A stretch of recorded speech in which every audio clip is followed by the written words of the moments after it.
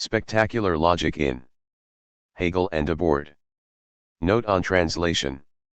When the original French sources of the writings of Guy Debord and the Situationist International are cited, English translations, when available, were consulted through the following digital archives: www.notboard.org, www.cddc.vt.edu/sionline, and isinenglish.com. Forward. Heretic Hegelianism. Etienne Balibar. As an introduction to Eric John Russell's beautiful book on Debord and his Society of the Spectacle, I will offer some spontaneous reactions inspired by my excitement at the idea that his analyses, which I had found quite illuminating when they existed in the form of a philosophical dissertation, are now available for a broad intellectual public in a more polished, incisive and concentrated version. Guy Debord, 1931–94, a French philosopher who was also an artist, movie maker, poet, and radical activist, remained an outsider with respect to the established intellectual world and the academia, but he played a crucial role in the underground and the birth of a new counterculture confronting the society of mass consumption. He had a wide influence in the fields of art criticism, urban and media sociology, and strategic gaming, notwithstanding his continuous prestige in the circles of the ultra-revolutionary left, where he is perceived as the first theorist of what is now called destituent power. In the post-1968 period, he acquired for some a heroic, and for others a quasi-mythical figure. He also provoked many controversies linking his life and actions to his ideas. His name remains mainly attached to a short book, made of 221 aphorisms in Nietzschean or Wittgensteinian fashion, both abstract and eloquent, The Society of the Spectacle, 1967, which no history of ideas can neglect. With the passing of the century, however, the question inevitably arises as to which side of the great divide imposed by time he would fall, a divide separating the many works with a mere antiquarian interest from the few whose importance for our life and thought has increased. Despite the evidence that he keeps being commented upon emotionally, or strategically invoked, but also pointedly refuted by major contemporary thinkers, think of Agamben and Rancière respectively, this is a question that cannot be brushed away without a closer examination, especially because our image of his political activism and theoretical practice evokes paradigms widely supposed to belong to the culture of the 20th century rather than the 21st, breakaway avant-gardism. And a Hegelian Marxist philosophy of history, a paradoxical combination in many respects. The steady flow of recent commentaries, in part prompted by the opening of Debord's archive and the new edition of his collected writings, in part by the perception that his words might resonate again strongly in our apocalyptic times, would testify for the second hypothesis. Books and essays with remarkable erudition and lucidity have appeared. Eric John Russell knows them and refers to them, or they are about to appear, notably in French. I believe that the present book will feature prominently in the list, and in fact could redirect our interpretation of Debord in a manner that is both original and philosophically very productive. This derives, in my view, from the fact that the author is taking up a rather risky hermeneutic challenge, while proposing a systematic interpretation of Debord's theory, mainly in the Society of the Spectacle, with the help of its preparatory material revealed by the newly accessible archive. He identifies a secret key to the construction of the book, namely its continuous inspiration drawn from Hegel's science of logic, particularly the logic of essence and the logic of concept. Not in the sense of a simple model of dialectical reasoning, but in the sense of a genuine translation of its categories and progressions into a new idiom, that of the critique of mature or absolute capitalism. And, from there, he moves towards a veritable transformation of Debord's text into another text, which happens to be a materialist version of Hegel's logic itself, that very transformation that Marx and later Marxists had always promised but never achieved in a convincing manner. Here of course lies the paradox: by performing this transformation, which requires an intimate knowledge of both texts, Russell is not betraying any one of them, but he is extracting and realizing a theoretical surplus value, setting creative thinking in motion. I am speaking of his own thinking as much as ours, provided we play by the rules of this game, which, I am sure, will be a strong temptation for many readers. Russell's argument relies on one of those essential wordplays which, not uncommonly but always specifically, reveal the origin of a great philosophical idea, the spectacle, therefore the spectacular, and the speculative, which always retains a relationship to the specular and the question of specularity, are but two sides of the same idiomatic and theoretical coin, but they are also indicative of the two opposite directions arising from its original ambivalence. Philosophy, already calling itself dialectics, started with a choice between these two sides, with Plato rejecting the spectacle and its mimetic, specular, principle outside rationality and isolating the speculative autonomy of the intelligible essences, a demarcation still, perhaps more than ever, haunting the Marxist critique of ideologies, qua reflections of social interests and mystification of their goals. Then it was reinvented by Hegel through a paradoxical use of the category appearance, Erscheinung, which forms the core of what is at stake in this book, whereby the most speculative enunciations and syllogisms are supposed to express the immanent truth, or rationality, of the real itself, die Sache selbst, or the thing qua ultimate reality. Point 1. In a sense, I don't say that this is the only aspect of Russell's interpretation, but I submit that it is a central line of argument. The idea would be that, through a Marxian and anthropological detour, we can read in Debord's spectacle a final step towards the reunification of both lineages, the incorporation of the spectacular into the speculative movement itself. This would be a dialectical synthesis which unexpectedly produces a materialist and critical effect in theory, and a possibility of reducing to zero the distance between theory and praxis. The crux of the discussion will therefore reside in rigorously articulating the two categories of the spectacle, within which the whole critique of capitalist forms is condensed, and the appearance, whose mediating function in the Hegelian process leading to the absolute idea will now be seen as its most determining aspect. Let me cut short at this point, since I am not trying to summarize in advance Russell's carefully crafted demonstration, which follows a dialectical progression itself. I just want to express what I retained from it at its most general level, that made it so exciting to me. I shall propose two observations, on each side of the equation. My first observation regards the category of the spectacle itself and its articulation with a renewed critique of capitalism. Every reader of Debord's treatise knows that he was using this category in an extremely broad and, in fact, unusual sense, which lent itself at the same time to confusion and extrapolation. The relationship to contemporary analyses of mass media, mass consumption, and the pervasive function of advertising in the creation of artificial needs and the subjection of the daily life of individuals from the middle class, or even the poor, to the dictatorship of the commodity form, which seemed to challenge a classical Marxist view of class relations, was at the same time quite obvious and enigmatic, given Debord's propensity to draw conclusions thereof which were antithetic to the new sociological and semiotic paradigm, as illustrated by Barthes or Baudrillard. Russell's book will discuss and clarify this at length. What I want to emphasize is the fact that, in his interpretation, it is not the case that spectacle is just an additional element inscribed in the development of the value form, but rather the opposite. To describe capitalist relations of production and consumption as a continuous generalization of the spectacle, that is, the representation of the use which is immanent in the exchange value itself, does certainly expand the concept of commodity fetishism, albeit in a direction that is not exactly that of a Lecoqian reification, even if Debord knew history and class consciousness very well, but rather approaches some aspects of Benjamin's capitalist religion.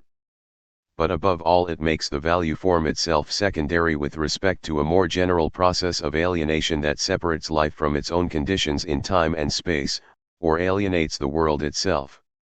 In that sense, Russell's insistence on the originality of the category spectacle goes in a direction opposed to other interpretations which have dominated the reading of Debord in the last period, e.g. Anselm Japp. Although quite brilliant, they were more faithful to a standard Marxist reading, and tended to measure Debord's contribution to the analysis of capitalism against pre-established models taken from political economy and its critique.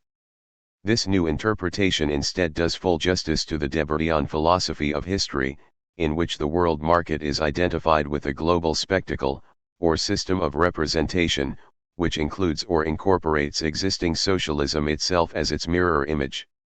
At the time, of course, this was a crucial political issue, linked to a radical critique of the Leninist notion of a proletarian revolution as the capture of state power, and an affirmation that the overthrowing of capitalism is possible only in the form of a break with every form of representation, an idea which already elicits uncanny resonances with the Hegelian Aufhebung of representation into absolute knowing, in the final chapter of the Phenomenology of Spirit. Hence my second observation. As I said, in this fusion of Debord's phenomenology of the world of capital, which has become historically an absolute, with the internal movement of the Hegelian speculation in the logic, the strategic category has to be appearance. Any reader of the Logic of Essence in Hegel knows that this notion paradoxically merges the two opposite meanings of Schein, illusion, false appearance, and Erscheinung, phenomenon, necessary appearance as a condition of experience, overcoming the old philosophical divide and making it possible to understand that the illusion, or the fetishism, is not external to the essential relation which it represents, but, rather, constitutes its very form of manifestation. As Hegel famously writes, the essence must appear, das Wesen muss erscheinen. This is still classical Hegelianism, but a mutation begins to take place when Russell reads the internal articulation of appearance, essence, and constitutive relationality as a blueprint for a social ontology, again, of course, a point of close vicinity and bifurcation with the later Lukács, whose social ontology is based on labor relations, not representation, and communication, featuring almost opposite understandings of materialism. The range of this social ontology in Debord is mapped by successive analyses of money, the state, monotheistic religion, art as bourgeois institution, urban environment, and planning, all of them originating at different moments of history and illustrating in a specific manner the principle of separation of life from its own meaning, or world, which Debord calls materialized ideology. Spectacle becomes then identified with what, in a striking passage quoted from Hegel's Real Philosophy, 1805, he calls the life of what is dead endowed with self-motion. 2. I am now hopefully in a position to justify the title I gave to this preface, which is also a tribute to the originality of Eric John Russell's work, Heretic Hegelianism. It means that Debord must be read, and understood, as a heretic Hegelian, which, of course, was already the case with Marx himself and some of the best Marxists, who derives revolutionary consequences from a philosophical system apparently intent on granting legitimacy to the present institutions of society, under the motto rational is real, and real is rational. As Russell convincingly argues, Debord's work on Hegel was even more intrinsic and deep-ranging than his, arguably intense, but circumscribed, work on Marx. This, however, leads to a more surprising discovery, that of Hegelianism as its own heresy, therefore Hegel as his own heretic, or the presence of a counter-Hegel within Hegel. This, perhaps, is not an absolutely unique endeavor. One thinks, of course, of Adorno's idea of the negative dialectics, which is also linked to a thorough examination of the question of appearances and objectivity in Hegel. I find it extremely interesting that Russell, beside the inevitable comparisons with Lukács or Lefebvre, so frequently proposes correspondences between Debord's project and the critical reformulation of Hegel attempted by Adorno.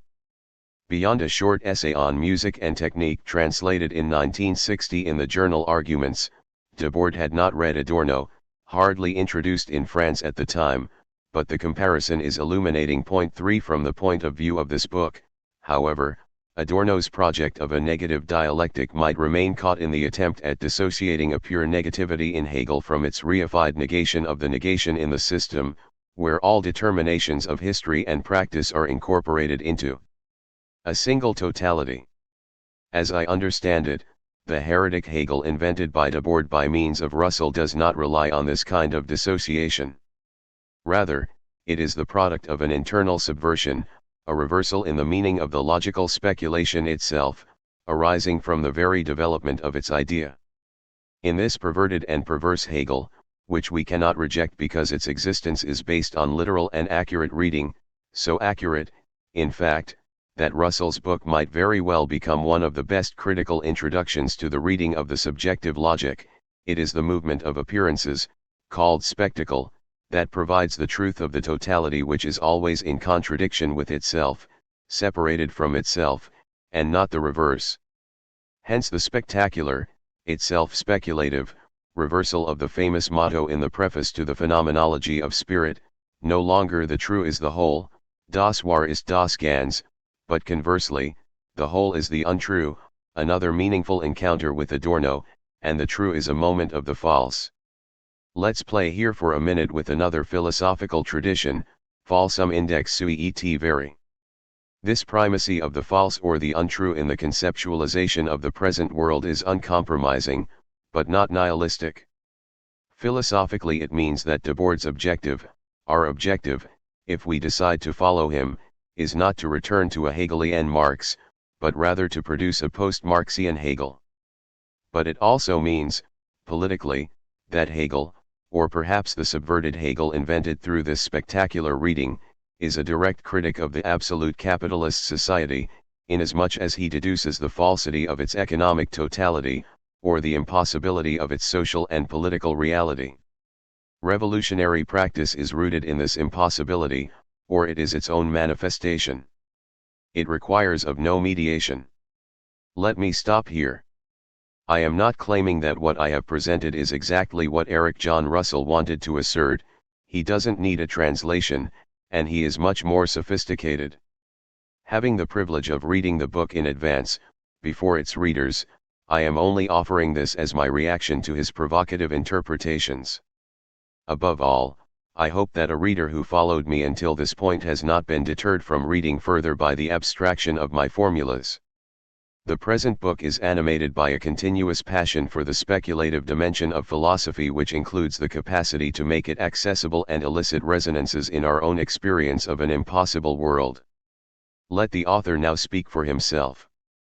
Introduction. Fortune and the drapery with which it is surrounded present life as a spectacle in the midst of which any man, however honest, ends by play-acting in spite of himself. Nicholas Chamfort. Guy Debord's The Society of the Spectacle is a book whose reputation tends to eclipse its actual content. Since its 1967 publication, the work has bitterly contended with its interpreters and the society that its 221 short theses critically diagnose. Point 1. Accordingly, it has become a ubiquitous observation to say that we live in a society of spectacles, whether with reference to television, advertising, or social media. The omnipotence of the category is at once its trivialization. Herein, Debord is at a loss to appear as more than a theorist of media distraction or excessive consumerism, as a bitter pill of the post-war avant-garde, or as simply a precursor to punk rock sensibility. Elsewhere, Debord is often situated within the discursive parameters set by postmodernism, existentialism, and media or cultural studies, and the content of his book therewith frequently emerges as, for example, indistinguishable from the simulacra of Baudrillard, or merely as an aphoristic exercise into problems of communication, semiotics, or virtualization. Setting aside such myriad approaches, this book instead offers a sustained examination of the concept of the society of the spectacle through the two pillars upon which Debord understood his own work as a critical theory of society: Marx's critique of political economy and Hegel's speculative philosophy. As Debord elucidates in a December 1971 letter to Juvenal Quillet, I will affirm to you straight away, I understand perfectly what I have written. Obviously one cannot fully comprehend it without Marx, and especially Hegel, 2004a, 454. The point is contextualized in another correspondence, this time to Giorgio Agamben in 1990. I was happy to have attempted, in 1967, and wholly at variance with that absolute lunatic Althusser, a kind of salvage by transfer of the Marxist method by putting a large dose of Hegel back into it, accompanied by a resumption of the critique of political economy, A critique wide-ranging enough to take into account and verify those developments in our unfortunate century that were foreseeable in the eyes of the previous one. 2008 A. 212. The investigation to follow unfolds these brief comments with a sustained examination of Debord's concept of the spectacle, that is, to determinately ground its content generally within what might be cursorily referred to as the critical tradition of Hegelian Marxism. This book will argue that the spectacle is a category that derives from both Marx's critique of political economy and the dynamic of Hegel's speculative philosophy. However, more specifically, the category of the spectacle will be cast as a critical theory of society precisely through a conceptual reconstruction built through elements of Hegelian and Marxian logic. The majority of interpretations of the spectacle both in the French and Anglophone discourse either simply ignore this lineage or at best render it anecdotal, wherein Debord is regarded as simply popularizing Hegel or that the society of the spectacle contains Hegelian motifs. Merrifield 2005, 31, 50. Point 2 At best, acknowledgement of Debord's debt to Hegel is more frequently eclipsed by the latter's adherence to Marx. As is well known, the Society of the Spectacle begins with a line appropriated from the opening of Capital, Volume I. In societies where modern conditions of production prevail, all of life presents itself as an immense accumulation of spectacles. 1970, 1.3 However, completely absent from the literature is recognition that the sentence which follows is itself directly taken from the preface to Hegel's Phenomenology of Spirit. Everything that was directly lived has moved away into a representation. 1970, 1.4. The Society of the Spectacle, whose real contribution to critique was in naming its adversary, outlines the extent to which the commodity economy under the capitalist mode of production has, throughout the 20th century, developed its fetish character into a social form mediated by appearances. The book follows the intellectual line of modern dialectical thought from Hegel, Marx, Feuerbach, George Lukács, and Karl Korsch, while tracing the theoretical and practical ventures of the 20th century workers' movement. Debord follows in this tradition, placing central emphasis on the fetish character of the commodity social form, and therewith, on the phenomena of reification Vertinglichung, elements of Marx's critical project that will receive attention and clarification within our analysis. The Society of the Spectacle consists in a peculiar form of domination developed through the autonomy of the commodity economy in which human activity becomes structured by objective forms of appearance. Its spectacular logic gives credence to the manifold social phenomena that Debord describes with critical and conceptual continuity under the multivalent category of the spectacle as a form of social domination that has developed in accordance with 20th century capitalism.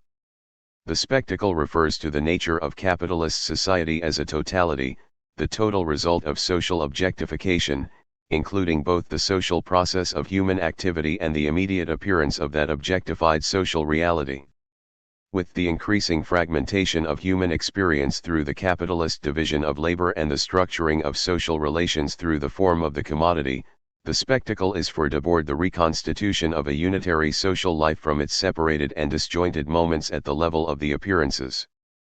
It is what Debord could possibly mean by the category of appearance that is the subject of this book, appearances that somehow result in a social reality held together with positive cohesiveness. Debord 1970. 8.5 Yet for Debord, this social cohesion achieved within the Society of the Spectacle adheres through the principle of separation.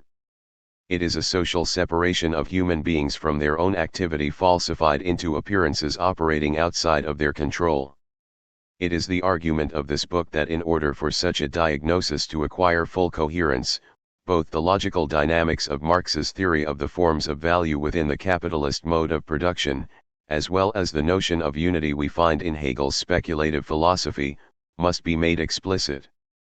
Each of these resources will be treated extensively through this book, via a logical reconstruction, in order to fully elucidate the Society of the Spectacle as a unified social totality that reproduces itself through a movement of appearances. However, our investigation does not simply rest content on highlighting the Marxian and Hegelian sources of Debord's thought. Rather, it will be argued that Debord did not simply find within Hegel's philosophy the language necessary to speak to the problems of contemporary capitalism, but that Hegel's speculative logic, while articulating the basic categories of thought, is sardonically actualized within the spectacle.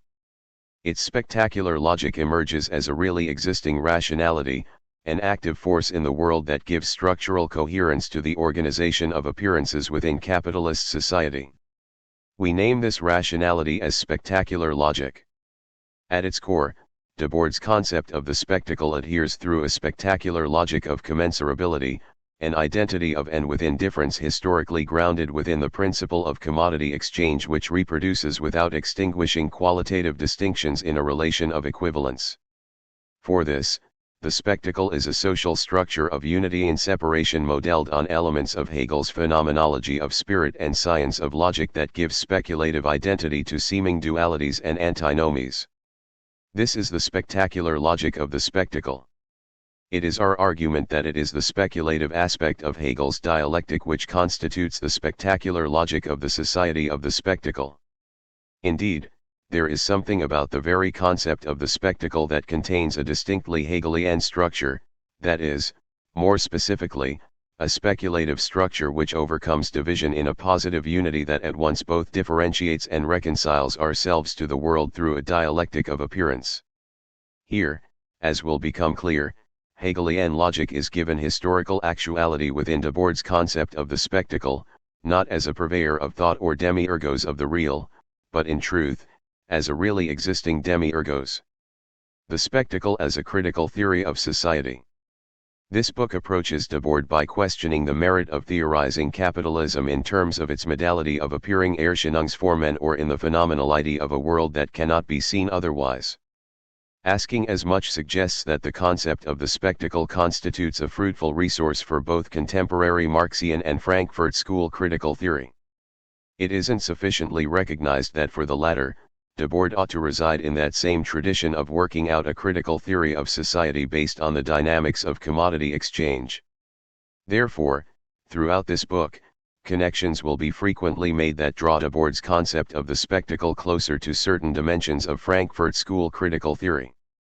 In order to best conceive Debord's concept of a society of the spectacle as a critical theory of society, however, it is first important, to give clarification to what is meant by the latter. Here we understand critical theory as a particular social theory that grasps society as an organic whole, reproducing itself precisely through inherent social antagonisms.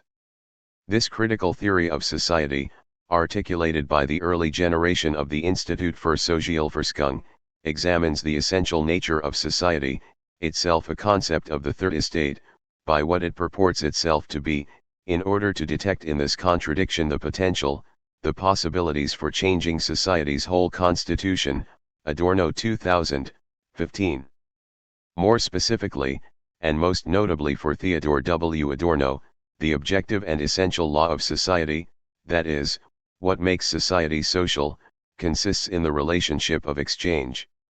Exchange is, to borrow a formulation from Alfred Sohnrethel, the predominant mode of social synthesis, that which binds together the social whole and which nevertheless exudes immanent antagonism through the inequality internal to exchange equivalence, Marx 1994, 233-4, and therein reproduces, through exploitation, the class relationship between the buyer and seller of labor power as the source of surplus value. In addition, the abstract equivalence realized in exchange necessarily occasions the fetish character of commodities within the capitalist mode of production, an inversion by which the objective forces of economy assert themselves in their absurdity Verruchten form over and against the social relations comprising society.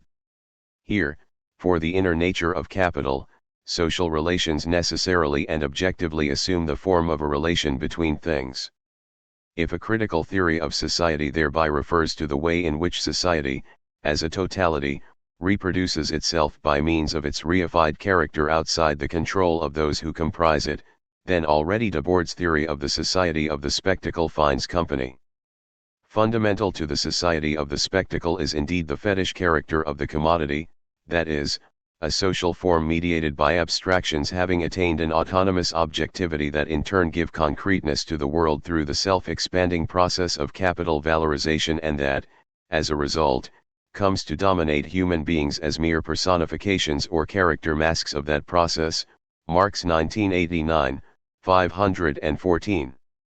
The spectacle as a form of domination by the autonomy of abstraction is a characterization repeatedly found throughout the society of the spectacle, most notably within chapters 1 and 2.7. Debord in fact opens the second chapter with a discussion on how the fetish character of the commodity is absolutely fulfilled, 1995, 36, in the self-movement of the spectacle. Against nominalist interpretations. It can be said without controversy that theories of society are today increasingly characterized by radical nominalism and particularism. With great relativity, individual aspects of the world are made to sit alongside a multiplicity of worlds with varying epistemic standpoints and contending perspectives on the truth of social reality. Most deadly is when it is accompanied by an avaricious philistinism that always wants to touch and taste, to participate under a fuming ideology of praxis. Its correlate is a weak labor market. Never before has there been such an intense need to excise ambiguity from a critical theory of society. What Henry Lefebvre called the great pleonasm, in which vulgar encycloptism is all the rage, 2002, 76-7, has procured open-ended flights of fancy saturated by whimsical interpretations, gorged with impostors and failing on the whole to adequately grasp the internal necessity that grounds seemingly disparate phenomena. However, necessity remains blind only insofar as it not conceptualized, and at a time of so much change, not all in equal measure, the need for determinate conceptuality with internal coherence in a critical theory of society is all the more pressing, so as not relinquish critique to that uncouth and half-educated behavior which finds recourse in the noisy clamor of current affairs and the deafening chatter of a conceit which prides itself on confining itself to such matters. Hegel 1969, 42. There is a rationality according to which the irrationality of the present unfurls. Faced with such exigency, it is crucial to comprehend the composite and seemingly heterogeneous content of social life, a task gifted to the Hegelian dialectic in order to make explicit the perverted social order and rationality of society. The randomness of a Weltanschauung, Adorno 2007, 7, and its formalism would do well to consider the logic of its own impoverishment. It is in this sense that this book will seek to return to the Hegelian system that which Debord took to be its greatest fault, a lack of strategy for combating any nebulous indeterminacy, Hegel 2010, 24, that characterizes social critique in the present moment. 8. Yet the history of interpreting the society of the spectacle is a history of rehearsing the same tired story of a masquerade through what Werner Bonefeld, in another context, refers to as Register S of Blame, 2016, 7. Here the isolated particularities of an excess in advertising, mass media, or consumerism, corporate ascendancy, political misrepresentation, entertainment industries, or simply the technological proliferation of images are all, in turn, through different forms of manipulation, said to index the critical theory of the society of the spectacle. These interpretations of the spectacle, as well as the visual culture readings which place primacy on the categories of image or representation, often result in a certain dualist framework for which the spectacle emerges merely as a false representation that conceals a true reality. Rancière 2009, 7, Nancy 2000, 49-52. However, Debord makes clear at the outset of the Society of the Spectacle that a focus on imagery per se, along with an association of inauthentic illusion, could not be further from the concept of the spectacle. Debord 1995, 4, 6.9. Literal interpretations of Debord's vernacular persist in their obsessive identification with single elements of the society of the spectacle without paying heed to any underlying determinate structure of totality. The nominalism of these approaches, for which questions of form are neglected, reduces the essential structure of the spectacle to its individual component parts and particulars while abandoning any necessary connection between observed phenomena. The difficulty here can be illustrated by giving an account of what Debord describes as the tripartite mechanism or sectors la secteur of the spectacle. Here, within the book's opening provocations, one finds the following division. The spectacle presents itself simultaneously as all of society, as part of society, and as instrument of unification. As a part of society, it is specifically the sector which concentrates all gazing and all consciousness. Due to the very fact that this sector is separate, it is the common ground of the deceived gaze and of false consciousness, and the unification it achieves is nothing but an official language of generalized separation. Debord 1970, 3.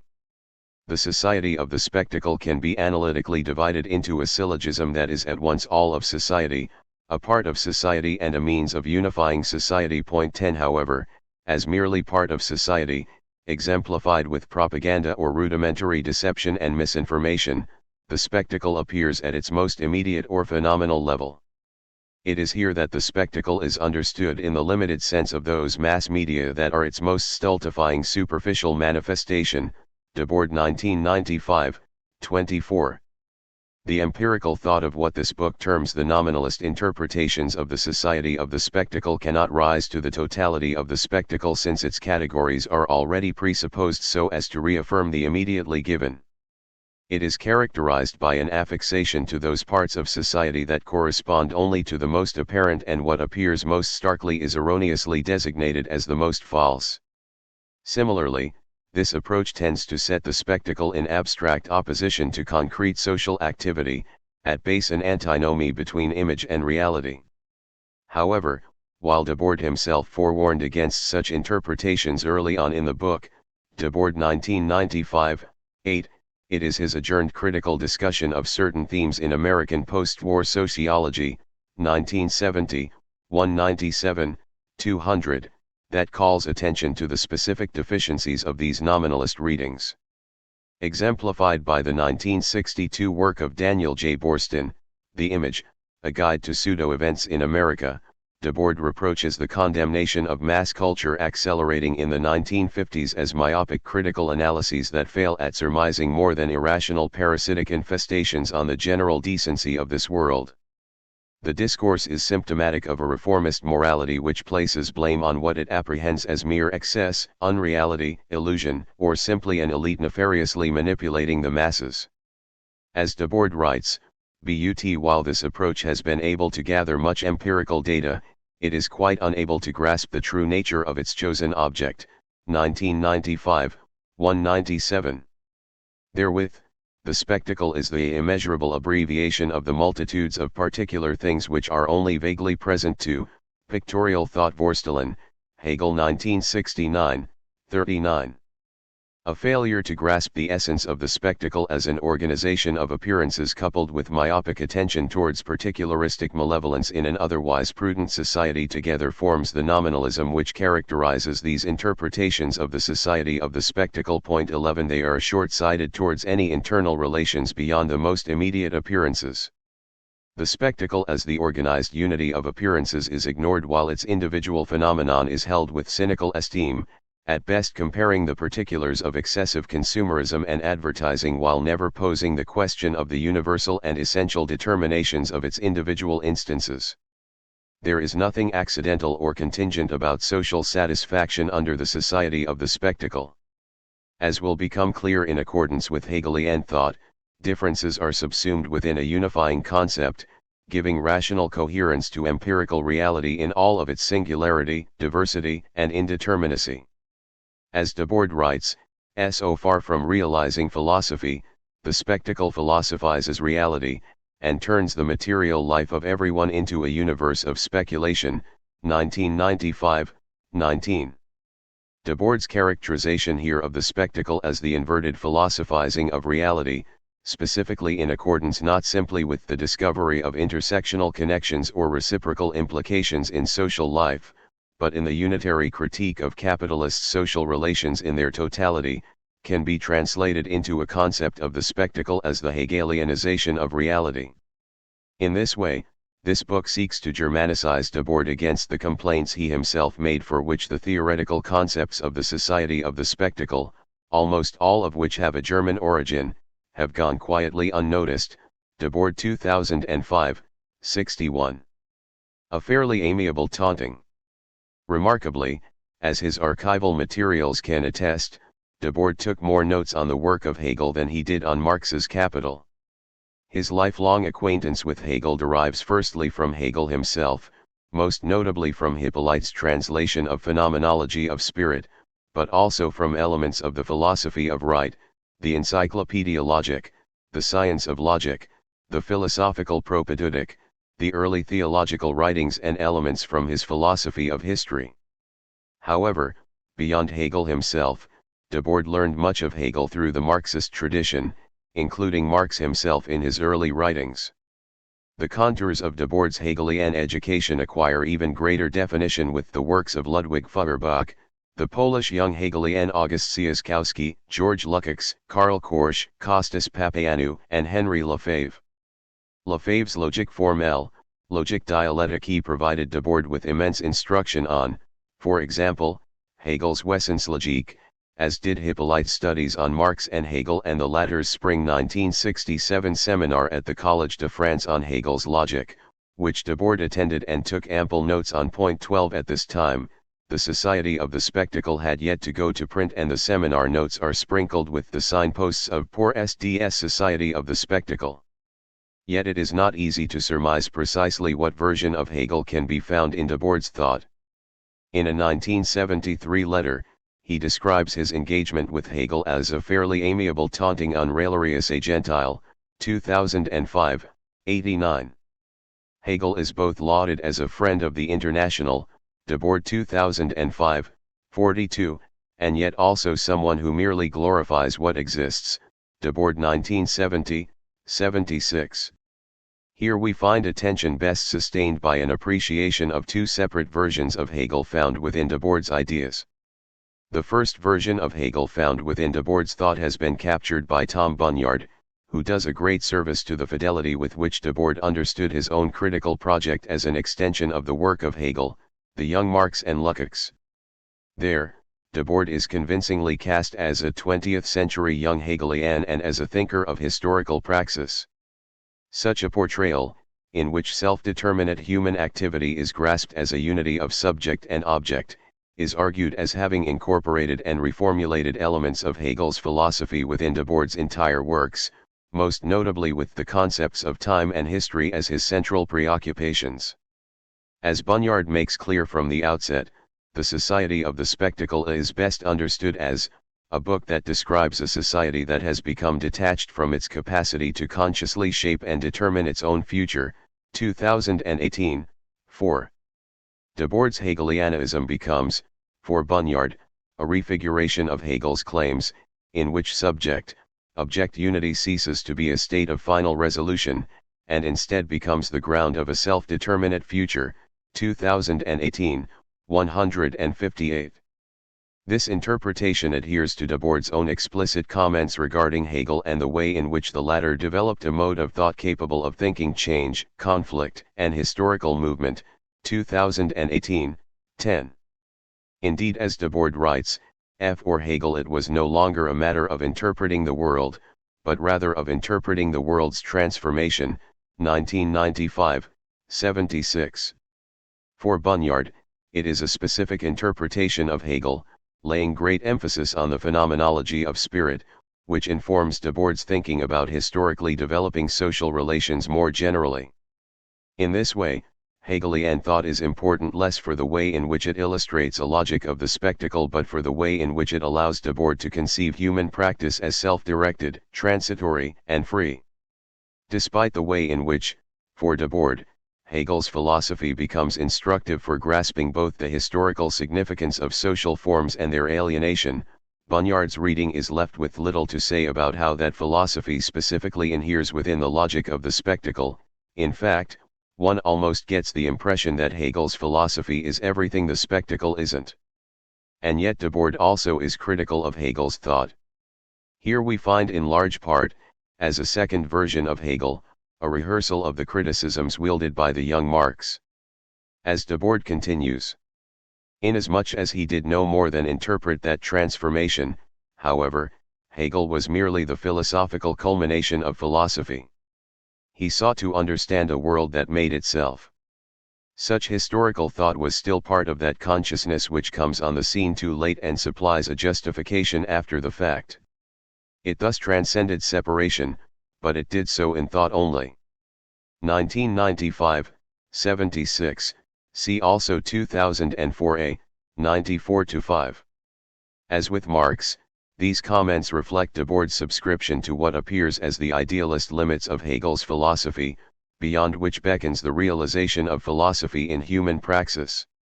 Debord follows here the work of Karl Korsch in his reading of Hegelian philosophy which, with the rise of bourgeois society, reaches the impasse of its own revolutionary and historical present and is left merely glorifying what exists. For this, as Debord writes, the only court capable of ruling on truth and falsehood Hegelian philosophy has been adjourned, 1995, 76.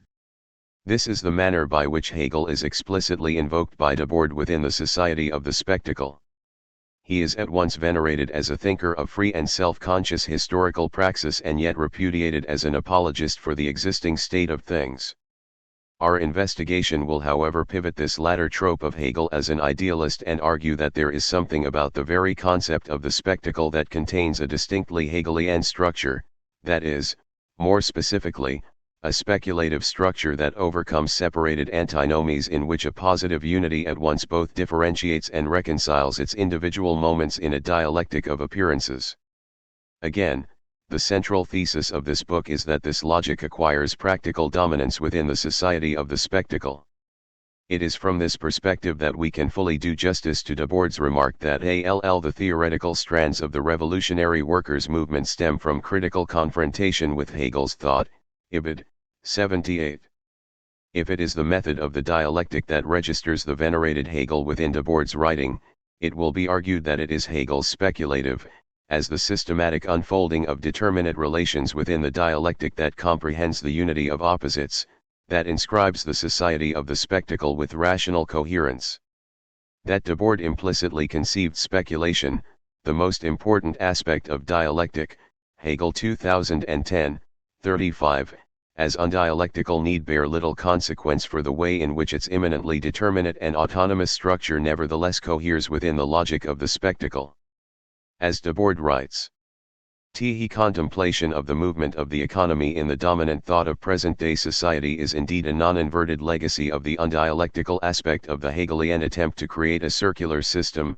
This thought is an approbatory one which no longer has the dimension of the concept, which no longer has any need of Hegelianism to justify it, because the movement that it is designed to laud is a sector of the world where thought no longer has any place, a sector whose mechanical development in effect dominates the world's development overall. 1970, 80. Problematic though this passage may initially appear for our analysis, as will be seen, it will be the extent to which Hegel's Begriffslogik, and the described circularity of his speculative system, outpaces the negative moment of the dialectic that the following book will examine. Here it is the actuality of Hegelian speculation in and through the social organization of appearances bereft of negation, that is, without what Lenin described as the salt of the dialectic 13, that will be argued as the logic of the Society of the Spectacle, the sealed and tasteless thought of separation. As Debord writes, negation has been so thoroughly deprived of its thought that it was dispersed long ago, 1998, 84. It is important to acknowledge those few instances in the literature that do however stand above the rest and take seriously the Hegelian thought at work within Debord's writings. The work of Anselm Japp and Tom Bunyard stand out for the uncustomary manner in which Debord is examined specifically and with sustenance within the tradition of Hegelian Marxism. Japp's work, which Debord himself considered to be the best informed book about me, Debord 2008a, 453, is unmatched in grounding Debord's theory of the spectacle within Marx's critique of the fetish character of commodities and therewith in Lukács' theory of reification. It remains the authoritative account of the ways in which the spectacle develops out of the autonomy of the capitalist economy. However, aside from some Hegelian, or more accurately Feuerbachian, genitive reversals, Jap 1999a, 7, 12, and Terminological Appropriations, Jap 1999a, 21, it is really only a categorical lineage that is drawn between Hegel and Debord rather than any substantive engagement. More important becomes the way in which both Marx and Lukács filter Debord's commitment to Hegelian thought. It is an approach not altogether inaccurate, and desperately needed against the dominant literature, although the way in which Hegel is given a backseat to Lukács' interpretation becomes problematic for any efforts to give qualitative distinction between the theory of reification and spectacle, a point which will receive greater attention in our fourth chapter. In the absence of engaging with Hegel himself, Jap forfeits the capacity to generate a nuanced approach to the Hegelian thought of Debord beyond its mere canonization. While the work of Bunyard has already been mentioned, it needs to be remarked how his emphasis on Hegelian separation, which, it is said, Debord utilizes in his concept of the spectacle, presents certain problems. Here, inattention to the way in which Hegelian unity might wield pertinence for the logic of the society of the spectacle renders Bunyard's interpretation partial at best and almost indistinguishable from the young Hegelians at worst. When, for Bunyard, the spectacle does constitute a unitary structure, it is simply a unity within content and not in form. Potentially lost in this reading is the reason for which Debord titled his opening chapter Separation Perfected La Separation Active. As will become clear, it is the self-moving form determinations as a unifying force that constitutes the social reality of the spectacle. While accurate that separation remains pivotal for the spectacle as its alpha and omega, Debord 1970, 25, single recourse to the framework of division risks failing to grasp the spectacle as the social organization of appearances, 1970, 10. It is in fact a self-mediating totality, but one which is determinately structured through a unity in separation. In contrast, for Bunyard, the Hegelian unity of subject and object is only incorporated in Debord's theory of social praxis, not in the concept of spectacle, one which, following the young Marx, has failed to actualize itself beyond thought, Bunyard 2018, 31, 34. Despite the important scholarship of Jap and Bunyard, and in contrast to the prevailing literature on the society of the spectacle, this book will neither read the Hegelian influence on Debord exclusively through Lukács and therewith preclude an analysis on the strong Hegelian distinctions between reification and spectacle, nor will focus be placed strictly on the negativity of the dialectic for invoking Debord's ideas on history and praxis. In a word, this book is less an evaluation of the role of Hegel for Debord's thought in general than it is of the importance of Hegel for the social ontology and logical structure of the spectacle as a mode of social cohesion. Avoiding the eyes of a blameworthy world. The existing scholarship around Debord all too frequently sidelines the lineage between the concept of the spectacle and together the critical theory of the Frankfurt School, Marx's critique of political economy and, most crucially for our purposes, Hegel's speculative philosophy. This book will as such pull Debord away from the discourses in which he is normally situated, such as media and cultural studies and avant-garde art history, and instead examine his work within the lineage of German idealism, left Hegelianism, Hegelian Marxism, Marxist Hegelianism, and Frankfurt School critical theory. It can however be said that Debord's popularity outside of these traditions has much to do with his opaque writing style and the prose through which he formulated his critical theory of society. Indeed, as a remarkable example of what this era did not want, Debord 2004b, 68, Debord's notion of a society of the spectacle remains a largely misunderstood critical analysis of the reified social relations of a society dominated by the capitalist mode of production. However, the myriad approaches to his work are an index of Debord's own allegedly cryptic formulations, which foment arbitrary interpretations. His writing is by no means as straightforward as one may find in a classical formal mode of logical or philosophical argumentation. Nevertheless, and matched possibly by Karl Kraus, Debord weighed his words more carefully than most. As an author who once professed to never give explanations, 2006 f. 70, Debord rarely employs his categories in a technical capacity and his work is often littered with seemingly contradictory ideas. Attention is thereby required when investigating his categories, which are, as the author himself admits, often provisional occasional, 2004a, 457.14. Debord's writing has always proceeded with the caution and meticulous precision of a war strategist. 15. For example, in introducing his 1988 comments on the Society of the Spectacle, Debord forewarns his reader that I obviously cannot speak with complete freedom. Above all, I must take care not to give too much information to just anybody. Our unfortunate times thus compel me, once again, to write in a new way. Some elements will be intentionally omitted, and the plan will have to remain rather unclear. Readers will encounter certain decoys, like the very hallmark of the era. Debord 1998, 1-2. Debord finds himself maneuvering inside a social reign of appearances where no central question can any longer be posed openly and honestly. Debord 1970, 101. This puts any cogent analysis of his work into the curious position of having to evaluate less lucid argument developing elements of Hegel's thought or Marx's critique of political economy than something more closely resembling a puzzle whose author provocatively flatters himself for never engaging in any activity that could pass for socially honest. Debord 2006b, 1834. And yet it remains the case that Debord is not without the strength to write about the predicament he finds himself, one that is thoroughly binding. Debord's unapologetic and fragmentary writing yields no systematic approach to his concept of a society of the spectacle. In an almost rhapsodic spirit, the Society of the Spectacle exhibits clauses insolent to any sound logic or pedantic fidelity, with the cunning to decide between a swift gash or a concentrated incision, and yet all the while seeming to capriciously drift upon the wind. New pivoting axles appear around each corner and further extend into illusions that unfurl out into spirals. It is thinking insubordinate to the commanding conjunctions of a logical structure, hardly resembling the arm wrestling of a peremptory argument or a simple stream of assertions. In this way, and despite Debord's skill for speaking in the noble voice of a Tacitus, a certain humility emerges in the writing as a composition that completely turns itself over to its own object. The reader finds there neither an additive approach in which the conjunctions are modes of subjugating one moment to the next, nor a collection of mere juxtapositions. It is difficult to discern a center of gravity within the Society of the Spectacle.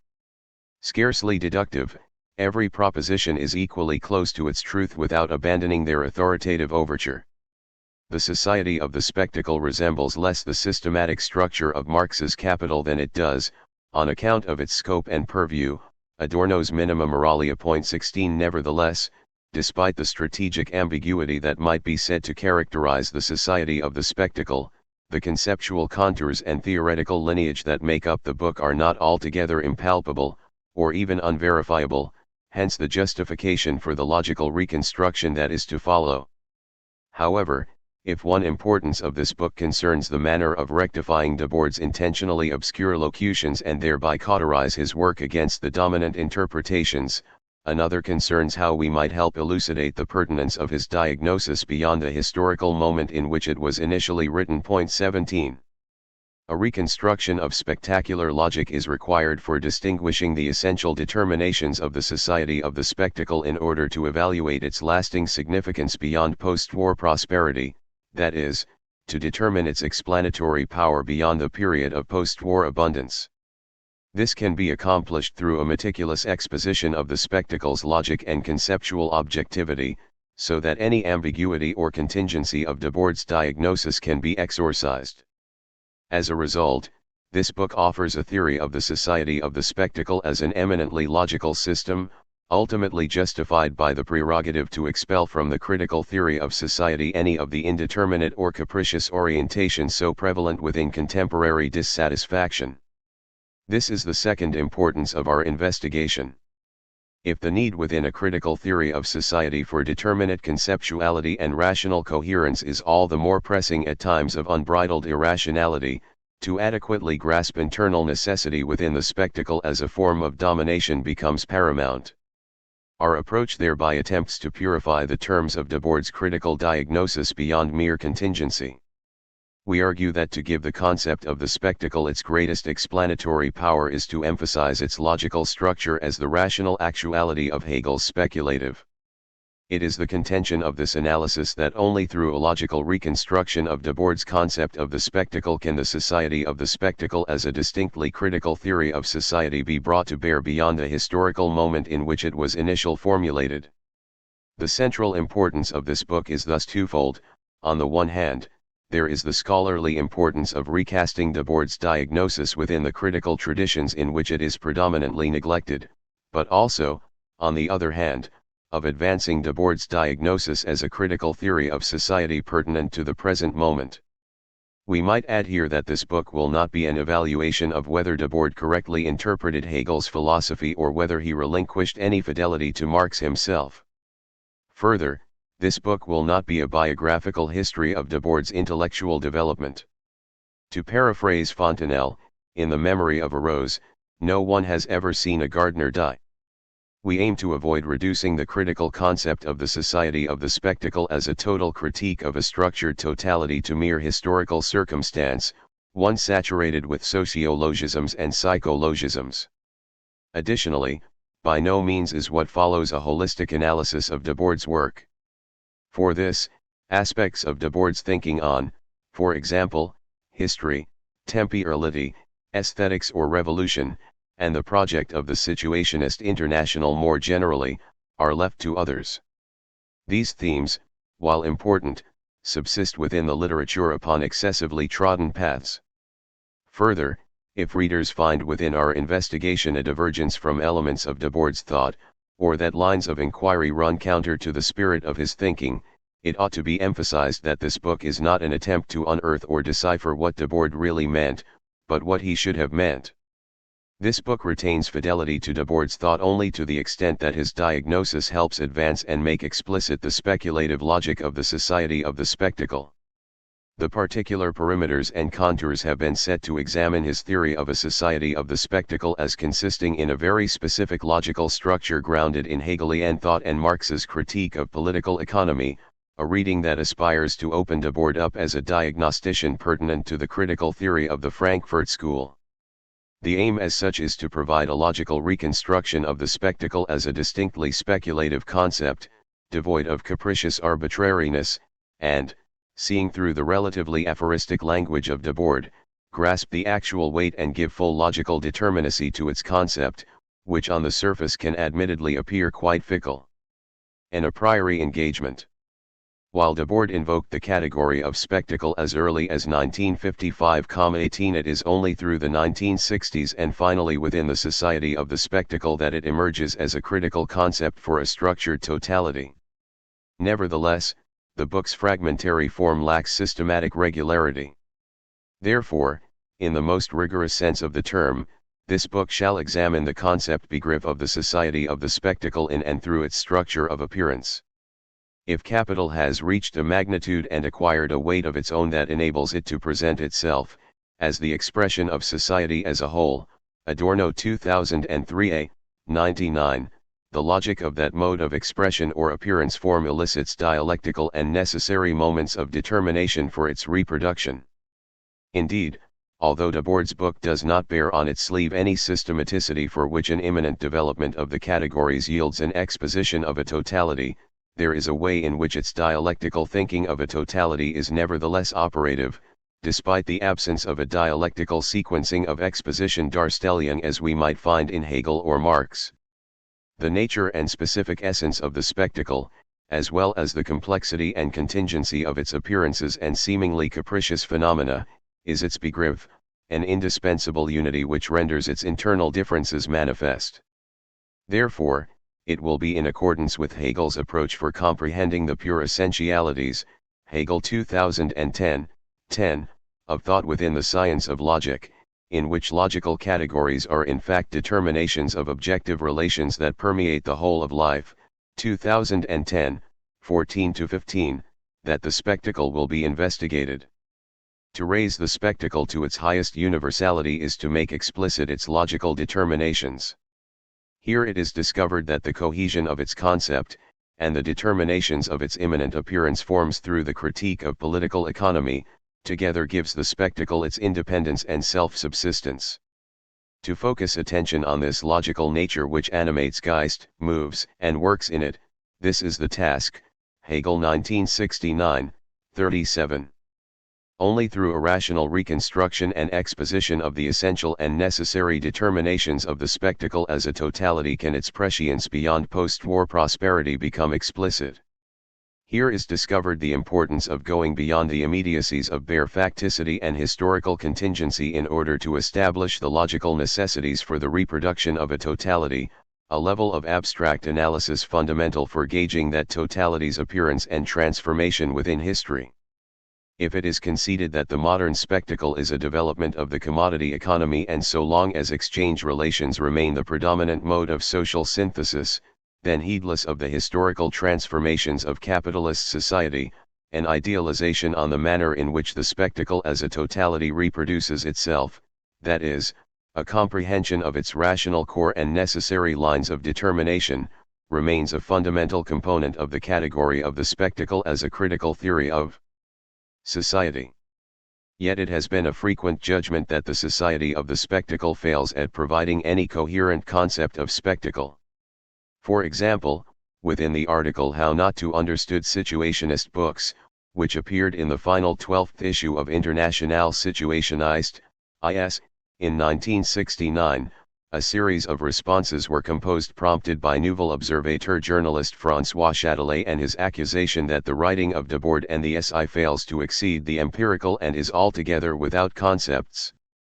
Further, in a publishing atmosphere when 100 mediocre books are quickly saluted as highly conceptual, the article identifies Claude Lefferts's criticism that the society of the spectacle has failed to notice its debt to Hegel. As the SI responded, the fact that this idea is reflected in all the others is precisely what we consider the characteristic of a dialectical book. Such a book does not have to advance, like some doctoral dissertation on Machiavelli, toward the approval of a board of examiners and the attainment of a diploma. And as Marx put it in the afterword to the second German edition of Capital, regarding the way the dialectical method of presentation may be viewed, this reflecting may make it seem as if we had before us a mere a priori construction. The society of the spectacle does not hide its a priori engagement, nor does it attempt to derive its conclusions from academic argumentation. It is written only to show the concrete coherent field of application of a thesis that already exists at the outset, a thesis deriving from the investigations that revolutionary criticism has made of modern capitalism. NAV 2006, 340. It will be the argument of this book that the way in which the society of the spectacle consists in an a priori engagement with society is precisely because of its debt to Hegel. The spectacle's spectacular logic, as spirit's consciousness of its own pure essence, Hegel 1969, 51, is accordingly as actual as it is rational. Indeed, the rationality of the spectacle is its actuality, an admittedly complex Hegelian insight that will gain greater lucidity as this book proceeds.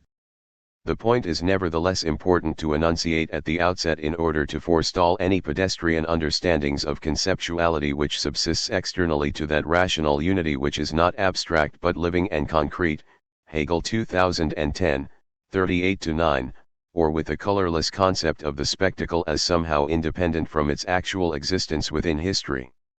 Generally, as will become clear, the identity of actuality and reason is internal to Hegel's Begriffslogik, a relation that endures within the concept of the spectacle.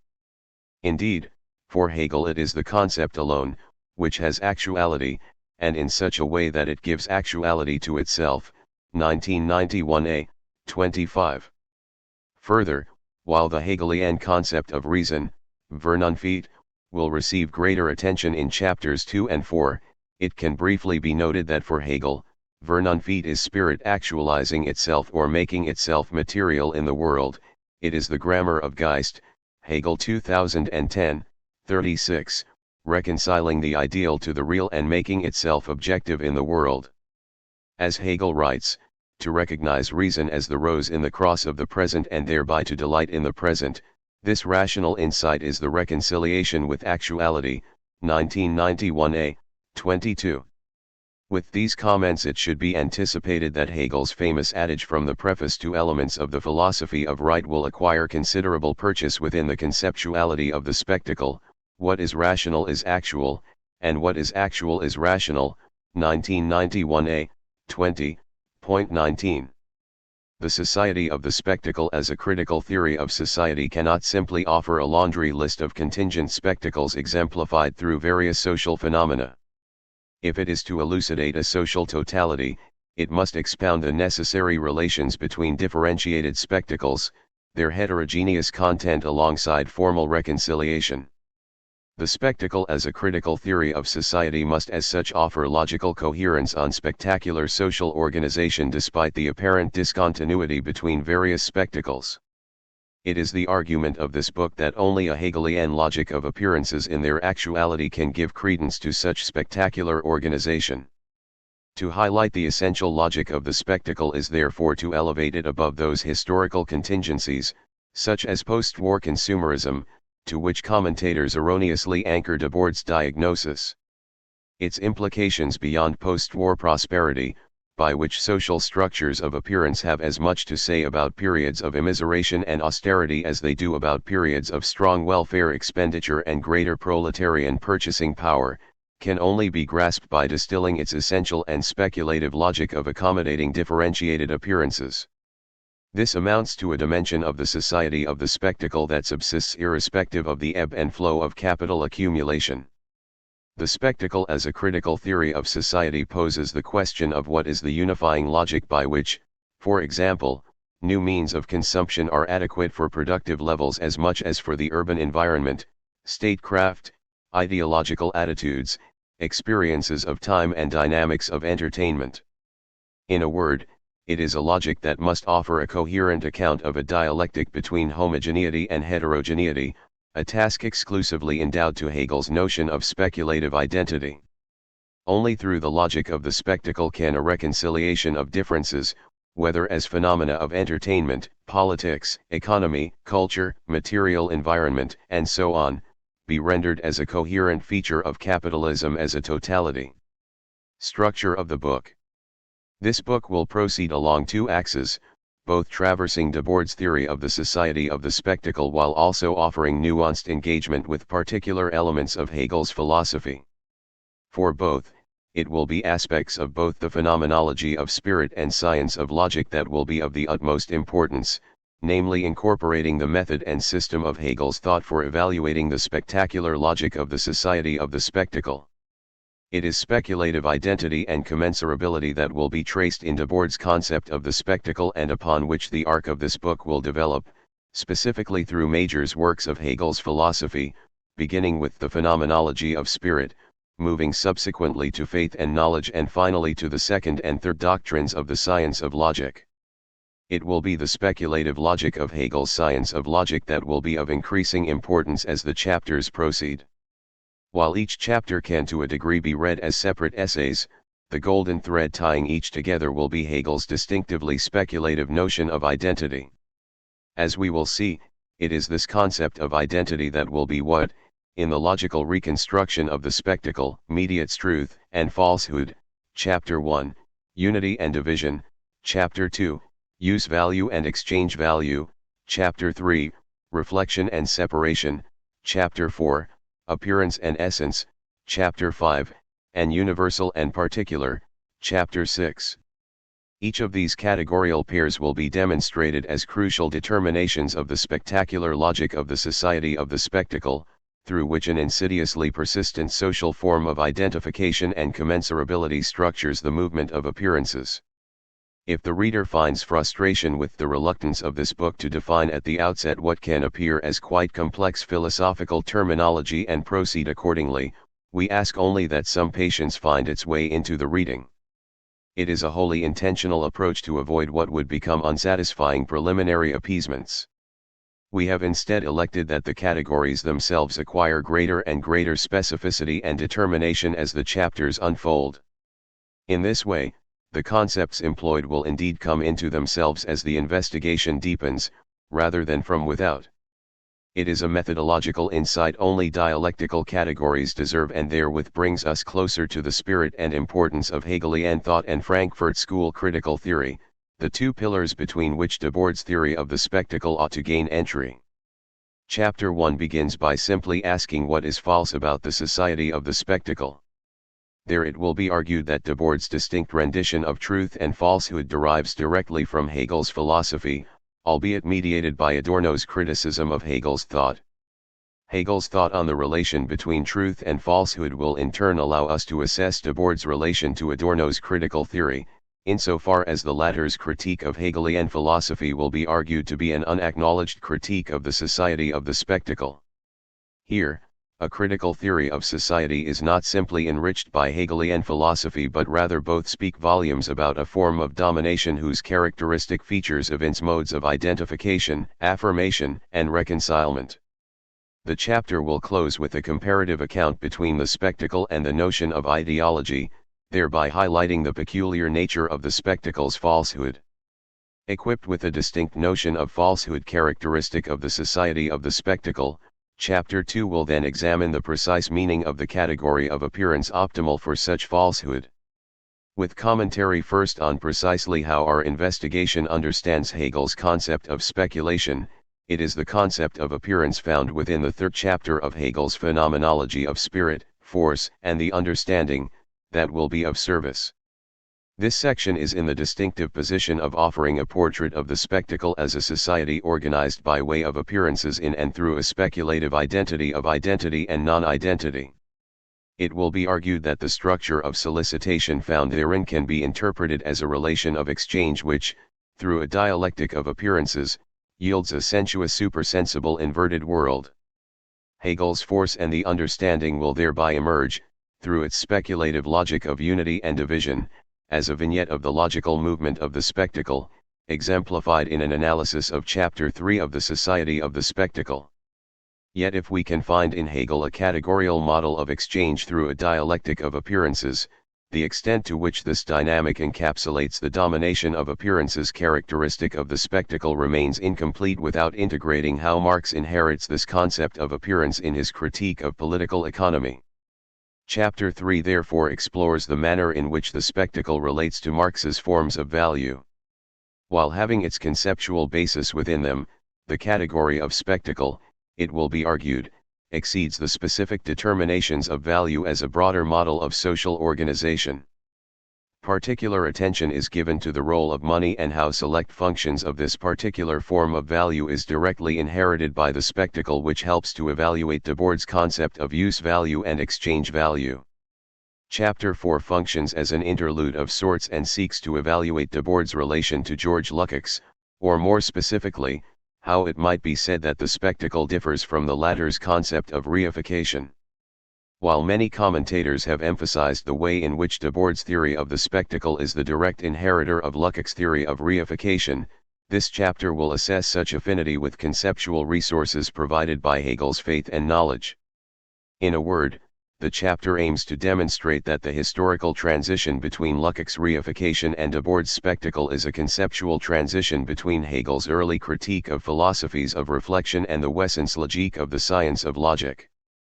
By deploying a distinctly speculative concept of unity from Hegel's notion of reflection, it will be demonstrated that Lukács and Debord aren't simply in the same tradition but wield substantively different concepts of reification. Having reconstructed the society of the spectacle with the central tenets of falsehood, appearance, money, use value and the unity of reflective identification, chapters 5 and 6 will cap our investigation with an in-depth engagement with Hegel's science of logic. It is here that the essence and concept of the spectacle will be given consideration.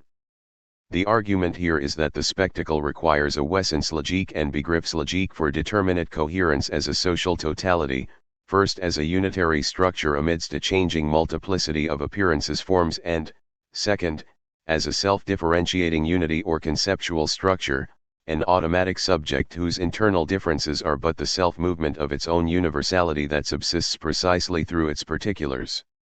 It is argued that only through these categorical determinations of Hegel's speculative philosophy can the spectacular logic of the society of the spectacle emerge as an internally coherent form of social domination, that is, as encompassing a dialectic of appearances that carries with it the kernel for its own actuality as a social totality. We will conclude with comments on how a meticulous exposition of the spectacle's rationality does not by itself warrant prescriptions for the overcoming of the society of the spectacle. Instead, we will have provided a diagnostic for examining a rationality whose purpose, for Hegel as much as for Debord, is to reconcile us with the positivity of its historical moment in a manner of only conceiving of a positive adhesion to all that exists. Debord 2006 c. 339. This book aims as such to pull Debord away from the discourses in which he is normally situated and instead examine his work within the traditions of Hegel's speculative philosophy, Marx's critique of political economy and Frankfurt School critical theory.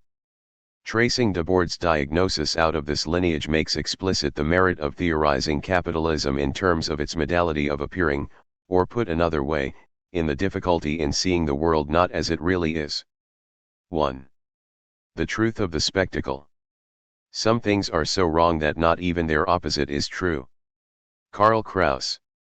A month after The Society of the Spectacle was published, Guy Debord wrote to Robert Chase, member of the American section of the Situationist International, SI, claiming that the primary task of their organization is to produce the most adequate critical theory, 2010, 329. It would not be the only time Debord would characterize the critique of the Society of the Spectacle as a critical theory. In 1967 I wanted the Situationist International to have a book of theory, imposing its victory on the terrain of critical theory, 2006 h.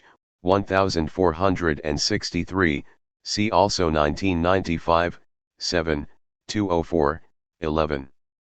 Despite these references, his own direct relation to the critical theory coming out of Frankfurt via the Institut für Sozialforschung, despite the similarities to be examined, are few and far between. It is known that Debord's personal library contained copies of Adorno and Horkheimer's Dialectic of Enlightenment and Marcuse's One-Dimensional Man and Eros and Civilization. 1 Additionally, Debord's archive notes include comments on Adorno's Music and Technique, whose French translation appeared in issue 19 of Arguments in 1960.2. It is part of the argument of this book that Debord's analysis, knowingly or not, carries the tradition of Frankfurt School critical theory. To elucidate the connection, let us first outline precisely what is false about the Society of the Spectacle.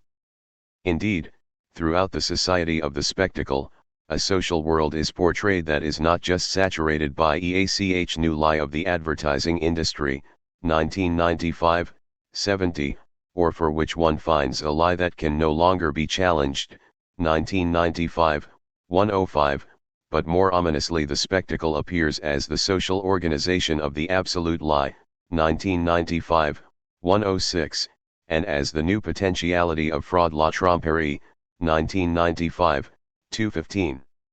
Moreover, Debord frequently attaches a pseudo-prefix to various social phenomena, and the book is littered with instances of false consciousness, false models, false choices, false conflicts or alternatives, false cohesion, false promises, false memory, false ideas and false ways out.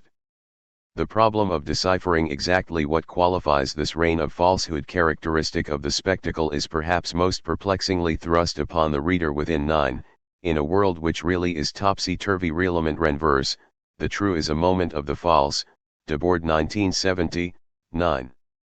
This last thesis, and its intermingling of both truth and falsehood, offers the opportunity not only of expounding what makes the spectacle characteristically false, but also of reconstructing the affinity between Debord's critical theory of society and the critical theory of Adorno III, while illustrating the continuity between Debord's thought and Hegelian philosophy.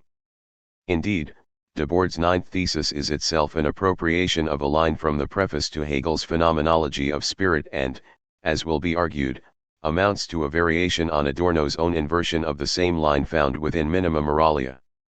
We therefore find a lineage of critical thought on the true and the false with the following three formulations. 1. The true is the whole, Hegel. 2. The whole is the untrue, Adorno. 3. In a world which really is topsy-turvy, the true is a moment of the false, Debord. This chapter will proceed through these three quotations on the true and false as registers for explicating a theory of the society of the spectacle. More specifically, it is through these three signposts that what is precisely false about the society of the spectacle will become clear. We will begin by unfolding the constitutive relation between the true and false of Hegel's philosophy. Adorno's criticisms of this philosophy as a critique of identity will proceed as a critique of the exchange relation. How it is that Debord then poses his own rendition of the relation between the true and the false in order to illuminate the social reality of the spectacle will follow, with a final section on how Debord adopts a peculiar concept of ideology to elucidate his notion of falsehood. In a word, the chapter will evaluate the conceptual identity of the true and the false through Hegelian thought and assess its implications for a society dominated by forms of appearance. The aim in this chapter is to demonstrate why within the spectacle there is no truth hidden behind the false and that Debord does not contrast the spectacle with any concealed depth of displaced authenticity or true reality. The true is the whole. Strictly speaking, there is nothing wholly false in Hegel's philosophy. Everywhere its immanent movement, if followed, exhibits an ontological priority of the whole over its parts. However, the whole as a totality or the dynamically developing relations between parts cannot be assumed from the outset but is the unity of its own self-development. For Hegel, truth as the absolute is both the result and the process through which the result is generated. Beginnings, so apparently fickle in Hegel's thought, are but the immediate prompt for the movement of the dialectic whose essential truth can be garnered only from its entire process. In a passage within the preface to the Phenomenology of Spirit, Hegel shows his cards, the true is the whole. But the whole is nothing other than the essence consummating itself through its development. Of the absolute it must be said that it is essentially a result, that only in the end is it what it truly is, and that precisely in this consists its nature, viz. To be actual, subject, the spontaneous becoming of itself, 1977 c. 11. While for Hegel it is the whole alone that is ultimately true, this is not to say that truth is merely an aggregation of finite parts or the sum total collection of immediacies. Importantly, the parts or individual moments of Hegel's philosophy are not simply accorded subordinate status to the truthful whole. It is the mediation between parts, the necessary and immanent movement of particular moments that allows conceptual thinking to acquire its essential and universal meaning. Mediation is here conceived as the relational structure of content in and through the determinate negation of immediate appearance.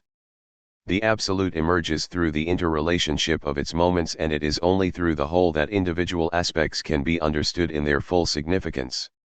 Without stopping short or taking portions of his philosophy in their isolation do immediate phenomena acquire full determination, as moments of a totality, the systematic presentation of a whole that refuses to sit still. Hegel's Phenomenology of Spirit imparts the journey of natural or naive, nature-like, consciousness as it proceeds towards true knowledge, Wissenschaft, charting the ways in which it takes different shapes, Gestalten, developing through its own immanent movement. Through this process, Hegel offers a critique of immediacy in which the mediated determinations of immediate appearance unfold. Any authoritative claim of immediacy will, for consciousness through its voyage, lose its justification and disclose an abundance of determinations of which no immediacy is itself unmediated. Although ultimately disclosing a unity for which everything turns on grasping and expressing the true, not only as substance, but equally as subject, 1977 c. 10, for the naive consciousness undertaking the trials and tribulations of the phenomenological movement, the knowing subject initially appears upon a precipice for which its object is seemingly set interminably apart.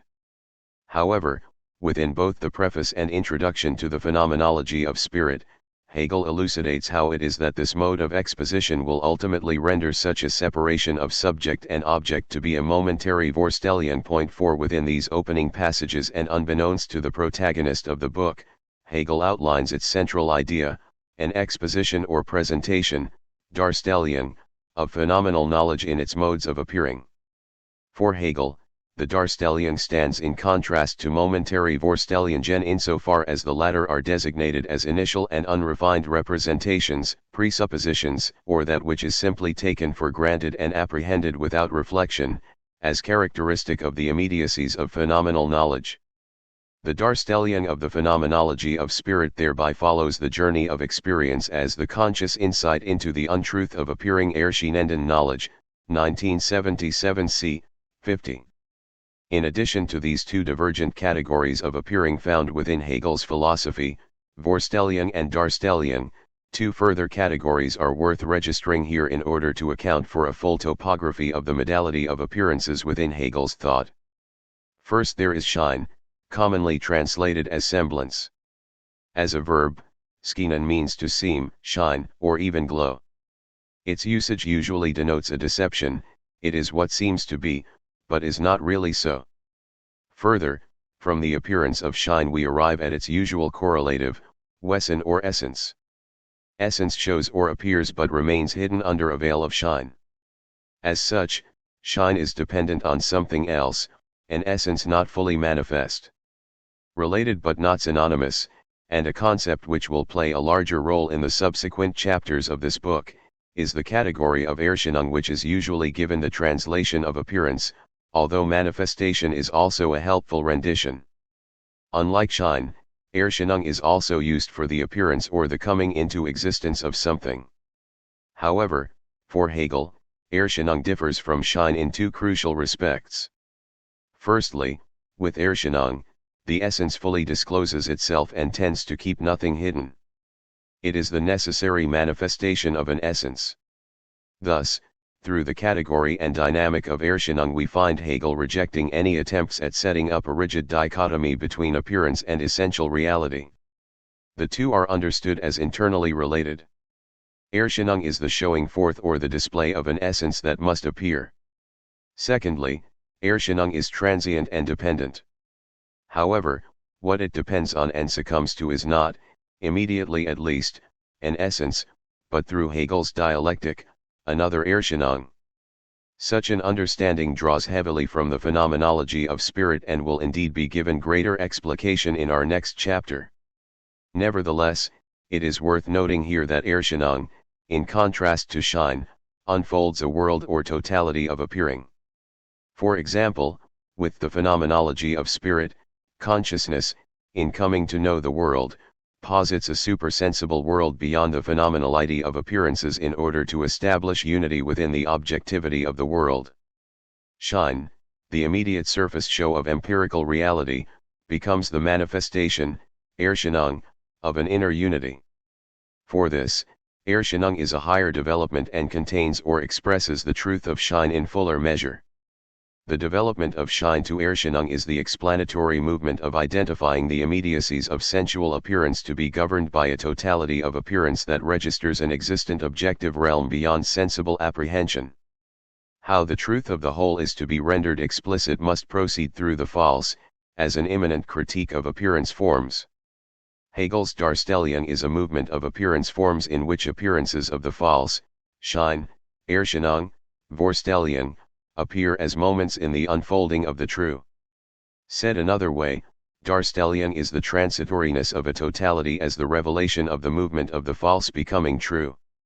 As a result, the distance initially set between the knowing subject of the phenomenology of spirit and its object is only the way in which an immediate truth appears. This Vorstellung will thereby turn into a phenomenology for which Hegel, in allowing immediacies to be what they are, show themselves to be both an illusion, Schein, and a necessary manifestation, Erscheinung. The movement of appearing is not passive but produces its own truth. Appearance negates itself, which is how it can appear as what it truthfully is. The object of the phenomenology of spirit in its entirety is apparent knowing, or that which appears and is speciously self-evident. Hegel's phenomenological standpoint is an organizational principle of the relationship between knowledge and social life. This relationship is exposed through the development of consciousness and in its constant confusion of itself with its own conceiving. There is as such a double movement in both the experience of thinking the truth and the movement of a developing reality. This phenomenological approach establishes that we can know the meaning of an object only in its relation to a knowing subject. Hegel's phenomenology treats the separate thing-like appearance of subject and object as a problem undertaken by experience. He begins with such a positivist or empiricist approach to phenomena that nevertheless overcomes such deficiencies by revealing an inherent tension, a tension between the object and its concept, between truth and certainty, between substance and subject. The phenomenology is possible for relationships in which a subject fails to recognize itself in its object or fails to recognize that its object is implicated in itself. The dialectic undermines the immediacy of appearances, best articulated in a passage from the Science of Logic. There is nothing in heaven or nature or spirit or anywhere else that does not contain just as much immediacy as mediation, so that both these determinations prove to be unseparated and inseparable and the opposition between them nothing real. Hegel 2010, 46. Here determination refers to identity, difference, and individuation and specifically entails how any content is distinguished from another. Determination is what gives objects their exclusiveness, how they are this and not that. Its essence is therefore negation. As Hegel writes, it is through its determinateness that the thing excludes others, 1977 c. 73. The movement of the phenomenology of spirit demonstrates the precarious status of immediacy as a standard of knowledge, appearances which always implicitly carry more determination than they directly disclose. However, immediacy itself is not simply reduced to an inferior status that merely withdraws from the development of substance into subject. It returns at every moment in the phenomenology of spirit. Integral to recognize for our purposes is that the untruth of immediacy is constitutive of the experience of consciousness. While immediate knowledge discloses mediated conceptualizations, new immediacies arise with every new shape of consciousness, only to thereby further deepen both its consciousness of the world and of itself. As such, Hegel does not make any effort to venerate any true reality hidden underneath appearances, nor will he deny the deceptive significance of appearances themselves. Hegel seeks to repudiate the authority of respective appearances in their claims of a legitimate and robust explication of subjective consciousness and its relation to the world. Through this process, the reality of appearances is in fact affirmed. However, it is through the activity of consciousness that this reality reveals certain deficiencies that negatively prompt consciousness, a disruption which emerges at every moment in the phenomenology of spirit, into calling into question the mode by which the appearance of reality is apprehended. The dialectical process by which this revelation takes place consists in natural consciousness demonstrating itself not to possess true knowledge, but rather within the coming to be explicit inadequacy of its own concept. However, this disparity between certainty, Gewissheit, and truth, Wahrheit, is only revealed retrospectively. In its varying moments, consciousness apprehends its immediate object to be true knowledge, a certainty which propels consciousness into a loss of itself, a loss of its truth and, as such, a path of despair, 1977 c. 49, against its own apprehended naturalisms. It is thereby through the conscious insight into the untruth of phenomenal knowledge that consciousness experiences a progressive maturation retrospectively attained from the standpoint of truth or absolute knowing. The object of knowledge gained by consciousness will not be something that externally acts upon consciousness, but instead eventually disclosed to be structured by an acting self-consciousness through the development of spirit, that objective structure of sociality that has developed various institutional, cultural, and intellectual practices for reflecting on what it takes to be authoritative for itself in terms of whether such practices live up to its own claims and achieve the aims set for itself. The phenomenology of spirit proceeds to come to terms with different modes of what appears to be the activity of knowing, progressively negating the inadequacy of the appearing, and thus going beyond that inadequacy. Apparent knowing therefore, while partial in its grounding of consciousness awareness of itself and the world, nonetheless points beyond itself. As a result, for Hegel truth is inherently processual, a development of necessary moments of the untrue. In it is this way that Hegel fully repudiates any dichotomous relation between the true and the false. As he writes in the preface to the Phenomenology of Spirit, true and false belong among those determinate notions which are held to be inert and wholly separate essences, one here and one there, each standing fixed and isolated from the other, with which it has nothing in common. Against this view it must be maintained that truth is not a minted coin that can be given and pocketed ready-made. Nor is there such a thing as the false, any more than there is something evil. One can, of course, know something falsely. To know something falsely means that there is a disparity between knowledge and its substance. But this very disparity is the process of distinguishing in general, which is an essential moment in knowing. Out of this distinguishing, of course, comes their identity, and this resultant identity is the truth. 1977 c. 22-3. For Hegel, no finite judgment can ever acquire such an accord, and as such truth exceeds the perimeters of predicative logic and only subsists at the level of the whole. Further, divested of epistemological subjectivism, Hegel inaugurates the overcoming of truth as ad equatio rei et cogitationis, as a correspondence between the concept produced by the intellect and the thing known, as holding timeless and immutable validity, the scam of prima philosophia. Instead, the objectivity of truth emerges from the self-movement of subject and substance in their essential unity.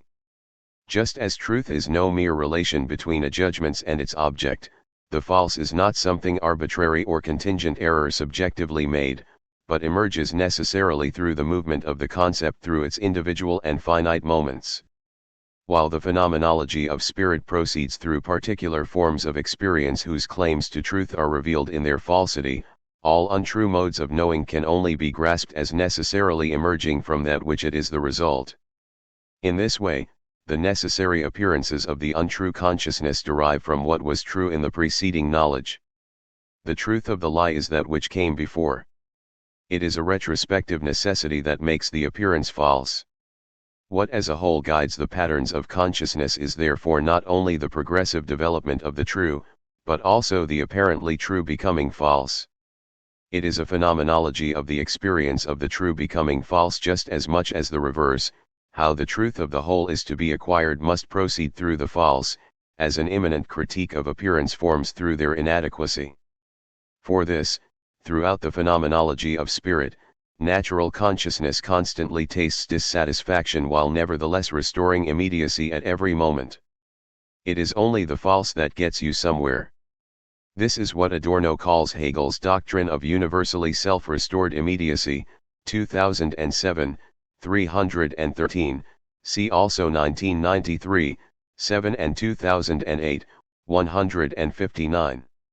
For Hegel, philosophical truth as such contains both the true and the untrue at the same time, a process by which the true is brought to light by the deficiencies of the untrue, not through an abstract negation, or simple rejection of the false, but rather through a determinate negation of which the implicit truth contained within the untrue is made explicit. In fact, the truth is actually nothing but the path that leads precisely through the falseness, Adorno 2017, 155. The perspective of the whole exhibits the false to always be a moment of the true. At the initial level of appearances, there is only superficial truth. With the further development of distinctions, the initial appearances become false. However, continuing, the false becomes true as moments of a self-developing concrete totality for which all previous determinations have been sublated. Dialectical thought is driven not simply to its own falsehood, but by its falsehood. It is not simply a vindication of the false that is found within Hegel's philosophy, but, at least for the phenomenology of spirit, a vindication of the spiritual experience of the false. The whole is the untrue. For what reason, within Minima Moralia, does Adorno invert Hegel's dictum and write, the whole is the untrue, das Ganz ist das Unwahr, 2005a, 50. As will become clear, the whole as untrue refers for Adorno to an antagonistic social totality that, through its concept, is optimally captured by Hegel's systematic philosophy, or more specifically, by the way in which Hegel's philosophy relinquishes itself to the untrue affirmative, Adorno 2007, 65, translation amended. As Adorno writes, this untruth is none other than the untruth of the system of the society that constitutes the substratum of his philosophy, 1993, 32. As we will see, it is precisely this inversion of truth and falsehood in Hegel that bespeaks to the notion of falsehood found in Debord's diagnosis. As we have seen in the previous section, for Adorno, Hegelian philosophy proves its worth only as a totality, in the concrete interconnections of all its moments, incompatible with any kind of tendency to harmony, 1993, 2, 4. And yet at the same time, Adorno reproaches Hegel for the way in which the system does in fact strive for a harmonious reconcilement. For this, Adorno's chiding of Hegel concerns the failure to give the particular its due. Nowhere does this conflicted relation with Hegel receive its attention as much as within Adorno's Hegel, 3 Studies. The 3 essays, arguably Adorno's most intimate engagement with Hegel, offer explicit analyses on the extent to which a critical theory of society is not simply enriched by Hegelian philosophy but that both speak volumes about a form of domination whose characteristic features evince modes of identification, unification, affirmation, and reconcilement. 5. It is Adorno's unrelenting concern for the possibility of an experience which isn't reducible to the identity of the concept given actuality. Within the administered world of capitalist society and its omnipotent principle of exchange that Hegel is, within the essays, both venerated for first articulating a dialectic of negativity beyond what is simply the case and admonished for that same philosophy's positive envelopment of the real by the rational without remainder. Adorno ventures to salvage the immanently determinate character of the Hegelian dialectic by placing emphasis on its negativity over the affirmative supremacy of the concept. However, the stakes of a dialectic that pronounces objects to conform to their concepts without remainder are the stakes of a dialectic hardly resembling a cognitive law, but an existent principle of a reality dominated by the social form of exchange. As such, for Adorno and following Hegel, the dialectic is not simply a method of thought but a particular structure belonging to the objectivity of reality itself, to die Sach selbst. For both Hegel and Adorno, the dialectic concerns the conceptual determinations of objectivity. Moving in accord with its own concept, it is a dialectic of reality and not simply a cognitive structure most appropriate for phenomena eliciting a contradictory character. Indeed, thought finds its measure in and as objectivity, Adorno 2017, 31, and concepts themselves are moments of the reality that requires their formation, 2007, 11. Adorno finds in part both the truth and untruth of Hegel in the question of whether the conceptual order we bestow upon objects is also the order which the objects themselves possess, Adorno 2017, 2. In the service of reconcilement, it is a dialectic that has inaugurated a form of reification as the insulation from the non-conceptual whole, a fortification against the heterogeneity of unregimented experience and less a static petrification than the affirmation of the enveloping movement of the concept.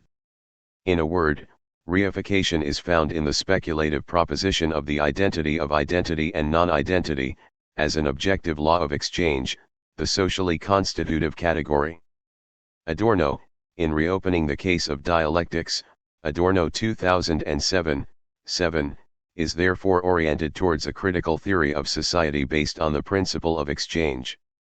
We are dealing with a conceptuality that holds sway in reality, Sach, itself, Adorno 1976, 80, one which is indeed preformed by class relations, Adorno 2018, 5. The process of abstraction through the identity of exchange is the objectivity of the concept rather than the concept as the subjective unity of features Merkmalseinheit of the object comprehended under it, 2018, 4. Pivotal for Adorno's negative dialectics is the way in which the identity of identity and non-identity is critically said to consummate Hegel's idealism. For Adorno, Hegel's philosophy is positively conclusive and ceases the movement of the negative. However, whether Adorno's criticism of Hegel is accurate is secondary to what the latter's philosophy means historically. 6 As Adorno writes, The impoverishment of experience through dialectics, which infuriates mainstream opinion, proves itself however to be entirely appropriate to the abstract monotony of the administered world. What is painful about it is the pain of such, raised to a concept, 2007, 6, translation amended. For Adorno, Hegel's Begriff attempts to cope with everything heterogeneous to it, and its untruth is found within that all-encompassing breadth of identification. Its autocratic reign derives from an excessively affirmative dialectic that is given verification in and through society. Here, the movement of Hegel's philosophy relinquishes itself to the untrue affirmative, one for which the strains and toils of the concept are not metaphorical. Adorno 1993, 21. The identity of concept and its object is precisely untruth. It is not simply that thought and its object coincide, but that the totality of determinations procures an absolute identity with itself. Accordingly, Adorno reads Hegelian spirit as social labor, as society dominated by the principle of exchange, 1993, 18-32. As he writes, the principle of the equivalence of social labor makes society in its modern bourgeois sense both something abstract and the most real thing of all, just what Hegel says of the emphatic notion of the concept, 1993, 20. Hegel's dialectic, as an objective universal compulsion for adjustment and reconcilement, thereby acquires verification within history. Hegel should be defended against the old slur on the straitjacket of dialectics. It is the straitjacket of the world, Adorno 2008, 122. In a passage echoing the observations of Lukács in the young Hegel, Adorno remarks: "Satanically, the world as grasped by the Hegelian system has only now, 150 years later, proved itself to be a system in the literal sense, namely that of a radically societalized society. One of the most remarkable aspects of Hegel's accomplishment is that he inferred that systematic character of society from the concept long before it could gain ascendancy in the sphere of Hegel's own experience, that of a Germany far behind in its bourgeois development. A world integrated through production, through the exchange relationship, depends in all its moments on the social conditions of its production, and in that sense actually realizes the primacy of the whole over its parts. In this regard, the desperate impotence of every single individual now verifies Hegel's extravagant conception of the system." 1993, 27. Post-Kantian idealism, in its integrative capacity for unifying difference within subjectivity, acquires an historical ontology through the determinative logic of capitalist society as the subject of society itself. The principle of identity constituted through the exchange relation, for which use value and concrete labor are mere moments of abstraction commensurable through the objectivity of the money form, stands as the actualization of Hegel's speculative philosophy. Here we arrive at philosophy's uncritical complicity with civilization, Adorno 2008, 159. It is a verdict for which the logic of commensurability found in the exchange relation between commodities finds expression within a philosophical system of equivalence. For Adorno, exchange is as such the key to society, 2018, 7, and bears an unwavering relation, Erverwand, to the principle of identification, subsuming the entire world to the identical, to totality, 2007, 146, translation amended.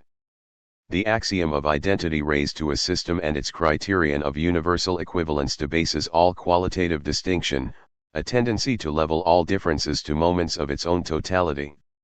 It is a circle of rationality identical to itself which, as an organizing principle of society, leaves less and less outside of itself.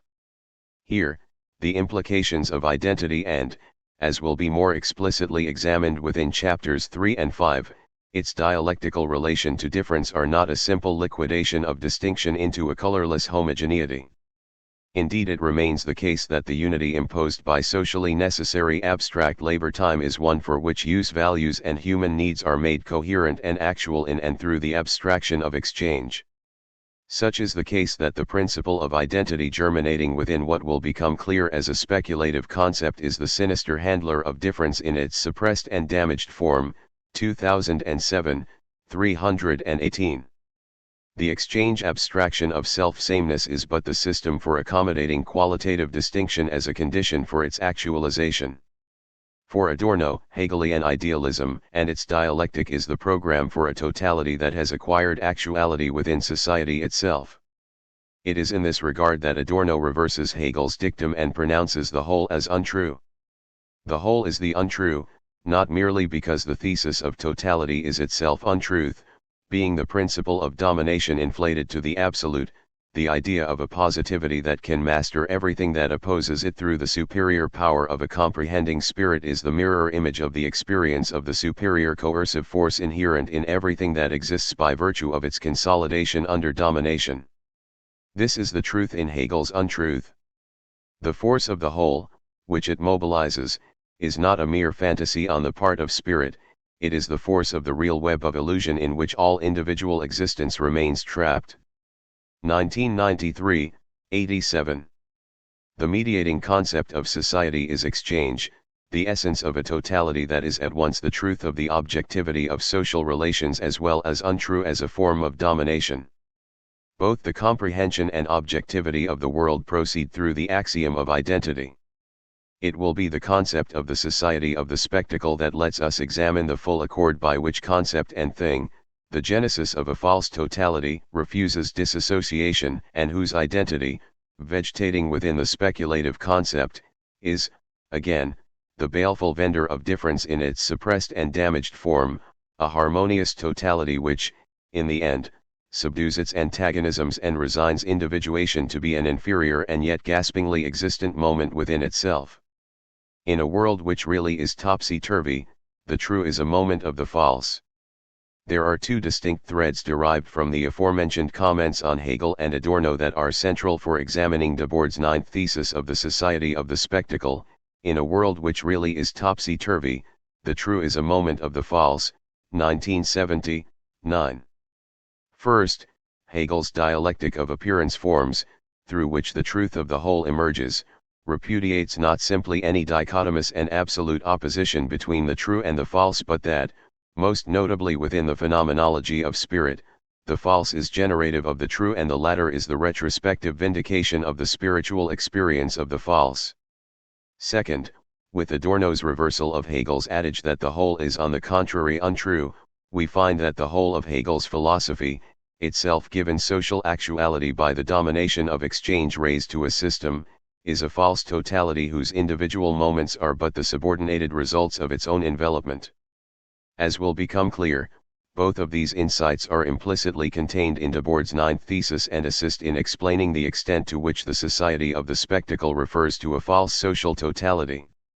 To anticipate these points of inheritance, we can first remark that the spectator of the society of the spectacle is partly situated in the same dilemma as Hegel's natural consciousness, in which immediate appearance elicits the falsity that such an appearance is the most endowed, when in fact, it couldn't be more impoverished, or as Hegel writes, it is always at its poorest where it fancies itself to be the richest.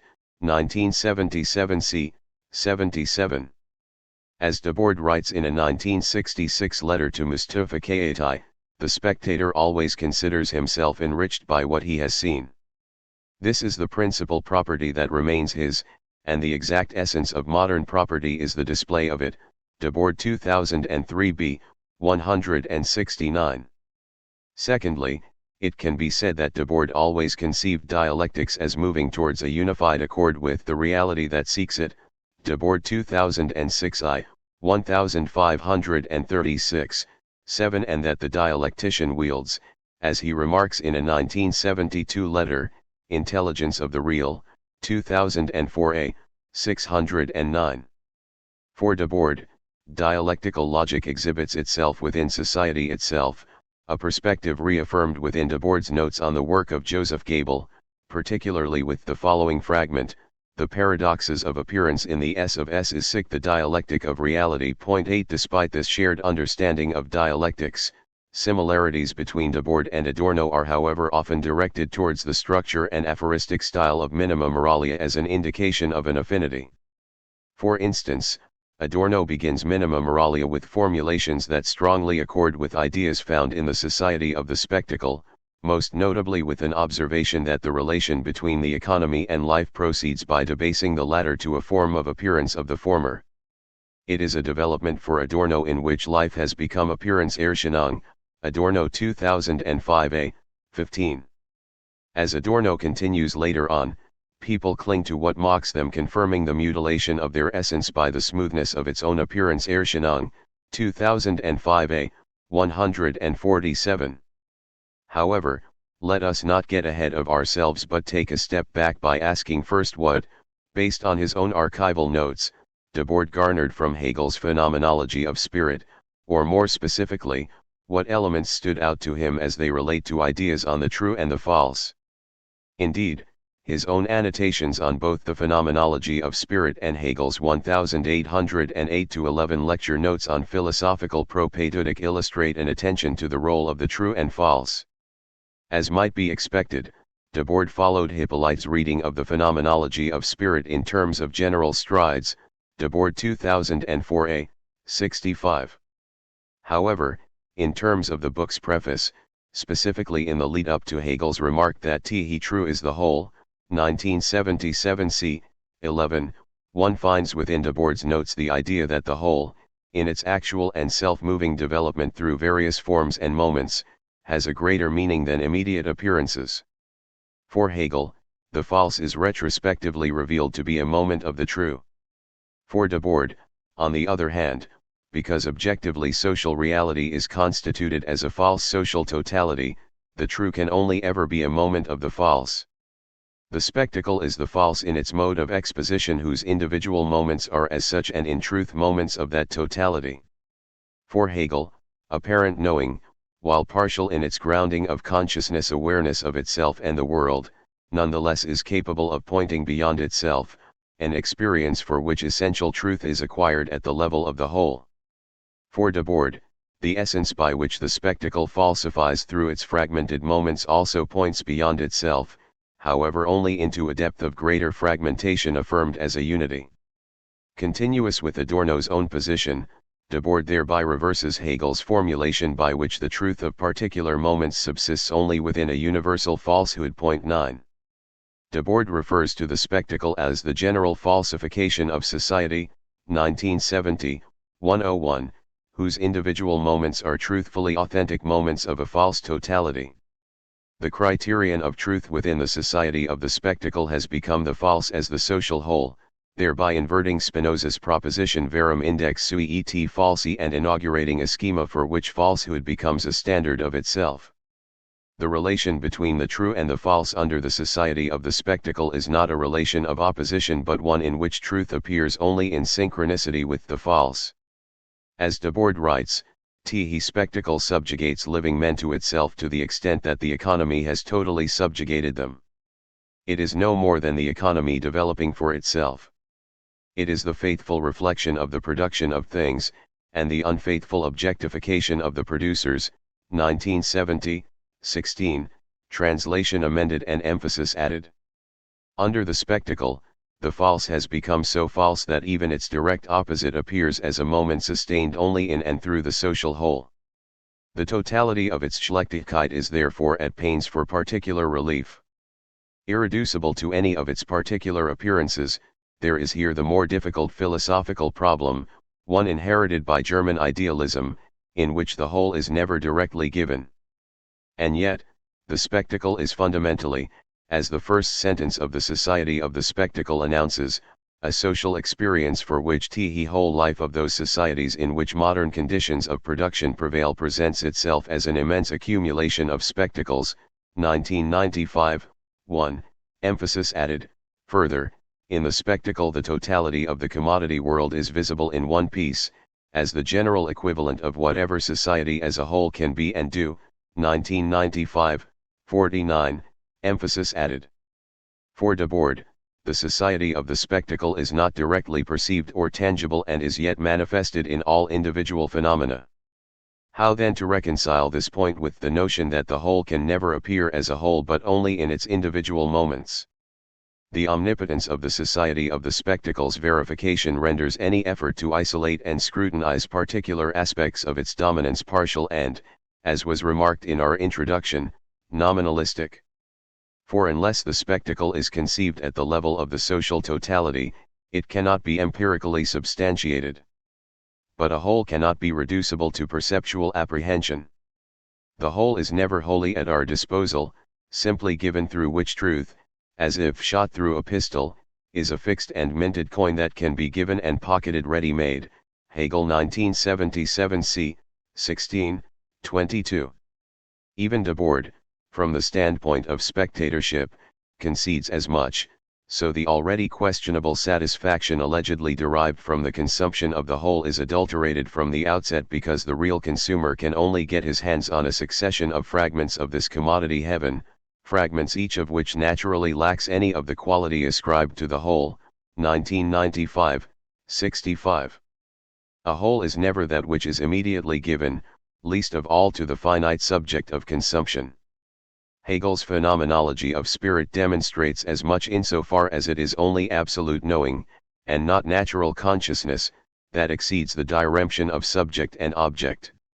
The whole can never be an object of consciousness nor grasped behind a curtain of appearance.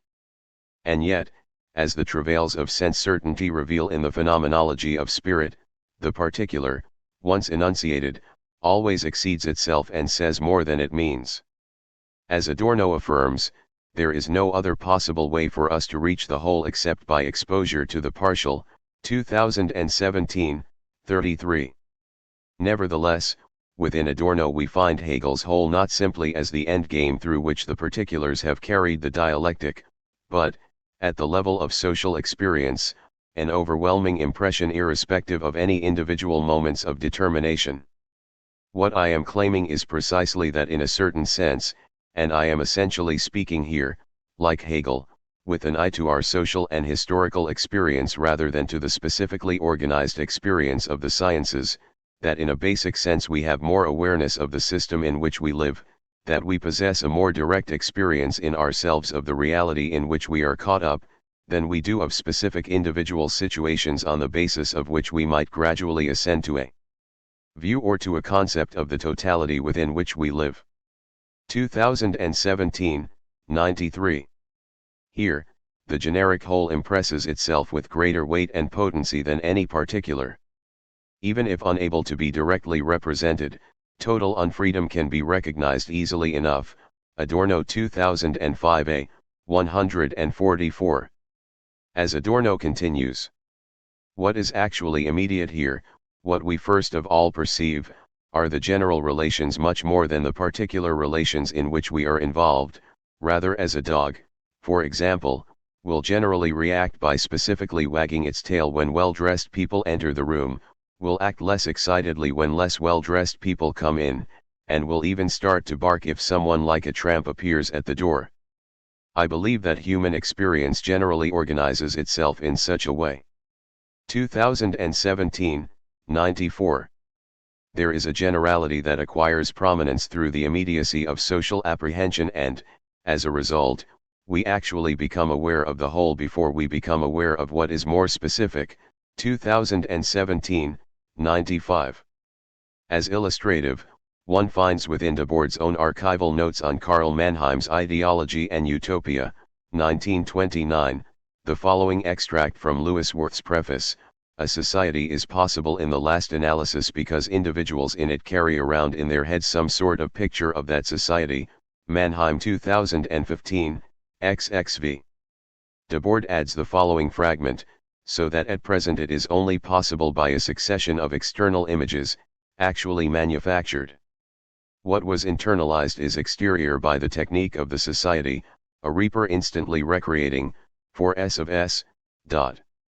10. In this way it may be said that the spectacle, as a totality of abstract social relations, does indeed impress itself directly within individual experience, that we can no more speak here of a priority of the individual parts than we can speak of a logical priority of the whole. Adorno 2017, 106.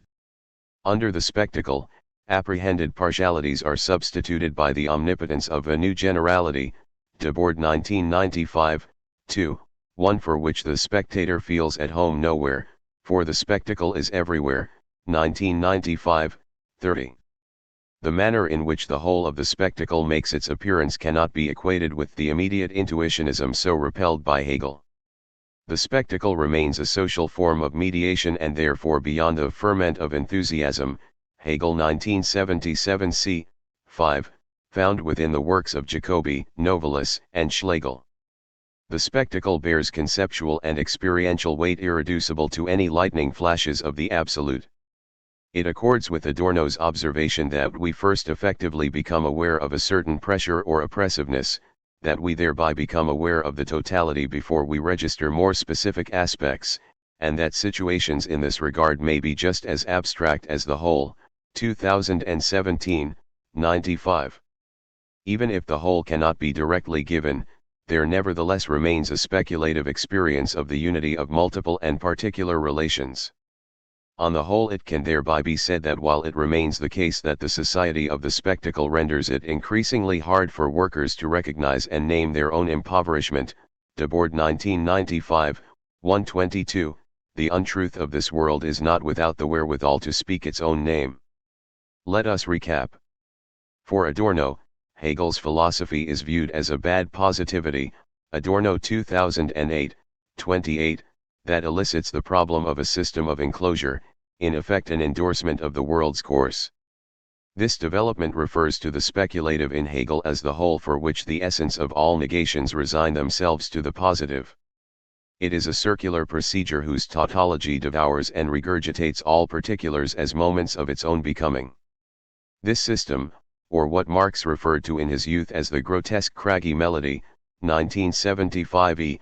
18, of Hegel's thought, gives internal coherence to all particular and differentiated moments and is, for Adorno, substantiated in a society dominated by exchange relations and in its universal imperative for commensurability. It can thereby be said that Adorno's critique of Hegel is at once also a critique of the society of the spectacle.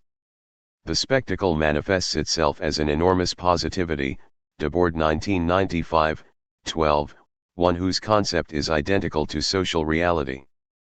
The spectacle integrates itself into reality to the same extent as it describes reality, Debord 1998, 9.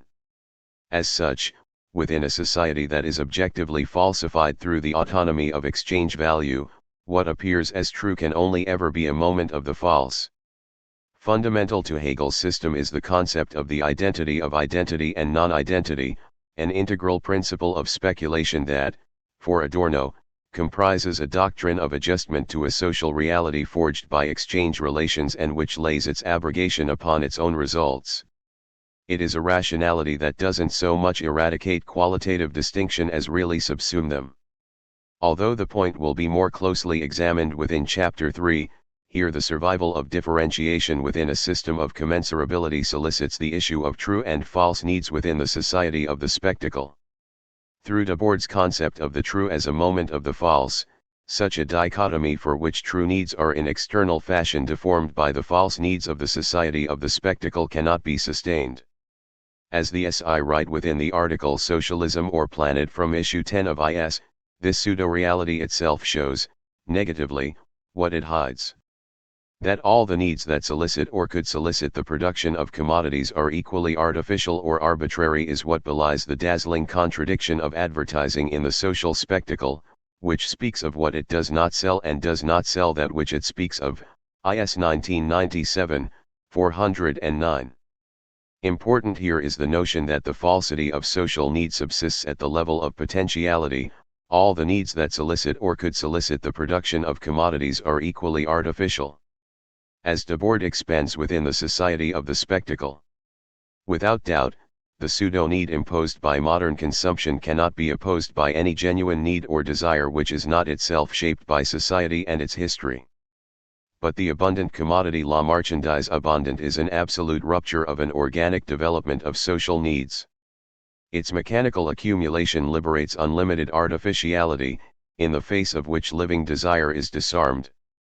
The cumulative power of independent artificiality is followed everywhere by the falsification of social life. 1970, 68. Particular social needs within the society of the spectacle are constituted in and through a speculative system that renders all particularities as insidious instances of its own self-justification. Here, the totality remains false even if its purveyed means of social satisfaction are requited. The empty depth 11 of the spectacle proliferates social satisfaction within the surface of society. As such, full integration into the concept accords with a mode of commensurable satisfaction. If the lesson of exchange value is the shine of which everything is always equally possible, the spectacle indexes the shine that proclaims everything is not only equally possible, but equally necessary. As will become clear in subsequent chapters, the logic of the spectacle is thereby closer to Hegel's Erscheinungen than it is to the illusory category of shine.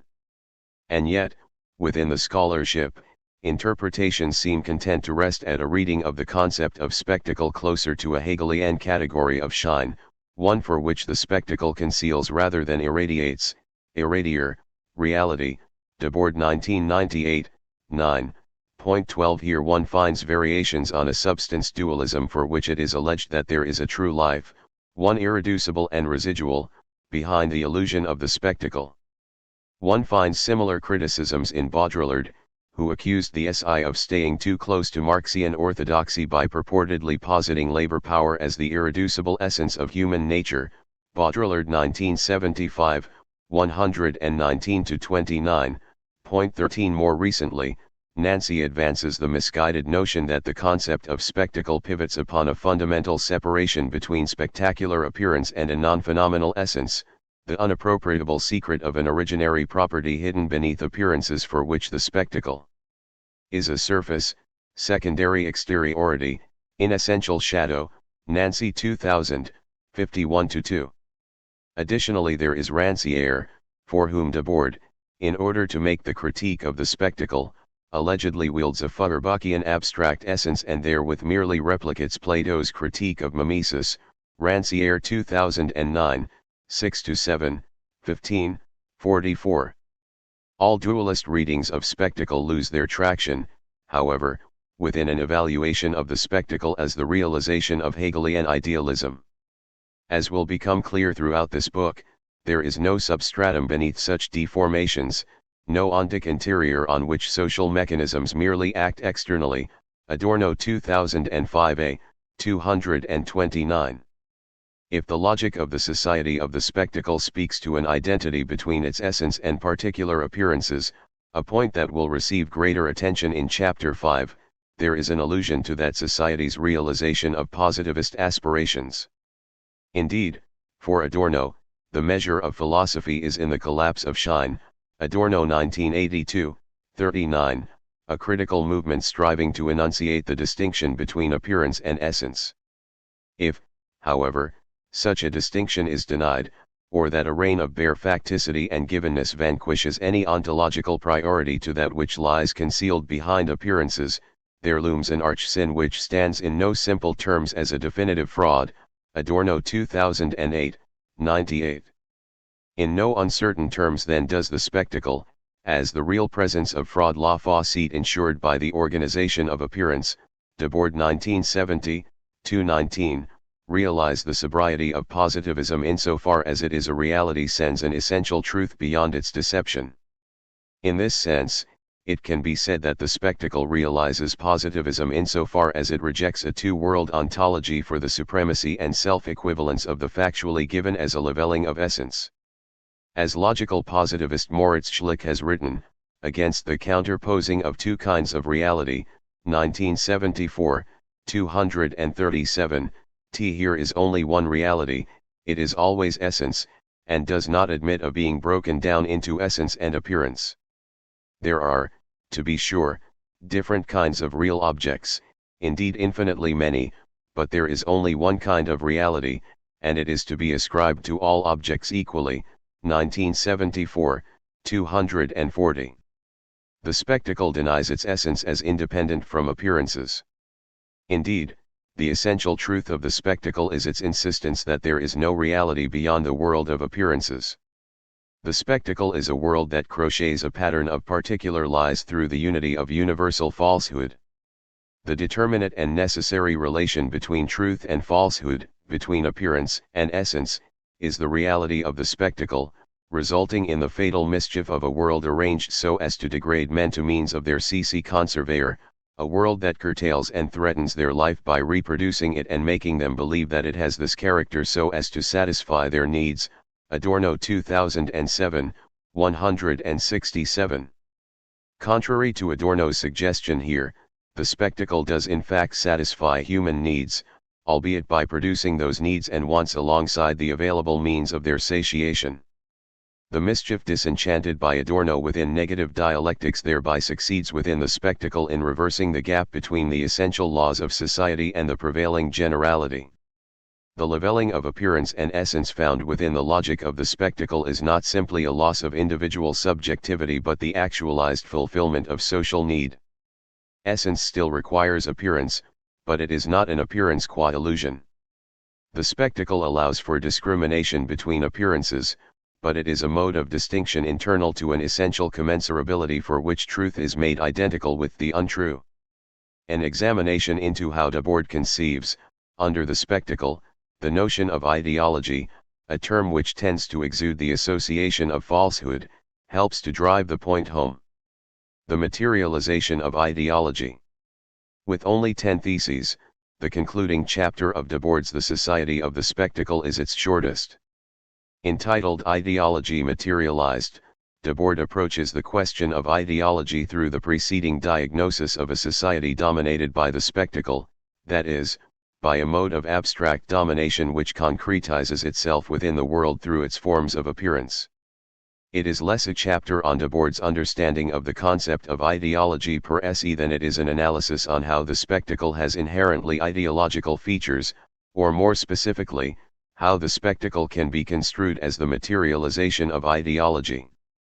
Of course, the use of the term ideology here is strictly provisional in order to elucidate certain dimensions of Debord's theory of the society of the spectacle. A more thorough intellectual history of ideology, obviously beyond the scope of this book, would warrant an investigation into the prehistory of its concept and its distinct status within Enlightenment thought, whose early articulations, unlike the rendition found in Debord, were indeed situated in an abstract subjectivism for which the responsibility of innate blindness fell entirely upon a subject's cognitive fallibility, rather than in an objective social organization. In this way, it can be argued that the nature of the concept of ideology belongs exclusively to the bourgeois era, that is, for which the Copernican individual remains its perpetual precondition. Closer to Debord's understanding, however, ideology here can be generally construed as independent intellectual formations and the conditions by which they gain their autonomy jointly under a real historical development. This separation can be socially derived from the division of labor and develops in accordance with the transformations of social fragmentation characteristic of class societies beginning from the division between intellectual and manual labor. It is in this way that Debord generally adopts the concept of ideology as the separate power of ideas, Nav 2006, 286. Alternative to the notion that ideology is an invention of the bourgeoisie, however, it can also be said that ideology is as old as myth itself, as a necessary component to the division of labor and in the distribution of surplus throughout pre-capitalist social formations. This would accord with Debord's idea that while the spectacle was always ideological, ideology was not always spectacular, a point made explicit in a 1969 letter to Gianfranco Sanguinetti, 2004a, 455-6. Ideology is described there as not reducible to the capitalist mode of production and finds its expression within those first primitive efforts at rationalization. Here we find another correspondence between Debord and Adorno, this time in accordance with the ideas of dialectic of enlightenment. Myth as nascent rationalization finds not just the formation of classes and the dominance of a priestly class peddling cosmic awe but more crucially the constitution of nature as an objectivity which superstition, magic and the exchange relation of sacrifice seek to tame. As Adorno and Horkheimer recount, over time the practice of sacrifice refines into the accurate calculation of quantifiable proportions, anticipating the use of money. In a word, myth, in facilitating the development of exchange relations through the axiom of identification, points to both the prehistory of ideology and the prehistory of the spectacle independent from their existence within the capitalist mode of production. As Debord writes, in the spectacle, the most modern is also the most archaic, 1970, 23.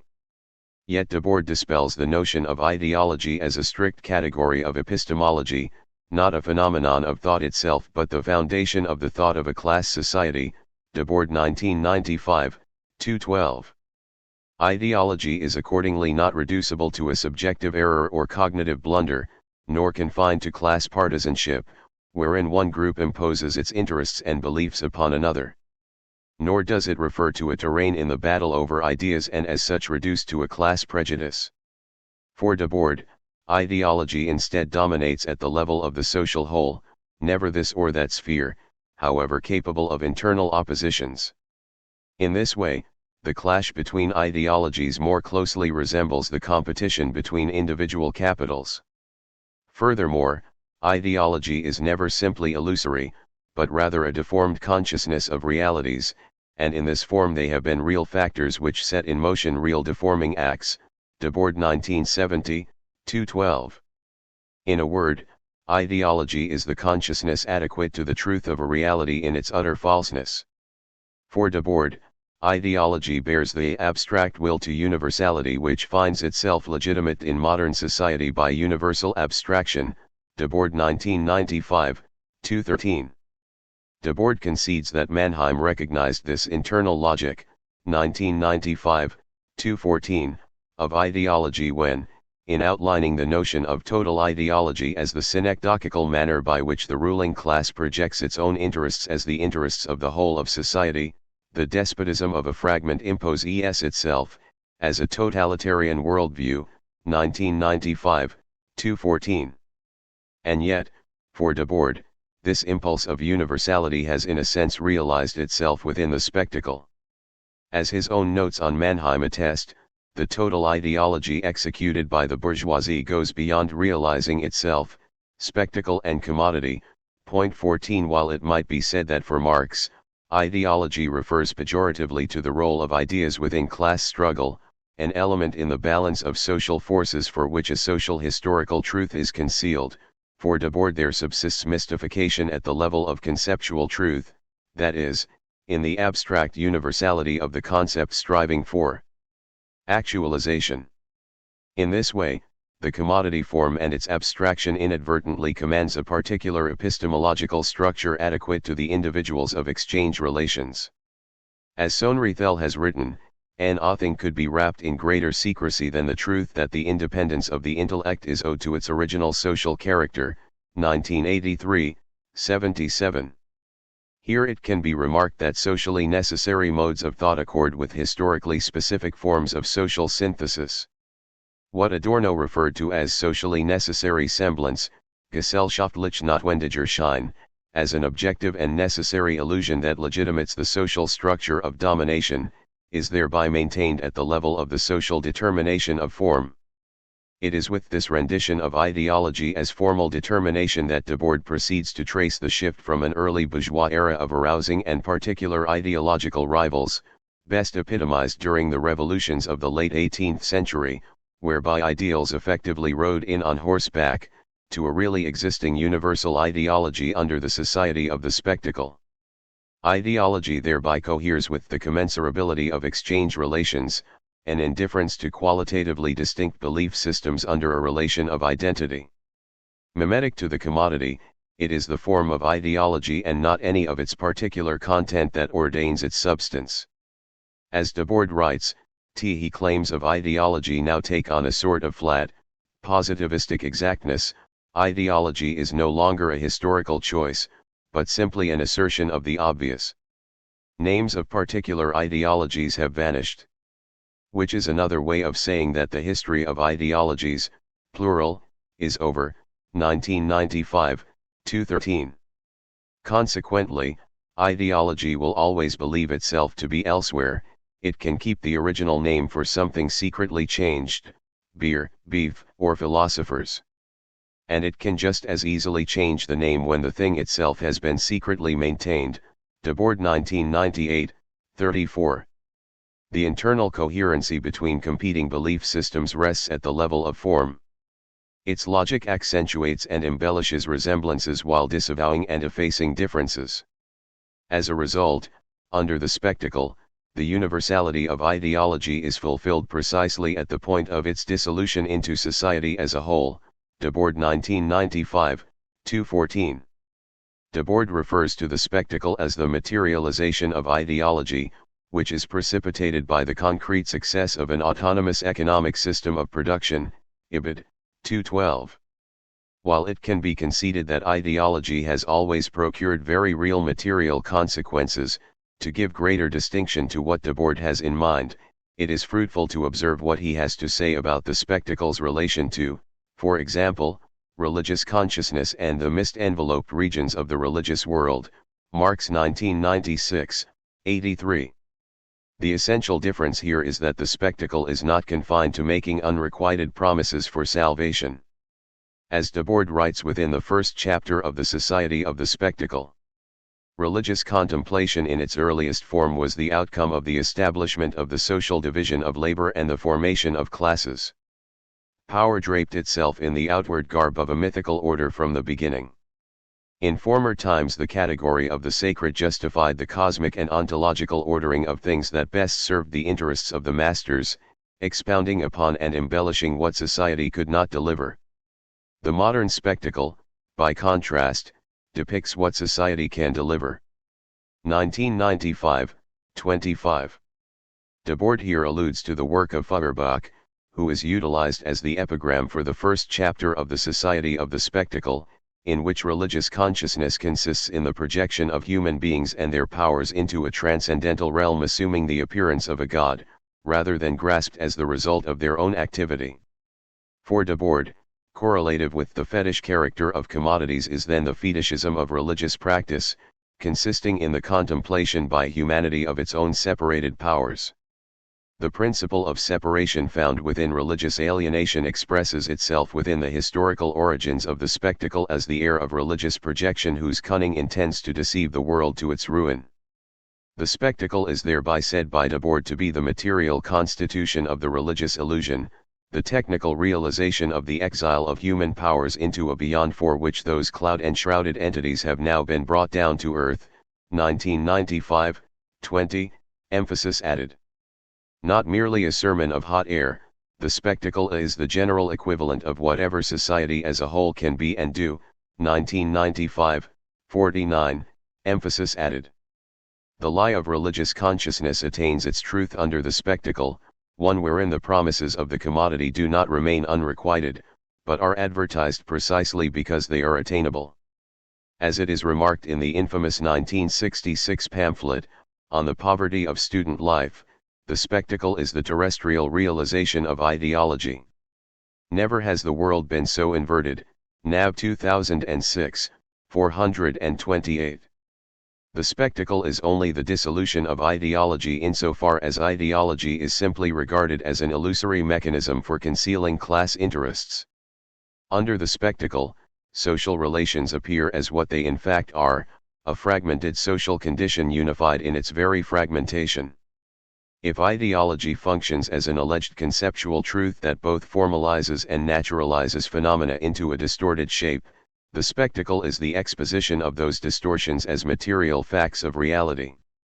The spectacle as the materialization of ideology evades the exposure of a concretely anchored reality by, as will be examined in the next chapter more closely, both generating and accommodating the most varied sensuous material out of its own spectacular logic.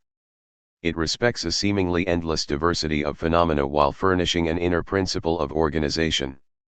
While politics may have been indispensable to Greek antiquity just as Catholicism was for the Middle Ages, the Society of Spectacle need not ascribe to any particular spiritual worldview. It is obliged to respect any illusions held by its adversaries. There can, of course, exist competing belief systems and Weltanschauungen inasmuch as there can exist individuated currencies. Nevertheless, it was always doubtful that a reversion to the drachma would flounder international trade. If ideology consists in the distorted reflex of the real world, the spectacle amounts to the clarified reflex of a world really distorted. The duplicated social world under ideology, no longer hawking misshapen reflections, supersedes its duality under the spectacle. For this, there can be no chasm between the appearances of the spectacle and the essence of its social reality. Unlike the mere promise of a world proclaimed by ideology, the world that the spectacle offers is delivered in full. While religious illusion consists in a false projection, spectacular ideology reveals the truth of a false and inverted world. It is the appearance of reality as false, not simply false in its appearing. While ideology falsifies reality, the spectacle unveils a falsified reality, which in turn reproduces that reality as false. One cannot see the world not as it really is. Conclusion. We have seen how Adorno's criticism of Hegel's philosophy of identity can be inadvertently construed as a critique of the society of the spectacle itself, which refers not to a duplicitous reality said to be split between the abstract forces of market relations and a concrete, originary, and genuine human condition, but to a single social world sneering with a face that need not conceal its intent, to drag human beings along a road to ruin paved with social satisfaction. It is the untruth of a world whose monstrosity it has truthfully become. The concept of the spectacle is false precisely to the extent that it is a Weltanschauung which has become actual. Debord 1970, 5, a verdict of affirmative positivity in and through its claims about appearances which are nonetheless true in their tendency towards the speculative identity of subject and substance. It is the same critical verdict given by Adorno on Hegel's philosophy. The world in actual fact is exhausted by the reconciliatory concept of the spectacle and emerges as identical to the facade through which it appears. The false is the spectacular medium for the appearance of truth, and the spectacle thereby consists in the interweaving of the truth and the false, in glaring contrast to the dichotomy of the untainted truth and the pure lie. It is rather the autonomy of the lie, an independence that ideology, in previous formulations, could never achieve so long as its proclamations could be revoked by the concreteness of social reality. Under the spectacle, society has become what ideology already was. Debord 1970, 217. It is in this way that the spectacle can be identified as the materialization of ideology, defining that which appears and embodying appearance as definitive. As immediacies are annexed by the reigning actuality, the false installs itself, as the identity of appearance and essence, as the predominant and cohesive mediation governing the whole of society. The spectacle is the concept for this development, what Adorno might align with what he describes as arch-ideology and Debord incidentally calls the acme of ideology, 1995, 215, that tireless pursuit to deny the distinction between appearance and essence which compels us to accept that the phenomena are just as they appear, since there is nothing behind them. Adorno 2008, 102.15. This book is concerned essentially with the life at work in the concept of the society of the spectacle. It is a life for which the lie has long since lost its honest function of misrepresenting reality. Nobody believes anybody, everyone is in the know. Adorno 2005a, 30. This chapter has discovered that the spectacle's deceitful publicity, Bonefeld 2014, 38, cannot be convicted of untruth from the perspective of truth, nor can criticism of the spectacle proceed through a discontentment with facades. If the spectacle inverts reality, it does so by inverting the inversion, that is, by falsely reproducing an already falsified concrete reality as false. As such, that which appears as true can only ever be a moment of the false. Truth becomes the experience of the lie. If this world is naught but deception, Villain 1977, 48, translation amended, however, we must now turn to an analysis of how such a world, riddled with deceit and without any hidden honesty, might acquire conceptual purchase. The next chapter will thereby examine a specific section of the phenomenology of spirit that deals precisely with that, a physiognomic investigation on how appearances disclose an inverted world through a dialectic of the sensible supersensible. It is through such a movement of appearances that we will discover exactly how it could possibly be said that the world is rendered identical to the facade through which it appears. 2. The speculative of the spectacle. If you invert the world only once more, you will turn it on its true side, and you will not then say that it is without reason. Ludwig Tieck. In the previous chapter, we have seen how the identity of truth and falsehood constitutive of the society of the spectacle accords with Adorno's criticisms of Hegel's philosophy of identity. It is the same critique that admonishes a social reign of falsehood perpetuated by Hegel's speculative, the identity of identity and non-identity, which has procured a social whole dominated by equivalence. Yet it remains to be seen how it is that a movement of appearances specifically constitutes such a false totality. In a word, how might we grasp the rationality of the spectacle's appearances? Can it even be said that the spectacle is rational?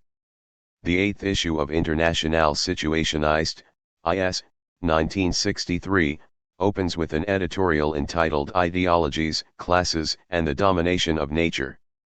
Within the essay, the SI appropriate a title of one of Goya's etchings from the Los Caprichos series in order to characterize their era as one in which the sleep somnile of dialectical reason has engendered monsters, Nav 2006, 138. Of course, for Goya, it is a depiction not of reason's altogether eradication, but that within a certain fractious yet rhythmic state of fantasy, not simply sleep but dream, sueño, reason yields irrational fruit. Such is a cursory figuration of the society of the spectacle, a world of irrational rationalization, Nav 2006, 201, which, despite formulations within the society of the spectacle on its undialectical posturing, nevertheless retains an element of dialectical reason. Indeed, a year prior to the publication of this editorial, at a meeting of the CIS Central Council in Paris, the discussion turned to the issue of the dialectic of the spectacle, IS 1997, 289. Despite the way in which it might be said that irrationality seems to typify the society of the spectacle, Debord 1998, 31, there remains a determinate rationality for which it acquires actuality in the world. As Debord writes in his notes on Hegel's philosophical propaedeutic, the mystification of its autonomy breaks out in the S of the S with its permanent education. It is always necessary to learn more of the infinite unfolding of the reason of the machines, by the image of the commodity world of production one under the spectacle. There is a generalized uncertainty, albeit it is organized everywhere, Debord 1998, 55, or as Debord writes in the Society of the Spectacle, what pushes for greater rationality is also what nourishes the irrationality, 1995, 72.2. The spectacle, which is so fundamentally unitary, wields for Debord a stringent logic that controls an abundant diversity, 1998, 6, 7. However, the interconnection and unifying force between its particular appearances have yet to be examined. Doing so would comprise investigating the spectacle as a speculative concept which is actualized in and through a relation of identity within difference and difference within identity. This chapter will thereby examine the unity and division of appearances characteristic of the spectacle. By first offering greater elucidation on Hegel's conception of speculative identity, we will then provide an interpretation of the force and the understanding, appearance and the supersensible world section of the phenomenology of spirit. This section is in the distinctive position of offering a vignette on the spectacle as a society organized by way of appearances in and through a speculative identity of identity and non-identity. Crucial for the reconstruction here will be the way in which the structure of solicitation found therein stands as a relation of exchange and how a dialectic of Erscheinungen yields what Hegel calls a sensuous supersensible inverted world. We note at the outset that the concept of force employed by Hegel in that section of the phenomenology of spirit carries with it a structure of unity and separation. The unity of force is an Erscheinung that mediates over and against independent extremes or differences. As such, within the concept of force, diremption takes on the appearance of a unity that is perpetually divided into extremes, a unity of separations which does not abolish separations. This dynamic will subsequently be carried over into an analysis of Chapter 3 of the Society of the Spectacle. Before concluding, this chapter will also integrate comments on the concept of speculation found in Feuerbach and the young Marx, with particular attention to those writings closely examined by Debord. It will thereby be argued that Debord's usage of the speculative for the concept of the Society of the Spectacle derives not simply from Hegel himself but also from some of his strongest critics. Speculative identity.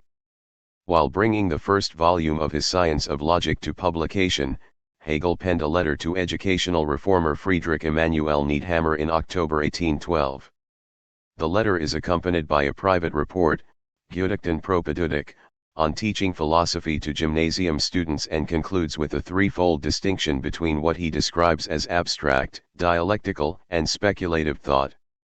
As Hegel writes, philosophical content has in its method and soul three forms. It is 1. Abstract, 2. Dialectical, and 3. Speculative. It is abstract insofar as it takes place generally in the element of thought. Yet as merely abstract it becomes, in contrast to the dialectical and speculative forms, the so-called understanding which holds determinations fast and comes to know them in their fixed distinction. The dialectical is the movement and confusion of such fixed determinateness, it is negative reason. The speculative is positive reason, the spiritual, and it alone is really philosophical. 1984, 280. Hegel conceived speculative thinking as the most difficult for gymnasium students, in contrast with both the thought of the understanding, Verstand, which grasps abstract determinations in their isolation or anything beyond tortuous antitheses, 1984, 281, and dialectical reason, Vernunft, for which every new concept proceeds out of a systematic whole. Less important is Hegel's classification of such differing modes of thought than is the way in which, through his philosophy, each proceeds immanently out of each other. Thus the speculative moment is born out of, Herbergehend, the dialectic, or as Hegel writes in the Encyclopaedia Logic. When the dialectic has the negative as its result, then, precisely as a result, this negative is at the same time the positive, for it contains what it resulted from sublated within itself, and it cannot be without it. This, however, is the basic determination of the third form of the logical, namely, the speculative or positively rational moment. The speculative or positively rational apprehends the unity of the determinations in their opposition, the affirmative that is contained in their dissolution and in their transition. 1991b, 131. The speculative is the systematic unfolding of relations, a category of systematic unity in the structure of social experience. It is the development of Vernunft in its overcoming of the ordinary thought of the Verstand in its isolation of individual phenomena. Verstand and Vernunft amount to different operations with respective propensities. Hegel describes their distinction thusly: the understanding determines, and holds the determination fixed. Reason is negative and dialectical, since it dissolves the determinations of the understanding into nothing; it is positive, since it generates the universal, and comprehends the particular therein. 2010, 10. Verstand preserves determinations as formal and static, differentiating one category from another and retaining that distinction. In contrast, Vernunft yields to the sublation of finite determinations and their passing into their opposites. Vernunft grasps the distinctions drawn by the Verstand although witnesses their dissolution into their opposite. The speculative in Hegel is as such the procured and positive reconciliation of contradiction resulting from the movement between the Verstand and Vernunft, themselves not separate faculties of cognition but different aspects of the single activity of thought. Speculation finds as its basis Vernunft, which has incorporated the antinomies of the Verstand into a higher unity. What is more, the speculative lays bare the totality of thinking in the identity of subject and object and is also at once a theory of social reality or spirit. That is, speculative identity for Hegel needs to hold true not simply as an exercise of the thinking subject but within objective reality itself. Speculation is ingrained within the axiom of identity. The identity characteristic of speculative reason is the identity of identity and non-identity, the preservation of difference within identity, being opposed and being one are both together in it. Hegel 1977a, 156. It is a concept of identity first formulated by Hegel in the difference between Fichte's and Schelling's systems of philosophy and one which he held throughout his life. There it is introduced alongside the distinction between the Verstand, a process of differentiating and holding to rigid oppositions, and speculative Vernunft, a process of giving differentiating unity through immanent mediation. Within the speculative, identity coincides with positivity, incorporating within itself the negative moments of the non-identical into the differentiated, itself derivative of the identity principle and, we might say, its appetite. Speculative identification is reconciliatory at the level of the whole and removes concepts from their isolation, comprehending a given dichotomy as a unity with positive cohesiveness. The speculative or positively rational apprehends the unity of the determinations in their opposition, the affirmative that is contained in their dissolution and in their transition. Hegel 1991b, 131. The speculative is the circumscription of the failure of any category to subsist on its own terms and, in so doing, turns it into its opposite. It is the argument of this book that it is the speculative aspect of the dialectic which constitutes the spectacular logic of the society of the spectacle. We can build this idea from a thesis that appears early on in the society of the spectacle. Indeed, the spectacle reposes on an incessant deployment of the very technical rationality to which that philosophical tradition gave rise.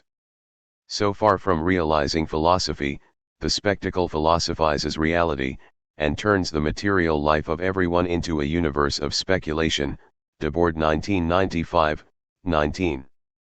Our argument can be said to advance the notion that the implications of such a thesis, if they are fully developed in accordance with the spectacle as the Hegelianization of reality, as remarked in our introduction, unfurl a manner through which the spectacle can be given greater conceptual determinacy. The rhythm of speculative identity is central to the spectacular logic of the society of the spectacle. However, a caveat is here needed to better distinguish speculation and dialectics more generally. Indeed, precisely because the spectacle yields positive reconciliation as a unity in separation does it not merely exhibit a generically dialectical logic. More specifically, speculation is, in the words of Hegel, the most important aspect of dialectic 3 and the one which most fully accommodates an identity of opposites. Indeed, the spectacle itself is the speculative movement of turning categories into their opposites, always proving to be the other of itself. Hegel 2010, 744. The spectacle is therefore not simply a dialectical concept but the trajectory of the dialectic as the revelation of its own reconciled positivity. As speculative, the spectacle produces the world as a socialized totality internally unified through the principle of separation, a speculative identity that sustains difference within itself. The previous chapter demonstrated how, for Hegel, the false is generative of the true. However, with Hegel's speculative, we are no longer dealing with a simple identity between truth and falsehood. Rather, within the speculative, identity comes to coincide with positivity, incorporating within itself the negative moments of the non-identical mangled into the differentiated. Negation drives the disagreement between knowledge and its object, expressing differentiation into opposites but even further, as a moment of speculative thought, as an opposition to those opposites. As such, determinate negation contains within it the speculative aspiration of unifying disjointed moments into a higher concept. Opposed categories are given a positive relation, their opposition overcome and will yet begin again. The speculative is that aspect of the negative reason of the dialectic which overcomes its confusion of the determinations of the Verstand. Gadamer makes the point that the German language is especially suited for speculative philosophy. Its speculative spirit, Hegel 2010, 12, is endowed with the disposition for its lexicon to yield one word with opposite meanings. A speculative proposition breaks down any calcified relation between subject and predicate and undermines any conventional distinction between the two, their unity, rather, is meant to emerge as a harmony, Hegel 1977 c. 38. Such is the case that the speculative identity of the spectacle neither petrifies its predicates nor sets them above its subjectivity as a formal and abstract identity. Hardly reducible to a logic of classification, the spectacle organizes differentiated particulars to correlate with their opposites. It must, as Marx and Adorno observed of capitalist society, constantly expand, progress, advance its frontiers, not respect any limit, not remain the same. Adorno 2007, 26. The speculative concedes the transition of categories turning into their opposite, overturning the ordinary understanding about opposites. The true turns into the false while difference rolls over into sameness without completely denying the difference between opposites, only their absolutization. Both Adorno and Debord conceive society as a speculative concept, one which is irreducible to a single axiom or definition. Society is not a classificatory concept nor can it be empirically demonstrated. It subsists as a reified whole in and through every concrete social relation. That the spectacle constitutes itself as society already suggests itself to be both a process and an internally mediated and speculative totality. The society of the spectacle preserves the same resistance to reduction as a speculative proposition. Its concept is an abbreviation for complex social process of domination allergic to single precepts. The category of spectacle eludes a singular definition and should rather be grasped as a universal dynamic of society in general that contains within it a variety of social phenomena. In fact, it can be said that all 221 short theses that make up the society of the spectacle are themselves 221 different definitions of the spectacle from varying vantage points. Force and the understanding. Hegel's speculative develops its self-identity within the manifold of phenomenal appearance forms. We thereby discover the necessity of having first elucidated, in the previous chapter, how the false is generative of the true. Such an account of falsehood remains incomplete without demonstrating that it is speculative thought which aims to give necessary justification and legitimacy to falsehood. Indeed, its aspiration is a speculative identity between truth and falsehood, an identity that is carried through the movement of appearances themselves. Only as such can we understand the role of appearances in the speculative development of a false totality. A cardinal speculative moment in the phenomenology of spirit occurs within force and the understanding, the first most profound moment of self-discovery for which consciousness concedes that to know its object is to also know itself, a preliminary anticipation of the speculative unity between subject and substance, for it is renowned as one of the most arduous and opaque sections of the phenomenology of spirit. Its difficulty primarily resides in its importance. It completes Hegel's criticism of varying epistemological perspectives in which consciousness is confronted with a seemingly alien and external object and has yet to grasp its own contributing self in the knowing of its object. The section also constitutes an intricate rendition of one of the central theses of the book, that the distinction between the object as it appears and as it is in itself is a distinction made solely in and by consciousness. For this, the section witnesses a developing conversion of object into subject, or more specifically, it is here that the phenomenal consciousness pivotally transitions to a self-consciousness. As a general overview, the chapter explores different candidates and versions of the non-empirical unity and discrimination of objects of experience, or how consciousness is to supply a supersensible ground for directly apprehending a unity in difference of manifold appearances. Simply put, how is consciousness to link empirical appearances with the thing itself? Hegel advances through various ideas found within Plato, Aristotle, Leibniz, Newton, Galileo and, most obviously, Kant, all for whom the problem of a duality between the sensual and non-sensual leads to what Hegel calls an inverted world, die verkehrte Welt. In providing alternative ways of characterizing the faculty of the Verstand in its experience of the object, Hegel first employs the category of force to grasp the non-empirical ground of the empirical. From there, he moves into a more in-depth discussion of appearances, Erscheinungen, and what he calls the supersensible beyond, das Übersinnliche Jenseits. Hegel then proceeds to a nomological discussion of the supersensible beyond and, through the category of law, Gesetz, explores the manner in which non-empirical necessary relations among appearances are the truth of appearances themselves. He then examines the emergence of an inverted world, verkehrte Welt, which serves as a transition to self-consciousness. It is important to first emphasize that the German Verkehrtheit does not simply mean false, falsch. Reversed, turned around, upside down, backwards, topsy-turvy, deranged, perverse and contorted are all closer to the mark. The clarification serves as a useful instance in demonstrating that the experience of consciousness never falls within a simple duality between what is true and what is false.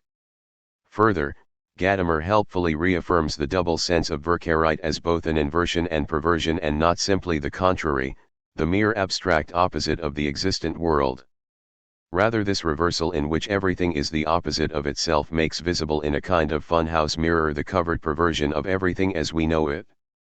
If this is so, the topsy-turvy world would be the perversion of perversity, 1976, 48.5. We will now offer a rehearsal of the primary moves made within this section of the phenomenology of spirit. From there, its dialectic of appearance will be emphasized as an abridged portrait of the society of the spectacle, instantiated subsequently with an analysis of Chapter 3 of the Society of the Spectacle. What proceeds will not be an exhaustive and detailed account of force and the understanding but only a reading which highlights those moments in its development that assist in elucidating the logical structure of appearances in the society of the spectacle. The interiority of things. Within the phenomenology of spirit, we find consciousness in the difficult position of trying to account, in the object that confronts it, for a unity of diverse sensory elements alongside the object's universality, without losing the ability to discriminate between any of those particulars or properties. Consciousness has failed to coherently relate the diversity and self-sameness, Sich-Selbstgleichheit, of its object. The movement away from sensible reality without completely abandoning it now characterizes the emergent faculty of the Verstand. It begins with its object as an unconditioned universal, unbedingt allgemeine, an external object of thought neither seen nor heard, which, if it is not to regress, must part with the unstable conditions of sensibility. The object of consciousness now oscillates between a set of properties and a unity, and finds recourse in an inferred interiority to thinghood. The thing has emerged as the imperceptible binding of the one and the many. This is, for the Verstand, an objective and external essence that is now its non-sensual object. As an object of the Verstand, the manifold properties of the thing appear as the empirical manifestations resulting from something behind the immediacy of the object. This transcendent sphere behind the realm of sense and perception is an experiential ground. Hegel calls the supersensible world as that which subsists underneath the world of phenomena.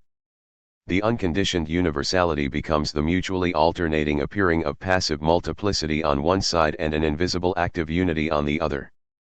The back and forth movement of matters passing over into their unity and the unity dispersing into independent matters unfolding in their diversity is what Hegel calls force, Kraft. On the one hand, we have the dispersal of independent matters in their immediate sensuality as an expression of force. On the other hand, Hegel calls force proper or genuine force the movement of the disappearance of those independent matters, that is, their retraction into a unified whole, a force driven back into itself from its expression. Consciousness sustains the different moments qua different, as an unperceivable causal power which binds the properties of the thing together as an existent substance in the world with reference to the interiority of things, while the perceived extended world is a plenum of independent matters. The structure of solicitation. The Verstand posits force as an explanatory power as it observes empirical phenomena. It is the ground of perceptual diversity whose dynamic is one of expansion and contraction. Hegel describes this movement between each side of force through a structure of solicitation, Solicitieren. The plurality of matters solicits force into a unity. Yet force is also the universal medium of subsisting matters. Hegel concludes that force is both what is solicited and what does the soliciting, both the externalization of sensual properties and the withdrawal of those elements back into the medium of its unity. This unity of force is transformed into the same reciprocal exchange of determinatenesses, Hegel 2018, 84. In appearance, there nevertheless remains a duality of forces, a self-diremption into two wholly independent forces whose only being is in truth their being posited by the other. Hegel describes the resulting scenario as a play of both forces in which they are determined as mutually opposed in an alteration of immediacy. Each force has their determination and complete fulfillment only through the other as its reciprocal complementary. Force is doubled into both a self-manifesting force and the force to which it is manifest. The composition of the play of forces consists in the mutual solicitation of two forces. What we have is an immediate alteration of back and forth solicitation, that is, the absolute exchange of determinateness which constitutes the sole content, Hegel 2018, 89, of what is being exhibited, in other words, what is appearing. Decisive here for our analysis is that the true content of the appearance of the play of forces is the unity of commensurability or of the absolute exchange of determinateness, das absolut Austauschende Bestimmtheit. These two relations are one and the same. Their difference is only a difference of the form of appearing either as solicited or soliciting. What disappears in this dynamic is all distinction and separation between mutually contrasting forces. The appearance of separateness therefore dissolves into a unity. All distinction evaporates in this absolute flux, and what remains is a difference into which the many antitheses have been resolved, Hegel 1977 c. 90. The law of appearance is as such the simultaneous cancellation and affirmation of difference. It is a self-sameness of the non-self-same, a constancy of inconstancy, Hegel 2018, 94. Through the Verstand, consciousness looks through the mediating play of forces into the true background of things. Hegel describes this developed being of force as appearance, Erscheinung, insofar as being that is directly and in its own self a non-being a surface show, or what Pinkert translates as a seeming to be shine. However, this being of force is not simply a semblance, seeming to be, or surface show but is a totality of show, Hegel 1977 c. 87. Hegel here gives the category of Erscheinung a more thorough definition as ein ganzes shines. As such, Erscheinung can be said to consist in a totality of semblances. Said another way, the shine of the Verstand transitions into a world of Erscheinung and when it is put together into a whole of dispersion and contraction. The development of shine to Erscheinung is the Verstand's explanatory movement of identifying the immediacies of sensual appearance to be governed by a totality of appearance that is the dynamic expression of force from a supersensible world. This totality is what constitutes the inner unity of things. Erscheinung is the whole of reality. The Verstand thereby sees itself as penetrating beneath the semblance or surface of things and arriving at what it understands to be the true background and objectivity of the world. To recap, the sensuous world which Hegel calls the world of appearance, der erscheinenden Welt, has revealed behind itself a supersensible world, eine Übersinnliche Welt. This is the true world above the vanishing and unstable world of appearances. This permanent beyond is for Hegel the first albeit imperfect or immature appearance of reason, unvollkommene Erscheinung der Vernunft. As Hegel writes, W hat is disclosed for the first time and henceforth is a supersensible world as the true world over and above the sensuous world as the appearing world. That is, over and above the vanishing this worldliness, there is disclosed a persisting otherworldly beyond, and in itself which is the first and therefore incomplete appearance of reason, that is, which is the pure element in which the truth has its essence. 2018, 87. The Verstand is fastened into this position of viewing the inner world through the play of forces. This movement produces a new determination that derives from the experience of the Verstand beholding, Erblicken, the Hintergrund via the appearance. After consciousness has penetrated the supersensible world and passed through the movement of appearing, to its dismay, it finds nothing. This is not because its reason is mistaken or short-sighted, but simply because there is nothing there to be known. That which is beyond consciousness is unknowable by definition. The interiority of things is empty. The thing in itself is that which does not appear. There is difficulty in explaining what is in consciousness by an appeal to what is outside consciousness. As such, the Verstand can no longer maintain that the source of appearances is the supersensible world. Rather than characterizing force as a substance that externalizes itself within the phenomenal or empirical realm, force becomes the externalizing appearance itself. There is no substance to force that is more than its expression. 6 This occurs since the supersensible world derives from the world of appearance that has mediated it. Since appearances produce the supersensible world, or that its beyond derives from appearance, the essence of the inner world is its appearance. Appearance is that which fills the inner world of things. The essential truth of the sensually perceived becomes the appearance itself. This is what is meant by Hegel's enigmatic and yet crucial formulation that he supersensible is therefore appearance qua appearance, 1977 c. 89. Appearance is not the appearance of some other reality in opposition to that reality, but reality itself. In a word, the supersensible world envelops the sensual world. Let it be emphasized, Hegel's point is that it is the supersensible world and not the sensible world that constitutes appearance. The inner world is the truth of appearance, of which it negates its exteriority. The supersensible is thereby the totality of appearance shown forth. Erscheinung as the totality of Schenen gives real insight into the interiority of reality. The Verstand comes to appeal to what it takes to be the essence of reality, namely a substantive law of force, das Gesetz der Kraft, which governs the reality of things. The Verstand now finds unity and stability for the ceaseless movement of phenomena in the law of force as the tranquil image, 1977 c. 91, of continual change. This calming kingdom of law governing the erratic heteronomy of the phenomenal world, or the permanent supersensible eidos of the sensible world, is taken as an objective substance. Having understood its own mistake as grasping the empirical as an illusory appearance, the Verstand now posits the supersensible world as a sphere defined by the laws of mathematics and the natural sciences. This inner true reality is no longer unknowable beyond its compartmentalized categorizations. The Verstand thereby maneuvers from the Kantian noumenal world to one of lawful scientific and mathematic precision and validity, predominantly structured by quantitative properties. To borrow a formulation from Adorno and Horkheimer, the essence of the world coincides with the statistical law by which its surface is classified, 2002, 183. The inverted world. Consciousness now wields two versions of the supersensible world.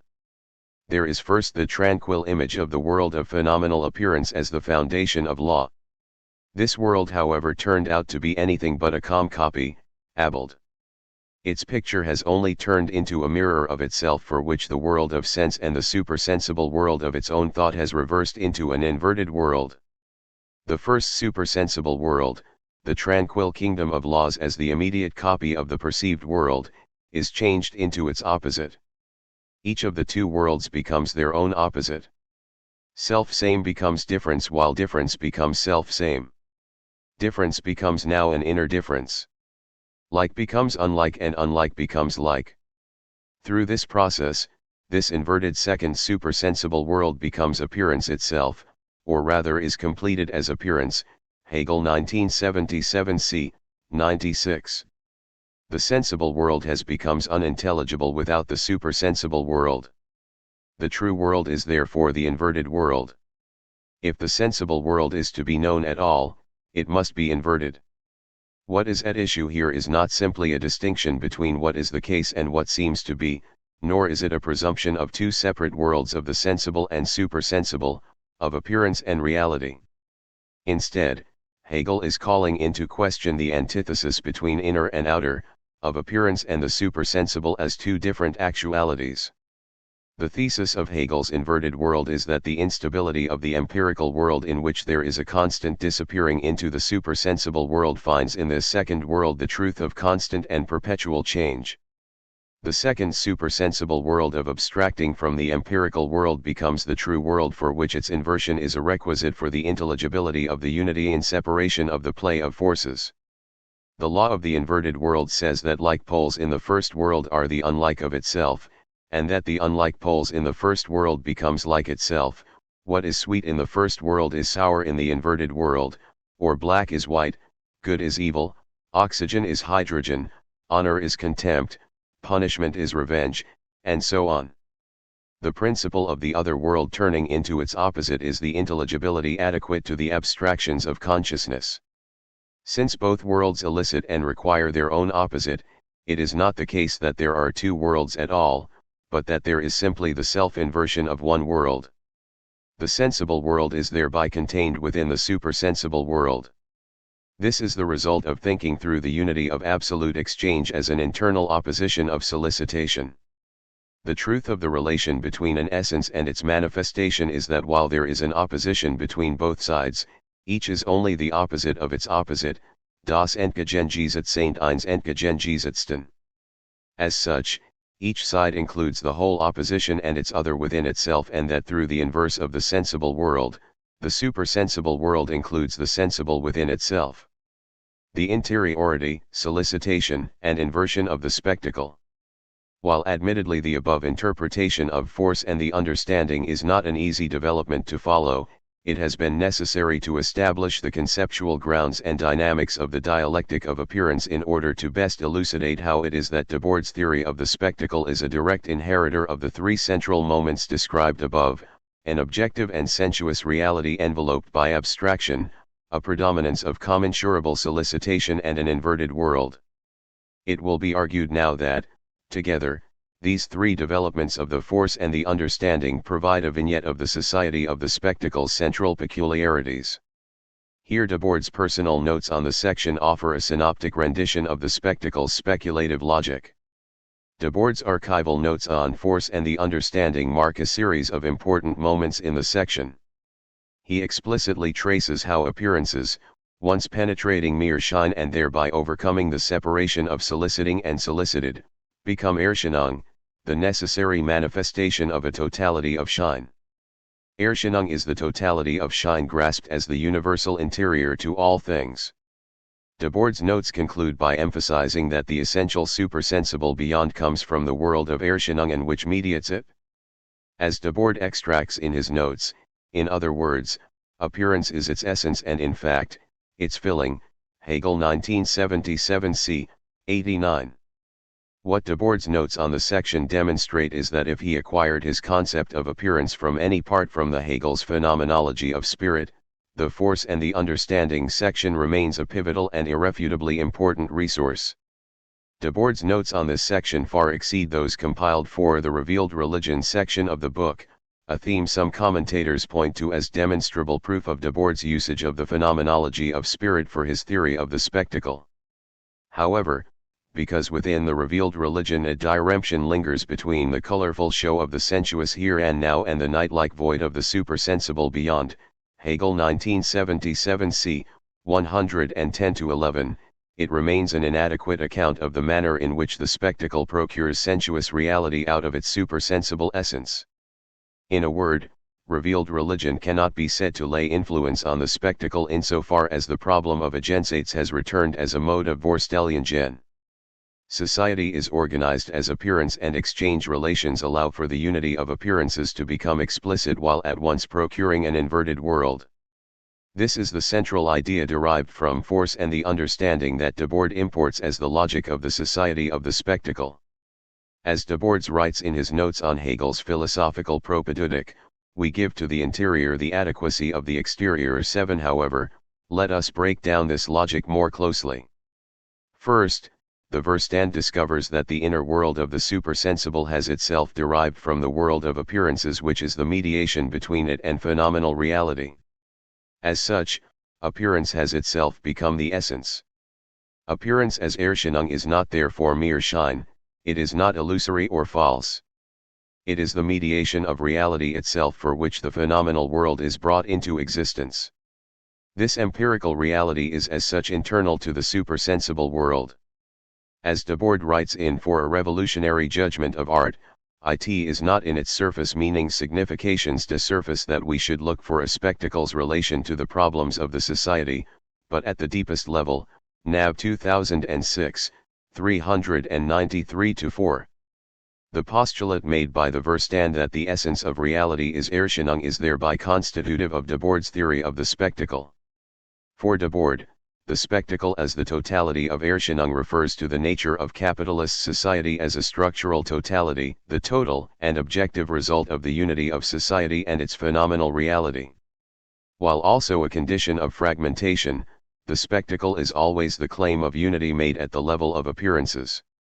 Additionally, the movement from the Verstand to self-consciousness is a movement between division and unity, a speculative dynamic internal to the society of the spectacle.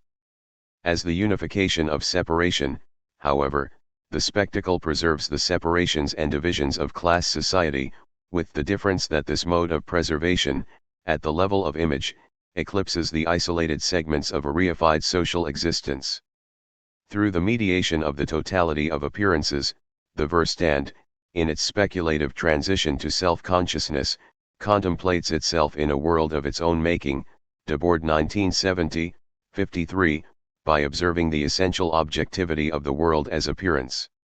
Second, clarification is required for how force and the understanding relates to the importance Debord places on the exchange relation for the development of the society of spectacle.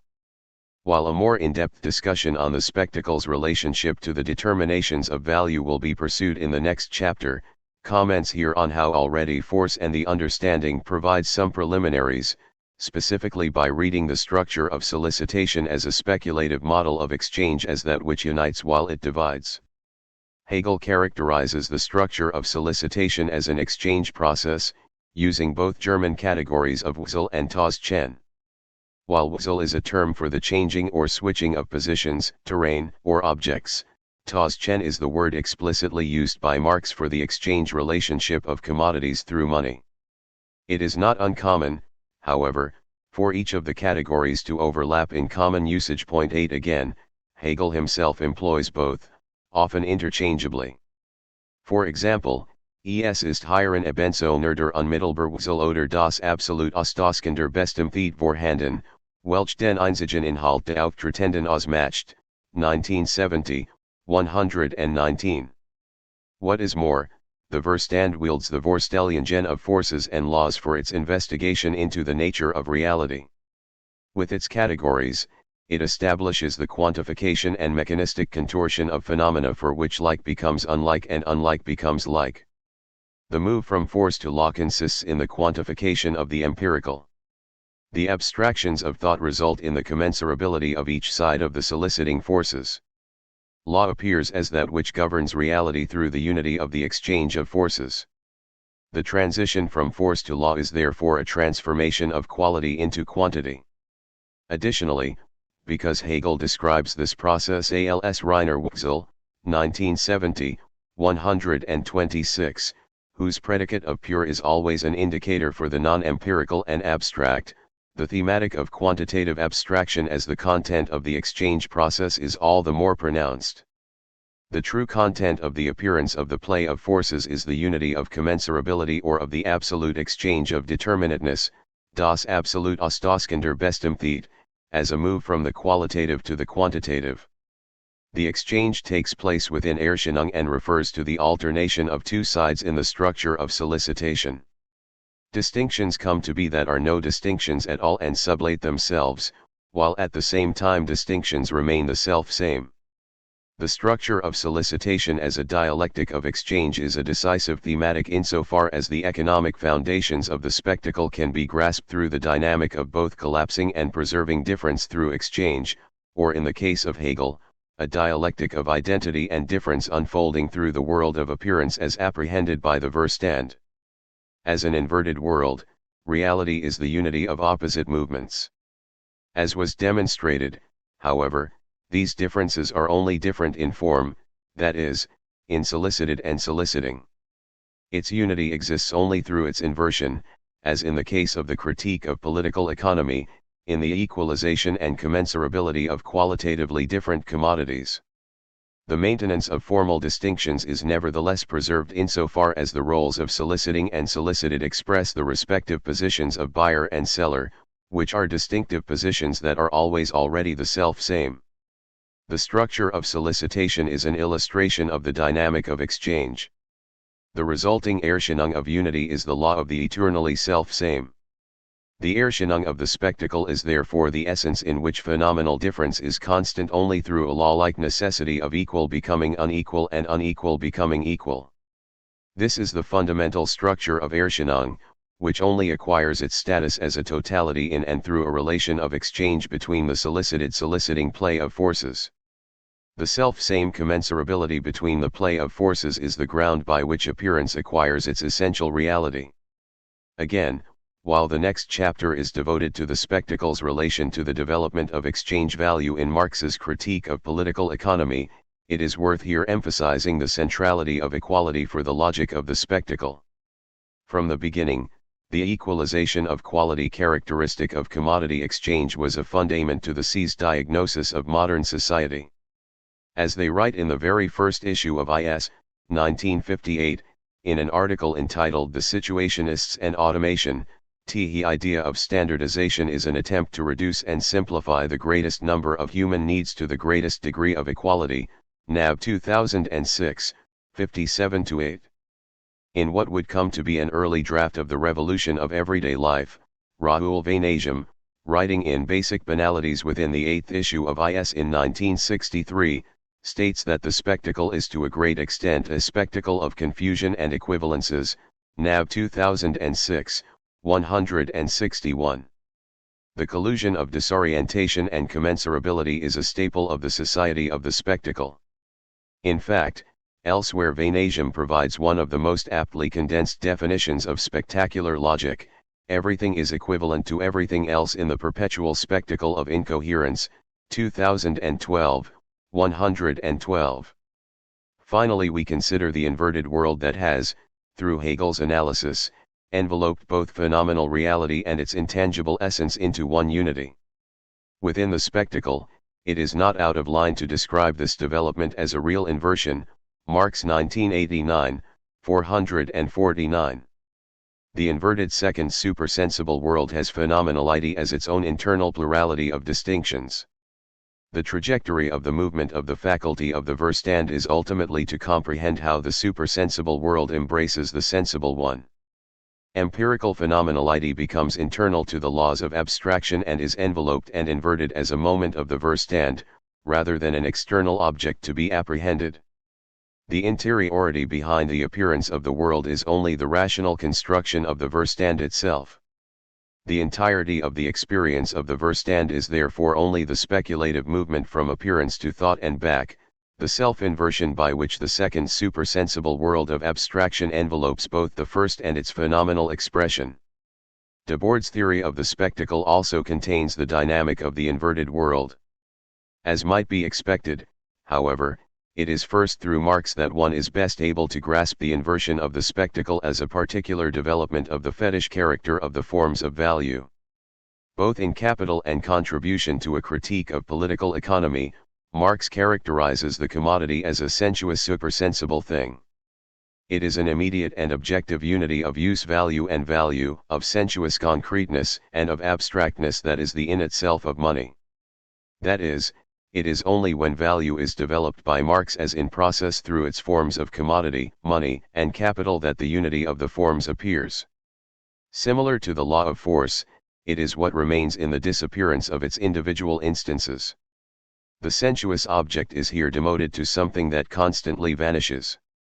The objectivity of the general, the supersensible, is thus a vanishing objectivity, Reichelt 2005, 46. In this way, it can be said that money is a self-sameness of the non-self-same, an objectively existing constancy of inconstancy. Only within the development of value do commodities comprise the immediate unity of the specifically concrete and the abstractly supersensible. Within this inverted world, active human practice creates its own opposite world, which in turn concretely subsists only through that opposite. It is an inversion of the abstract and the concrete in which the sensible and concrete only appear as moments of forms of appearance of value.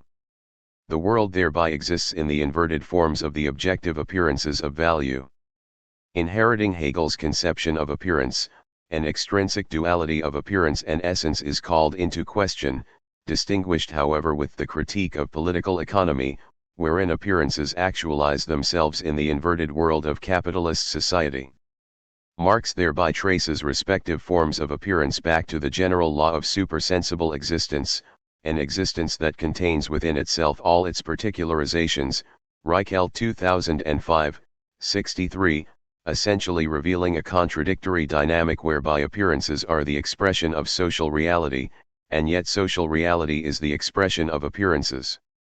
It is within this framework of inversion through appearance forms, elaborated specifically by Helmut Reichelt but also elsewhere by Hans-Georg Backhaus, 2005, 14, that Debord's theory of the spectacle can be situated. The essential truth of the sensually perceived becomes the appearance itself. This is what is meant by Hegel's enigmatic and yet crucial formulation that the supersensible is therefore appearance qua appearance, 1977 c. 89.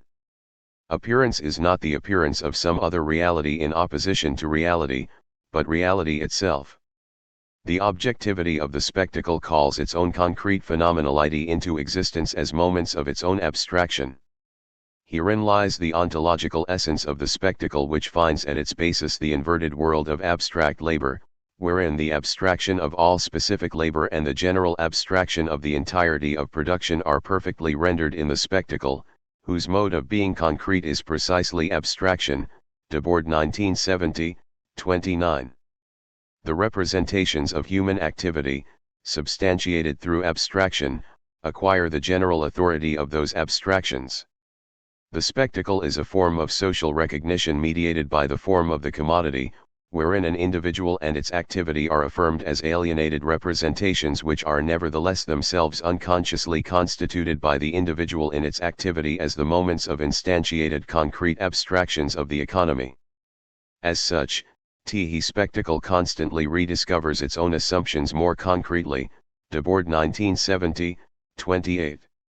The spectacle speculatively conceives reality as appearance, as an inverted world for which the separation of the sensuous world of appearance and the first supersensible world of essence are sublated within a second supersensible world that both preserves and negates their differences.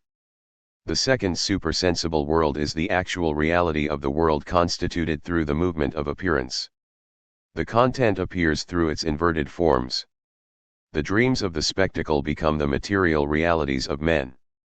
The spectacle thereby renders what Adorno calls a peephole metaphysics, 2007, 138-40, a mere glance at the in itself of objectivity, into a glory hole metaphysics, full experiential satiation in what lies beyond the realm of appearances. Unity and division of appearances. The conclusion of force and the understanding as a speculative movement from the Verstand to an albeit nascent Vernunft yields a unity whose nature is that of identity indifference. The third chapter of the Society of Spectacle proceeds with a similar logical structure. Entitled Unity and Division Within Appearances, Debord begins with an epigraph taken from a September 1964 article of the Chinese Maoist journal Red Flag, published between 1958 and 1988 after the Communist Party's great leap forward towards intensive and rapid industrialization. It offers an instance of the internal ideological conflicts within the Chinese Communist Party, replete with the vulgarized dialectics so characteristic of Mao's Little Red Book, a lively new polemic about the concepts one divides into two and two fuse in one is unfolding on the philosophical front in this country. This debate is a struggle between those who are for and those who are against the materialist dialectic, Debord 1995, 35. The extract pulled by Debord within the context of opening the third chapter is immediately lampooned by the theses that follow. There, Debord begins an analysis of the spectacle by isolating its double tendency to both divide and unify within its organization of appearances. He outlines a structure for which division takes on the appearance of unity and unity appears in the form of division. Like modern society itself, the spectacle is at once united and divided. In both, unity is grounded in a split, 1995, 54. The ground of the unity of the spectacle is its division. However, under the spectacle the grounding division is itself sublated by a reversal of the terms in and through the logic of appearing, Montry as it emerges in the spectacle, However, this contradiction is itself contradicted by virtue of a reversal of its meaning. Division is presented as unity, and unity as division. 1995, 54. Importantly, from our preceding analysis, this structure of unity in separation is described by Debord as a struggle between forces pouvoirs. 1995, 55, a disparity between unity and division overcome through the very logic of appearances.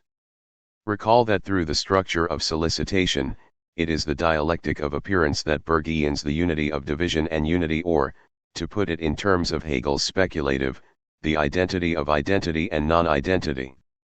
This essentially Hegelian insight into a structure of appearances for which differences subsist in and through identity is translated by Debord into geopolitical or factional conflict, struggles between forces, all of which have been established for the purpose of running the same socio-economic system, are thus officially passed off as real antagonisms.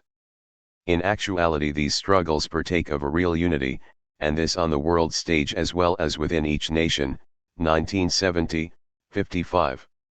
Of course, Debord maintains that these competing battles are not simply illusory and that they do in fact reflect the uneven and conflict-laden development of capitalism globally.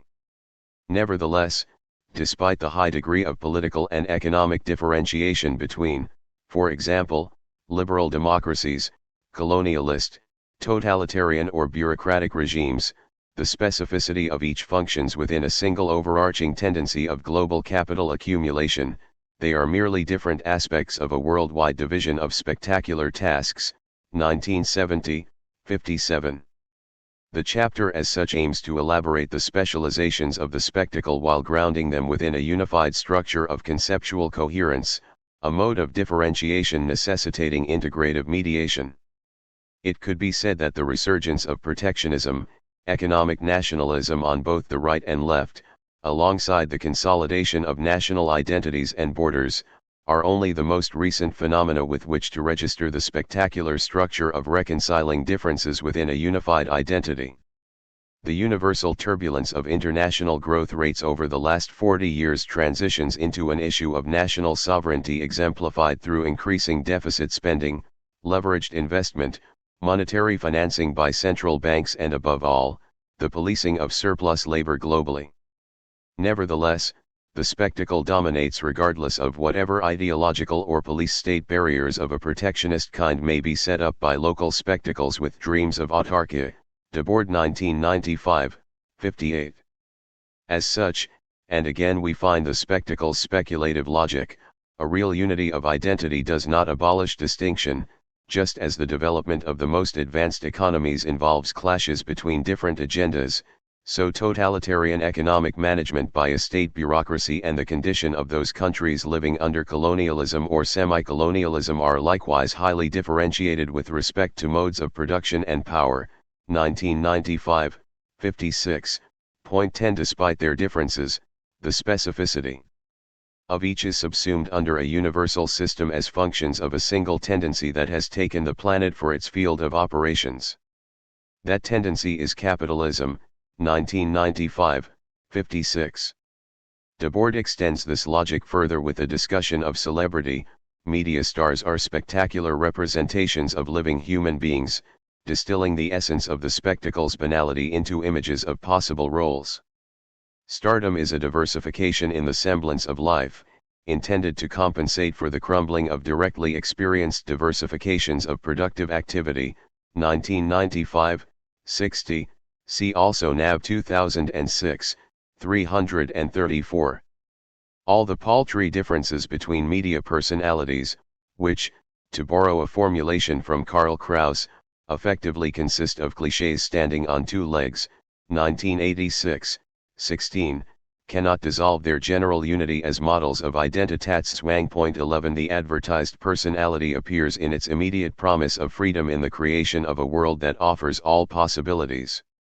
Although Debord writes that such individuals are incarnations of the inaccessible results of social labor, 1995, 60, it is worth remarking that in the present moment such personifications no longer have the status of the unattainable.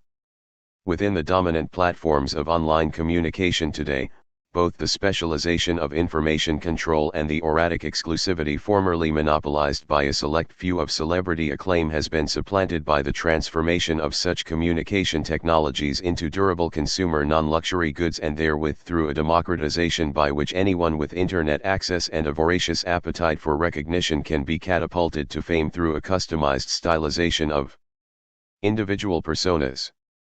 However, despite these changes, Debord's analysis holds insofar as regardless of how high they ascend, a moment's notice will witness them dissolve into oblivion, when the only fame is that bestowed by the grace and favor of a spectacular court, disgrace may swiftly follow.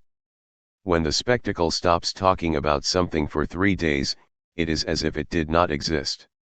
For it has then gone on to talk about something else, and it is that which henceforth, in short, exists. The practical consequences, as we see, are enormous. 1998, 18-20.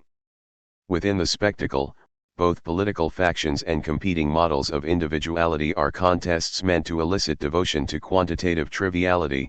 Debord 1970, 62. As Debord writes of individuality constituted within the spectacle, all official differences between them are thus cancelled out by the official similarity, which is an inescapable implication of their supposed excellence in every sphere. 1970, 61.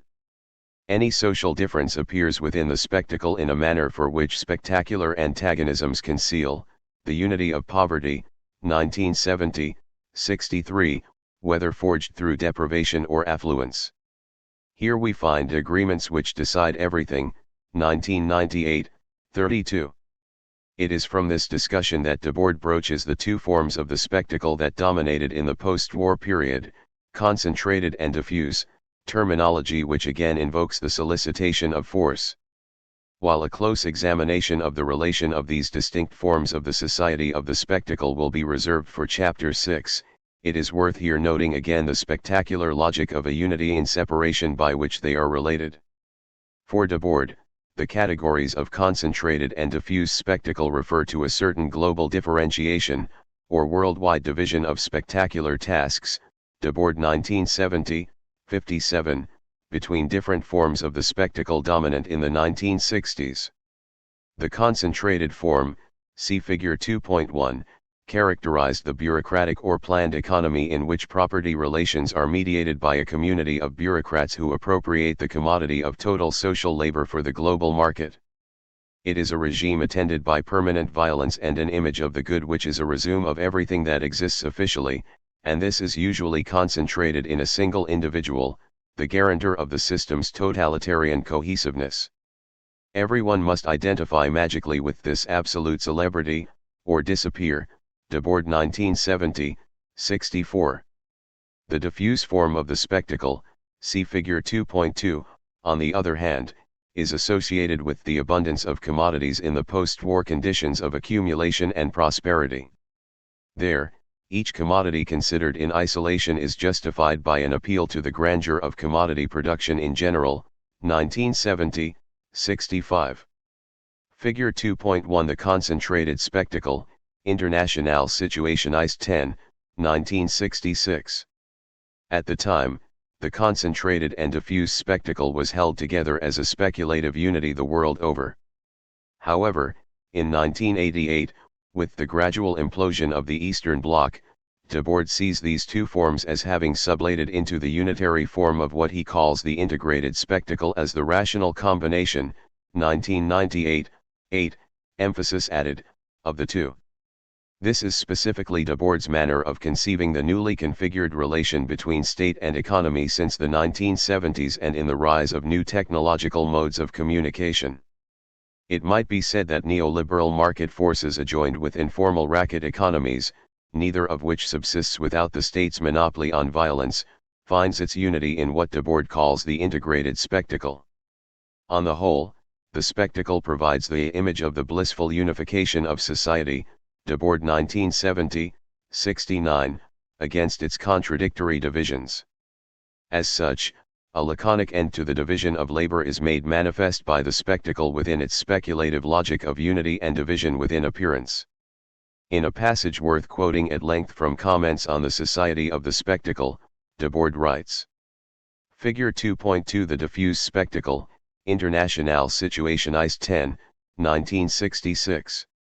It is in these conditions that a parodic end of the division of labor suddenly appears, with carnivalesque gaiety. A financier can be a singer, a lawyer a police spy, a baker can parade his literary tastes, an actor can be president, a chef can philosophize on cookery techniques as if they were landmarks in universal history. Anyone can join the spectacle, in order publicly to adopt, or sometimes secretly practice, an entirely different activity from whatever specialism first made their name. Where media status has acquired infinitely more importance than the value of anything one might actually be capable of doing, it is normal for this status to be readily transferable, for anyone, anywhere, to have the same right to the same kind of stardom. Most often these accelerated media particles pursue their own careers in the glow of statutorily guaranteed admiration. With the result that occasionally the social division of labor, along with its readily foreseeable singleness of purpose, reappears in quite new forms. For example, one can now publish a novel in order to arrange an assassination. Such picturesque examples also go to show that one should never trust someone because of their job. Yet the highest ambition of the integrated spectacle is still to turn secret agents into revolutionaries, and revolutionaries into secret agents. Debord 1998, 10-11, translation amended. This last sentence demonstrates that the integrated spectacle, as will be seen in Chapter 6, carries over the speculative logic of turning something into its opposite. Further, the Verdopplung of the spectacle's unitary logic sustains a speculative interchangeability by which, for example, Khrushchev had to become a general in order to have been responsible for the outcome of the Battle of Kursk, not on the battlefield but 20 years later, as master of the state. And Kennedy the orator survived himself, so to speak, and even delivered his own funeral oration, in the sense that Theodore Sorensen still wrote speeches for Kennedy's successor in the very style that had done so much to create the dead man's persona. Debord 1995, 61. The logical commensurability of state functionaries subsisting at the level of form, irrespective of differentiated content, thereby guarantees, through the realm of spectacular politics, which becomes effectively indistinguishable from entertainment, that Trump's Twitter account will live on and wield as much influence long after he is buried in the ground. Yet at the same time, as Debord remarks in his preparatory notes for Comments on the Society of the Spectacle, under the spectacle, we witness, the first time that one can be in power without knowing how to talk, since those who hold the mechanism of the spectacle no longer need to convince the like of Pericles, nor to impress Louis the Xivth, Le Bras and Guy 2016, 183. It is an insight given concrete illustration during the 2013 memorial for Nelson Mandela in Johannesburg when a sign language interpreter faked his way through the eulogy service, spontaneously inventing new signals without any meaning. Attributed to a sudden attack of schizophrenia, the performance nevertheless assured all those not conversant in sign language that this society, its state dignitaries and the general penchant for recognition, will uphold, from a foundation of incoherence, the dignity of the less fortunate in the most spurious and meaningless way possible. The third chapter of the Society of the Spectacle offers an explicitly speculative logic of unity in separation as a dynamic of appearances derived from Hegel's force and the understanding given concrete illustration. Here, a play of forces, separate entities which in truth are the expression of a fundamental unity constituted in and through the inverted reality of appearances. The unity of the world of the spectacle is at once not simply the ever-recurrent possibility of division but contains the persistence of difference within itself. In a word, as a unity, the society of the spectacle requires internal differentiation. Thus false conflicts of ancient vintage tend to be resuscitated, regionalisms or racisms whose job it now is to invest vulgar rankings in the hierarchies of consumption with a magical ontological superiority. Hence too the never-ending succession of paltry contests, from competitive sports to elections, Debord 1995, 62. It is for this reason that the spectacle cannot simply be read as a problem of petrification, but a dynamically developing organization of appearance forms of bacchanalian revel, one for which rigidity dissolves into the fluid possibility that things can always be worse. Whatever lays claim to permanence in the spectacle is founded on change, and must change as that foundation changes. The spectacle, though quintessentially dogmatic, can yet produce no solid dogma. Nothing is stable for it, this is its natural state, albeit the state most at odds with its natural inclination. Debord 1995, 71. The spectacle differentiates as it unifies and unifies as it differentiates. The manifold coheres within a unity that verdoppelt again into the many. Each is a condition for the other. Separation is a condition of unity while unity the condition of separation. The resultant symmetry is the burgeoning of the speculative, the rationality of a unity which must internally differentiate itself without collapsing into a heterogeneous manifold of self-same division. Society appears fragmented only within the unity that is the concept of the spectacle. And yet the reverse is also true, society appears unified precisely to the degree that the spectacle is also fragmentary. The whole of the spectacle thereby carries its differences within itself. Marx, writing in his 1847 essay Moralising Criticism and Critical Morality, inadvertently captures the speculative logic of the spectacle with refinement, that where it succeeds in seeing differences, it does not see unity, and that where it sees unity, it does not see differences. If it propounds differentiated determinants, they at once become fossilised in its hands, and it can see only the most reprehensible sophistry when these wooden concepts are knocked together so that they take fire. 1976 c. 320. Identifying Marx here is apt since we will now, before concluding, turn to Feuerbach and Marx on the question of the speculative, writings with which Debord was closely familiar and which helped to further substantiate the spectacle as a speculative concept. The speculative in Feuerbach and Marx. Within Debord's archival notes, there is seldom commentary upon Hegel's direct words about the speculative. 12 However, his notes on Feuerbach and the early writings of Marx offer an alterative indirect concentration towards speculative philosophy. In fact, many if not the majority of Debord's notes on Feuerbach comprise the theme of Hegelian speculation. It could be cursorily remarked that Feuerbach has bearing on Debord for the way in which the former outlined religion and philosophy as the projection of human powers, as the transposition of essential being outwards into an independent realm hidden as originating within human beings. However, something more specific can here be unearthed, specifically how it is that Feuerbach's interpretation of the speculative in Hegel came to give greater determinacy to the concept of the society of the spectacle. Feuerbach opposed what he took to be an idealist metaphysics characteristic of modern epistemology in which reality is allegedly subordinate to a rationalized transcendent realm expunged of sensuousness. Over and against the sensible world, the intelligible world is castigated by Feuerbach for failing to adequately allow empirical reality to break in on the mind that attempts to master it. The consummation of such endeavors are for Feuerbach exemplified in the speculative philosophy of Hegel, for which thought is said to have cut itself off from the objective world, tarrying, as in the case of the opening of the science of logic, with merely the concept of being rather than being itself. For Feuerbach, religion subordinated and degraded man by its transcendental supremacy. In his introduction to the essence of Christianity, which grounds comments made by both the young Marx and Debord, Feuerbach writes: "In order to enrich God, man must become poor, that God may be all, man must be nothing. But he also does not need to be anything for himself, because everything for himself, everything he takes from himself, is not lost, but preserved in God. What man withdraws from himself, what he lacks in himself, he only enjoys in an incomparably higher and richer measure in God." Feuerbach 2012, 124. Inverted ratios between human beings and their metaphysical creations index a scenario by which what is denied on earth is affirmed into the heavens.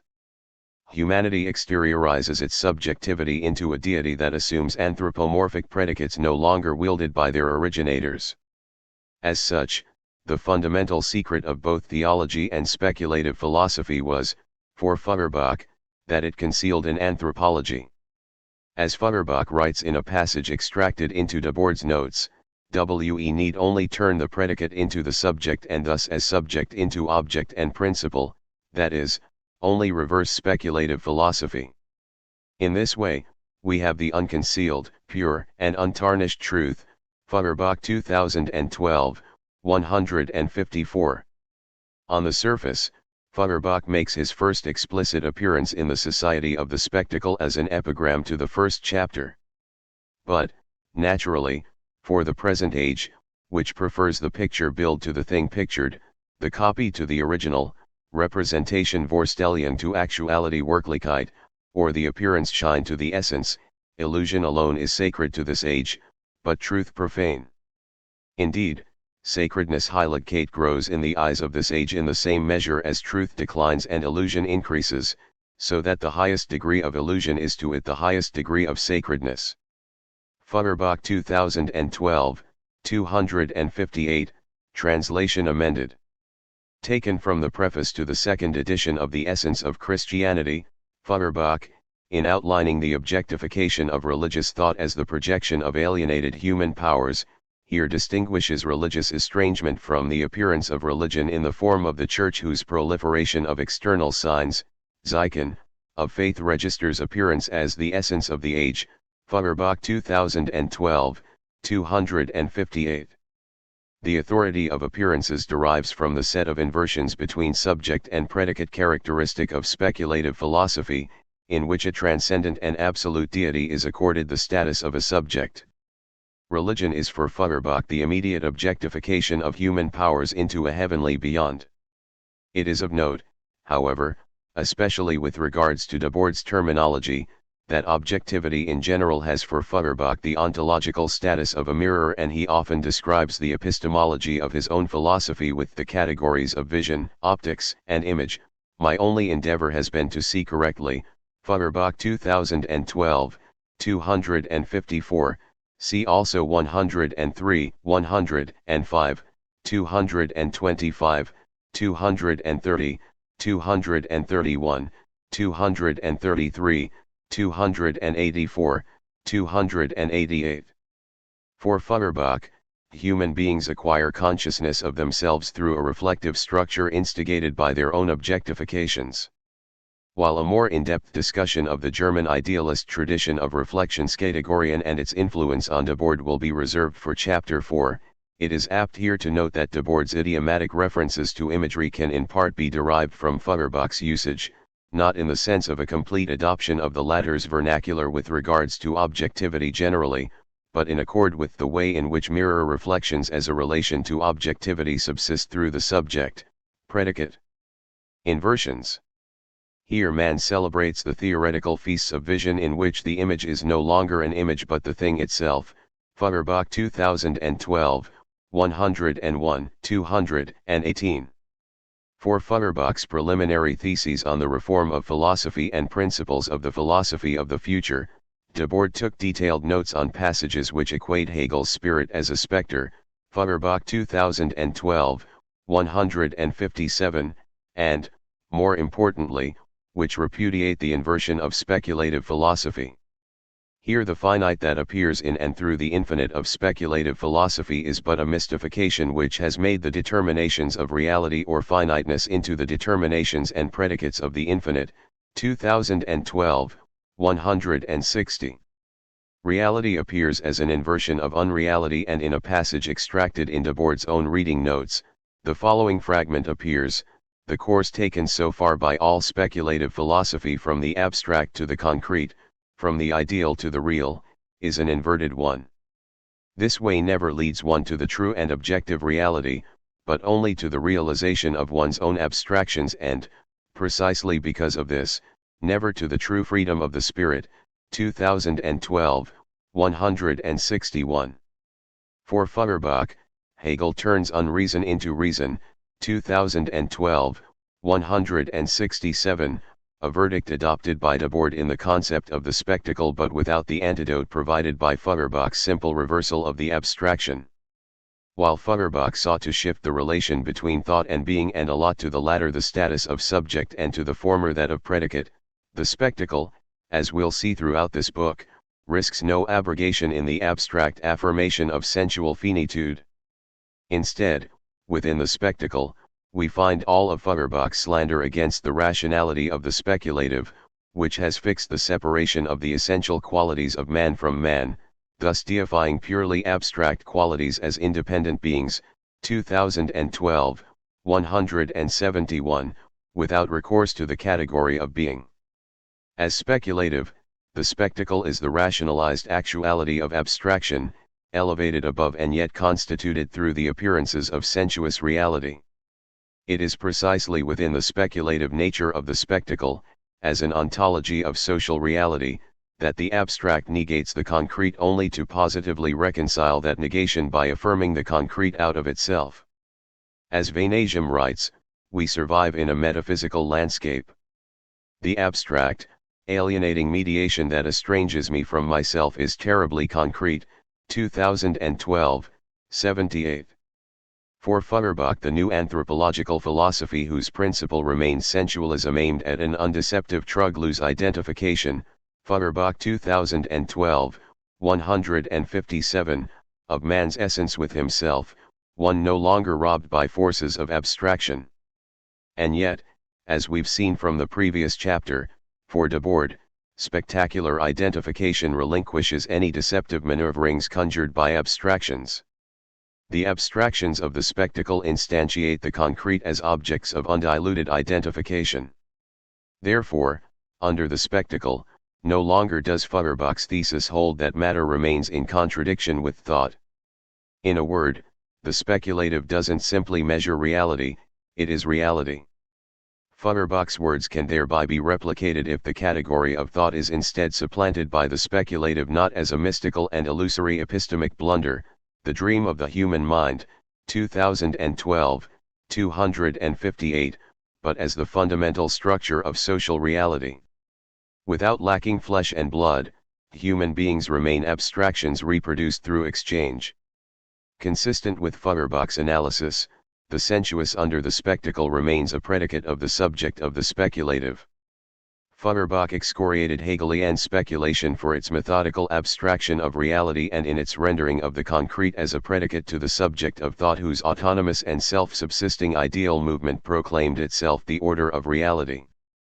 Debord was intimately familiar with these criticisms, and it can be argued that the very concept of the society of the spectacle inherits these features of Feuerbach's interpretation of the speculative. This argument can be advanced by proceeding to those aspects of Marx's writings for which Debord was most familiar and which contains commentary on the speculative in Hegel's philosophy. In his younger years, Marx dealt with the issue of speculation as a form of alienation, as the most dangerous enemy of our real humanism, Marx 1975 d. 7. This appears most starkly within his 1844 manuscripts and the Holy Family. There, speculation is reproached much as Hegel's philosophy would suffer under the criticisms of Feuerbach.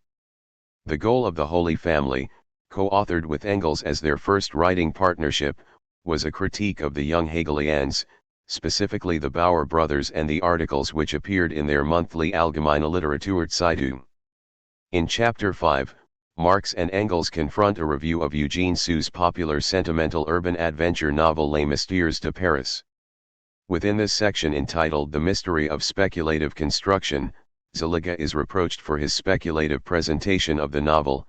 However, before doing so, Marx offers a brief synopsis on how he understands speculative construction in general, Marx 1975 d.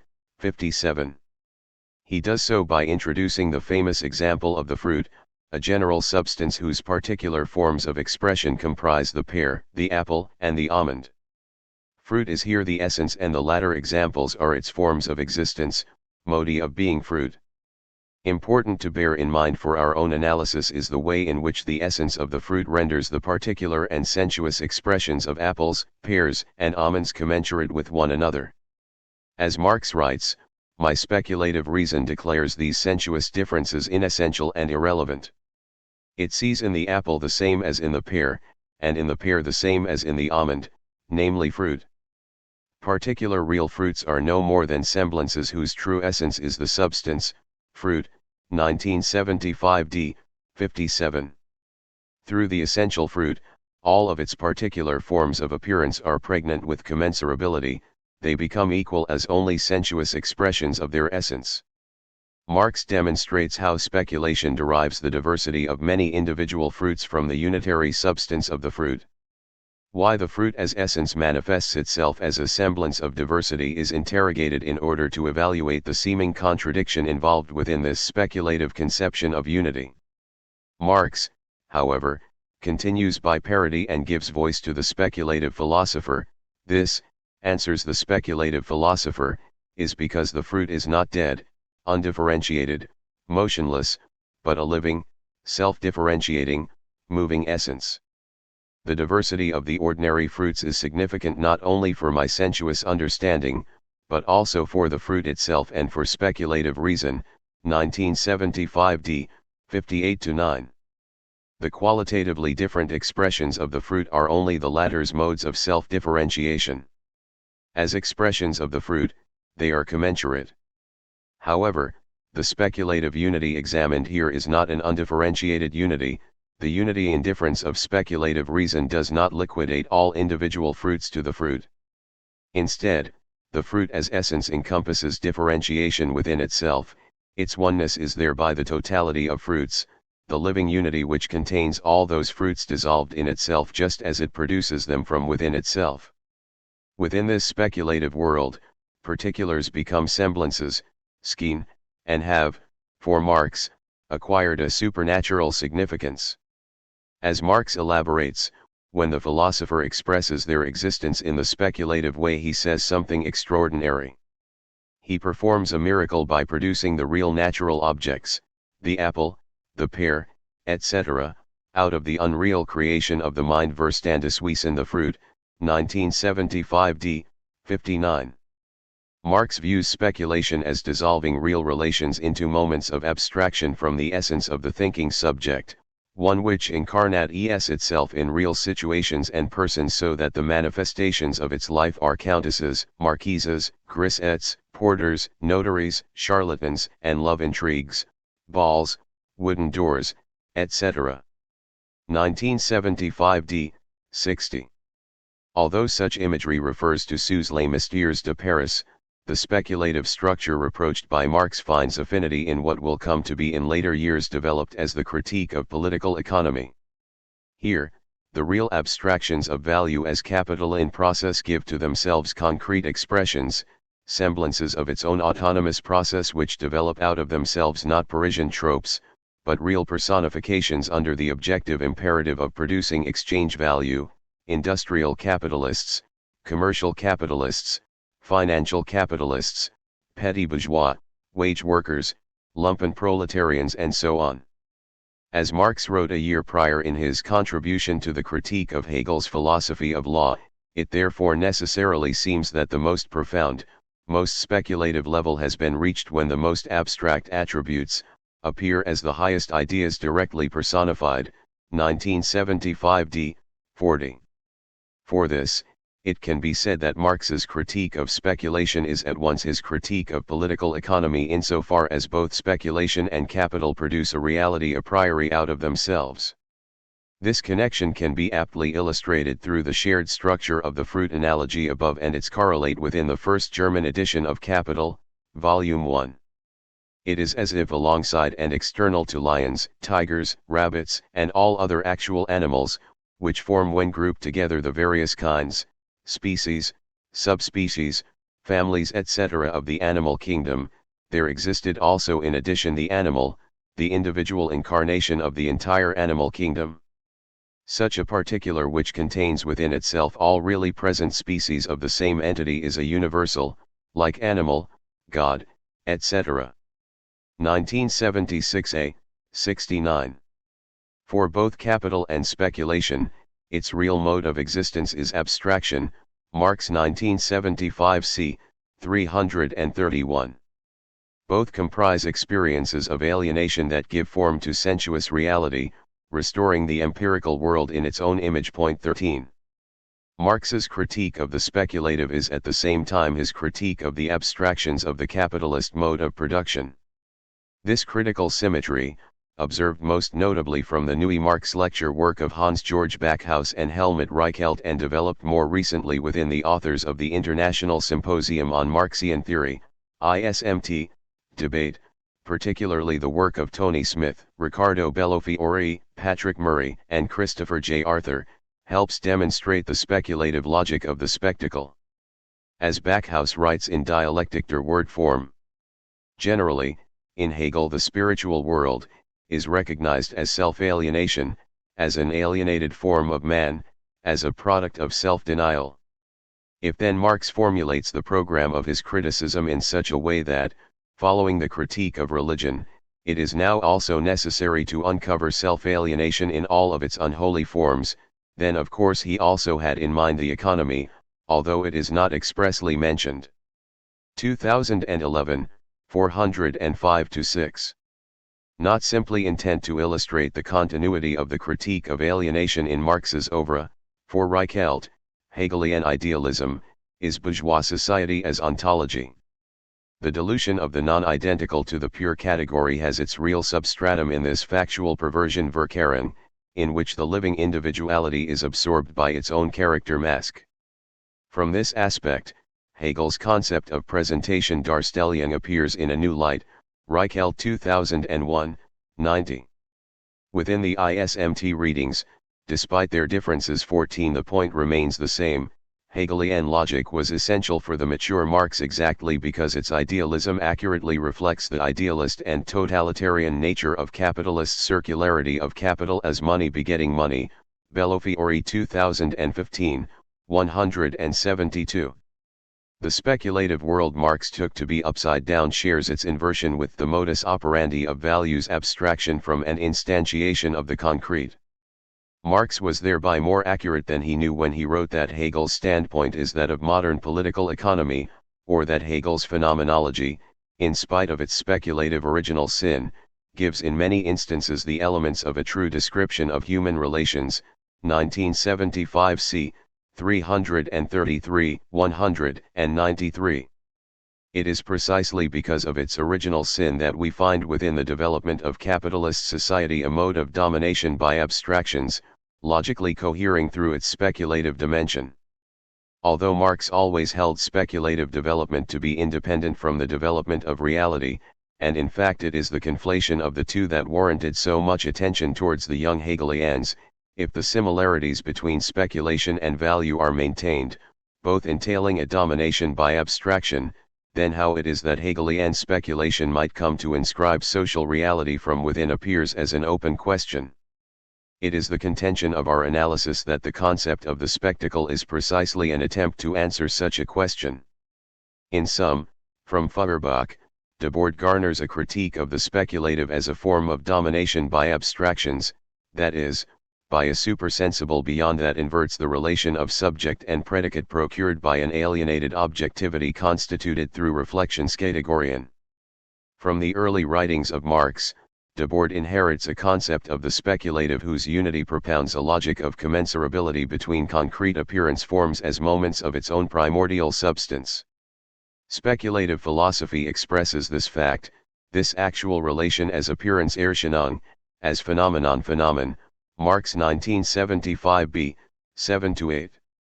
It is a world of inversion, one in which the actuality of empirical reality becomes a moment of appearance through which an essential unity differentiates itself.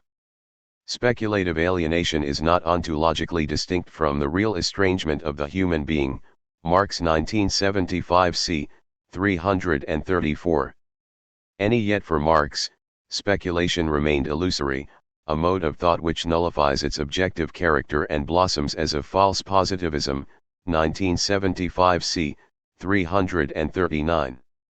Its illusions are brought together within the speculative unity of subject and substance, and as such, there are limits to Marx's critique of the speculative that Debord's concept of the spectacle helps to advance, whereby the world of speculation stands as the mirror image of the world of actuality.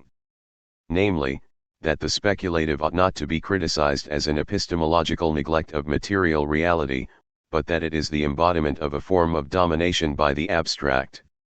Indeed, to answer Marx's query on the significance of the result of Hegel's speculative logic, it is the spectacle which satisfies itself with being a totality of abstractions or the self-comprehending abstraction that, in the end, even resolves nature into these abstractions. 1975 c. 343, 345, an externality posited from within its own process. The speculative abstractions of the spectacle are made into their own substance, hypostatized into an objective reality. 15. Conclusion. Within the present chapter, the speculative trajectory of the Verstand and the structure of solicitation led ultimately to an inverted world by which the supersensible embraces the sensible. For this, the spectacle emerges as the simplified summary of the sensible world. Debord 1998, 28. We have seen how Debord offers an explicitly speculative logic of unity in separation as a dynamic of appearances derived from Hegel's force and the understanding given concrete illustration through the third chapter of the Society of the Spectacle. Through the dialectic of appearances, empirical phenomenality becomes internal to the law of abstraction, and it is through this process that the speculative logic of the spectacle becomes explicit. The appearances of the spectacle are thus not obstacles that conceal an inaccessible beyond but give positive albeit inverted order to the objective world itself.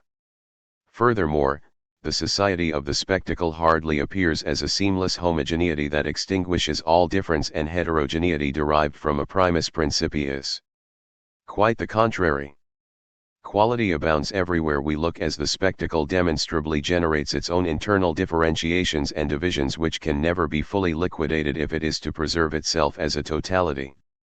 The spectacle exceeds the schematism of the Verstand. It does not simply blossom within a heteronomy of separations but emerges as the unifying principle of separation. For this, the spectacle can hardly be construed as a fixed monochromatic formalism, Hegel 1977a, 9, but shines forth in colorful and immense diversity through a fundamental speculative logic of organization. For Hegel, the speculative is the movement of thought capable of surmounting the dichotomies of the Verstand through the unifying power of Vernunft, which, as Adorno observed, is a good deal more cunning even than Hegel believed. 2003a, 106. Speculative unity is the imposition of a harmonious state of affairs that nevertheless remains at odds with itself. Here, as speculative, we unearth the spectacle as offering scope both for the repression of qualities and for reconciliation. Adorno 2008, 161. It is to delight in the present as the reconciliation with actuality. Hegel 1991a, 22. A phrase found within the preface to Hegel's Elements of the Philosophy of Right, which Debord extracted into his notes. As such, and reversing Feuerbach's dictum, we can say that through the spectacle the laws of speculative have become laws of reality. However, let us for the moment leave this speculative logic aside and proceed to examine how it is that Hegel's dialectic of appearance examined above finds its way into Marx's critique of political economy, and why it is that Debord's concept of the society of the spectacle remains incomplete without an analysis of the forms of capitalist wealth. 3. The value of the spectacle. The evils produced by extreme equality become apparent only gradually. Little by little they creep into the heart of society. They are noticed every now and again, so that, when they are at their most disturbing, habit has already nullified their effect. Alexis de Tocqueville. Published a century after Marx's Capital, Guy Debord's The Society of the Spectacle was described upon its release as the capital of the new generation. However, the book's content has almost never been seriously examined alongside the dialectical logic of the social forms of value systematically ordered within Marx's Capital. Despite Debord's description of the modern spectacle as a development of the commodity capitalist economy, discussions on Debord's debt to Marx customarily emphasize those early writings in which Marx enunciates the critique of alienation without having yet traversed the works of classical political economy. And for good reason, as his archival notes can verify.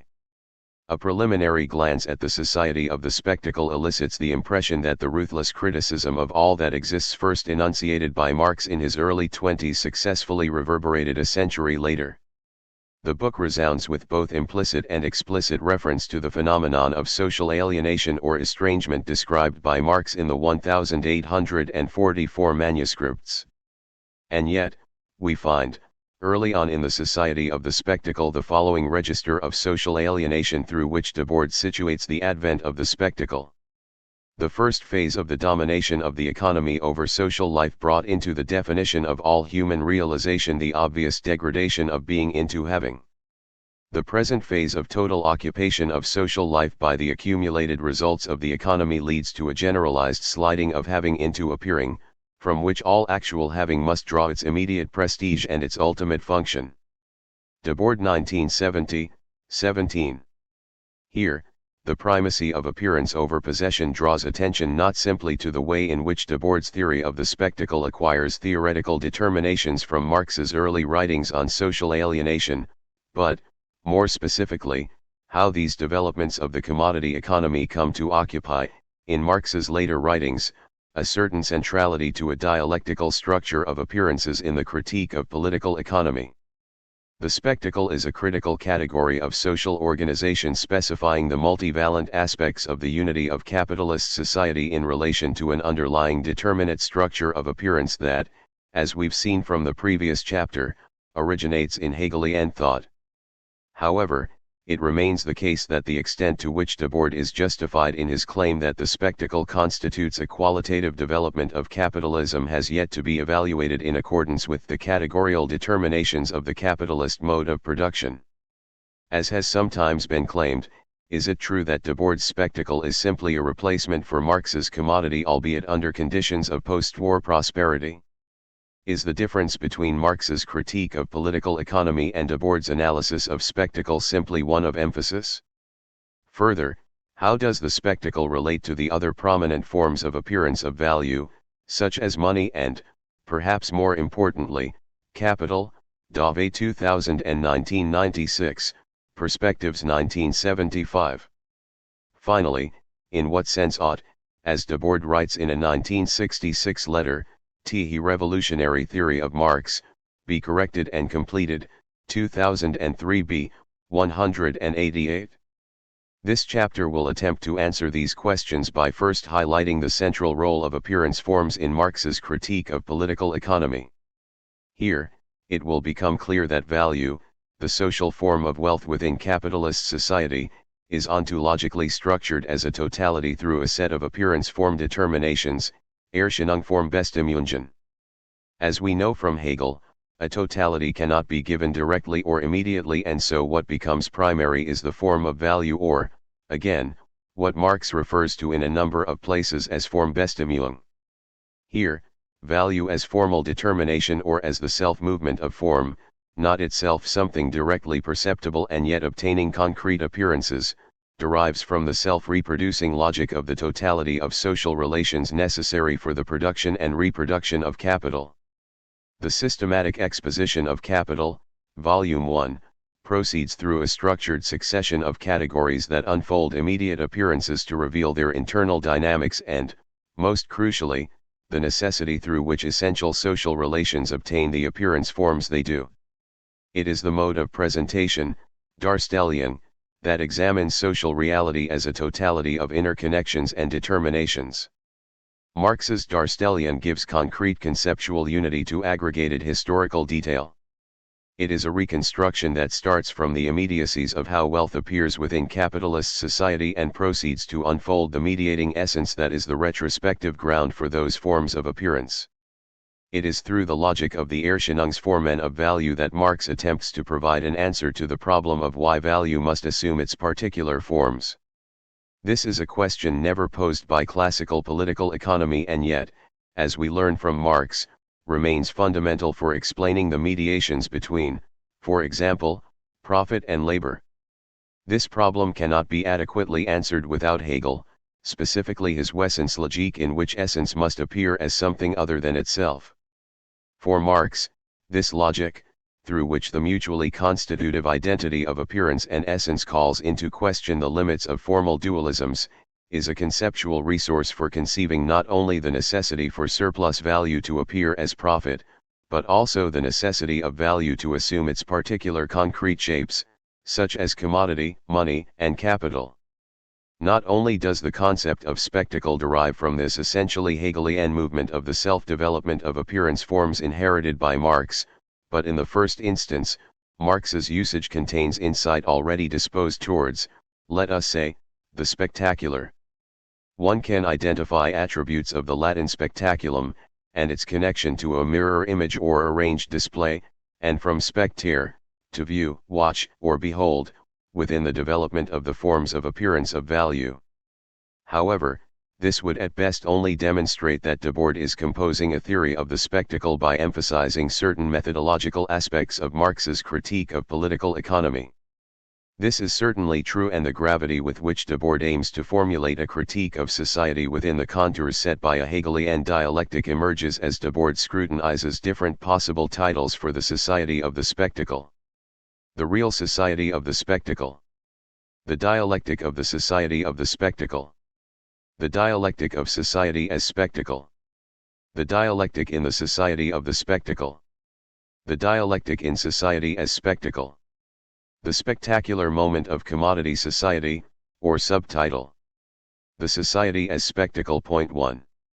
Besides the connotations involved in these working titles and their affinity with the method of Marx's critique of political economy, there are some considerable advances made by Debord with his concept of spectacle. We will first recall those general elements from Marx's critique of political economy from which Debord understands his own diagnosis. From there, how the spectacle relates to the appearance structure of the forms of value will be examined, with specific attention thereafter to the select determinations of money. It will be seen that money, specifically as a monopoly on use value, bears distinctive connection to the concept of the spectacle, yet is only fully substantiated by Debord's engagement with post-war economist John Kenneth Galbraith. This chapter will then assess the way in which Debord's society of the spectacle remains a critical category that both exceeds the specific determinations of the critique of political economy while yet having its conceptual basis within them. The spectacle as a category of the critique of political economy. At the most elemental level, we recall Marx's description of the dual character of the commodity. It is a sensuous supersensible sinnlich übersinnlich, 1962, 85, 86, thing whereby, in Marx's exposition in Capital, Volume 1, the unity of sensuous use value and abstract exchange value of the commodity unfold corresponding concrete and abstract forms of human labor crystallized within. Marx refers to this unity as value, which is the form of wealth within the capitalist mode of production. For Marx, this unity becomes posited for itself when the products of labor are equalized in the exchange process. They are abstracted from their heterogeneous and concrete particularities by reducing the substance of their use value to a quantity of socially necessary abstract labor time, the measure of their value. The incommensurability of the use values of two commodities becomes momentarily displaced during the equalization of the exchange process. Value thereby comes to be realized in the exchange process through the negation of use value, in which the sensuous or qualitative aspects of the commodities are momentarily expelled by the quantitative equivalence of exchange. And yet, for Marx, this negation of use value acquires a positive presence in the form of money and capital, each of which take possession of the materiality of production and consumption for the purpose of exchange. Within capitalist society, production is production for exchange, and in this way, the concreteness of the world is brought into existence by the abstract objective force of value. The abstraction of exchange renders the concrete aspect of commodities, and the human labor embedded within, as the forms of determinations of value itself. Here, the natural form of the commodity becomes its value form as its represented form of appearance. As Marx writes, within the value relation and the value expression included in it, the abstractly general counts not as a property of the concrete, sensibly real, but on the contrary the sensibly concrete counts as the mere form of appearance or definite form of realization of the abstractly general, 1978, 139-40. This inversion of the abstract and the concrete constitutes within Marx's Capital the development of the different forms of value, beginning with its elemental form as the commodity. It is through this process that the sensuous world becomes subsumed by the supersensible. The constant expulsion and affirmation of concrete reality constitutes the essential movement of value, a process whereby the negation of use value during exchange in turn objectifies itself, or negates its negation, by instantiating concrete reality through its development of forms, Gestaltungsprozess. It is an abstract emptiness acquiring concrete constitutive power, Arthur 2004. Such is the manner in which value gives itself its own reality, an autonomy of real abstractions constituting the world in its own image. Point 2. Through the form determinations of value, Marx outlines the extent to which social reality comes to be constituted through or mediated by the forms of appearance of value. The social world of commodity exchange thereby produces what Marx calls an objective domination. Sack-like Herrschaft. Human activity becomes subordinated to the objective social forms of the commodity, money, and capital.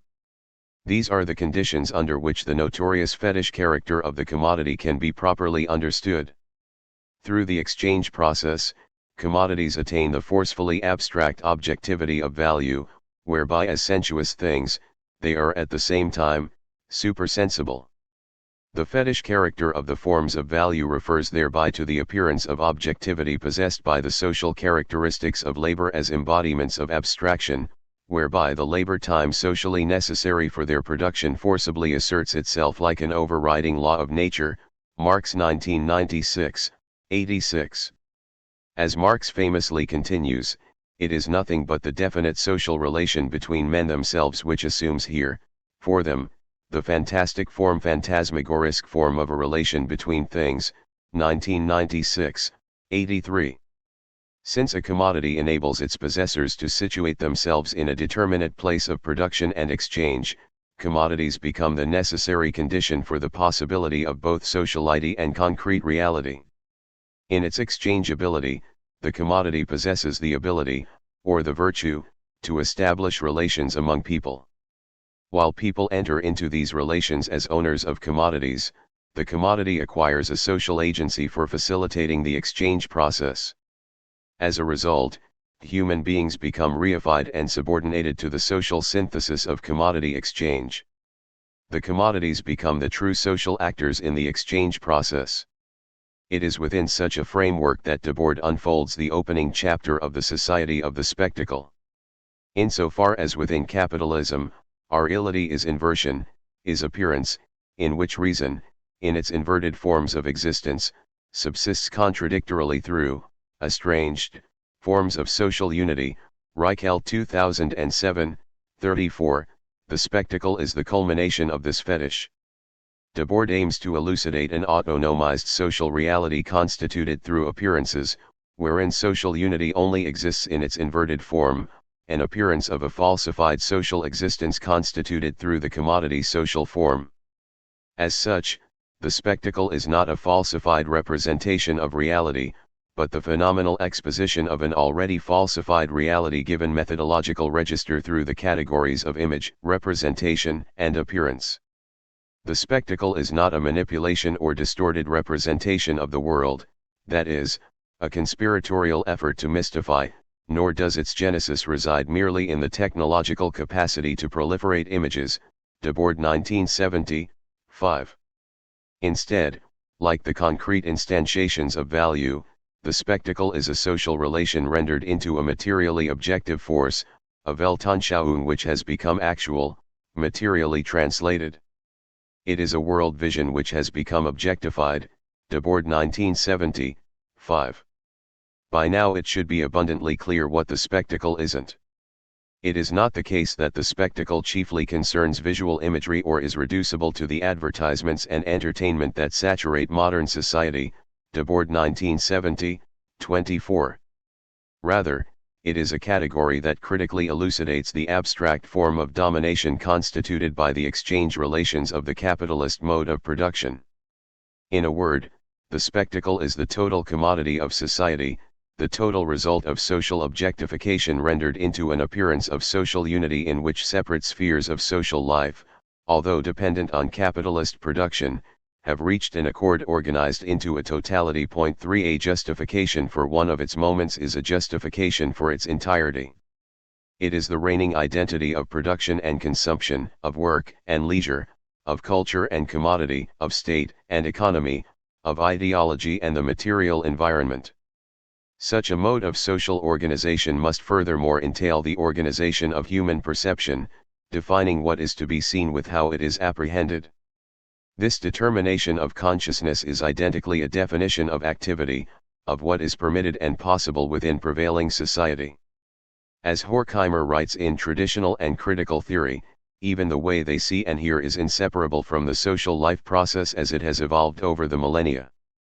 The facts which our senses present to us are socially preformed in two ways, through the historical character of the object perceived and through the historical character of the perceiving organ. 2002, 200. Value and its spectacular forms of appearance. We begin with 10 of the first chapter of the Society of the Spectacle and consider some of the issues embedded therein. Considered in its own terms, the spectacle is affirmation of appearance and affirmation of all human life, namely social life, as mere appearance. But the critique which reaches the truth of the spectacle exposes it as the visible negation of life, as a negation of life which has become visible. 1970, 10. What does it mean for a negation to gain positive form or obtain this appearance form? For Debord, this is the result of the autonomous movement of the commodity economy in its abstract and quantitative structuring of social relations. But to fully grasp what this means, we have to tour Marx's theory of the form of value. It is there that we will see how it is that the economy acquires this independent force of objectivity through its forms of appearance. Debord's opening chapter, Separation Perfected, continues within a framework derived from the opening sections of Capital. There, the sensuous supersensible, sinnliche übersinnlich, feature of the commodity elicits the unity of sensuous use value and abstract exchange value which is named by Marx as value. It is a unity that becomes posited for itself when the products of labor are equalized in the exchange process and are abstracted from their heterogeneous and concrete particularities by the reduction of the substance of their use value to a quantum or aliquot of socially necessary abstract labor time. The use values of two commodities become momentarily displaced during the exchange process. Value is thereby realized in the exchange process through the negation of use value in which the qualitative aspects of the commodities are momentarily expelled by the quantitative equivalence of exchange. Here, the natural form of the commodity becomes its value form as its form of appearance. Insofar as within capitalism, social reality appears as an inverted world and subsists through estranged forms of abstract social unity, the spectacle is the culmination of a fetish in which the unity it imposes is merely the official language of generalized separation. Debord 1995, 3. Debord aims to elucidate an autonomized social reality constituted through appearances, wherein social unity only exists in its inverted form. As such, the spectacle is not a falsified representation of reality, but the visual or phenomenal exposition of an already falsified reality. It is the development of value becoming visible to itself. Recall that the spectacle is not a distorted representation of social reality but the appearance and justification of the actual distortion or perversion of social reality itself. As Debord writes in the second chapter, the spectacle is the moment when the commodity has attained the total occupation of social life. Not only is the relation to the commodity visible, but it is all one sees, the world one sees is its world. 1970, 42. However, if we are to regard the spectacle as a visualization of the world of commodities, then the category of the commodity itself doesn't yet obtain the features Debord is describing. We need instead to traverse the varied capacities and functions of money. Indeed, while the commodity features as a more prominent protagonist in the society of the spectacle on the surface of things, it will be argued that it is actually different aspects of the logic of money which better elucidates the spectacle as a development of the capitalist mode of production. The spectacular nature of money. For Marx, the forms of appearance of value proceed through visual inspection or Augenschein. This is Marx's formulation, which comes to the fore most explicitly in the first chapter of the first German edition of Capital and the value form appendix to that edition. There, it is appearances themselves that commence the dialectic on the forms of value, der Augenschein Lehrreitferner. In a sense, Marx is simply observing, betrachtet, their development.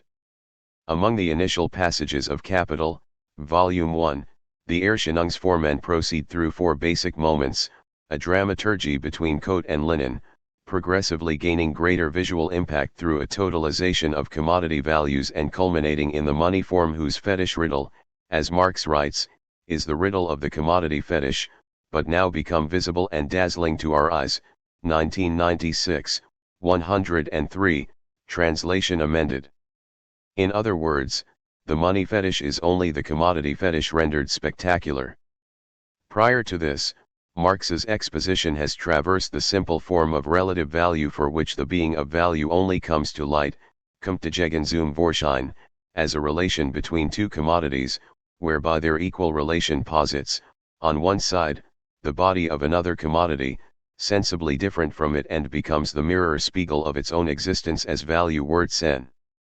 Here, value reveals itself, often bart sich, or receives sensual expression, or halt sinnlichen Ausdruck, in the relation between commodities, that is, one commodity's use value becomes the form of appearance, Erscheinungsform, or the objective reflection of the value of another commodity. Second, Marx proceeds to the equivalent form of value, which, unlike future editions, already broaches the discussion of the fetish character of commodities, whose mystical form elicits the famous optic metaphor in which subjective impressions are explicable not as a subjective stimulation of the optic nerve itself, but as the objective form of a thing outside the eye, Marx 1978, 142.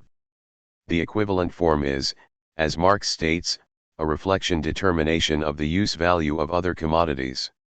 In his example, linen sees itself as equivalent to the coat.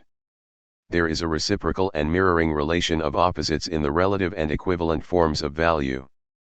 Third, Marx proceeds to the developed form of relative value, in which the form of value becomes an environment of commodities. Here we find the proliferation of many simple relative value expressions. The accidental character of the equation of two commodities immediately falls away to reveal an indefinite, constantly extendable series of its relative value expressions, and the linen relates itself to all possible commodity bodies as mere form of appearance of the labor which is contained in itself, Marx 1976a. Within this emergent world of commodities, the body of each becomes a mirror, spiegel, for a universal equivalent. Finally, Marx follows the series of development into a situation in which the totality of values can now obtain the appearance as exchange values, or what he calls the universal relative form of value. In this process, one commodity as a specific equivalent within the world or environment of relative forms of value remains.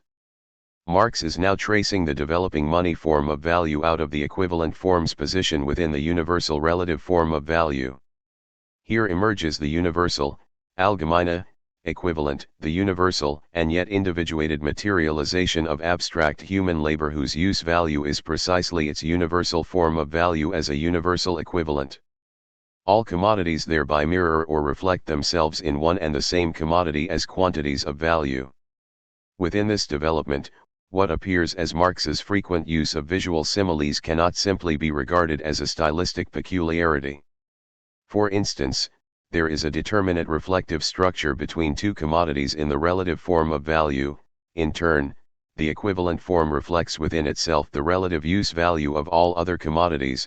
The universal equivalent is the visible incarnation or reflection determination, Reflexionbestimmung, of the totality of commodities, in which the body and use value of each become mirrors for the universal equivalent. Within the first German edition of Capital, Volume 1, Marx makes clear that his usage of categories of reflection derive from what Hegel terms Reflexionbestimmung in his Wesenslogik. Marx offers the following analogy: there is something special about such reflection determinations. This man is, for example, only king, because other men behave towards him like subjects. They believe, however, that they are subjects because he is king. 1976a, f5, translation amended. It is, however, within the form of money that the spectacular nature of the value form finds its most potent expression. Indeed, money emerges as a great visual embodiment and display of all that has preceded it. It can be argued that money within the capitalist mode of production is spectacular in nature. There are three aspects to Marx's theory of money that coalesce under the concept of spectacle, or rather, three important elements inherited from the money form of value that come to constitute the spectacle. 1. Money as the objective visualization of value. 2. Money as an omnipotent purchasing power and therewith in its monopoly on use value. 3. Money as Gemeinwesen, which, as we'll see, is always already capital. But let us now briskly traverse these three aspects before discussing the relation between spectacle and capital. Money as the visualization of value. The money form necessarily follows from the exchange relation insofar as the exchange value of commodities needs to acquire an objective existence. In fact, money emerges as the externalized community of commodities, the appearance of their unity given an independent existence. As a necessary and observable form of appearance of the total social labor within capitalism, money is the mirror in which the value of all commodities finds determinate reflection. Because every commodity receives its status in relation to all others, money appears, in Marx's exposition, as the actualization of commodity homogeneity and commensurability, the visual embodiment of the relation between all commodities. As Marx writes, through the money form, value remains everywhere visible. 1987, 337, it is the social resume of the world of commodities. 1996, 79.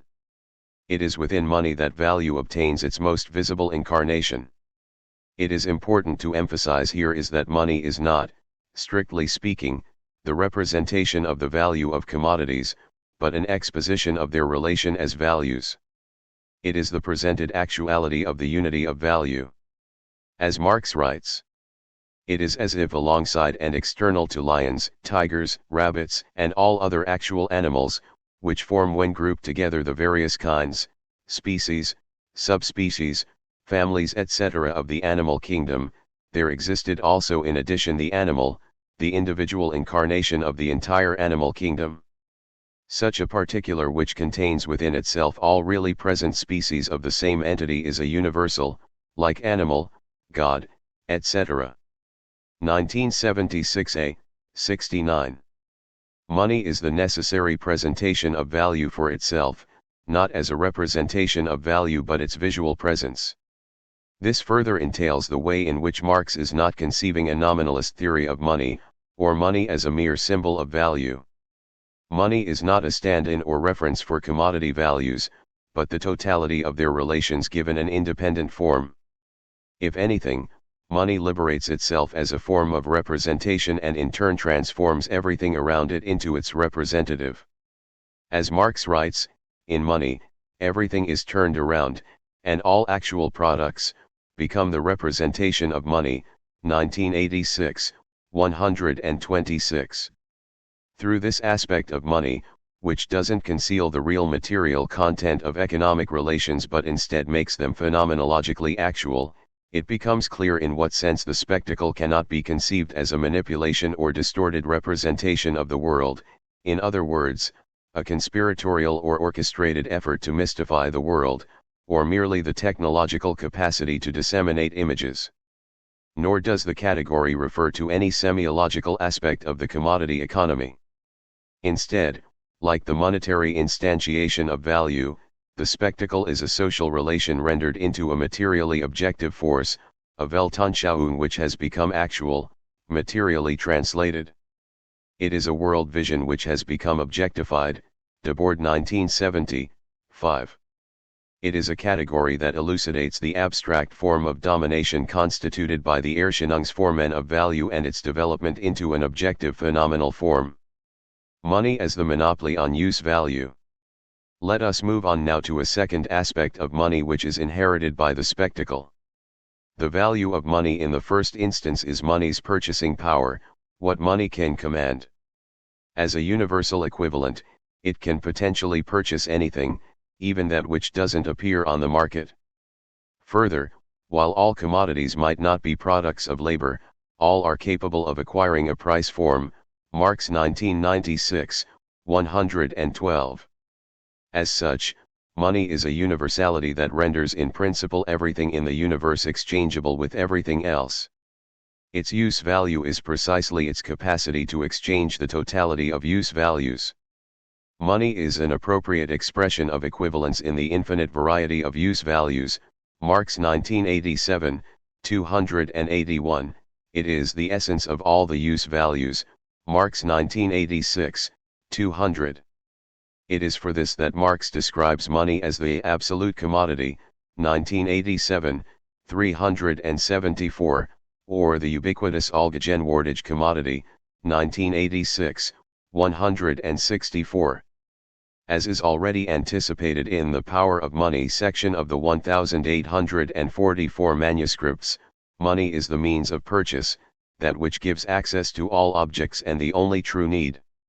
Here, money as a means of purchase grants it its mystifying and omnipotent power, it is the medium under which all needs are potentially met. In fact, money emerges as the only true objective need governing the rest. Within the second chapter of the Society of the Spectacle, Debord begins to address the relationship between the spectacle and use value or social need. Between 46:7, Debord brings his diagnosis closer to the form Bestimungen of value. Here, the relation of exchange value and use value are constituted through a relation of subsumption, wherein use appears as internal to exchange, a development most clearly illustrated in Marx's identified four peculiarities or inversions of the equivalent form of value. As Debord writes, mobilizing all human use and establishing a monopoly over its satisfaction, exchange value has ended up directing use, 1970, 46. Subordinated to exchange, use becomes inseparably appended to the production of exchange value, that is, to an utterly abstract and quantitative criterion. The spectacle here instantiates concrete human needs to its own standard, as a form of appearance wherein the abstract assumes the shape of the concrete. In this way, money is not simply a concrete universal binding together the heterogeneity of the world, but the form of appearance which conjures and arouses the very concreteness of the world into determinate existence. So here the spectacle follows again an aspect of money insofar as it is by no means an idealist optical illusion, but the determinate reflection of the relations among all other commodities, the ontological objective actuality of relationality that gives structure and meaning to all empirical existence. It is in this way that Debord can characterize, in a 1969 letter, the spectacle as a moment in the development of the world of the commodity, 2004a, 79. This moment is the gestalt of money which renders a world of commodities possible. The visible material world is in fact the determinate reflection, or spectacular image, of general equivalence which structures that world's concrete and differentiated heterogeneity. This framework elicits a situation in which reflection becomes reality itself and the matter and use values reflected as ephemeral appearance. As Marx writes, money is the external, common medium and faculty for turning an image into reality and reality into a mere image, 1975 c. 325. Within this framework, Debord identifies a tendency of use value to fall, 1970, 47, appropriating Marx's own formulation of the rate of profit and referring to a loss of the autonomy of use from exchange. As Debord writes, use in its most impoverished form, food and lodging, today exists only to the extent that it is imprisoned in the illusory wealth of increased survival. The real consumer becomes a consumer of illusions. The commodity is this factually real illusion, and the spectacle is its general manifestation, 1970, 47, emphasis added. Debord's second chapter builds from the exchange relation not just the spectacle as the prevailing model of social life, but that through the analysis of use value as internal to exchange value, the spectacle serves also as the total justification or legitimation of the existing system and ensures the permanent presence of that justification. In this way, the spectacle is both the embodiment of existing social meaning and its verification.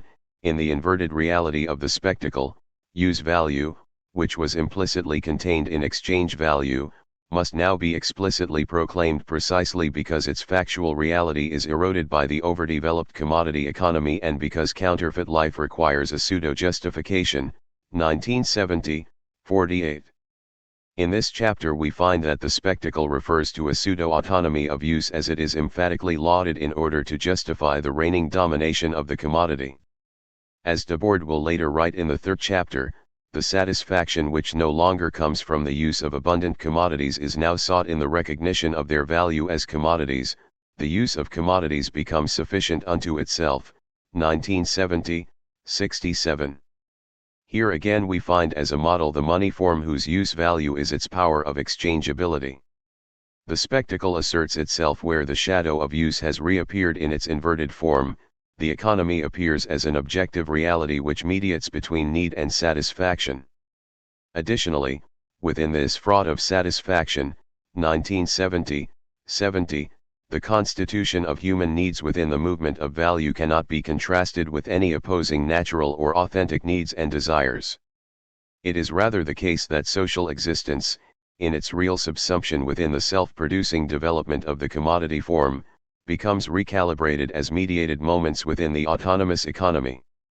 The pseudo-need imposed by modern consumption clearly cannot be opposed by any genuine need or desire which is not itself shaped by society and its history. The abundant commodity stands for the total breach in the organic development of social needs. Its mechanical accumulation liberates unlimited artificiality, in the face of which living desire is helpless. The cumulative power of independent artificiality sows everywhere the falsification of social life. 1970, 68. However, this is, to borrow a phrase from Adorno, the socially necessary semblance of an epoch wherein need and its satisfaction are merely the determinate and subordinated moments which mediate an economy developing for itself outside of anyone's control. Through this framework it becomes clear that the spectacle entails the commensurable identification with the predominant images of social need constituted in and through the money structure.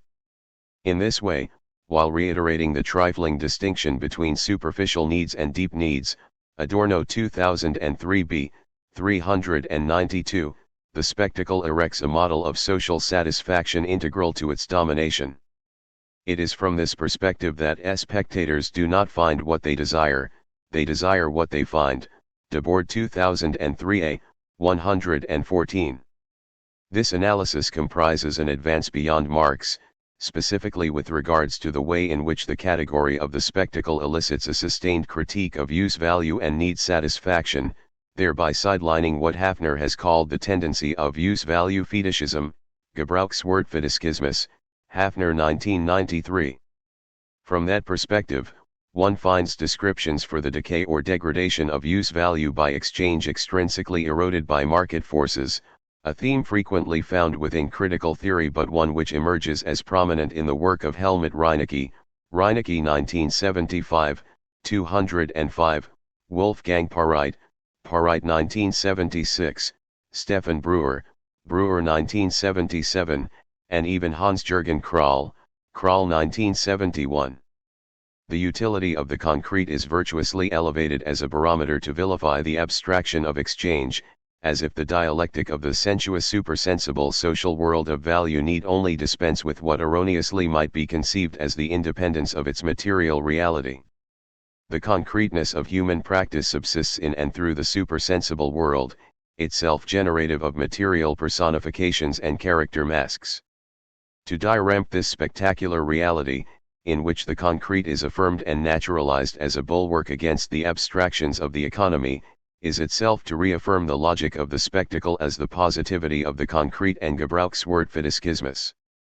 As Bonefeld draws out the political implications, the distinction between use value and concrete labor, on the one hand, and exchange value and abstract labor, including the manifestation of value in the form of money, on the other, appears in the form of distinct personalities, pitting the creative industrialist against the parasitic banker-cum-speculator, 2014, 196.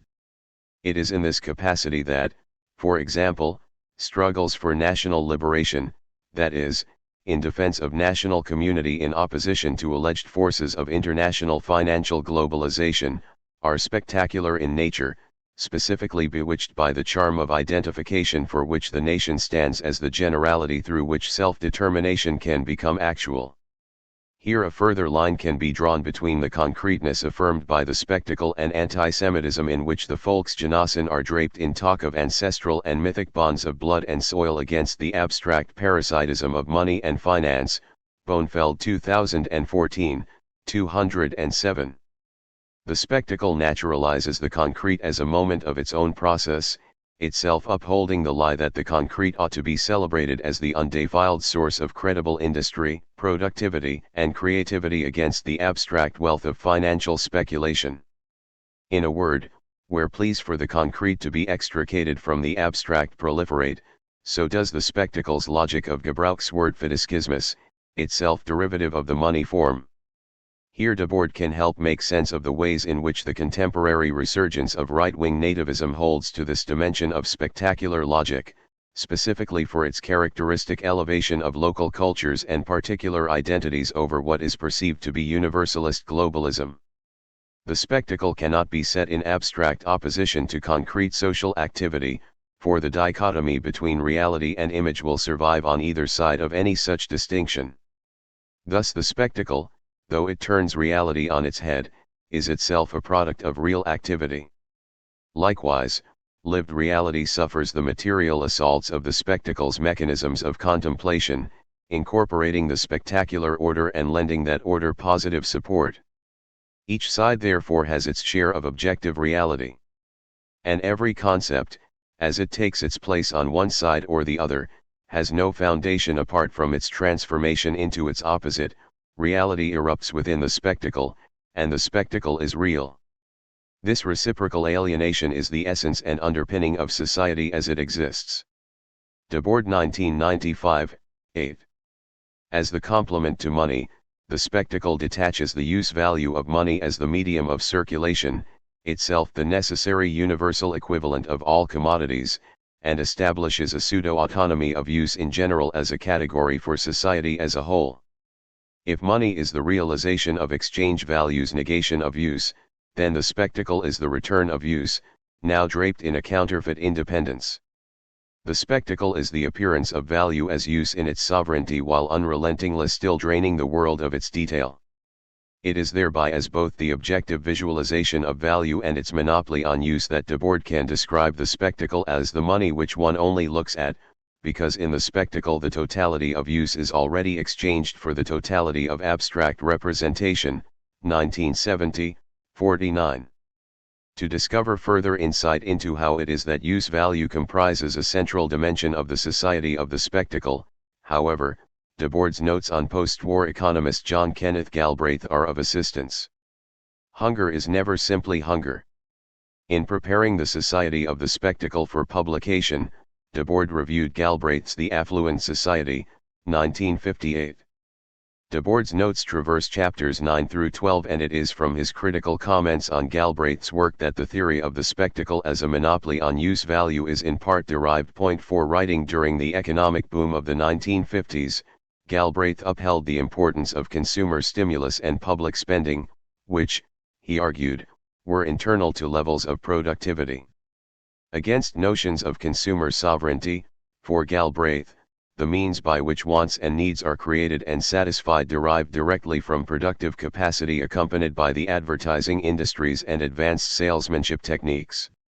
Together these elements synthesize and comprise consumer demand, so that which is eminently useful is ultimately to be gleaned from what Galbraith called the prestige of production.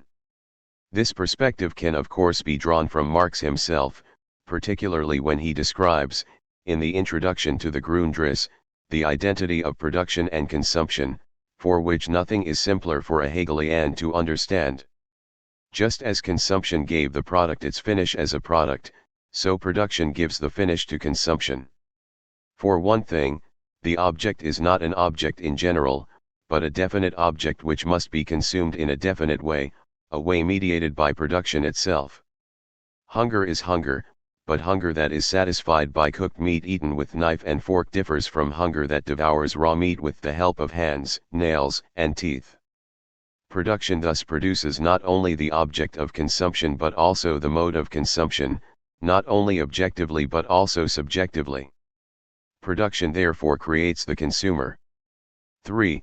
Production not only provides the material to satisfy a need, but it also provides a need for the material. When consumption emerges from its original natural crudeness and immediacy, and its remaining in that state would be due to the fact that production was still caught in natural crudeness, then it is itself, as an urge, mediated by the object. The need felt for the object is created by the perception of the object. An objet d'art, just like any other product, creates a public that has artistic taste and is capable of enjoying beauty. Production therefore produces not only an object for the subject, but also a subject for the object. Marx 1986, 29-30. From a version of this identity, Galbraith criticizes the neoclassical perspective on diminishing marginal utility, which argues that the diminishment of individual product demand is derived from an increase in its consumption, insofar as it ignores a concept of satiation not reducible to the subjectivism of consumer disposition. In a fragment Debord pulled into his notes, with emphasizing scribbles in the margins not found alongside other sentences, Galbraith concludes his 9th chapter with the following: "We do not manufacture wants for goods we do not produce." 1999, 113.5. For Galbraith, the creation of wants is required to absorb output so that one cannot defend production in the name of satisfying wants if that production creates the wants. 1999, 124. There is no such thing as independently produced or spontaneous needs and desires. It is an observation incorporated into Debord's concept of use value as an internal moment of exchange value. Within a capitalist economy, need always depends on and is in fact created by productive output. Here we find a source for how Debord can make the claim that the spectacle entails a development in the economy for which the use of commodities becomes sufficient unto itself. Debord 1970, 67. The justification of exchange value under the spectacle proceeds through its appearance as use value. In a word, exchange value is productive of its own presupposition so that the process by which wants are satisfied is also the process by which wants are created. The more wants that are satisfied, the more new ones are born. Galbraith 1999, 126. Yet there are important criticisms of Galbraith's work found within Debord's notes. However, it is within the 10th chapter of The Affluent Society that Debord's critical notes bear directly on the issue of the spectacle's relation to use value. Debord continues with some remarks on Galbraith's general perspective that the profession of economics acts defensively when confronted by the increasing volume of allegedly frivolous products. As Debord writes, G. Galbraith seems not to see the weakness of his reformism. Is it not because it is necessary for any movement of production/consumption to have the misfortunes caused by inequality to always be compensated by the alienation of its positive and negative poles? Here Debord rejects Galbraith's engagement with inadequate theories of consumer demand insofar as it fails to account for the speculative identity between immiseration and compensation.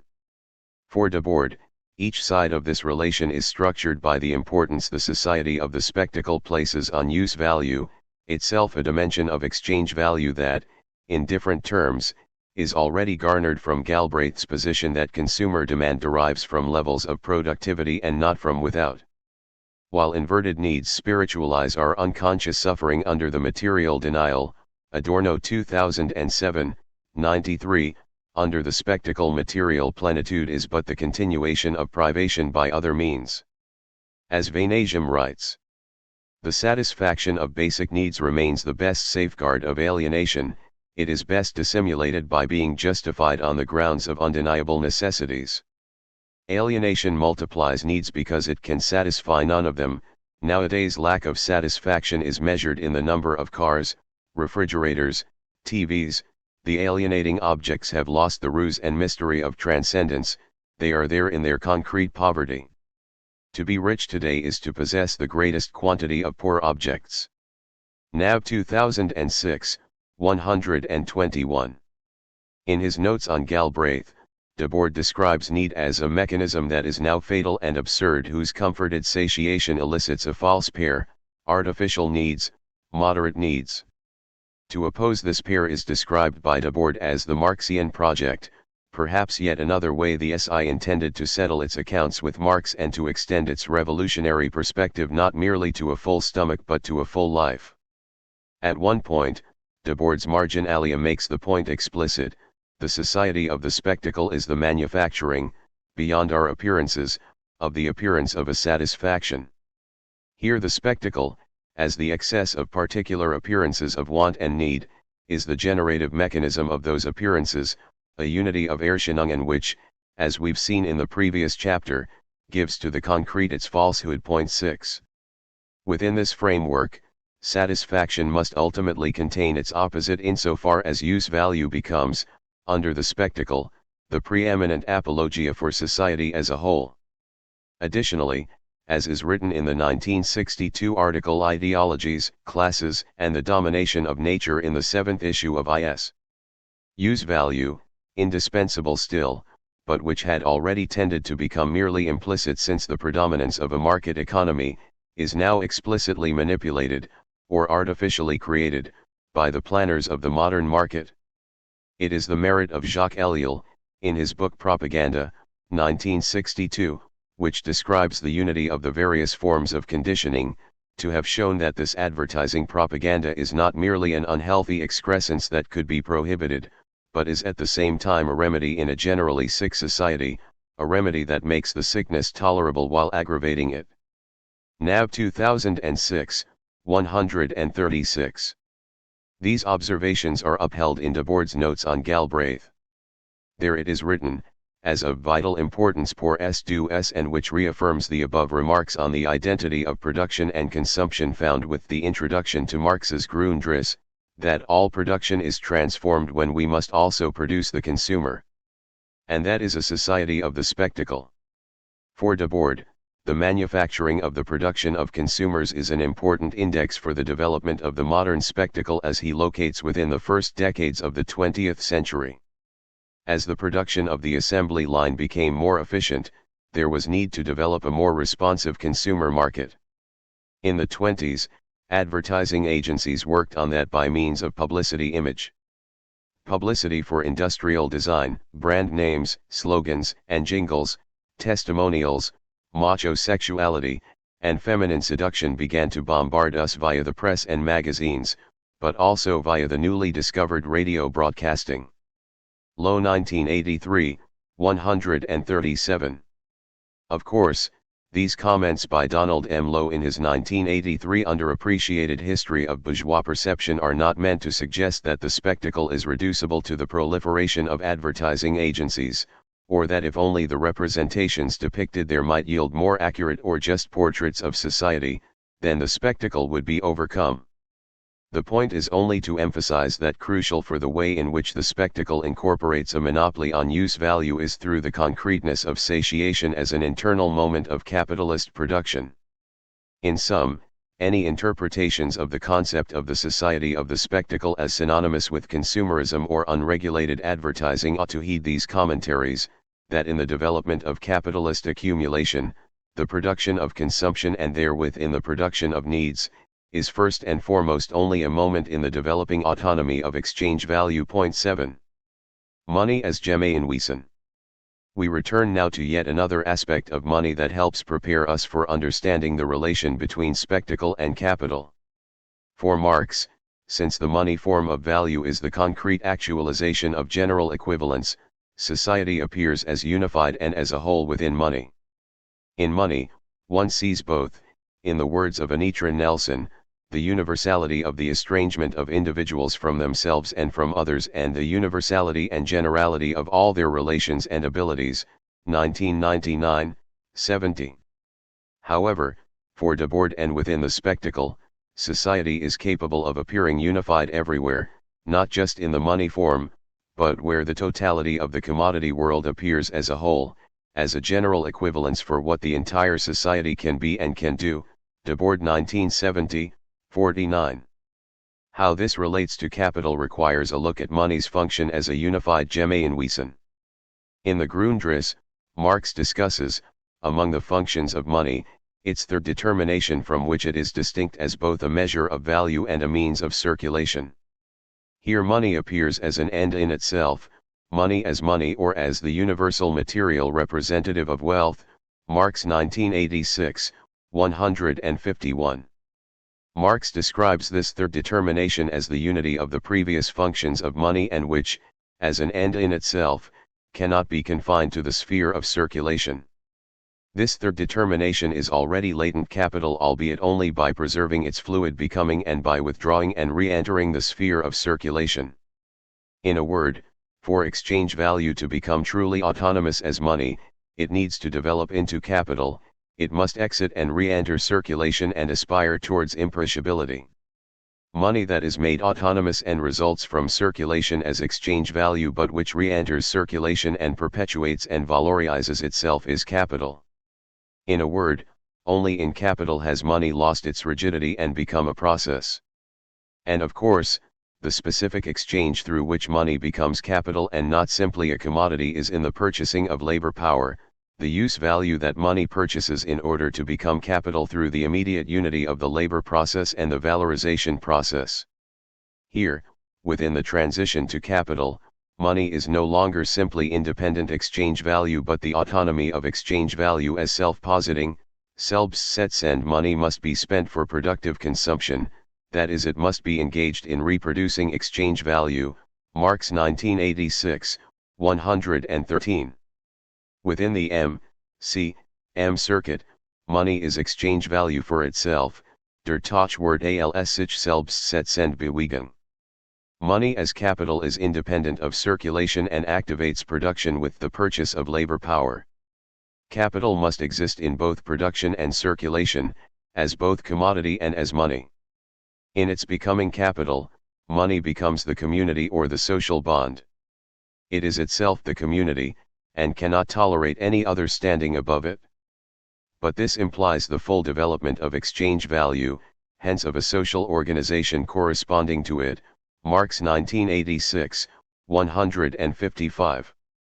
As Marx continues, money is the real community, insofar as it is the general material of existence for all, and also the communal product of all, 1986, 158. It is in this way that capital becomes society, a development which includes the real subsumption of the labor process by the valorization process. The Formbestimmung of value strives to make itself a unified totality. We can trace this aspiration first through Capital, Volume 1, in which Marx defines capital as value in process, then through circulating capital as the identity of variable and constant capital within capital, Column 2, and finally, within both Capital, Volume 3, and the Grundriss, capital is defined as the unity of the production and circulation processes. In a word, capital becomes the form of value that constitutes itself as society. We are now able to directly engage the relation between capital and the society of the spectacle. Capital as spectacle. The spectacle cannot be reduced to the commodity because the commodity does not by itself yield the objective autonomy of exchange value. This only occurs through the advent of the money form. And yet, the spectacle cannot be reduced to money by itself since it is not a phenomenon confined to the sphere of circulation. Money only exits circulation as capital. So, is the spectacle synonymous with capital, or more specifically, with value in process? It will be argued below that it isn't, and not simply for the way in which Debord identifies some pre-capitalist tendencies of the spectacle. Point 8. It has been indicated that the spectacle incorporates, from the commodity, exchangeability as the dominant mode of social synthesis. More importantly, however, are the tripartite aspects of money outlined above: 1. As the visual objectification and actuality of inverted social relations, 2. As the essence of all use values, and 3. as the unified social whole or the unity of appearance forms, that is, as capital. However, the purview of the society of the spectacle traverses an array of social phenomena not directly reducible to the category of capital.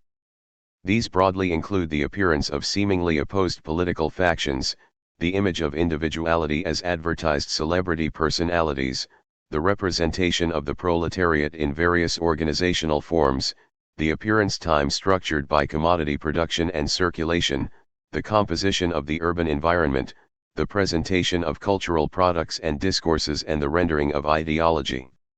These are only a few of the aspects of social life that the multivalent category of spectacle is meant to critically examine, none of which can be easily reduced to the category of capital. One of Debord's most explicit connections between capital and the spectacle comes at the end of the first chapter. The spectacle is capital to such a degree of accumulation that it becomes image. Le spectacle est le capital a un tel degré d'accumulation chu il devient image, 1970, 34. How are we to understand such a formulation? After all, from the perspective of value as the unity of the forms of appearance, capital is already image, understood here as Erscheinung. A solution to this cryptic thesis can be found by recalling the aforementioned discussion of the money form of value. Just as money was the becoming visible of commodity relations in their totality, the spectacle is for Debord the becoming visible of capital as a totality, but not simply as the monetization of capital, since this would be a redundant formulation. Capital is already the movement of money.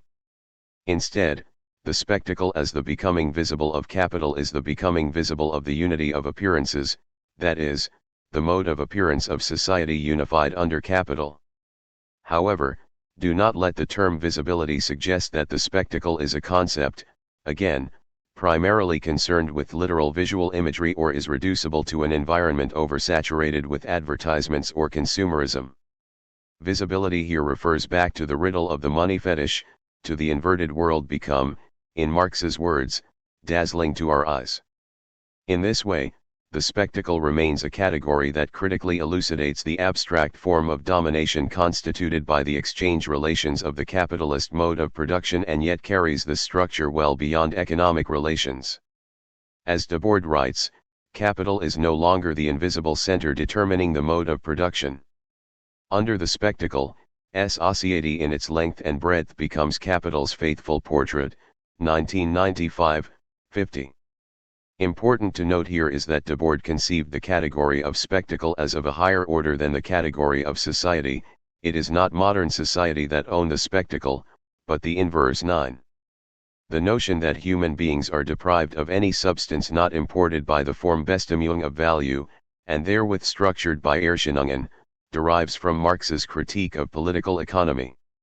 However, from the perspective of the concept of spectacle, the totalizing implications of this general movement of appearance were not theoretically carried through. Central here is the manner in which the full autonomy of appearance forms only arises with the emergence of fictitious or interest-bearing capital, in which capital returns to the form in which it first arose as money and begets more money seemingly as a result only of itself or the increase in value directly from circulation.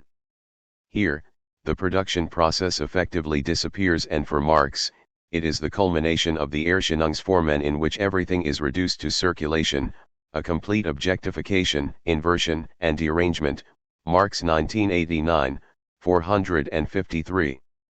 However, it remains the case for Marx that this completion of fetish capital, Marx 1998, 390, nevertheless remains intrinsically related and dependent upon relations of production. It can thereby be said that Marx, in his analysis of capital, renders explicit the necessity between appearance forms and essential social relations. However, the manner in which Erscheinungsformen detach themselves and come to reconstitute real concrete social relations indexes their triumph as social reality, and therewith solicits the demand to examine how the autonomy and movement of appearances might come to pervade all aspects of social life. It is here that the category of the spectacle is of service. The major distinction to be made between the development of value in its particular forms of appearance and the spectacle is that, unlike the fetish character of value, there is no masquerade operative in its mystification. The fetish of the commodity need not any more contain a secret and abandon its previously coveted opacity. The spectacle has a sole demand, that social reality appear in all of its transparency. Recall that the spectacle adopts the mandate of exchange value, everything is possible because everything is equivalent. As the negation of life and of concrete reality that has become visible qua appearance, the spectacle follows the objective form determinations of value by asserting a positive presence as the determinate negation of use value. For this, the spectacle makes visible a world that is at once both present and absent. Indeed, it is only inasmuch as individual reality is not that it is allowed to appear. Debord 1995, 17. While it has been the category of Erscheinung that has given us the optimal resource for connecting Debord's theory of the spectacle to Marx's critique of political economy, it is within this context, by which the negation of use value acquires a positive presence in the form of capital, that the classical concept of image derived from antiquity can be of service for the analysis of the spectacle as le capital a un tel degré d'accumulation chu il deviant image. Capital takes possession of the materiality of production and consumption for the purpose of exchange. It is the reconstitution of use value in and through its negation within circulation. Here Debord's equation of capital with image can justly take the latter category with seriousness and not simply as a rhetorical device. For Aristotle, image, icon, is the presence of that which is absent, or the eidetic impression of the copy of an object in its absence. It is the imitation of the kind of thing that was or is the case, or the kind of thing that is said or thought to be the case, or the kind of thing that ought to be the case. Aristotle 1996, 42. Here, image is the presence of that which, in its absence, can no longer be recalled. The image is the return of the concrete whose likeness is not in dispute. It is the imitation not of what capitalist society has abolished, but of what capital momentarily displaces in the exchange process. For this, THIRD-WORLD the spectacle holds up to view is at once here and elsewhere. Debord 1995, 37. The category of image is an abridgment of the process by which capital both butchers and resurrects use value and in so doing, accords to individual appearances a unifying structure.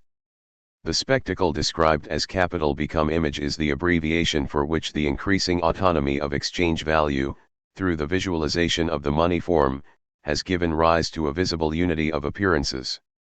As Sohnrethel has remarked, in a photograph, so to speak, capital always looks just like money. Sohnrethel 2020, 34. The spectacle, as that which is beheld, refers to the identity of the non-identical of exchange value not merely as operative, but disclosed. It is the commodity social form shown for what it is. Debord 1970, 37, a display of alienation in its utmost clarity. Not only is the relation to the commodity visible but it is all one sees, the world one sees is its world. 1970, 42. As a structure of disclosure constitutive of its object, the spectacle is a luminosity unfolding upon the terrain of the false, the publicity of the commodity world having given exchange value its full autonomy within the money form. Within the spectacle, social activity is made to appear, and in doing so, is embedded with a meaning that contains both the image and the goal of social development under commodity society. Through the spectacle, the portrait of capital becomes all of society, for which the moment of economic abundance, the concentrated result of social labor becomes visible and subjugates all reality to appearance, which is now its product. 1970, 50. In the words of Jacques Camus, the spectacle has to show humans what they are, or what they must be. 1995, 170, in which the human being becomes no more than a ritual of capital. 1995, 108-9. Point 10 here. Capital becomes the mirror of all representations. Camus 2011, 251, divorced from any dependency on its transubstantiations, and reproducing itself, in part, through the form determinations of its Erscheinungsformen. Capital becomes spectacle to the extent that, as a social reality, only the Erscheinungsformen persist. It is for this reason that Debord can write, "Revolution is not showing monter life to people but making them live," 2006 g. 561. For both Camus and Debord, this movement of capital, as self-valorizing value or as a self-developing form of appearance without substance, proceeds to an anthropomorphization, which both capitalizes human beings and humanizes capital. Reichelt reminds us that Marx's various phantasmic formulations cannot amount to mere rhetoric, but as features of reality, wherein our reality is inversion, is appearance, in which reason, in its inverted forms of existence, subsists contradictorily through, estranged, forms of social unity, 2005, 34. Correspondingly, Debord's spectacle follows such an analysis and amounts to the most developed form of this unification within 20th century Marxism. The spectacle is the appearance of social unity in which separate spheres of social life, although dependent on capitalist production, have reached an accord that synthetically organizes each of its moments into a totality.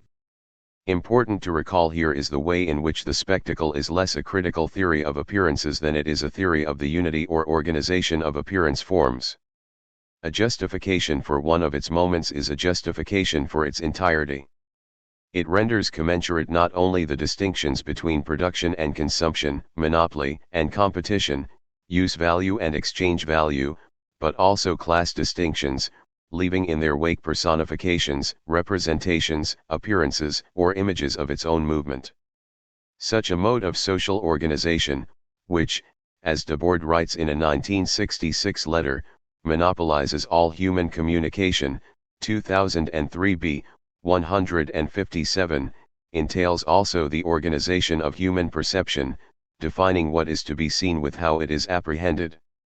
The spectacle is the phenomenological terrain of value, a monopoly of appearance, Debord 1970, 12, which, as Debord writes, naturally finds vision to be the privileged human sense which the sense of touch was for other epochs, 1970, 18.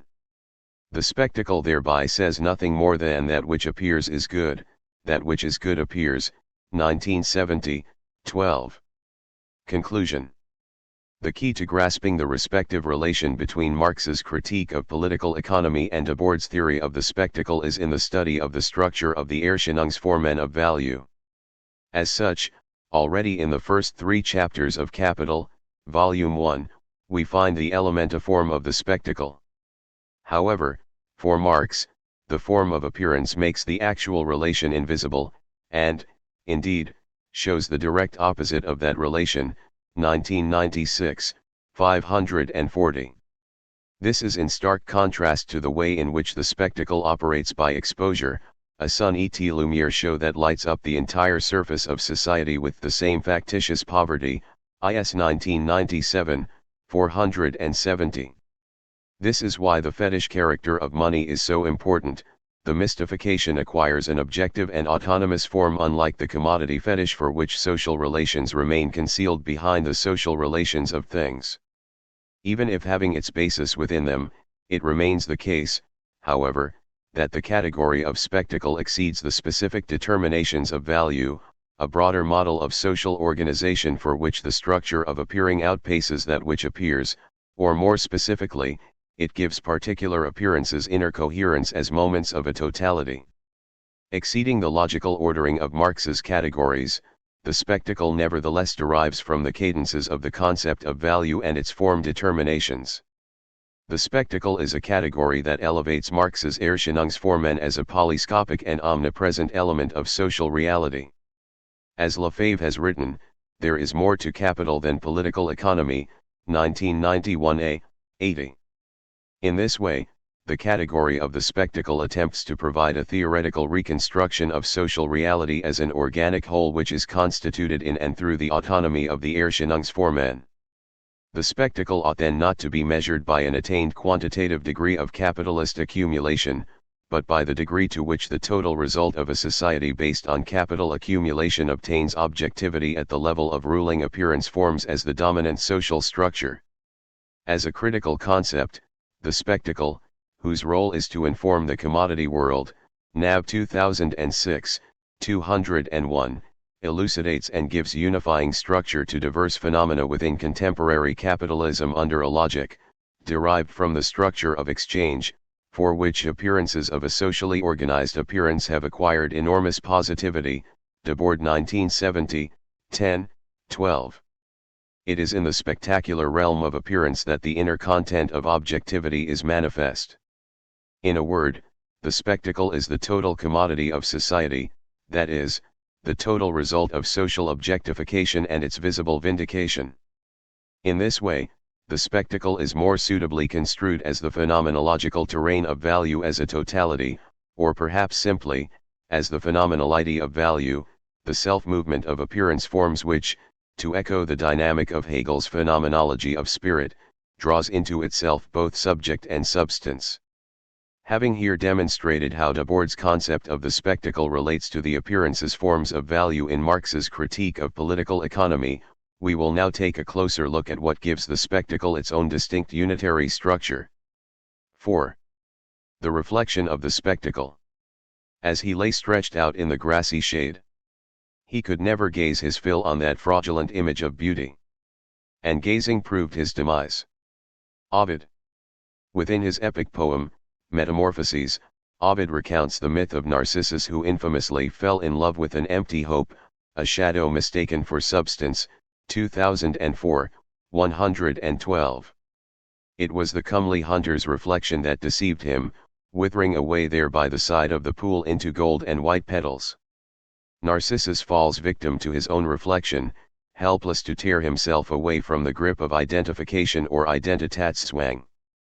His own wealth leaves him a pauper and yearning for a separation that might free him from his curse.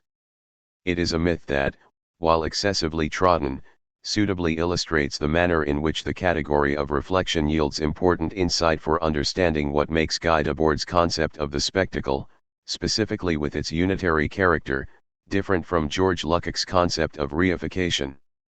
Lukács' theory of reification has been regarded as having made a profound impact on Debord's theory of the society of the spectacle, standing as one of its principal predecessors for critically diagnosing a society dominated by the commodity social form and its fetish character.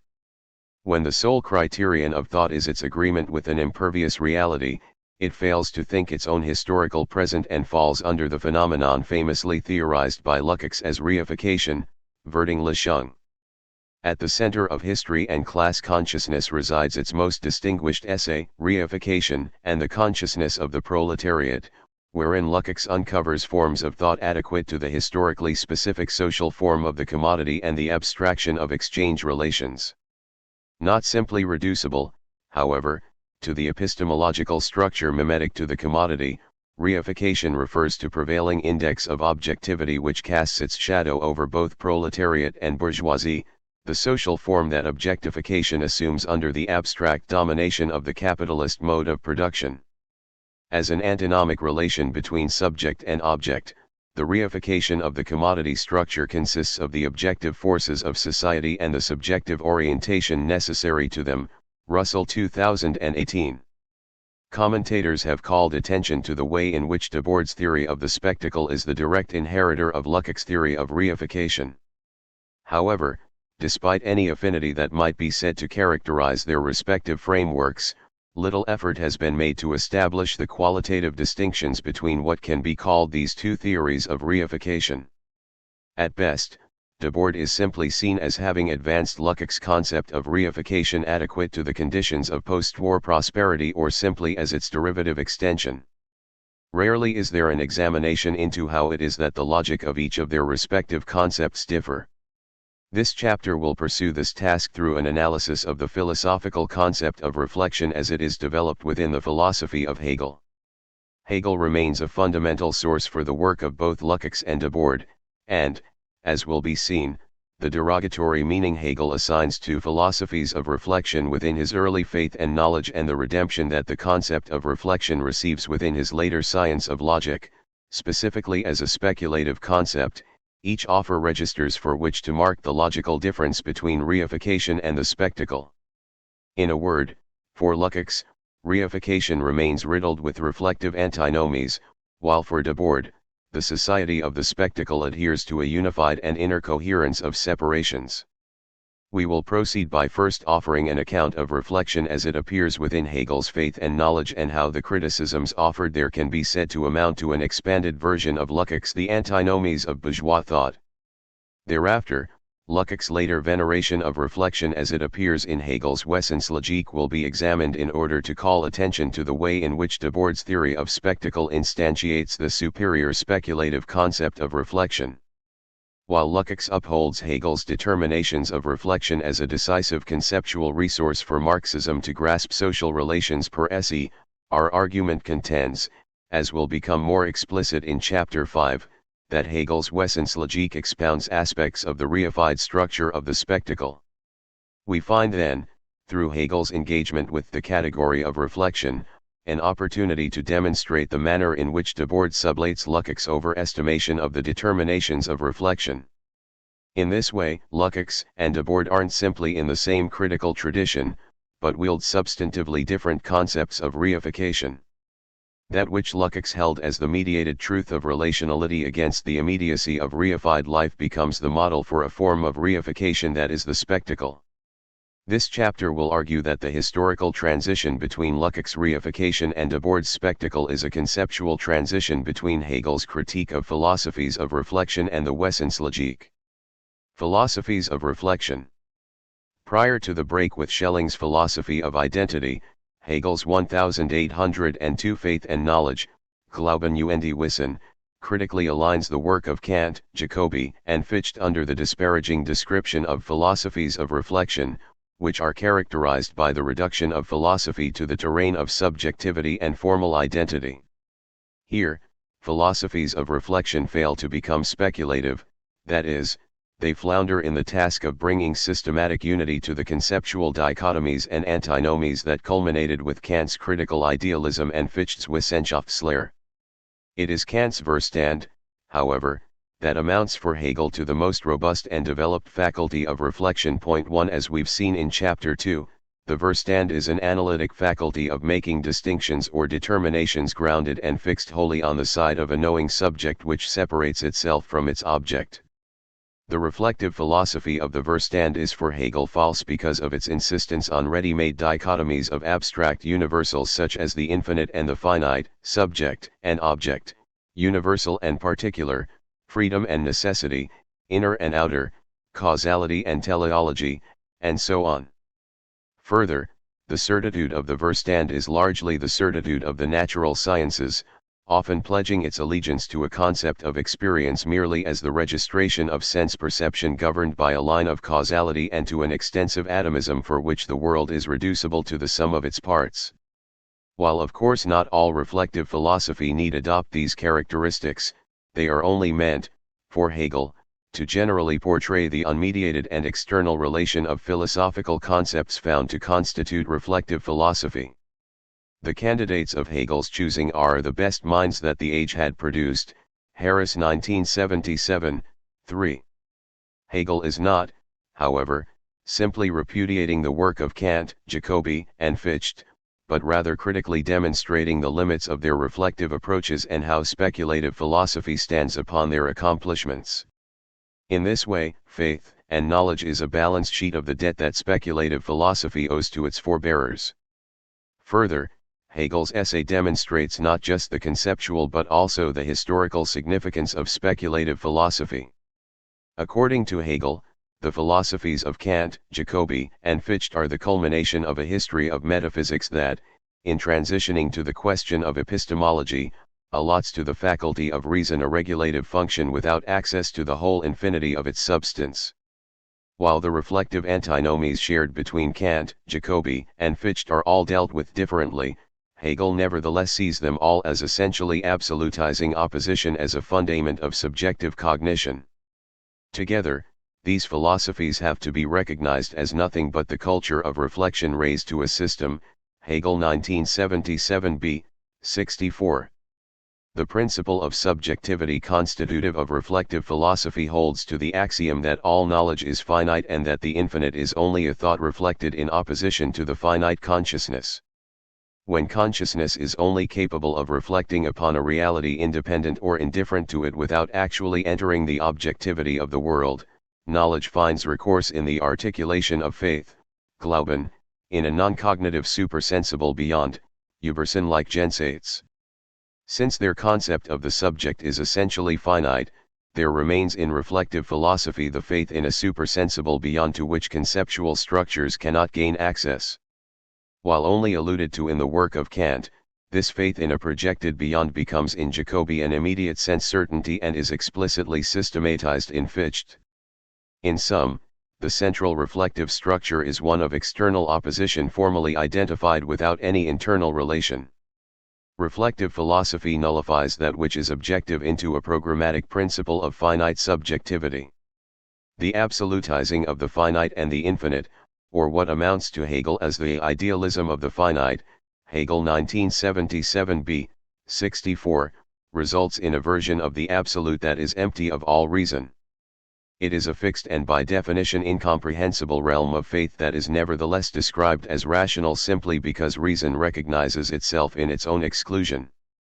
Reason is a base to a subjective regulative principle that cannot gain access to the supersensuous. This exclusion is its saturation by finitude, prohibited from entering the nature of objects. Reflective philosophy attempts to derive a world from an empirically instantiated faculty of reason while the eternal remains in a realm beyond rational knowledge, a Übersinn-like Jenseits inaccessible to rational cognition. The standpoint of reflection remains ignorant to a true and speculative identity between subject and object. The absolute distance reflective philosophy sets between itself and its pure object symptomatically accords a corresponding set of fixatedly opposed principles of the finite and infinite which proclaims, never the twain shall meet. An antinomic theory of reification. Already we may grasp elements of this epoch of reflection, Cerf 1977, 17, to have endured within Lukács' theory of reification. Illustrative here is the way in which Hegel demonstrates not only the deficiency of a philosophy extrinsically separated into unreconciled dualisms, but that the task of overcoming the divisions of reflective philosophy is a cultural task to be gleaned from the travails of civilization itself. It is not a stretch to characterize the civilization, from the perspective of Lukács, as capitalist modernity. The category of reification allows Lukács to take the fetish character of the commodity social form to be the most essential component of the sociality constitutive of capitalism. Through the historical transformation of the production process with its increasing fragmentation of the division of labor, Lukács distills a process of abstract and formal rationalization, effectively synthesizing the work of Max Weber and George Simmel within the framework of Marx's analysis of the commodity form as the universal structuring principle of society as a whole. The structure of the commodity relation provides a model of all the objective and subjective aspects of society, pervading social life in its entirety. Lukács' fundamental question is stated thus: how far is commodity exchange together with its structural consequences able to influence the total outer and inner life of society? Thus the extent to which such exchange is the dominant form of metabolic change in a society, 1971a, 84. As a multivalent term of social analysis, Bernstein 1984, 7, the category of reification thereby allows Lukács to disclose the universal form of the commodity within the social spheres of, for example, bureaucracy, juridical relations, journalism and marriage. Reification is not therefore simply a problem of the economy, but the central structural problem of capitalist society in all its aspects, Lukács 1971a, 83. In his generalization of Marx's critique of political economy, Lukács made explicit what could already be found in Marx himself, the critique of society for which the commodity yields, as is made clear in the Grundrisse, determinate forms of being, Daseinformen, and determinations of existence, Existenzbestimmungen, Postone 2009. For Lukács, reification was the theoretical core of Marx's critique of political economy, a critical theory of objective social relations obtaining an autonomous movement which structures the forms of thought adequate to it. Marx's categories serve for Lukács as both forms of being and forms of consciousness. He appropriated Marx's categories of the critique of political economy as determinations of both the subjective and objective dimensions of modern social life. Lukács 1971a, 64. As a social critique, Lukács' theory of reification fundamentally concerns an inverted relation between subject and object left in perpetual antinomy, leaving the individual with little recourse other than to either hold fast to objective forces regarded as immutable and timeless or defensively project the centrality of subjectivity onto all that surrounds it. On one side sits the irrevocable and immediate facticity of reality as if operating by absolute necessity, while the subject of this fatalism finds only inward impotence as the world appears as only a moment within and created by its rational faculties. Russell 2018. Lukács outlines a series of particular antinomies that give both sociological and epistemological expression to this fundamental condition for which the antinomic relation between subject and object is given only a reflective or, at best, a mechanically mimetic relation. Lukács 1978, 28. Indeed, it is with different reflections categorian that Lukács articulates reification as a failure of mediation for which a knowing subject sees, represents, reflects, imagines or pictures the world as its external object. The failure of mediation as reflection emerges as a mirroring of reality in thought which sets subject and object interminably apart. Lukács' critique of reflections categorian generally refers to empiricist, rationalist and vulgar materialist philosophies that affirm an unmediated reflection of existence in thought. In place of an internal mediation, reflection appears as a mirroring of reality that is nevertheless set at a distance from the knowing subject. Remarkably, the English translation of History and Class Consciousness is in the unfortunate position of having rendered the role of reflective philosophy within Lukács entirely absent as compared to the original German. For example, on many occasions, the German Reflexionswissenschaft is simply translated as fetishistic science, 1971a, 10, Reflexionszusammenhang as unmediated connections, 1971a, 9, unmediated concepts, 1971a, 13, 14, or unmediated relations, 1971a, 23, Reflexionsbestimmungen becomes unmediated formulae, 1971a, 15, unmediated abstractions, 1971a, 163, categories of thought, 1971a, 170, or simply mental categories, 1971a, 186, Reflexionscategorien is translated as abstract.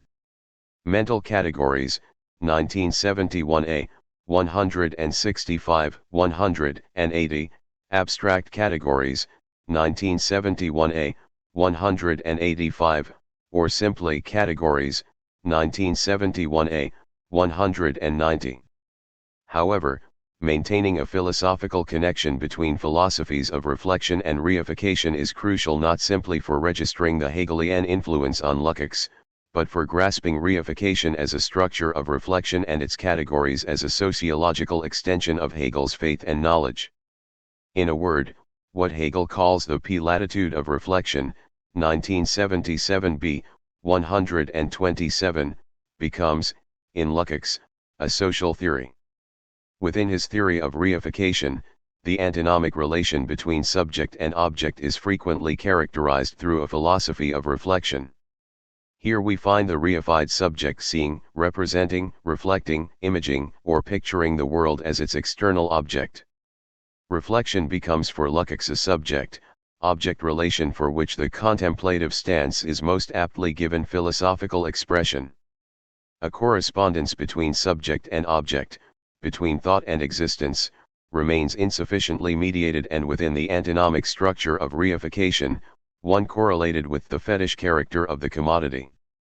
A petrified reflection of empirical reality within thought is itself the contemplative adherence to an unalterable mode of cognition confronted by an impenetrable existence. In his 1967 preface to History and Class Consciousness, Lukács mentions that his rejection of the view that knowledge is reflection has its source within his repudiation of the vulgar materialism of Second International Marxism.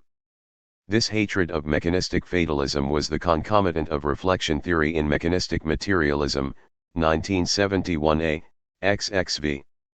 With these themes, Lukács substantially departs from Marxian orthodoxy and rejects any materialist theory of cognition as a mirror image of the external world.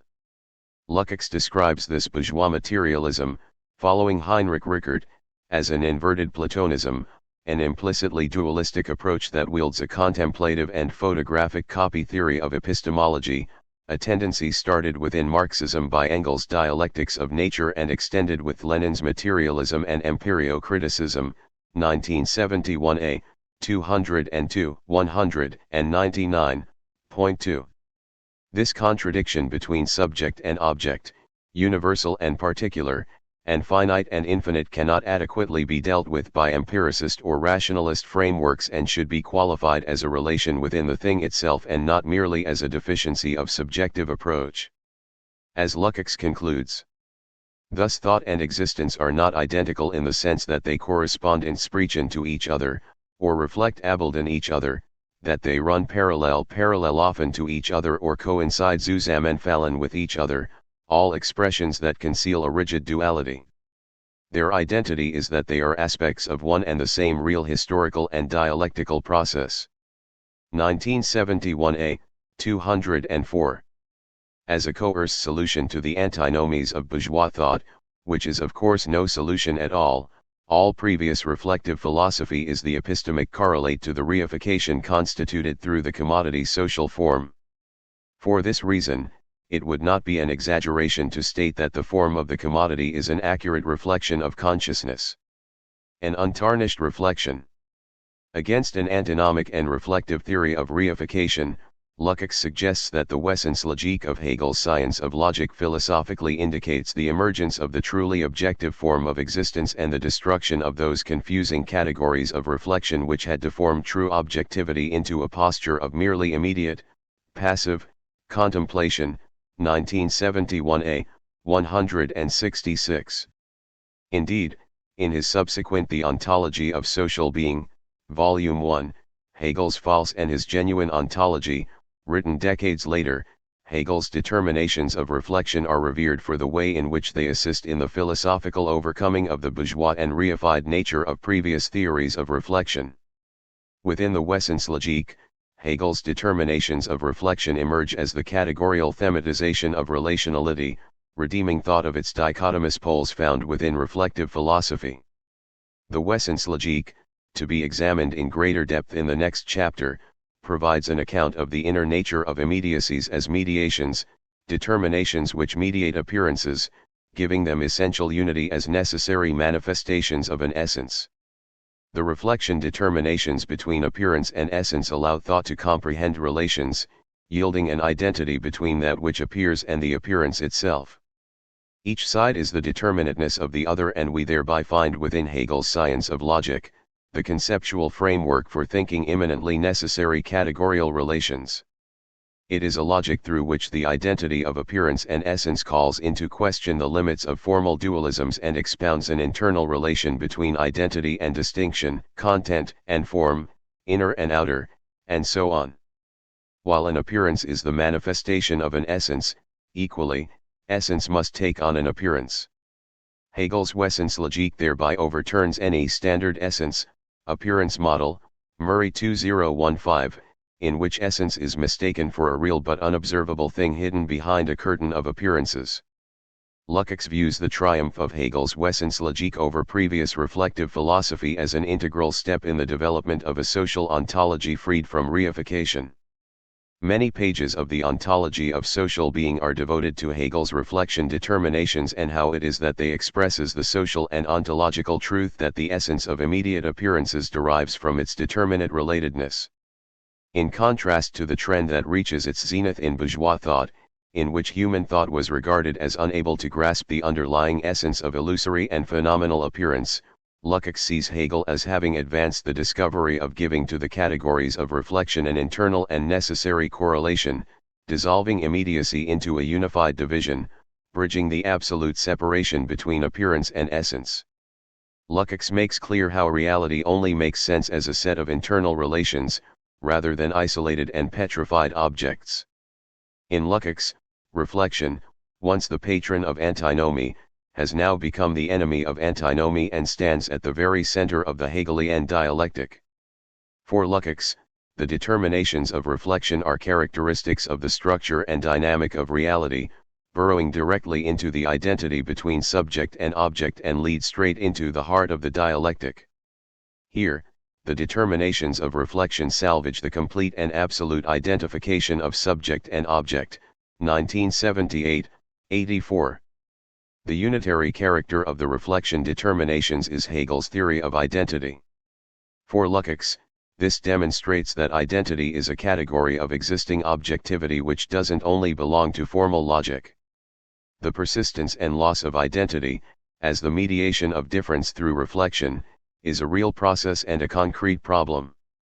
Lukács holds that it is clear that the level of separation of these reflection determinations by the understanding is not only a stage prior to their dialectical unification by reason, but also a progress in civilization in relation to the original directly unitary perception, 1978, 105.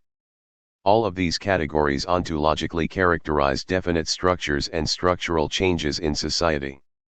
For this, Hegel's reflection determinations unknowingly define an increasingly concrete dimension within an objective complex of social being. In this way, Lukács holds that Hegel's transition from Verstand to Vernunft bears an epochal significance, 1978, 78, one for which the power of unification has disappeared from society and opposites have lost their living relation to, and reciprocal influence upon, one another and become rigidly self-contained, Hegel 1977b, 91. While it has already been noted that Hegel describes reflective philosophy within a culture of reflection, it is within such a scenario that Hegel's criticism of reflective philosophy as the reunification of anguishing opposition, and in the measured shift from the Verstand to Vernunft, acquires its true meaning, one whose speculative unity has developed into a spectacular epoch. A unitary theory of reification. The task before us is to demonstrate in what capacity the speculative logic of reflection determinations as the unifying and necessary relation between the opposites of appearance and essence, identity and distinction, inner and outer, form and content, immediacy and mediation inheres as a fundamental structural dynamic of Debord's theory of a society of the spectacle. Again, while a more sustained investigation into the Wesenslogique will proceed within the next chapter, it will suffice for the moment, in order to demonstrate the qualitative distinctiveness between Lukács and Debord on the question of reification, to outline a set of defining features of the spectacle altogether divergent from an antinomic theory of reification. It is perhaps first apt to briefly illustrate how important Lukács was for Debord. Debord firstly follows Lukács in grasping the form of the commodity and its fetish character to be of central importance as a structuring principle for society in general. Prior to the 1967 publication of the Society of the Spectacle, an article appearing the year prior in issue 10 of IS helpfully illustrates both the debt and differences between reification and spectacle. Entitled The Fundamental Structures of Reification and authored by Strasbourg student Jean Garnault, the work stands as a suitable bridge in demonstrating how the notion of spectacle both integrates elements of Lukács' theory of reification and makes certain conceptual strides beyond its contours. Its opening passages largely remain within Lukács' framework, emphasizing the commodity form and the logic of its real development. Here, Marx is lauded for having given to the theory of the fetishism of the commodity an objective truth and a real-life ordinariness. What becomes paramount for the SI is how the form of the commodity remains pivotal despite the historical transformations of capitalism, one which has acquired an autonomous existence that has created a social world in its own image, both an anthropomorphism and mode of representing the world which has reduced the totality of social reality to the quantifiable and installed the totalitarian domination of the quantitative, IS 1997, 448. Further, and here the SI largely adopts the concept of reification found within Lukács, the fetish character of the commodity form anchors the concreteness of the world as a moment of formal rationalization. Within the society of the spectacle itself, the indebtedness to Lukács is overwhelming markedly through Debord's frequent employment of the category of contemplation, itself a characterization regularly utilized by Lukács as the necessary relation of the reified antinomy between an alienated subject and its inaccessible world, Lukács 1971a, 126. As Lukács elaborates in one of the more focused passages on the concept. As labor is progressively rationalized and mechanized, his lack of will is reinforced by the way in which his activity becomes less and less active and more contemplative. The contemplative stance adopted towards a process mechanically conforming to fixed laws and enacted independently of man's consciousness and impervious to human intervention, i.e. a perfectly closed system, must likewise transform the basic categories of man's immediate attitude to the world. It reduces space and time to a common denominator and degrades time to the dimension of space. 1971a, 89. For Lukács, the standpoint of contemplation is largely associated with the faculty of reflection, 1971a, 122, a stance unable to practically penetrate into the living and historical reality of the objective world. The above passage appears within the Society of the Spectacle as the epigraph for its second chapter, that section of the book which deals explicitly with the economic foundations of the spectacle and its modern origins with the fetish character of the commodity social form.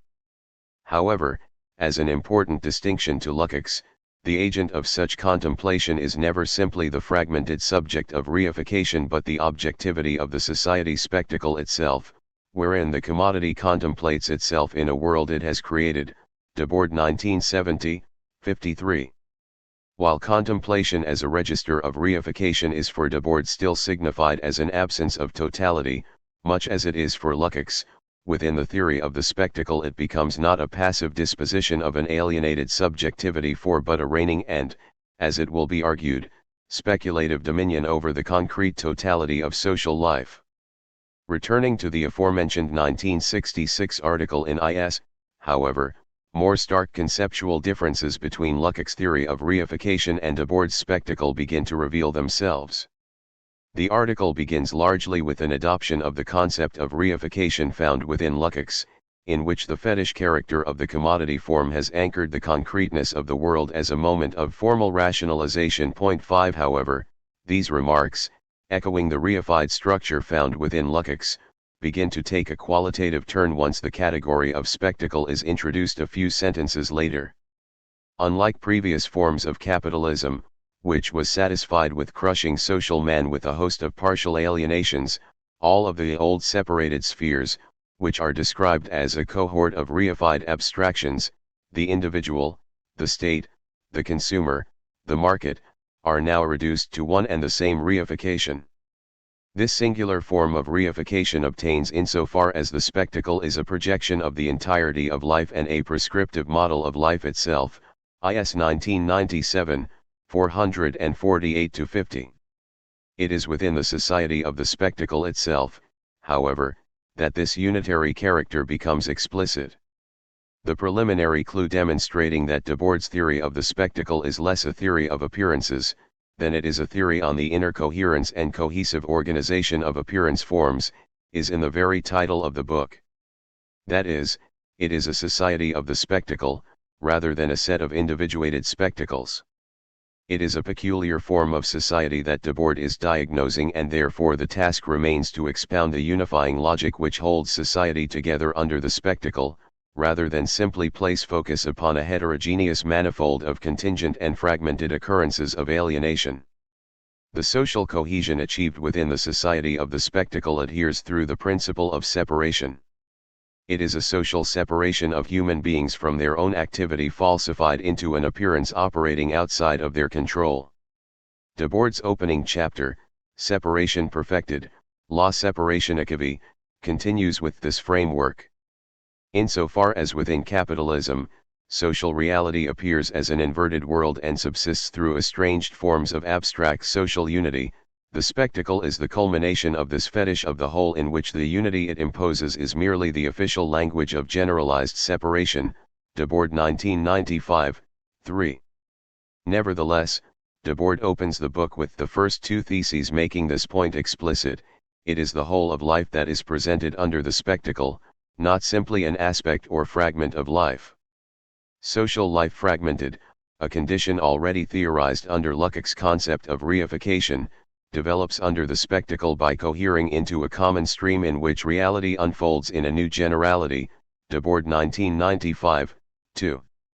Under the spectacle, the universality of the commodity form no longer merely fragments social life, but has now developed the capacity to unify social existence to a degree previously unattainable. Notably for Lukács' theory of reification, the specialization of skills leads to the destruction of every image of the whole. If, despite this, the need to grasp the whole, at least cognitively, cannot die out, Lukács 1971a, 103, then the spectacle, at the level of its concept, provides an answer, one for which all of the antagonisms of a fragmented social existence are given relief through spectacular modes of social integration. It is for this reason that Debord titles the first chapter Separation Perfected. 6. Precursors to such a model of false universality can be found in the early writings of Marx, of which Debord was intimately familiar. Accompanying the scattered remarks on the abstract universality of religion and speculative philosophy within these early writings, there figures also prominently an estranged and abstract unity of the state and civil society, specifically within contribution to the critique of Hegel's philosophy of law, Marx 1975b, 58-9, and on the Jewish question. Such a unity reveals the individual as an imaginary member of an illusory sovereignty, deprived of his real individual life and endowed with an unreal universality, Marx 1975f, 153.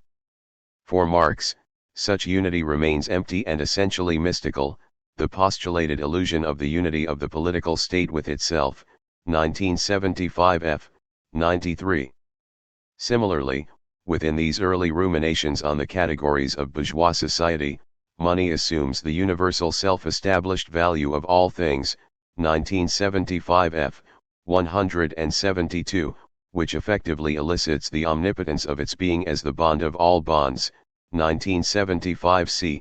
323-4.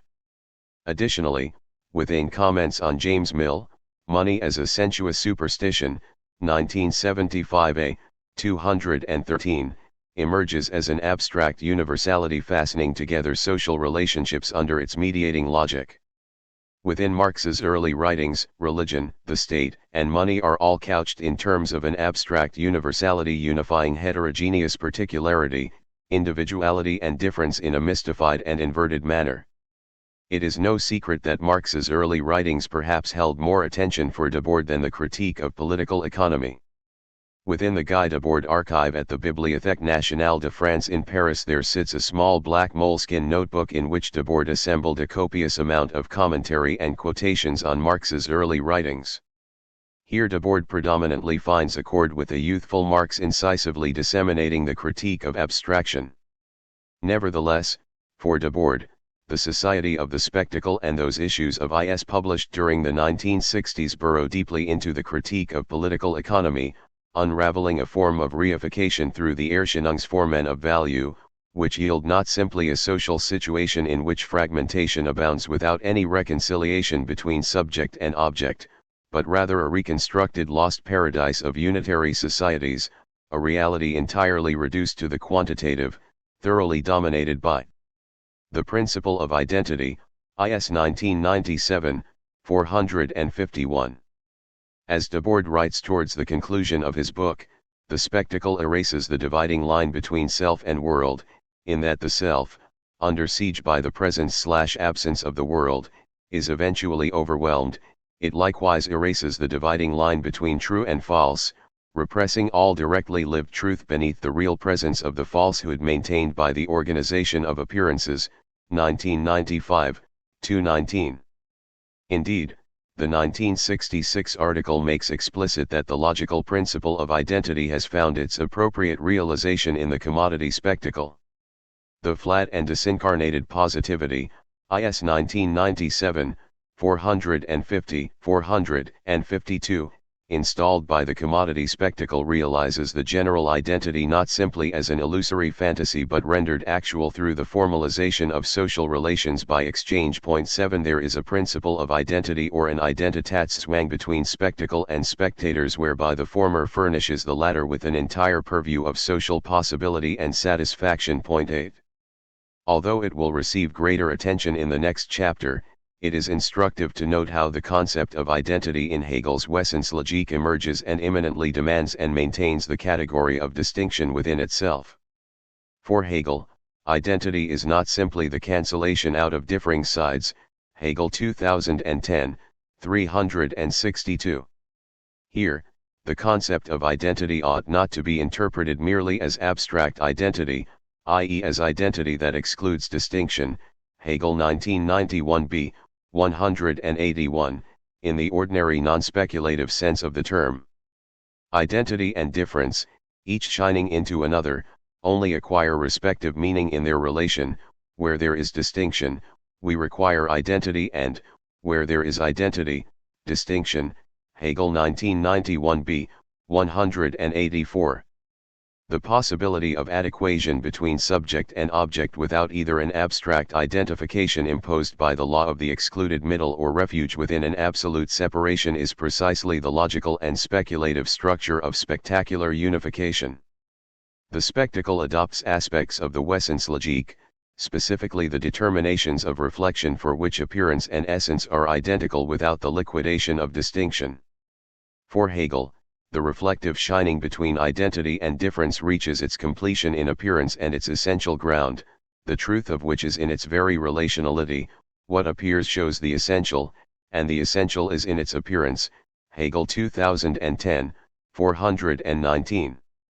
The true unity between reflection and its other is consummate, however, only within their complete interpenetration as actuality. The essential truth of appearance is thereby acquired only as a concrete existence, namely as thinghood. Hegel's logical development has thereby witnessed the sublation of being into the having of properties as thinghood, which is in turn the shining forth of appearance, not, however, as a structural layering over of some Uberson-like Jensates or that which is merely inner, but as the necessary form under which that which is essential is made manifest and actual. Hegel 1991b, 195-201. The spectacle is at once a faithful mirror held up to the production of things and a distorting objectification of the producers. Making no secret of what it is, Debord 1995, 16, 25, the spectacle assumes a mirror structure in which, rather than misrepresenting reality, accurately reflects a reality already mangled and perverted by the fetish forms of the autonomous economy developing for itself. Again, as a structure of disclosure constitutive of its object, the spectacle is a luminosity unfolding upon the terrain of the false. There is no masquerade operative in its mystification. Within the spectacle, social activity is made to appear, and in doing so, is embedded with a meaning that contains both the image and the goal of social development under commodity society, defining that which appears and defining appearance as essential.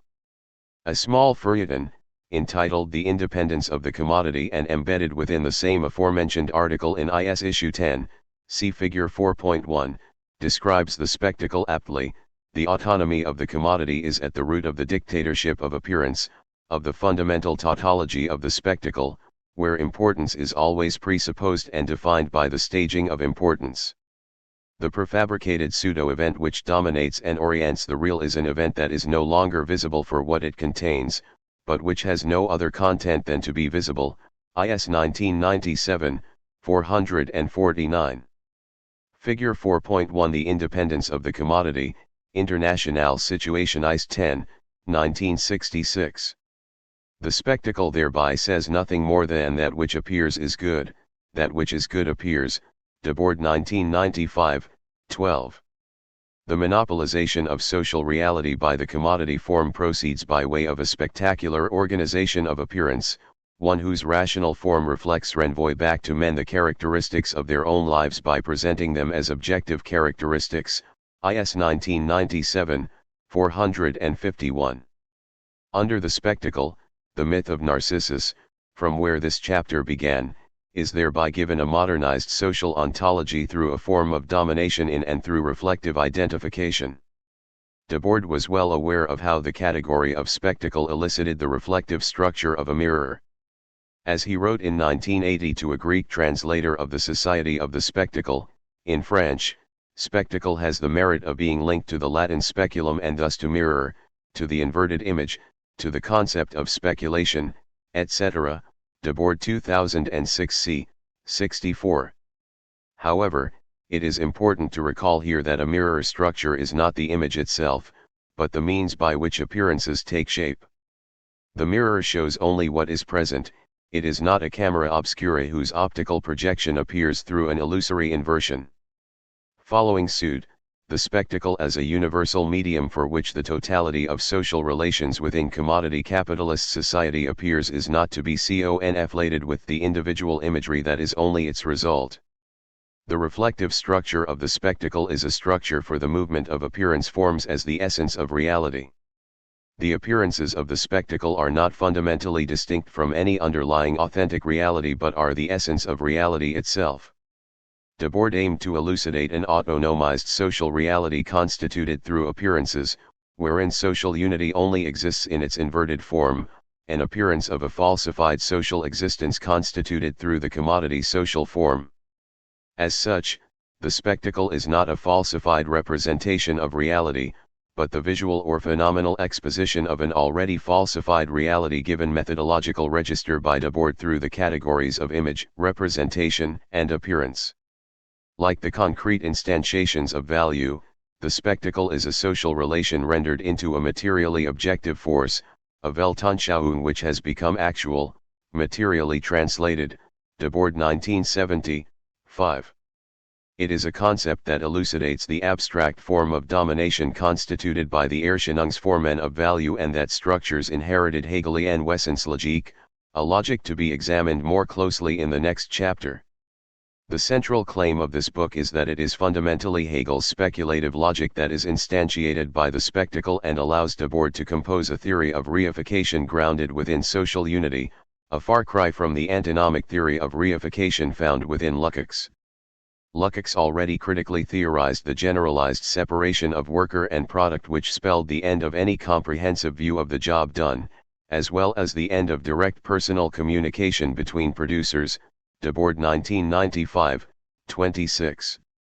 For both Lukács and Debord, this triumph of an economic system founded on separation leads to the proletarianization of the world, Debord 1995, 26. However, while inheriting a social world divided, the spectacle sublates that division and affirms a common language that bridges this division as that world's sovereign self-representation. As Debord summarizes, the spectacle thus unites what is separate, but it unites it only in its separateness, 1995, 29.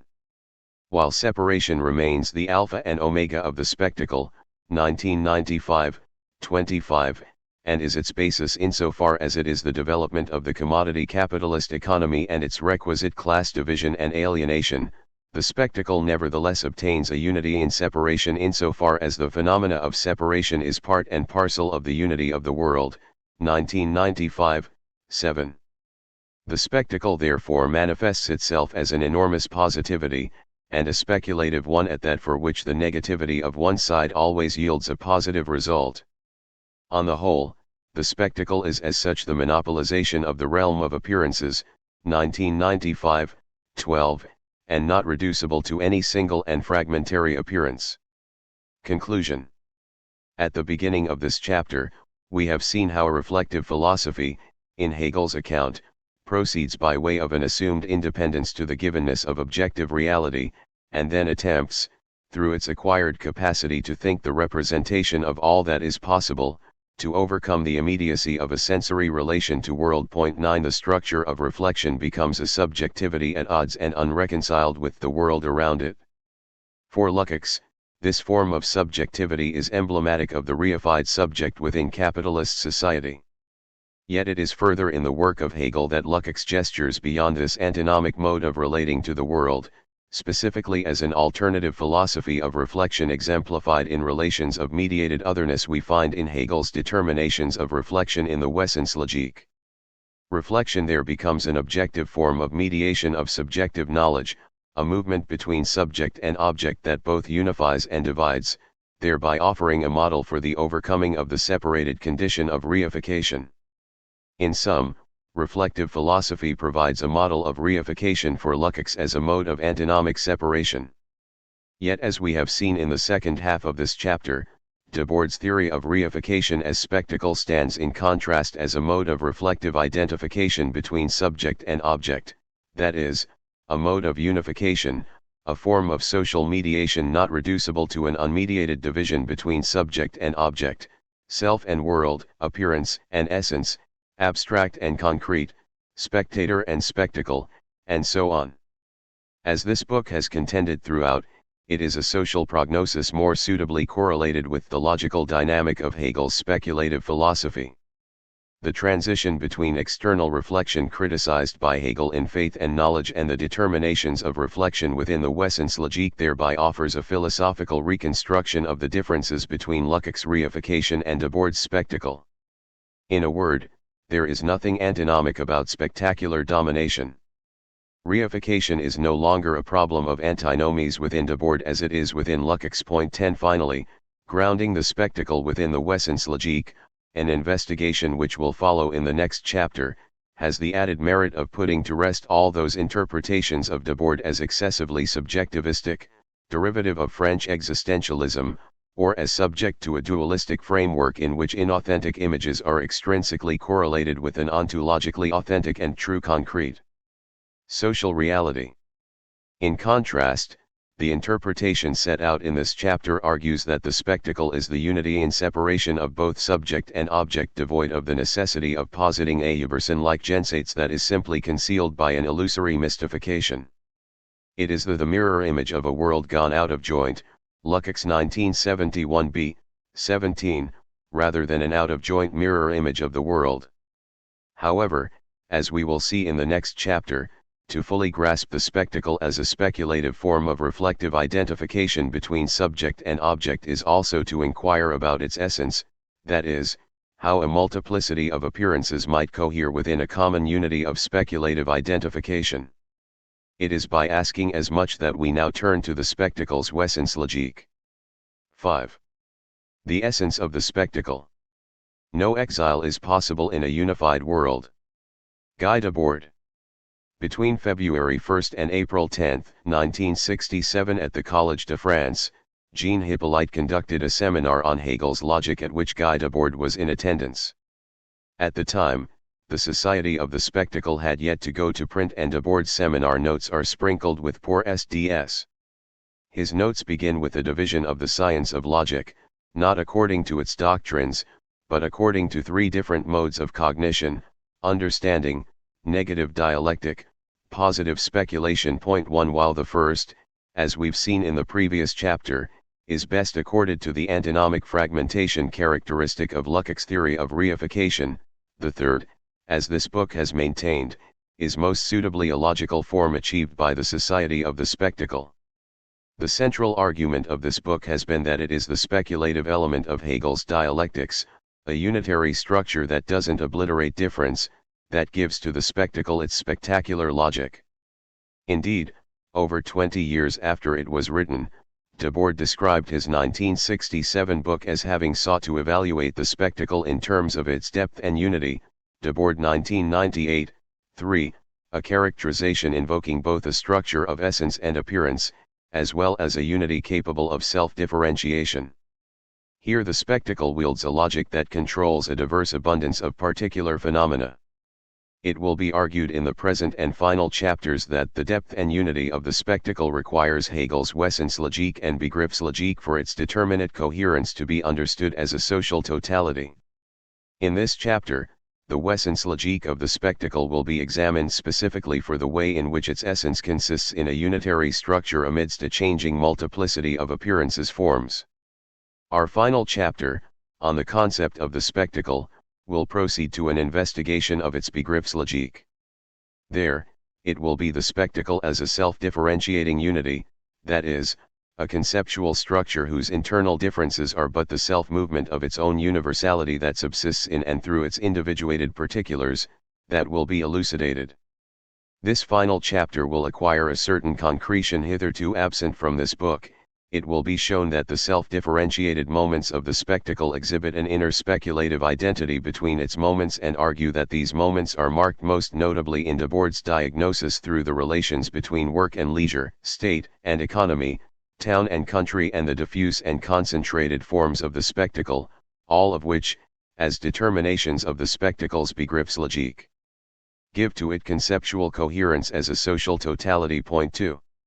Yet here, in the present chapter, a concept of essence is first necessary to examine if the spectacle is to retain its unitary character amid a changing multiplicity of appearances. Otherwise it would to regress into a circumstantial aggregation of appearances with no inner relation, a bad infinity overcome with empty chatter and collated arbitrarily. Indeed, the question of essence, starting with Plato, was always a question of unity, a query into how it is that the like and unlike might bear in their plurality some kind of structural coherence said to truly exist in and through exteriority. Heteronymous contingency cannot be sustained in a world of overwhelming administration, and a theory that wants to eradicate from science the concept of essence succumbs to helpless relativism. Marcuse 2009, 32. The essence of the spectacle is thereby a problem of its unity and the truth of its being amongst its infinite manifold variation of appearance forms. To preserve unity and difference without abandoning their reciprocal integrity or commensurability is then the task before us for elucidating the spectacle's coherence as a totality, as well as what Hegel's Wesenslogique seeks to demonstrate. For this, the spectacle inherits the philosophical problem of the one and the many. Ultimately, for Hegel, essence becomes the appearance of appearances, or the totality of appearances. And yet, as Debord writes in a 1973 letter, the appearances of this appearance already constitutes a peculiarly unorthodox and Baroque turn of phrase on which I settled somewhat reluctantly, 2005, 61.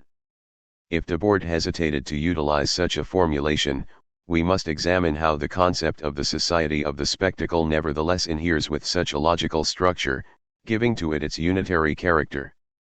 Through three distinct moments of the Wesenslogique, we will see how the spectacle's structure of appearances acquires actuality in and through the speculative identity of identity and difference. Appearance, commensurability, and actuality will therefore emerge as the three central determinations of spectacular logic. Held together through speculative identity, these three determinations will offer up the society of the spectacle as a reconciled unity or world of differentiated appearance forms that has become an actuality through a determination of commensurability brought to totality. To examine the spectacle as a Wesenslogique is thereby to give full coherence to the following early thesis of the society of the spectacle. The spectacle cannot be understood either as a deliberate distortion of the visual world or as a product of the technology of the mass dissemination of images. It is far better viewed as a Weltanschauung that has been actualized, translated into the material realm, a worldview transformed into an objective force. 1995, 5. We will return to this thesis periodically throughout the present chapter. It will be argued that the spectacle, as a Weltanschauung that has been actualized, translated into the material realm, a worldview transformed into an objective force, cannot sustain its logical coherence without a Wesenslogique. Let us, however, begin with the problem of the spectacle's multiplicity of appearances. The problem of indifference. Towards the end of 1973, at the conclusion of the production of the film version of the Society of the Spectacle, Debord prepared a legal document which, although never used, was to serve as a potential basis for a defense in a possible lawsuit deriving from the film's usage of pre-existing commercial footage. There he writes, "It is not the author's intention to criticize this or that particular aspect of the here and now, a trade unionist or a starlet, but rather the generality of this epoch, before which the particularities are indifferent. These have been selected by the author for their accessibility, thus for the actual extent to which they enjoy spectacular dissemination." 2005, 101, emphasis added. Note the indifference as a way of characterizing the relation between the spectacle's differentia and its overall generality. It is an apt beginning insofar as it is also the precise manner in which Hegel's Wesenslogiek is propelled forward as the culmination of the Seinslogiek. Point 3. The Wesenslogiek explores different candidates for a two-tiered reality of varied perspectives, a duplicitous reality inaugurated by the category of indifference, a substrate underlying qualitative and quantitative alteration. The determinations of being have become posited determinations of being by their indifferent unity. The self-relation of being as an explicit category of the science of logic is the transition to the Wesenslogiek. Point 4. For Hegel, determinacy beyond directly apprehended qualities must be sought to give being coherent explication as qualitative and quantitative differentiation. It is precisely the same dilemma which Debord aims to resolve in the category of the spectacle. In a 1985 preface prepared by Debord for a collected volume of all 29 issues of Potlatch, a great difficulty is described, due to the fact that these spectacular forms have apparently changed, every 3 months, almost every day. 2006 I. 327. Indeed, as Debord describes such inconstancy in a 1978 letter, the current state of the world is surrounded by lies that change from one day to the next. 2005, 474. The variety and diversity of the spectacle requires therewith unitary coherence, one which must satisfy the following 3 central determinations. 1. The unity of the spectacle must emerge through an immanent logic of Erscheinung for which an originary or transcendent Jenseits, and with it the framework of a duplicitous reality, proves inadequate to the spectacle's inversion of the sensible and supersensible. 2. The unity of the spectacle must optimally express a totality of identity indifference, self-equality, and commensurability, therewith upholding the centrality of exchange value as constitutive of spectacular logic for which all otherness is but its own internal moment. 3. This unity of the spectacle must be an actuality both of its particular manifestations and in its general structure and, in so doing, render fully visible and transparent its inner necessity, an optics that allows the spectacle to see as much as it is seen. As will become clear, it is only through the logical development of the Wesenslogiek that the concept of the spectacle can comprise all such determinations and be given the abridged description as a Weltanschauung that has been actualized, translated into the material realm, a worldview transformed into an objective force. Debord 1995, 5. The relational world of the spectacle. With regard to the first central determination, as a complete identity between appearance and essence, we begin by recalling a passage from the 17th thesis from the Society of the Spectacle. An earlier stage in the economy's domination of social life entailed an obvious downgrading of being into having that left its stamp on all human endeavor.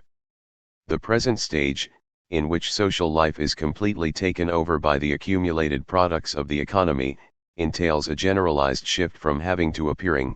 All effective having must now derive both its immediate prestige and its ultimate raison d'etre from appearances. Debord 1995, 17. Here, where Debord registers the development of social alienation through the advent of the spectacle, specifically as having transitions to appearing, we find an uncannily similar logical development of Hegel's concept of Erscheinung. Indeed, a near identical movement is found in the Encyclopaedia Logic, in which Hegel's logical development exhibits the sublation of being into the having of properties as thinghood, which is in turn the shining forth of Erscheinung, not, however, as a structural layering over of some Übersinn like Jenseits or that which is merely inner, but as the necessary form under which that which is essential is made manifest and actual. Hegel 1991b, 195-201. However, let us in brief traverse these steps as they appear within the science of logic so that we might correlate the similar logic of Debord's 17th thesis. For Hegel, essence is first a simple negativity, that is, not the immediacy of being. It is non-being. Schein is the immediacy of non-being, itself the negativity of essence. In proving itself to be non-immediacy, being as immediate is therefore only what it initially seemed to be. Being is the immediate seeming or Schein of essence. An absolute distinction between essence and its own seeming collapses as the former is grasped as the generation of seeming. Essence does not thereby underlie skenen as a foundation but is the process of seeming itself. This immediacy of shine in and through the negativity of essence demonstrates essence to be determinate as an infinite self-contained movement which determines its immediacy as negativity and its negativity as immediacy, and is thus the shining of itself within itself. Hegel 1991b, 345. Hegel calls this self-movement reflection. From shine, Hegel arrives at the section on appearance through the Reflexionsbestimmungen. Reflection is the attempt to find an identity that can account for differentiated skenen. The nature of the Reflexionsbestimmungen is to demonstrate that the determinateness of the reflection is the reference in it to its otherness. 1991b, 353. For this, the Reflexionsbestimmungen derive a logic of relations, one in which otherness is determinate in and through identity. Within the Seinslogique, determination referred to the way in which something was determined as distinct from an other as a contrastive limit of being. Now, however, a Reflexionbestimmung is not a transitory category but self-identical within the unified and manifold relations. In fact, Reflexionsbestimmungen give to relations their coherence as moments of differentia. The Reflexionsbestimmungen are the attempt to stabilize the relational unity of a manifold through a series of additional categories. The last of which, ground, finally allows for the maintained integrity of a unity in differentiation. Hitherto the relation between essence and shine remained ungrounded. Only in its completion does ground exhibit the insight that there is nothing behind external reality and that it is the essential nature of interiority to fully manifest itself in an exteriority. This formation process is the manner in which identity shines forth. If it were merely a shining of differences, we would have regressed to the category of shine. Instead, it is the identity within difference that has come to the fore in the ground connection. For this, the appearing differentiated within identity introduces the concept of Erscheinung, that appearance of essence as an identity within difference. Essence has developed shine into Erscheinung, for which it emerges as not behind of beyond appearance, but since the essence is what exists, existence is appearance. Hegel 1991b, 199. In some and through ground, essence has come into existence and this existence Hegel calls Erscheinung. Ground is no longer conceived as a substratum beneath a synthesized manifold but as the immanent interconnection of the manifold itself. It is a reciprocal grounding for which the ground is equally the grounded. Hegel calls this existence, the immediate unity of inward reflection and reflection into another. 1991b, 192. Concrete existence is a negative unity and is as such called by Hegel a thing. The determinations of the thing are its properties which it possesses. Here then Hegel makes explicit that the development from the Seinslogique up until now proceeds from being to having. The thing is a determination of concrete existence, whose properties are things distinguished existence. With the thing comes the relation of having or the possession of properties. The appearance of essence as concrete existence, which, while able to convert shine to Erscheinung, is not yet sufficient to fasten together the totality of the process. Concrete existence still fails to unify with that from which it is produced, as Musil quipped, a man without properties is properties without a man, Cyrili 2006, 107. Since attempting to grasp the unity of the thing dissolves any such unity into an excitation of identity and difference, the thing has dispersed, sich auflöst, into Erscheinung. Erscheinung emerges as the immanence of essence within being and the thing will become the shining forth or appearance. Hegel 1991b, 198. We now have the conceptual resources to return to transition from having to appearing found within Debord's 17th thesis. Point 5. What we discover in the chapter on Erscheinung, crucial for the spectacle, is that the essential truth of appearance is nothing independent from its appearing. This is a development from concrete existence or thinghood. Hegel's logical development has thereby witnessed the sublation of being into the having of properties as thinghood, which is in turn the shining forth of appearance, not, however, as a structural layering over of some Uberson-like gensates or that which is merely inner, but as the necessary form under which that which is essential is made manifest and actual. To disavow that there is an essence to the spectacle is to inadvertently affirm its appearances as essential. Here and consistent with Hegel's Wesenslogik, essence of the spectacle is only the visibility of its Erscheinungen, or the night of spectacular society, whose spectacles presented nothing but an eternal positive facade. Nav 2006, 290. Erscheinung is not the screen through which reality lays concealed, but demonstrates the essential nature of reality to manifest itself. However, it is not enough to affirm Erscheinung as the essential unity of the spectacle. As the fifth thesis of the Society of the Spectacle reminds us, it is also a Weltanschauung that has stabilized the movement of Erscheinungen.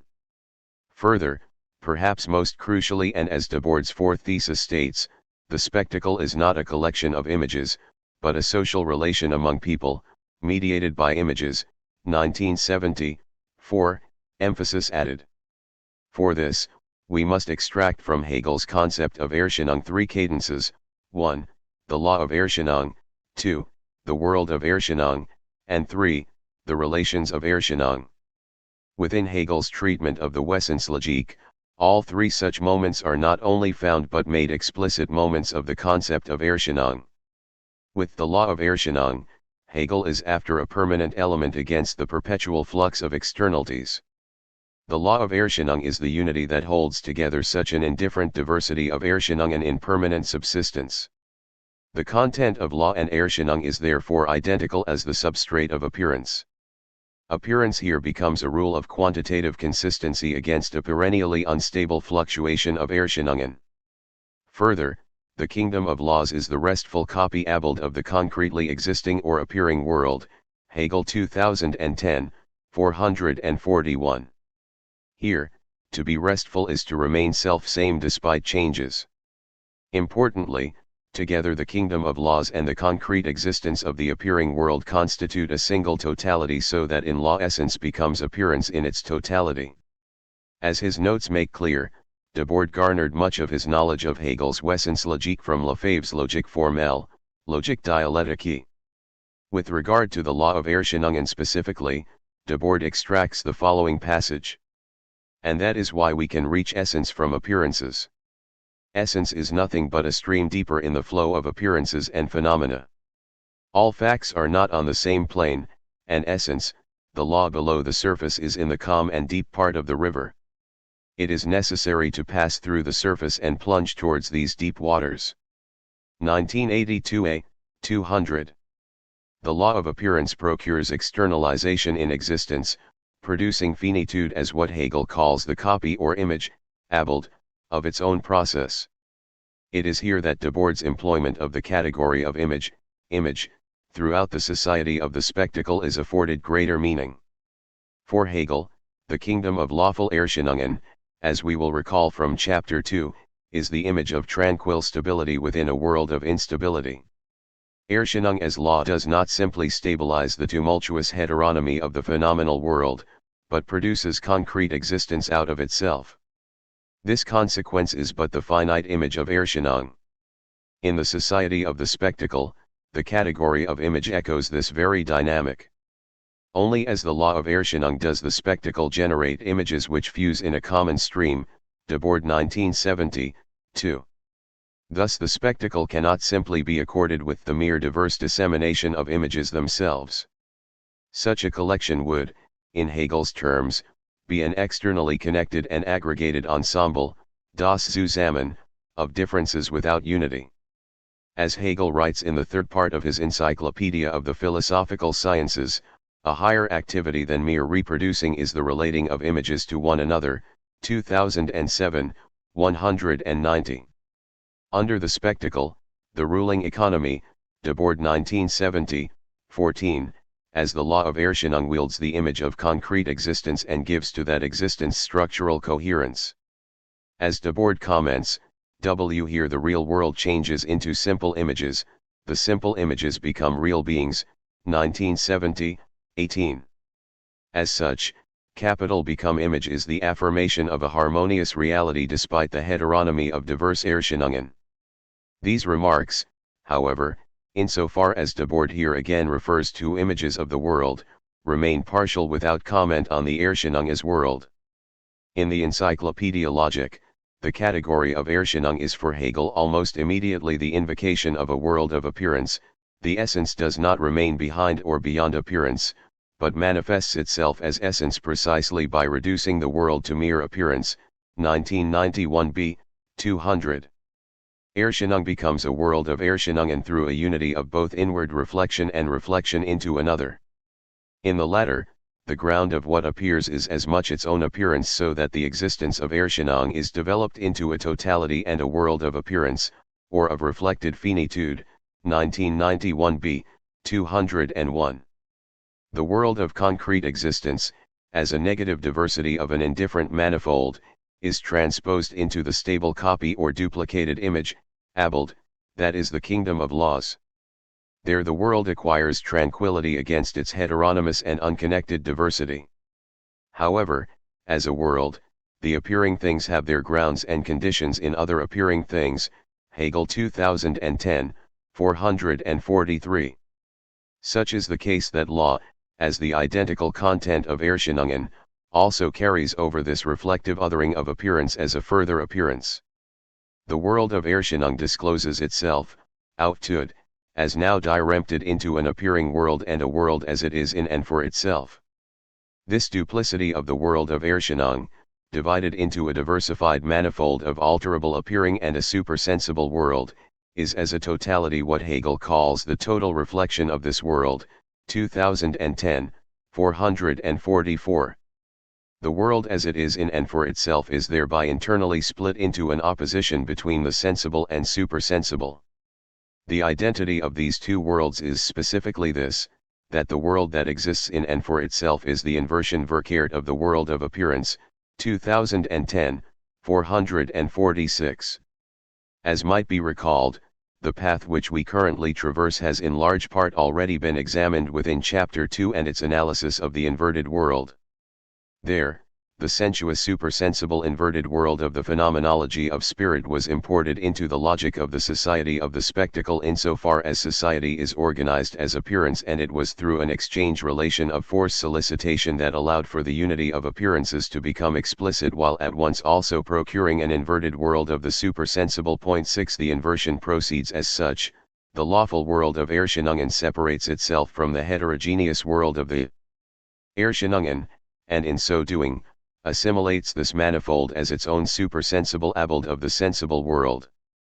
The supersensible thus inverts the sensible as a moment of itself. The duplicitous world of Erscheinung develops into a reigning commensurability between essential law and heterogeneous appearing. For Hegel, the world of appearance is a reflected finitude of existence whose totality encompasses as an identity both its externalization and self-relation. Erscheinung becomes a world of Erscheinungen insofar as it derives from a manifold of concrete and self-subsisting existence a unified self-same relation. We now reach a more determinate meaning of Debord's fifth thesis. The category of Welt signifies in general the formless totality of a manifoldness. This world has foundered both as essential world and as world of appearance. It is still a totality or a universe but as essential relation. 2010, 448. 7 Prior to its essential relation, however, the world as sheer manifold lends itself to the claim that the spectacle originates in the loss of the unity of the world, and the gigantic expansion of the modern spectacle expresses the totality of this loss. Debord 1970, 29. As Debord writes in his seminar notes on Hippolyte's spring lecture, the world is immediate, melting before us, but the other is the world of essence. 8 Such is the case that the spectacle as a world of Erscheinung accords with the concept of a world found in the Wesenslogique, a negative diversity of an indifferent manifold yet to exhibit its unifying principle.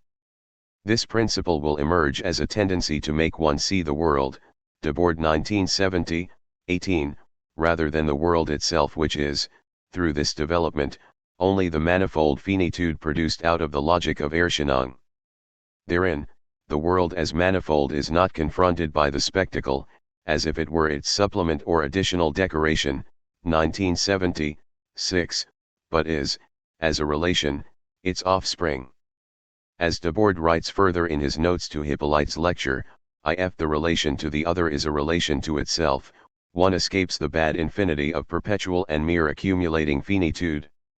On the final day of the seminar, Debord writes that Hegel only wants to understand a world that makes itself, that is, through the inner unity of its exterior Erscheinungen.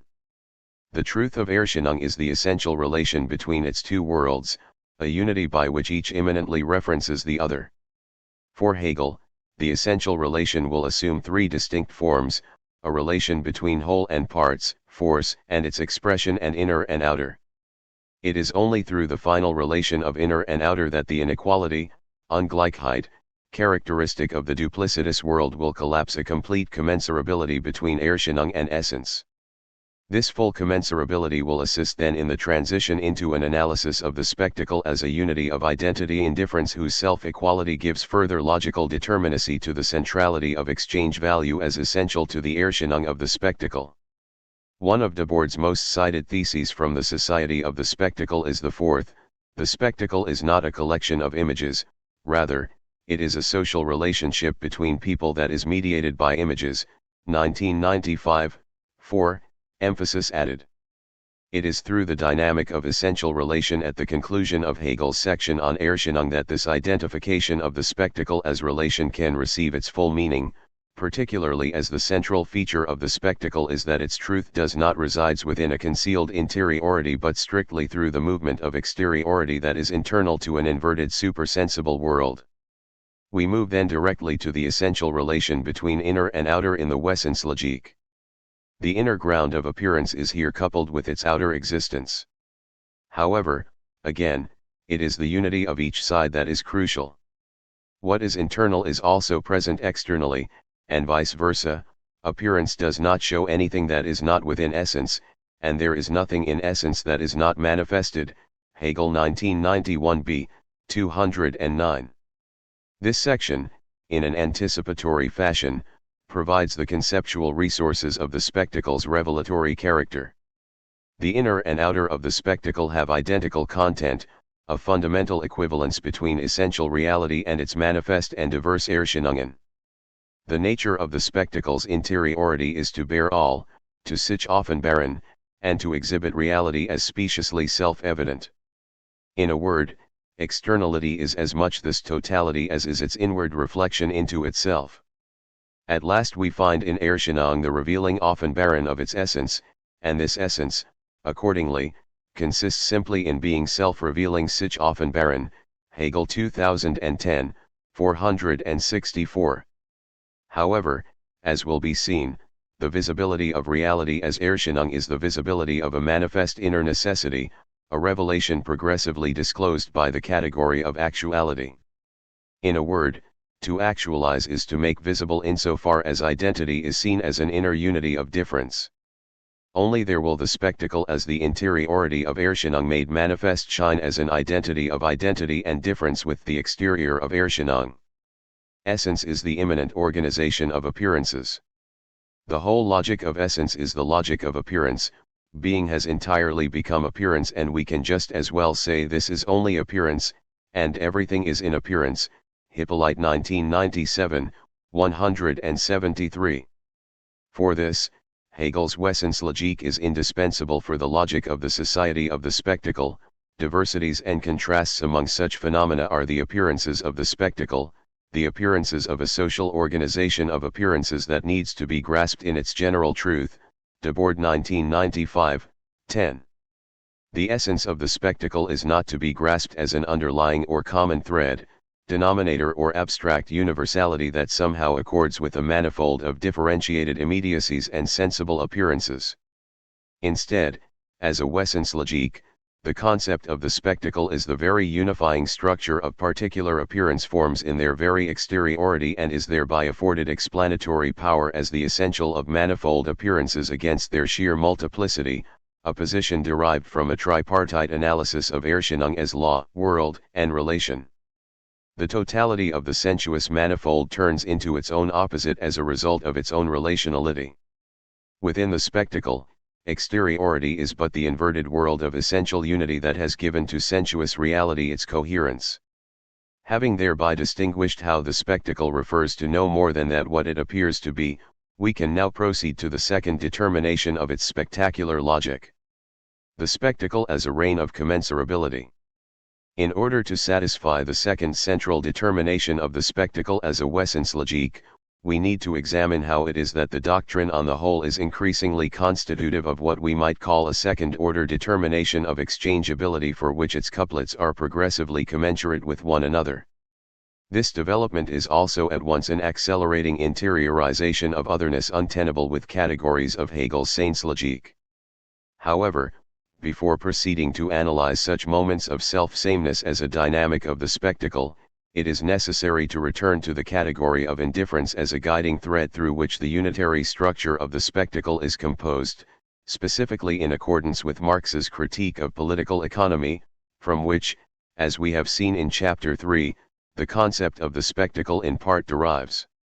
Indeed, the problem of indifference riddles the Wesenslogique on the whole and is not simply its embarkation. Everywhere it appears, indifference, as the German term Gleichgültigkeit indicates, also invokes a reign of identity, a commensurability that comes close to swallowing differentiation in toto. Now, if identity, as the rudimentary logic of exchange value, is also the movement of indifference, we must recognize how exchange value assumes the form of indifference. This takes place most starkly within Contribution to a Critique of Political Economy and Grundrisse, where Marx gives to the autonomous movement of exchange value the predication of indifference at almost every level of the particular forms of value. Commodities are indifferent to all religious, political, national, and linguistic barriers.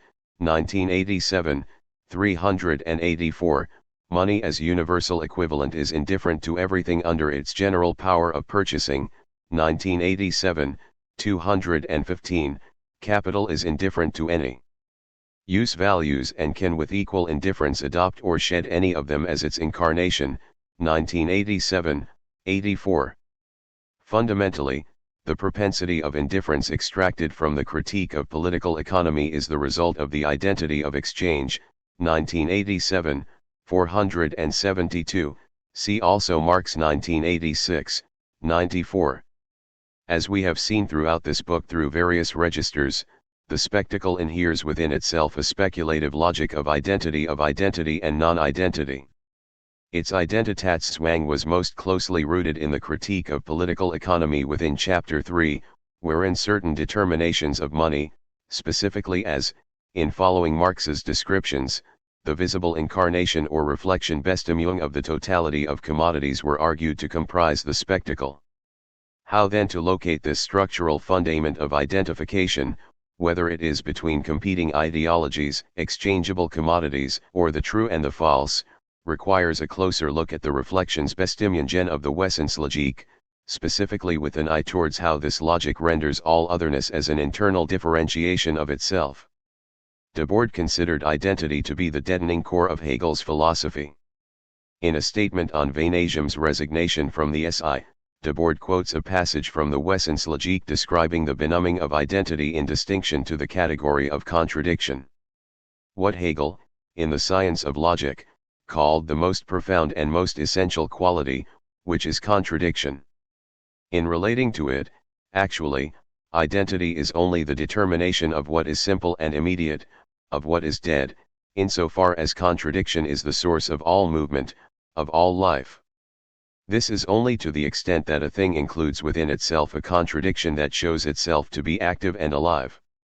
2004a, 3179.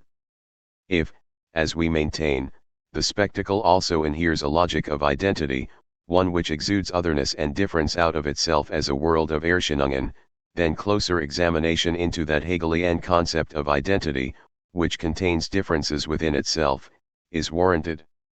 As a reflection Bestimmung, Hegel names identity as a self-relation, an equality with itself established by the self-negating negative of reflection. In the development of essence heretofore, otherness has disappeared into pure self-equality, and through the inner repelling activity of reflection, essence has become simply self-identity, Hegel 2010, 356. As a result, identity contains otherness within its own self-equality or is the process of the disappearing of otherness, 2010, 361. In and through its negative, identity is therefore also difference. Wholly self-relational, difference within identity is the self-negating negation and is as such not a difference from something else, or akin to the otherness, anders sen, found in the Seinslogique, but a difference not mediated through externality or through the otherness of existence but the difference of reflection itself. As a differing from itself, difference is thereby still identity, an identity of difference. Identity has turned into its opposite, whereby everything is both identical to itself only through differentiation. Reciprocally, there is no identity without difference and no difference without identity. However, a relation of self-related identities, which Hegel calls diversity, returns us to the problem of indifference. It is in fact diversity's central defect. Reflection as the essence of things must assume the form of diversity insofar as it constitutes both identity and difference as two self-relating, self-identical moments that differ because they are separately self-relating, Howgate 2011, 150. Diversity is a breaking apart of identity into indifferent differentiations. An external reflection constitutive of diversity dirempts itself into the categories of equality, Gleichheit, and inequality, Ungleichheit. External identity is accorded the category of equality while external difference that of inequality. As a relation of external reflection, differences can only find affinity, and not any immanent identity, through the activity of comparison, Vergleicht. Comparison is a process which moves back and forth from likeness to unlikeness and from unlikeness to likeness, Hegel 2010, 364. Equality and inequality thereby comprise a negative unity for which likeness and unlikeness disappear into each other. Equality and inequality, initially the determinations of external reflection, have therefore deepened as the self-equality of reflection developed through the unity of identity and difference assuming the form of diversity. They comprise a difference which is no difference, Hegel 2010, 365. We find then here in the reflection Bestimmung a logic of identity that, despite the heteronymous thread of diverse differentiation, contains difference within itself. In a word, it is the commensurability of all sides that prevents external reflection from fracturing everything into a heteronymous manifold. The movement of reflection within the spectacle is given illustration within issue 10 of IS, 1966. In the short article entitled Le Monde as Reflection, the French newspaper is first satirically lauded for its impartiality and respect for the facts and by offering an intellectual valorization for the majority of its readers. The respect commanded by Le Monde is, however, given critical determinacy precisely for its absolute respect for facticity, for what merely exists and for its benevolent comprehension of the already accomplished. Its politeness beyond ideological conflict recognizes all perspectives as fundamentally equal. Le Monde is for the SI a transparent reflection of the world and this is precisely its spectacular function. The eager recognition of all powers at once is the best expression of this cynicism and naivete that are inseparable from impartial information.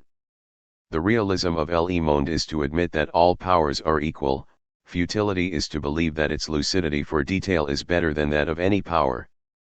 Le Monde is precisely of the position of this educated and respectful spectator that it helps to train among its readers. IS 1997, 478. There is an overwhelming apologia to the commensurability of the spectacle in its movement of reflection as the identity of identity and non-identity. In the words of Asturjorn, equivalence is the complete elimination of any notion of situation, of event, IS 1997, 229. Within reflection, equality and inequality are each as shining into the other, Hegel 1991b, 184. Ultimately, however, it is Gleichheit that reigns supreme and whose logic of commensurability tightens even further within the progressive development of the Wesenslogique. For example, within the subsequent concept of opposition and its correlate categories of the positive and negative, each side can only refer to itself by referring to its other. For Hegel, the determination of this mediation is a certain commensurability to each side. Therefore, there belongs indeed one of the two determinacies, the positive or the negative, but the two can be interchanged verwechselt werden, and each side is such as can be taken equally as positive or negative. 2010, 369. As Debord remarks in his notes on the phenomenology of spirit, the logic of opposition to reconciliation must be a problem that is capable of being contiguous. 10 Indeed, Hegel continues to describe each side as not simply separate but wholly interchangeable.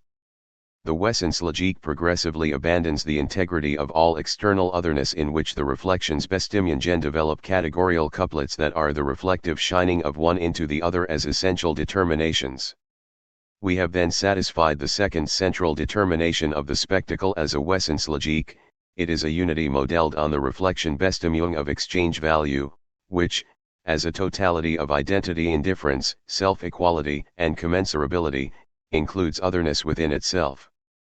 Indeed, the spectacle admits of otherness, but always in relief. In his seminar notes for Hippolyte's lectures, Debord indicates an understanding of difference with respect to the Seinslogique and the Wesenslogique. For the former, he writes that, the qualities of Dasein are at the same time their limit, not an external determination. Dasein is identical to its limit.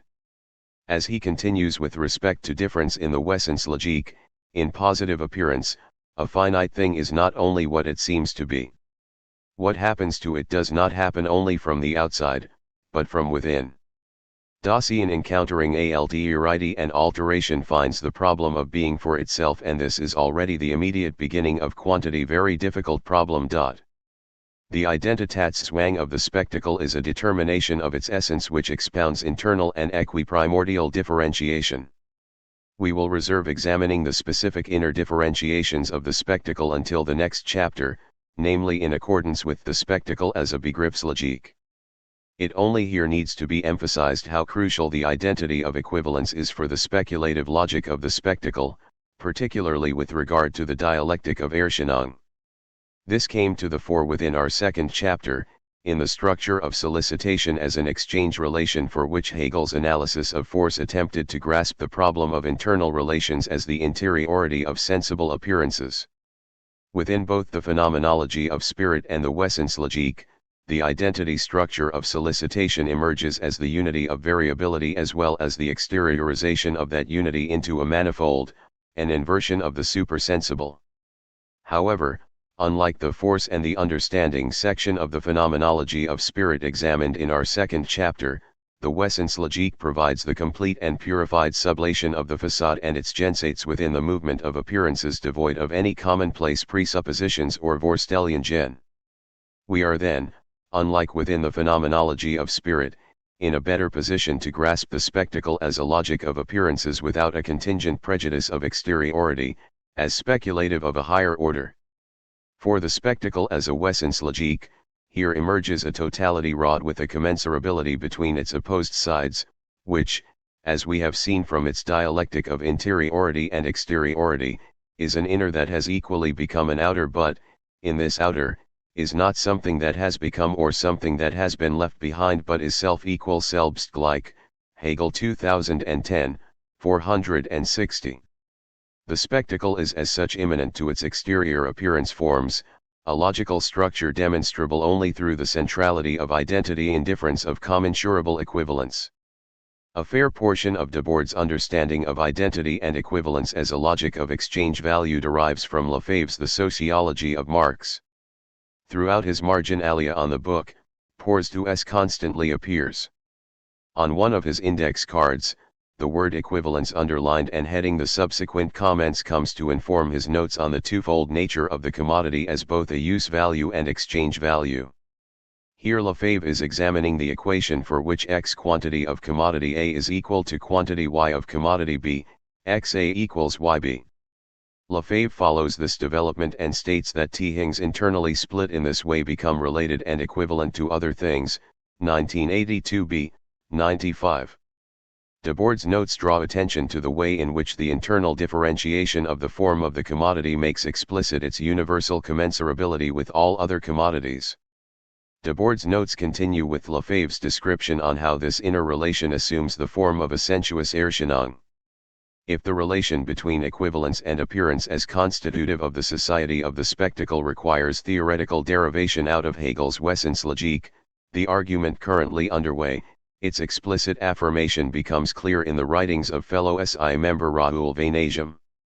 Written and published the same year as Debord's The Society of the Spectacle, Vaneigem's The Revolution of Everyday Life, Trait de savoir-vivre à l'usage de jeunes générations, has admittedly not aged nearly as well as the former.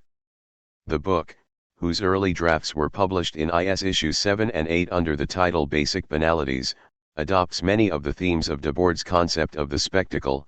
However, here they are predominantly accompanied by a belated Lebensphilosophy whose romantic lyricism affirms the primacy of subjective experience, spontaneity, and poetry as the bulwark against spectacular domination.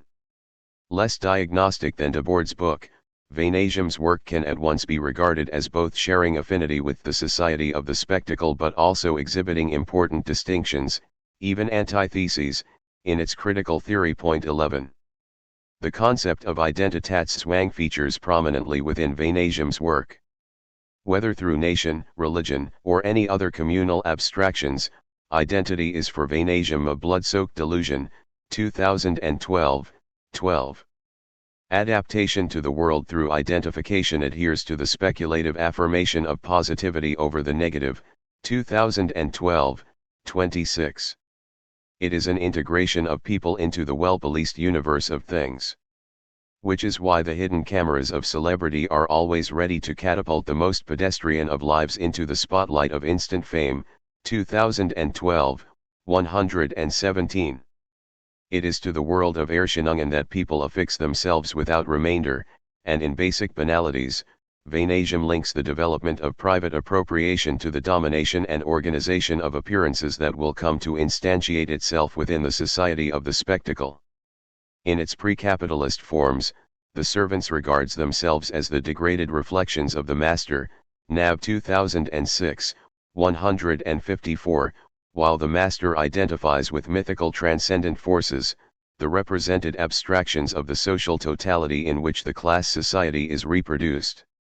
In an analysis remarkably close to Adorno and Horkheimer's dialectic of enlightenment, this rationalized mimesis is then for Vaneigem fastened through the exchange relation of sacrifice, a unity of alienation whose objective, and perverted, harmony is sustained by myth, this term being used to designate the organization of appearances in unitary societies, that is, in societies where slave, tribal or feudal power is officially consecrated by a divine authority and where the sacred allows power to seize the totality.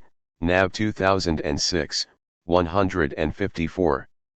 For Vaneigem's spectacle, such a harmony culminates, through the repetition of images, stereotypes, models and roles, in unprecedented dominance in its reconstituted social unity, a showroom of stick figures whose modes of behavior are simply debased forms of the old ethical categories, knight, saint, sinner, hero, felon, faithful servant, honnête, etc.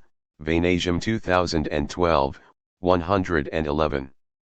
Their repetitive and indeed industrially frequent iteration through photography, radio, cinema, celebrity, election pageants, magazines, newspapers, television, but also now, it can be said, digital platforms, slogans, lifestyles and catchphrases, constitute individuals, together with the collapse of the great ideologies of yesteryear, into prefabricated personifications of Erscheinungen so as to constitute a sort of automatic dispenser of ready-made explanations and emotions. Vaneigem 2012. 111-12. As Vaneigem continues, it falls to roles to integrate individuals into the mechanisms of culture. This is a form of initiation. It is also the medium of exchange of individual sacrifice, and in this capacity performs a compensatory function. And lastly, as a precipitate of separation, roles strive to construct a behavioral unity, In this endeavor they rely on identification, 2012, 115. The reflective search for identity, under the Society of the Spectacle degenerates into identification, 2012, 121. Here the reflection Bestimmung of identity and its self-same commensurability prevails. Indeed, what makes capitalist exploitation so repulsive is the very fact that it occurs between equals, 2012, 103. Fragmented and socially separated through private labor, individuals become interchangeable, an epitome of the prosaic, 2012, 75, whose only inner unity becomes the spectacle of common Identitätszwang. The equivalence therein set with the world of Erscheinungen dominates the reification of the spectacle. What are the traditional revolutionaries doing? They are struggling to eliminate certain distinctions, making sure that no proletarians are any more proletarian than all the others. But what party is calling for the end of the proletariat? That's what reification is, everyone and everything falling at an equal speed, everyone and everything stigmatized with an equal value. The reign of equal values has realized the Christian project, but it has realized it outside Christianity, as Pascal surmised, and more importantly, it has realized it over God's dead body, contrary to Pascal's expectations. The spectacle and everyday life coexist in the reign of equal values. NAV 2006, 170-1. Despite spectacular divergences, peaceful coexistence along a horizontal social unity is for Vainasium infinitely finite. It creates an unlimited appetite for the absolute, NAV 2006, 104. In a word, here are no gradations in castration, NAV 2006, 94, and with Vainasium's invocation of the absolute, we can move to the category of actuality, the final determination of the spectacle as a Wesenslogique. The optical actuality of the spectacle.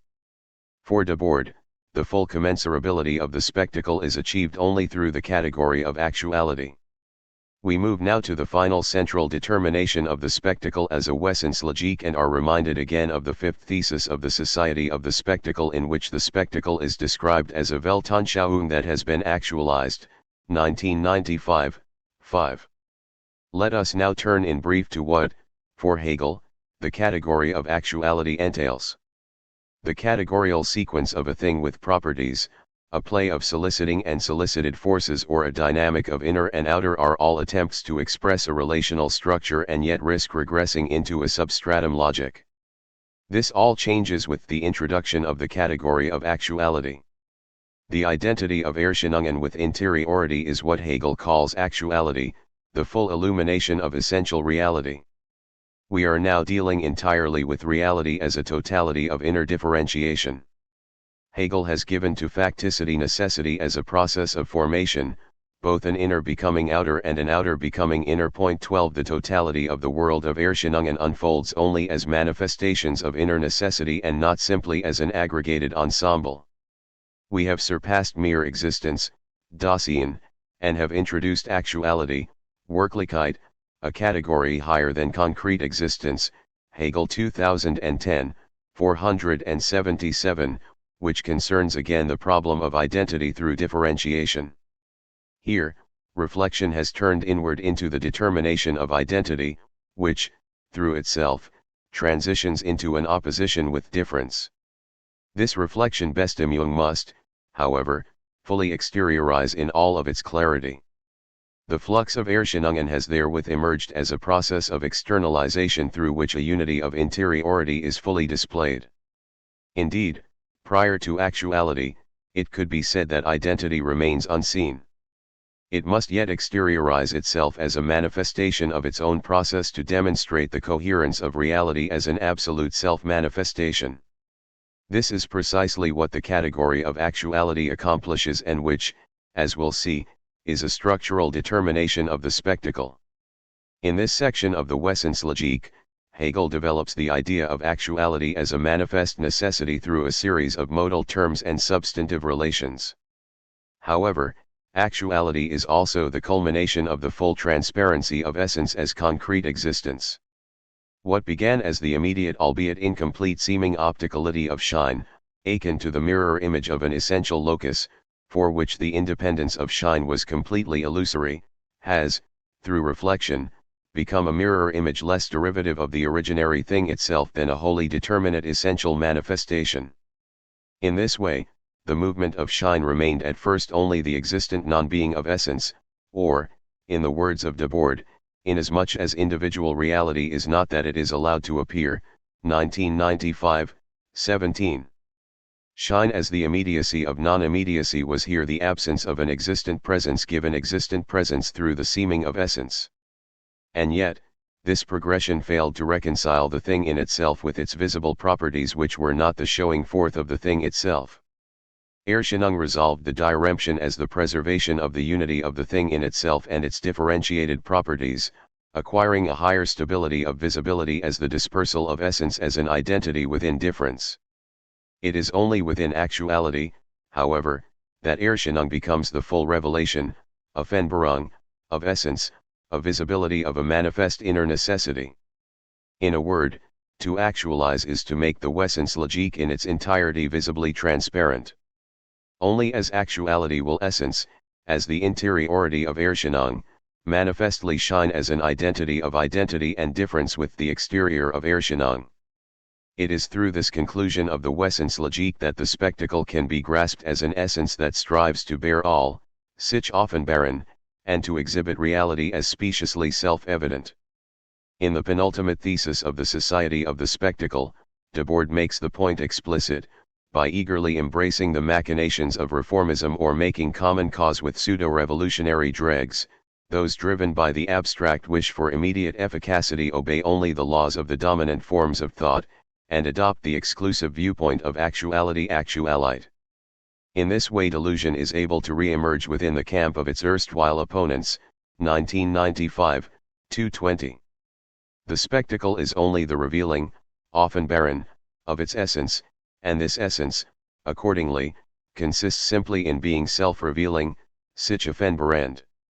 However, we find within Lefebvre's The Sociology of Marx a description of appearances that, without invoking the category of spectacle, nevertheless speaks to Debord's importation of Hegel's concept of actuality as a central determination of the spectacle.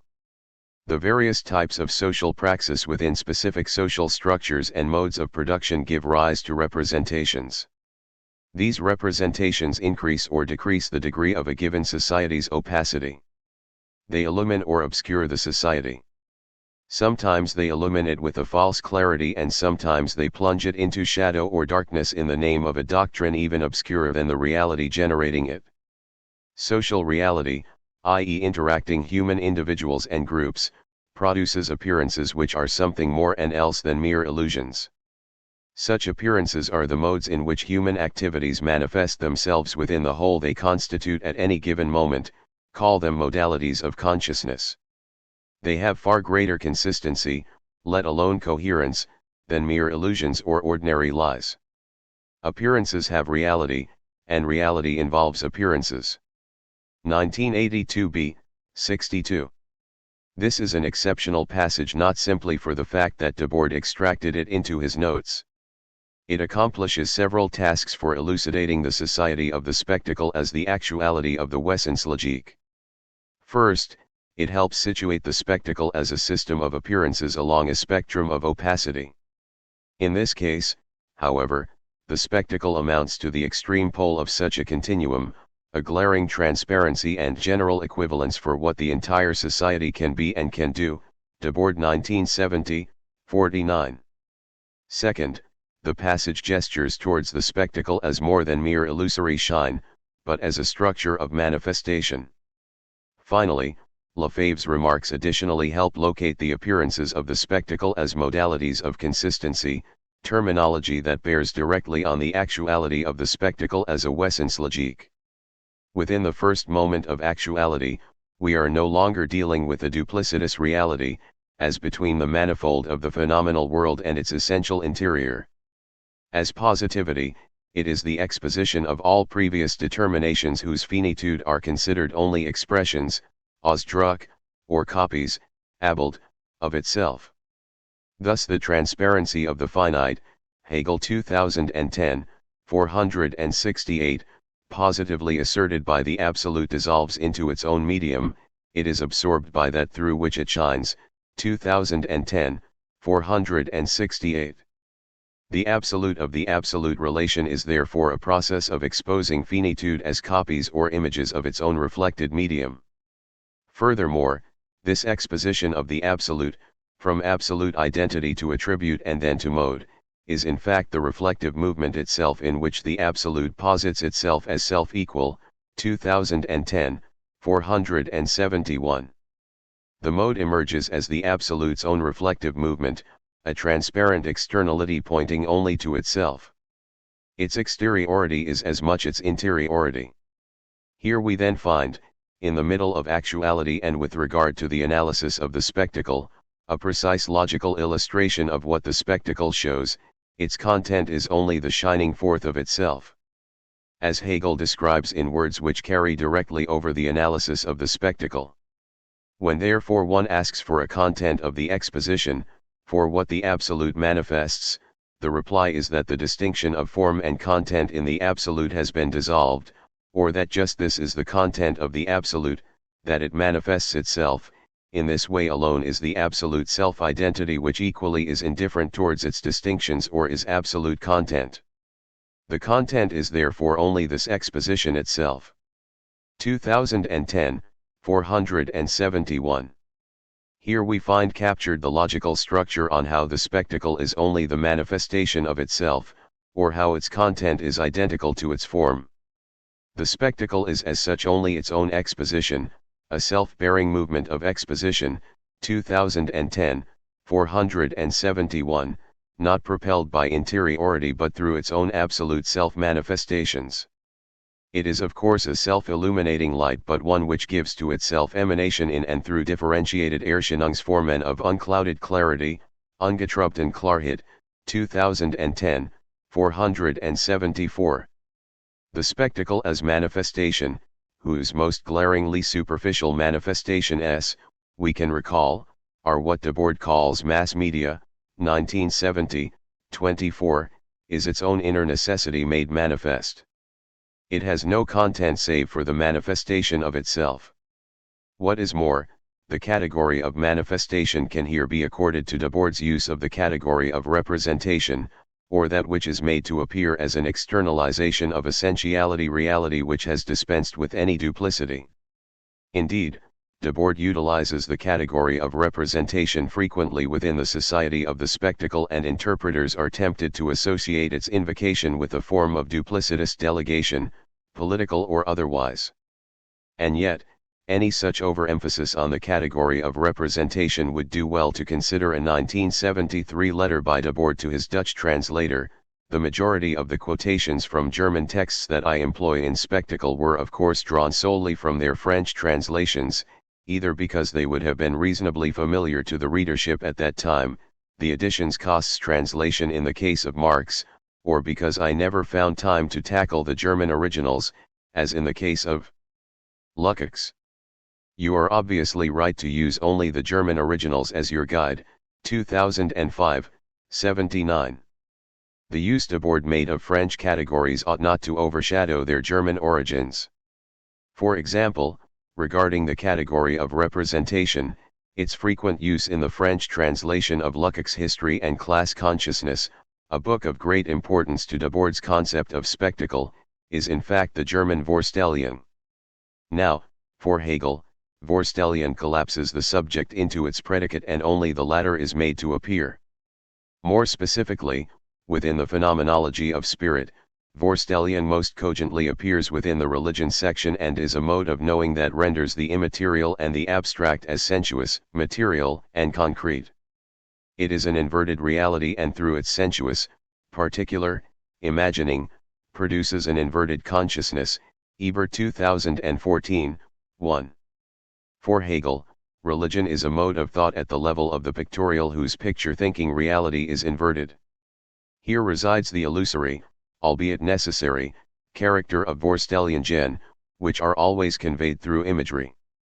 Spirit becomes represented through a Vorstellung in the Christian incarnation of Christ, an embodied and immutable figuration.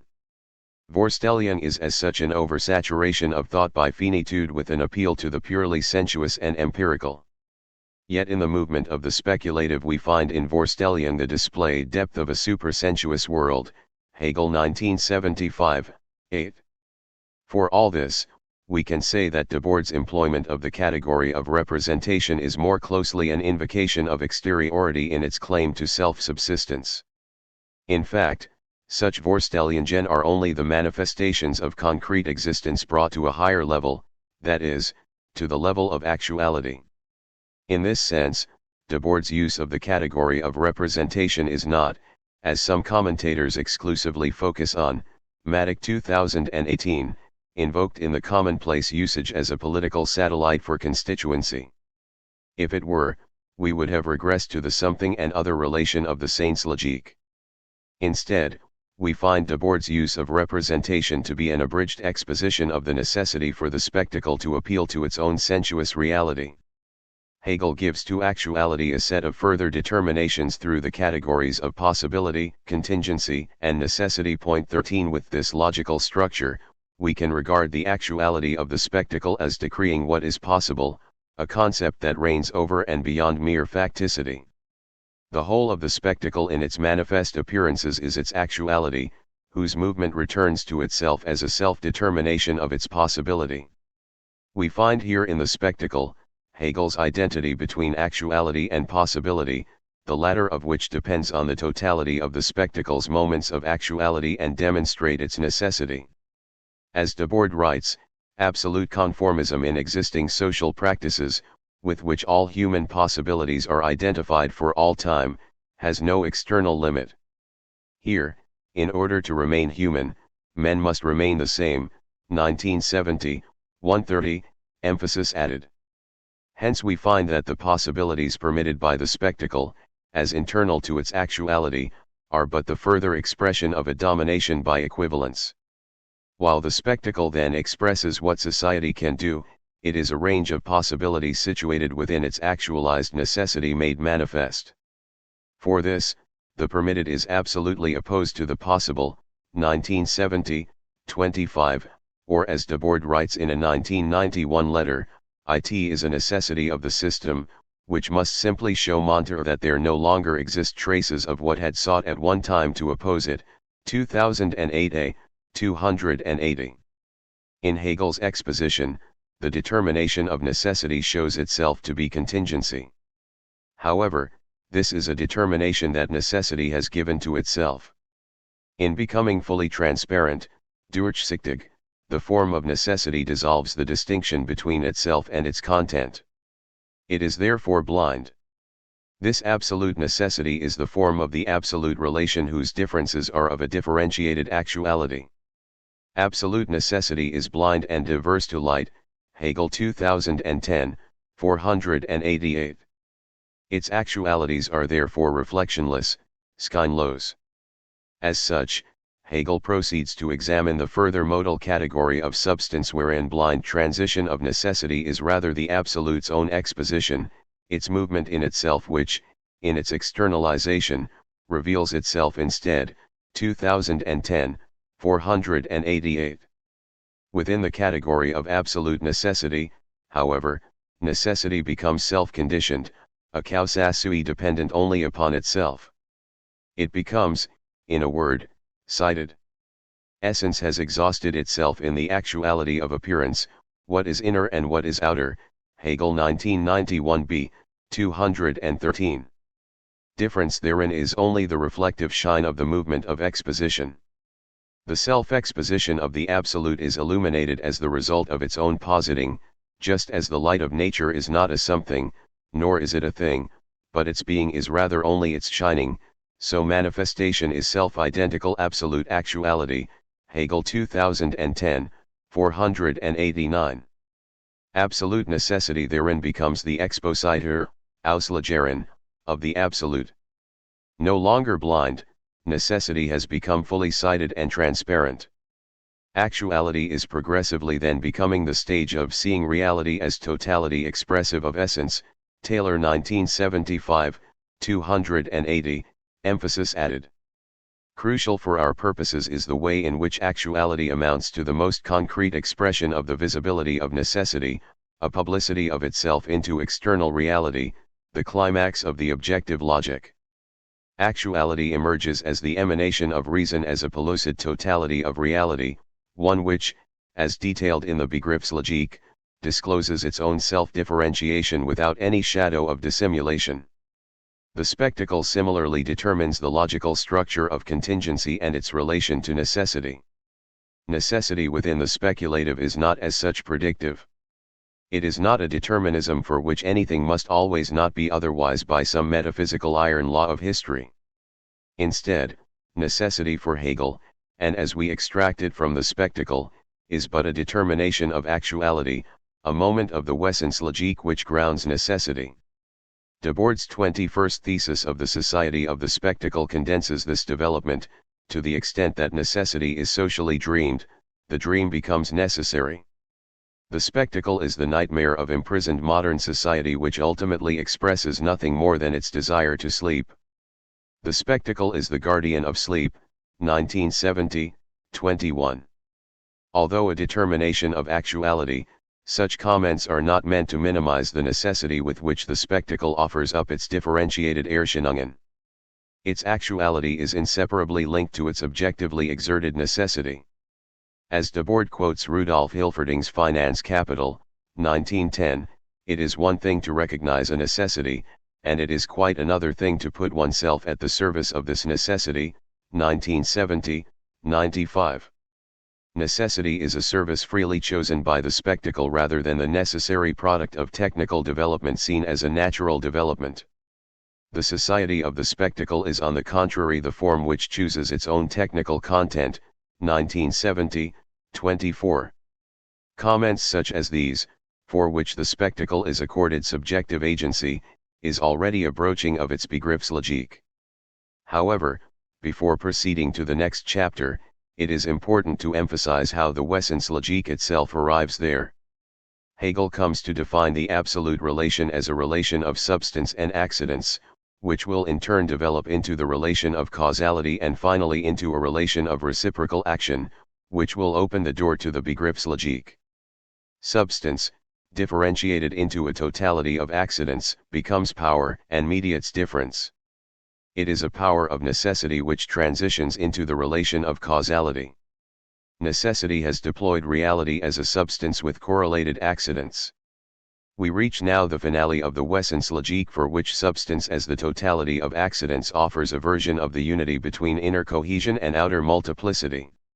Substance as power dirempts itself into the posited, the effect, and its own inward reflection, the cause. Causality is as such an activity of presupposing its own conditions. It is no longer a simple substrate but is itself an act upon itself, a passive substance as upon an other. This passive substance is therewith doubled.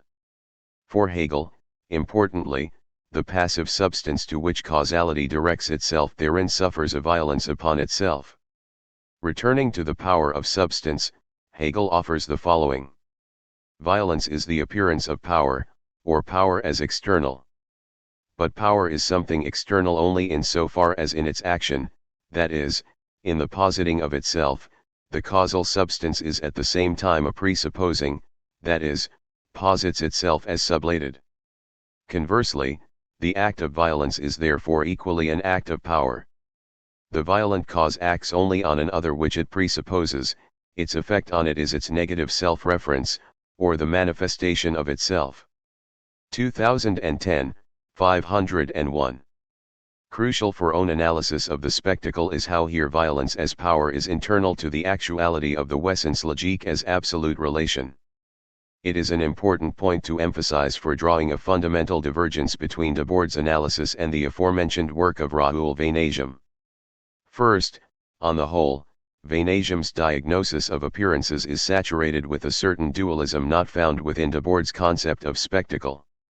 The very structure of the revolution of everyday life expresses an external distinction between oppression and freedom, with the first outlining the perspective of power and the second, the perspective of supersession, 2012, 4. For Vainasium, the organization of appearances is a system for shielding the facts, 2012, 106, rather than immanent to manifest facticity. More important, however, is the way in which Vainasium's diagnosis sets the category of hierarchical power above spectacle as of a higher order concept. As Vainasium makes explicit, the supersessions are the spontaneous acts we see everywhere forming against power and its spectacle, NAV 2006, 162, emphasis added. Here, the spectacle is but one instance of hierarchical social organization. While on occasion offering remarks such as power stands or falls with its organization of appearances, NAV 2006, 125, it remains the case that for Vainasium it is from a metaphysics of power that the spectacle draws its actuality. This is in glaring contrast to the present analysis, for which power, as a dynamic internal to actuality as absolute relation, is but a force wielded by the spectacle for its own reproduction. Vainasium assumes the opposite, whereby it is power that illuminates the spectacle rather than the spectacle as a wesenslogique of illumination. On the contrary, the spectacle is for Debord frequently couched in terms of luminescence. For example, in a 1986 letter to Jamie Semprun, Debord chides what he calls a dominant trait of the epoch: there is nothing new under the sun of the spectacle, or that a media personality may from the shadows come into the light of the spectacle, 2006 c. 431. The spectacle as wesenslogique is nothing less than an actualized structure of revelation, the revealed mystery of the ultimate goal of production, Debord 1970, 69. As completely transparent in its actuality, the spectacle harbors no itinerary for manipulation, sophism, or persuasion. In this way, no one really believes the spectacle, only believing what is revealed. Debord 1998, 60-1. To speak of the actuality of the spectacle is to pose, in abbreviated form, the identity of its differing appearances as its essential structure. The rendering visible of the essential structure does not lie in waiting behind Erscheinungen, but derives from the very pulsation of those Erscheinungen. We may name this process of externalization as the spectacularization of the spectacle itself. This is why, for the SI, our evolution could never be showing monter life to people, but bringing them to life, NAV 2006, 396. The conceptual tools have now been introduced in order to speak of the spectacle as subject, that is, as entailing its own distinct Begriffslogique. 6. The concept of the spectacle. To convince is to conquer without conception. Walter Benjamin. In the previous chapter, we have seen how the wesenslogique offers a fundamental account of the society of the spectacle insofar as the unitary structure of essence provides a thoroughly determinate account of how it is that particular appearances immanently relate to that unifying structure and are not simply an externalized exteriority contingently related to the whole. And yet, the whole of the spectacle requires its own determinate logic as a self-differentiated totality whose parts are not substantively distinct from its overall structure. For this, the Begriffslogique becomes the macro-social ontology of the society of the spectacle that exhibits internally differentiation as a self-operation. Here, the differences within the spectacle are but the necessary movement of its own archetypal self-developing unity, a perspective not yet broached within the wesenslogique and its reflection relations. We have seen how the spectacle as a wesenslogique concerns the relation between appearance and essence as a necessary and inner connection, or as an identity that contains differentiation within itself. Yet, if this speculative structure concludes as a substance which is in fact only self-differentiating, the nature of the spectacle as self-differentiation must be examined. It is here that we turn to Hegel's Begriffslogique and how the spectacle self-differentiates itself into a number of concrete and varied appearances that bear speculative unity. Only as what Hegel calls concept, a self-developing whole, do subject and substance truly appear as a speculative unity. In his writings, Debord frequently accords conceptuality to the spectacle when referring, not to its individual elements but to its totality as a self-development. For example, in his 1979 preface to the fourth Italian edition of the Society of the Spectacle, Debord writes that since the book's 1967 publication, the spectacle has done nothing but meet more exactly its concept, 2006 h. 1465. The spectacle as speculative concept must exhibit a unity which is at once a separation, an identity which preserves the non-identical within itself as a movement of its own internal differentiation. The concept of the spectacle must thereby at once provide a coherence of the separate, Debord 1995, 105, while demonstrating its transparency to be self-articulating. Fulfilling such requirements is to expound the spectacle as a Begriffslogic, a logic for which no absolute distinction remains for a reality divided between its appearance and its concept. Unlike our analysis of the spectacle as a Wesenslogic, which proceeded through each of its major moments and determinations, the following procedure will take a different approach with regard to the Begriffslogic, or the logical form by which, it will be argued, the spectacle comprehends itself conceptually and in doing so procures concrete self-differentiation and external opposition. We will first offer a note on how the spectacle is most suitably examined within Hegel's subjective doctrine insofar as Debord's analysis can be traced back to Marx's comments on capital as an automatic subject. From there, it will be argued that Hegel's Begriffslogic logically illustrates the spectacle's most concrete diremptions and how, through Hegel's structural distinctions between universality, Allgemeinheit, particularity, Besonderheit, and individuality or singularity, Einzelheit, the concept of the spectacle, in the most precise meaning of Begriff, can be grasped as a syllogistic structure, a self-differentiating and self-externalizing totality. Here, examples of unities of opposites perfectly willing to tolerate partisan class power and other membre de secta so long as the speculative system remains dynamically reconstituting its whole will be elucidated. These oppositions will be explored as the relation between work and leisure, state and economy, town and country, and diffuse and concentrated spectacle. Concluding remarks will be offered on how the spectacle's Begriffslogic gives it full rational and spiritual coherence as a critical theory of society. The spectacle as automatic subject. In order to elucidate the spectacle as a Begriffslogic, we must first emphasize the self-acting nature of its concept as a universal substance whose content is objectively and immanently determined. We may cite here the affinity with which the spectacle appears as, in the words of Marx, something akin to an automatic subject. For Marx, capital as value in process is described as follows within Capital, Volume 1. Money and the commodity represent only different modes of existence, verschiedene Existenzweisen of value itself, the money its general mode, and the commodity its particular, or, so to say, disguised verkleidet mode. It is constantly changing from one form to the other without thereby becoming lost, thus becoming an automatic subject, automatisches subject. If now we pin down the specific forms of appearance Erscheinungsformen which self-expanding value successively assumes in the course of its life, we arrive at the following explanation: capital is money, capital is commodities.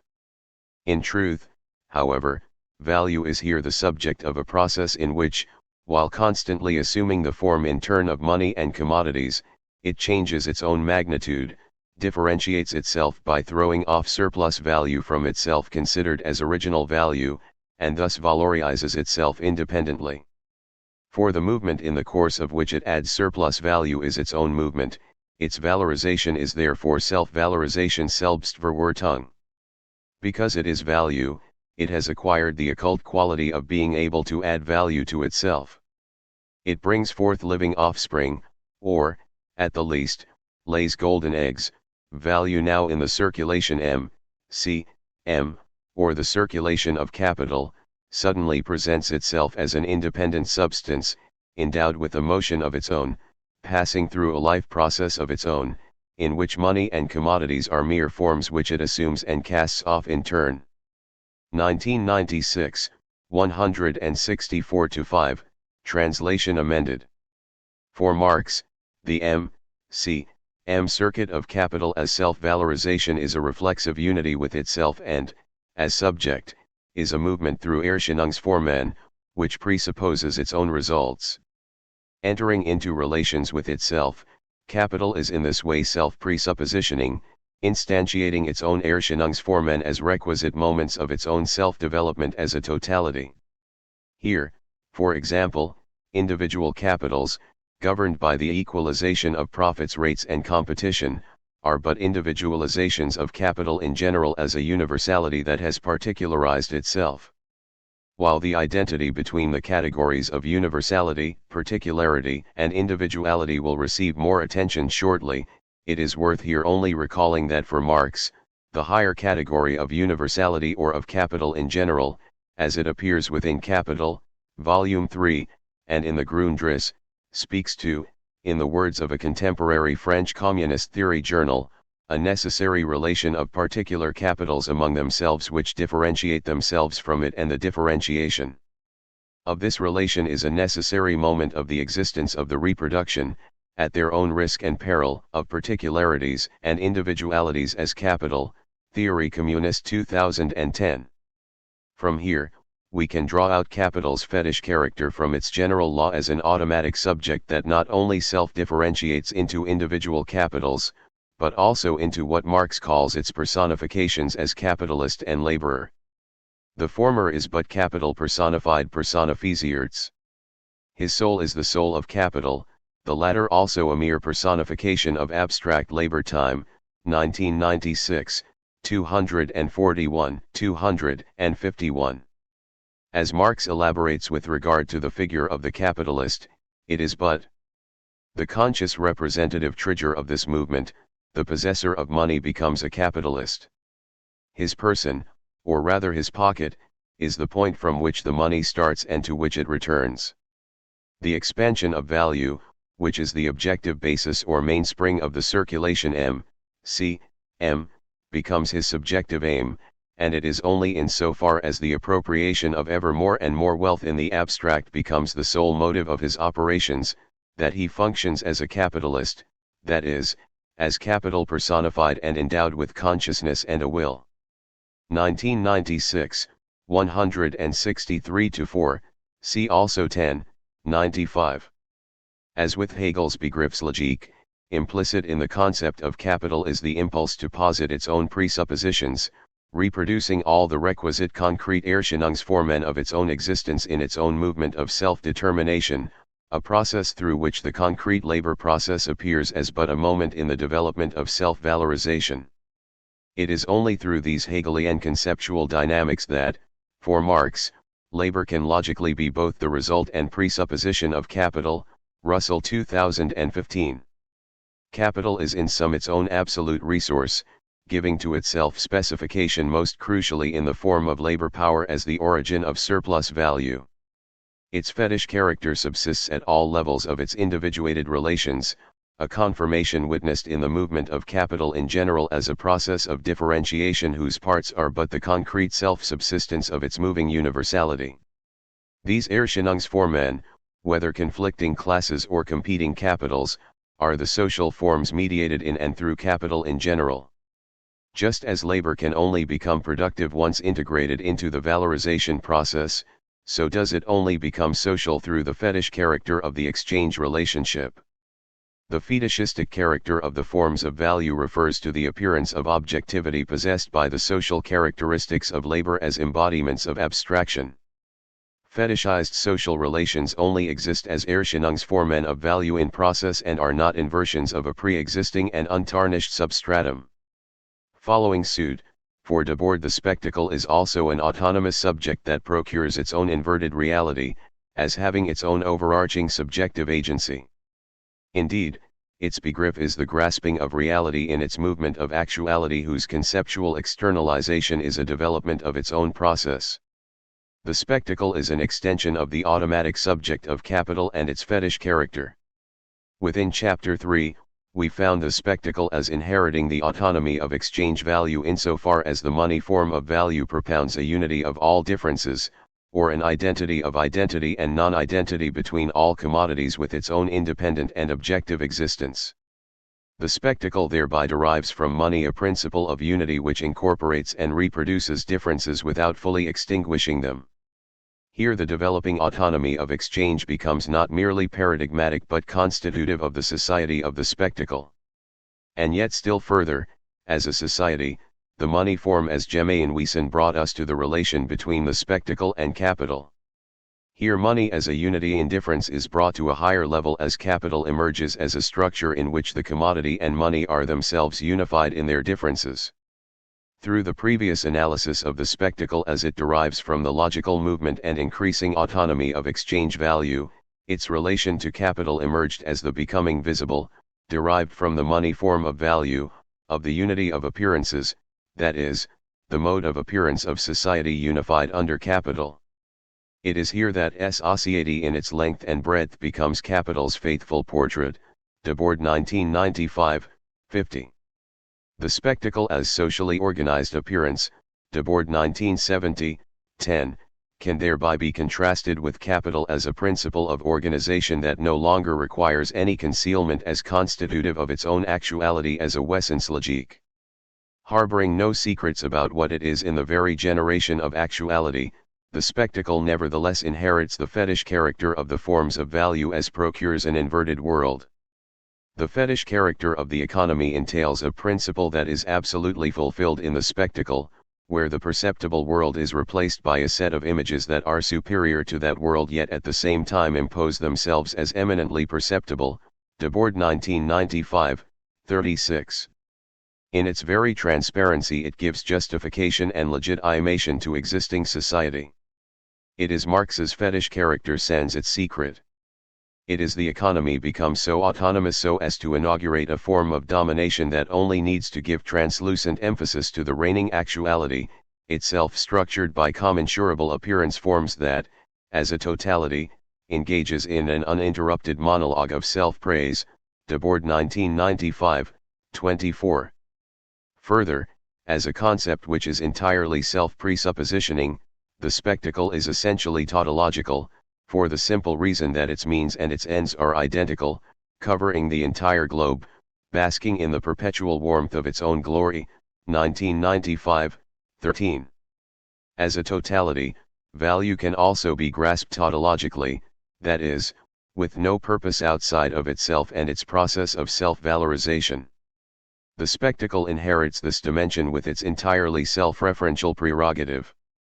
It therefore becomes the transparent model of everyday life within capitalist society. Insofar as the movement of value, in its concrete instantiation of its own abstract directives, establishes material content as the appearance of itself, the spectacle's form and content are correspondingly identically the total justification of the existing system's conditions and goals, Debord 1970, 6.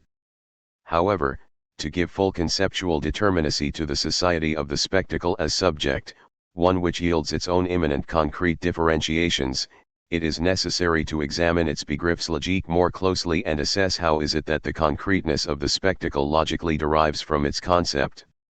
The concreteness of the concept. The spectacle as concept gives truth and verification to its finite appearance forms as moments of its own self-development. With its substantive self-identity and immanent determinacy, its totality, according to Hegel's logic, is now free. Further, for Hegel, as the principle of all life in which it both encloses all content within itself while releasing it, the concept is what is utterly concrete, Hegel 1991b, 236, an achievement procured through its own development throughout the science of logic. Indeed, for Hegel, it is only within the Begriffslogique that an unprecedented level of concretion makes its appearance, precisely because it contains being and essence, and hence all the riches of both these spheres, within itself in ideal unity, 1991b, 237. While common sense might customarily associate the notion of a concept with that which takes flight into abstraction, or that which couldn't be further away from the real, Hegel's concept of the concept develops concrete reality out of itself. It is not simply a content of subjective representation or Gedankendigen but that which gives to all finite determinateness and differentiation a structure of coherence and inner necessity and, in so doing, deploys the world. In a word, Hegel, in the final doctrine, demonstrates the necessarily conceptual structure of all actuality. The Begriffslogique procures reality out of itself, a universality that particularizes itself and an inner necessity generative of externality as its manifestation.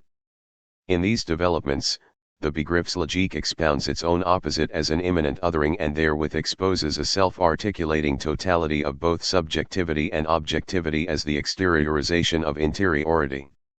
Like the other doctrines, the Begriffslogique progressively discloses differentiations, not, however, through a passing over into another such that can be found in the Seinslogique, or in a reflective shining as in the Wesenslogique.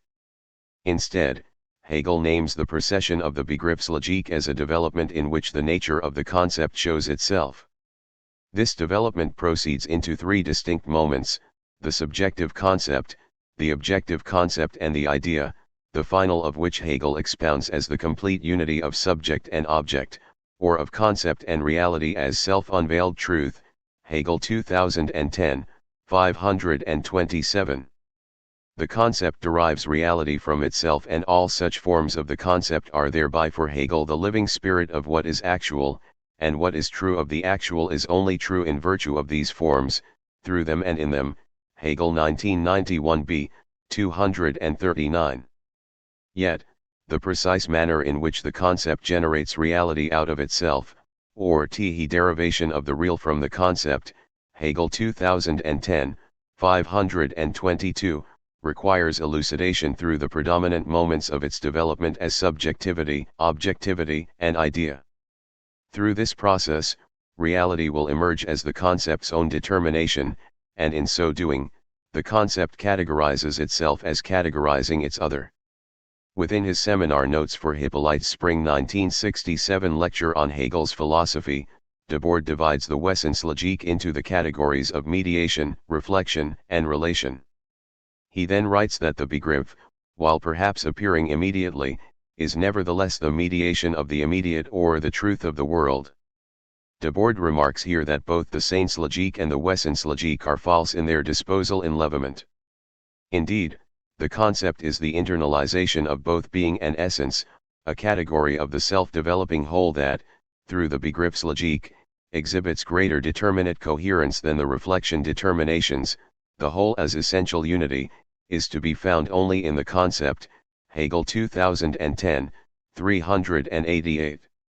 The Begriff of the spectacle thinks the possibility of objects and relations, having integrated both the logic of being and essence.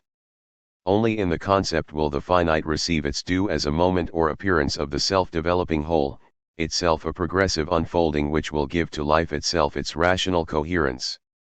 As Debord synoptically provides a description of this development. The concept of the spectacle brings together and explains a wide range of apparently disparate phenomena. Diversities and contrasts among such phenomena are the appearances of the spectacle, the appearances of a social organization of appearances that needs to be grasped in its general truth. Understood on its own terms, the spectacle proclaims the predominance of appearances and asserts that all human life, which is to say all social life, is mere appearance.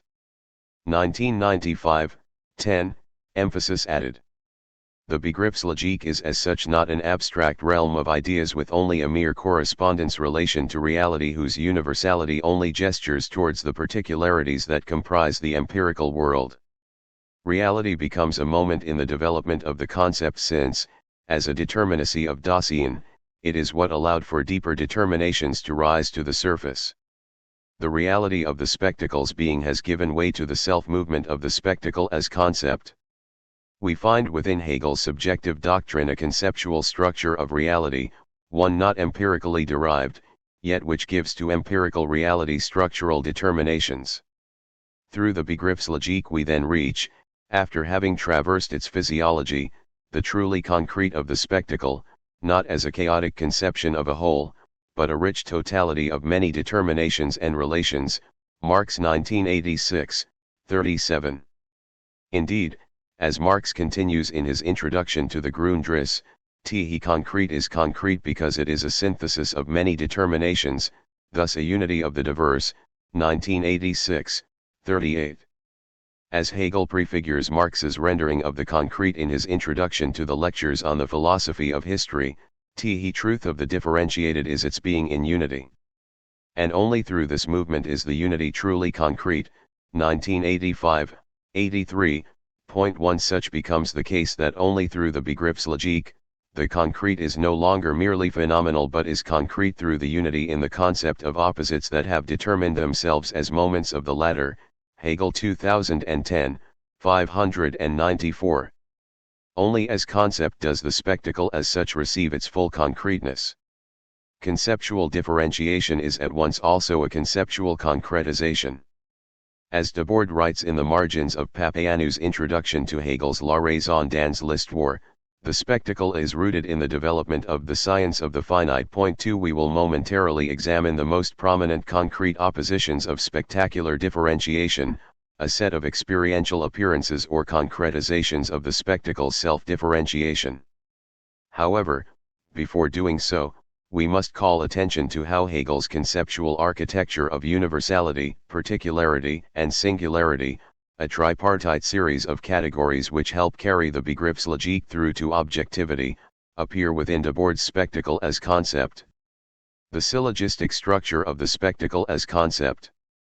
In our introduction, we emphasized that Debord divides the concept of the spectacle into a syllogistic structure. It is at once all of society and a part of society, each side of which is connected through the spectacle as a means of unifying society, 1973. With Hegel's Begriffslogik, we can now fully cash out this division. It is indeed the concept of Hegel's concept that provides a model for this tripartite division. In the opening of the subjective concept, Hegel provides three essential categories with which to carry the Begriffslogik to the culminating idea, each moments of the concept itself that structure its self-differentiation, universality, particularity, and singularity. Their unity, dynamically interpenetrated through the various forms of judgment and syllogism, comprise the whole of the concept in its development into objectivity. The moments of the concept cannot be absolutely separated, and it is in the self-developing identity of universality, particularity, and singularity that the concept acquires full and transparent concretion. While the details of this development cannot be given their full elaboration here, we can in brief remark that the universal as substance culminating the Wesenslogik proceeds to particularity, which presupposes universality while including additional determinations in order to further differentiate itself. In this way, particulars are particulars of the universal. The universal is there with both a substance and subject that particularizes itself. Finally, within singularity, the universal acquires concrete existence and is the superior embodiment of particularity. In sum, the Begriffslogik is a logic of unclouded clarity, a subject particularizing itself and therein remaining at home with itself in its other, Debord 1970, 240. Expounded through the Begriffslogik is how universality intrinsically relates to individuality as a necessary development of the concept. Debord was fully cognizant of this logical structure. As he extracts again from Papaioannou, his universal is the infinitely concrete that contains everything and that is everywhere. The unity of universality cannot be sustained without the plurality of its particulars. At the same time, a plurality dissolves into heterogeneity if universality does not preserve its constitutive character. In a word, the conceptual unity of the universal requires for its determinacy the differentiation into particulars sustained as individual moments or differentiated particulars. As Debord notes from Lefebvre's Logique formelle, Logique dialectique, between the universal and the concrete, it is impossible to suppress the mediation of the particular, 1982a, 220. We can here return to the analytic distinction made by Debord in regard to the spectacle as concept at the outset of the Society of the Spectacle. There, as was remarked in our introduction, Debord divides the spectacle into a tripartite structure of sectors. It is at once all of society and a part of society, each side of which is connected through the spectacle as a means of unifying society, 1973. We find then a syllogistic structure of the spectacle as a Begriffslogik for which its universality, all of society, particularizes itself, part of society, whose unity acquires concrete and singular instantiation, means of unifying society. To identify the spectacle with only its individual or particular moments is to adopt a nominalism that fails to grasp what is universal in the real. Similarly, to simply posit the spectacle without references to its own concrete particularization is to accord it the status of a subjective illusion, that is, as thoroughly begriffslos or, as is often indulged, equated with mere theatrics. It is only as concept that the spectacle can sustain its totality, which renders commensurable its universality, particularity, and singularity. The universality of the society of the spectacle determines itself as both part of society and as a means of its unification. Each moment is but the universality of the spectacle with varying emphasis. As universal, the spectacle is self-relating in a manner that proceeds not despite of but in and through its differences. Here, the particularity of the spectacle is its universality made explicit as a moment of differentiation. The spectacle as individuation is its differentiated particular standing self-subsistent within its universality.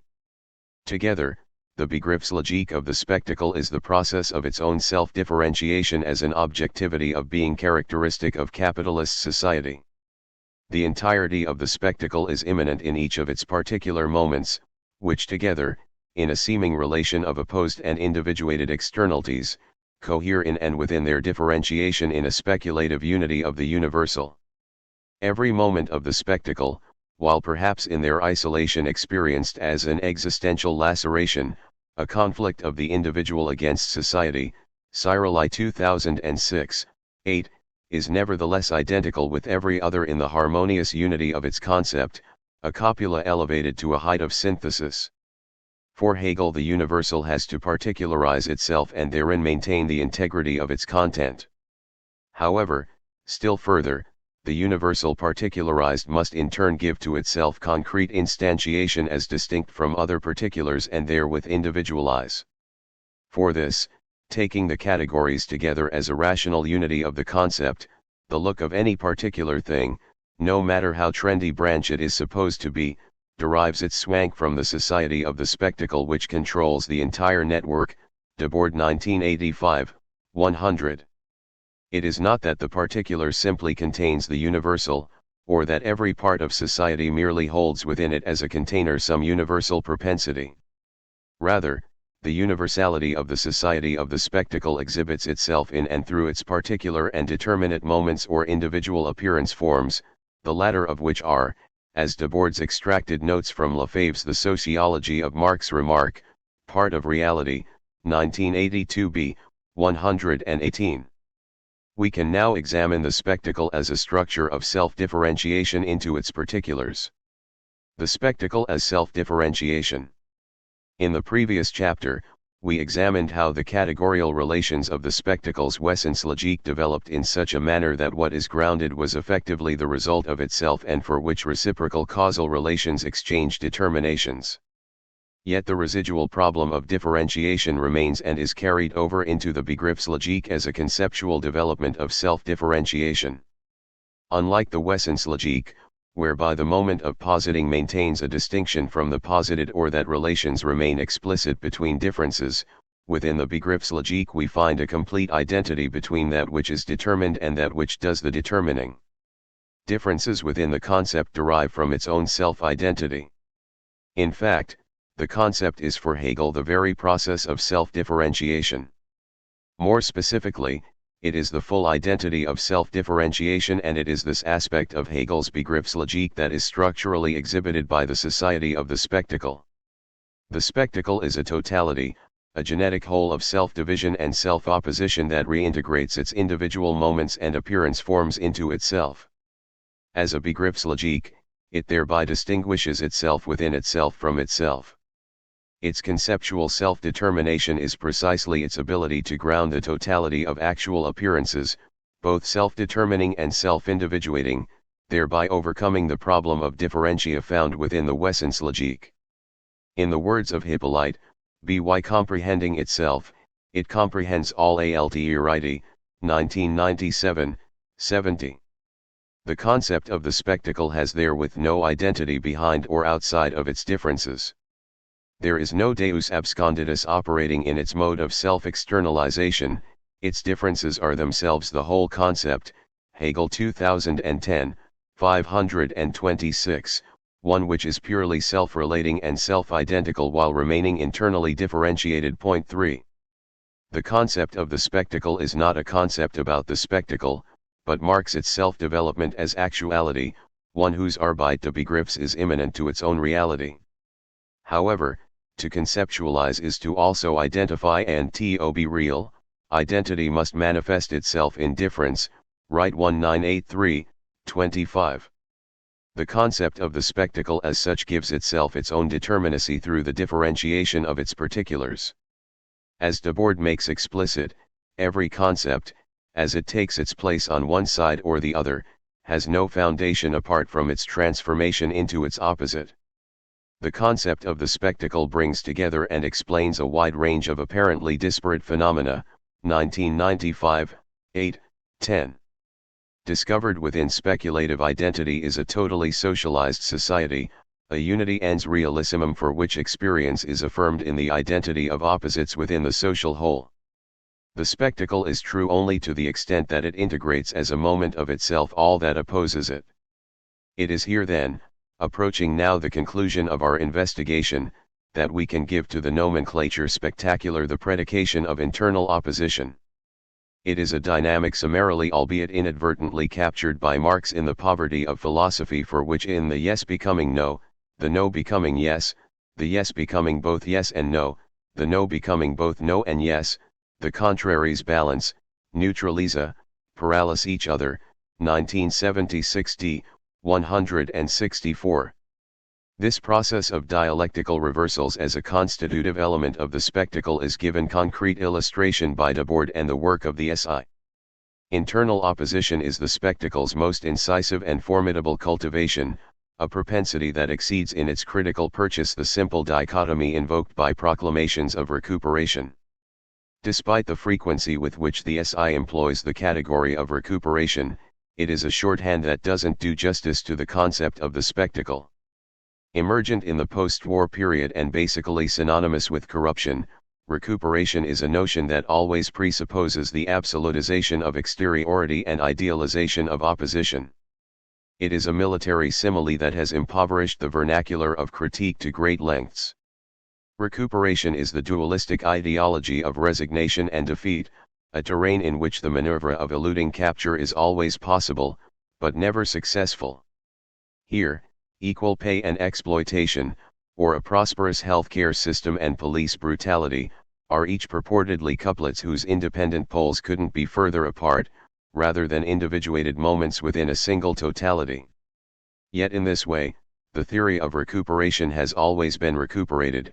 DuPont 2009, 244. In the spectacle we find instead the peaceful coexistence of reigning lies. NAV 2006, 192. It is this spectacular mode of internal opposition that ought to be expounded in a critical theory of the spectacle, one through which official capitalism had the greatest interest in upholding the pretense of its adversary. DuPont 2009, 240. Here, domination is situated not within an irreducible opposition of enmity between subject and object but within their seamless and comprehensive identity. It is in this way that the spectacle's highest ambition is still to turn secret agents into revolutionaries, and revolutionaries into secret agents. Debord 1998, 11. Spectacular unity, which is at once a separation of internal opposition and self-externalization, subsists as an identity which preserves the non-identical within itself. Often forewarned by the SI was as such not to get caught up in the spectacle of opposition. NAV 2006, 457. The externalization of the spectacle's concept therewith registers what can be described as inclusionary exclusions, placations that on their surface appear as external to the society but are in fact wholly immanent yet generated as an exteriority. Such a tendency becomes an explicit concern for Debord in a 1985 posthumously published article on immigration in France, Notes on the Question of Immigrants, wherein the alleged exteriority of foreigners is as external to society as environmental pollution and detritus, both are but the imminent exteriorization lambasted as an external threat. As the article begins.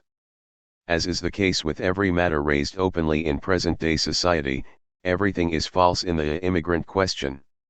Should we assimilate them or respect cultural diversity? A false and absurd choice. And the French themselves can hardly be said to be much better off. Wretched new surroundings and a wholly misguided grasp of everything having brought the entire planet down to the same level, the French, who have gone along with all this without much of a fight, 1968 aside, are scarcely in any position to say that they no longer feel at home because of immigrants. They do indeed have grounds for no longer feeling at home, since in this horrible new world of alienation there is nobody else apart from immigrants.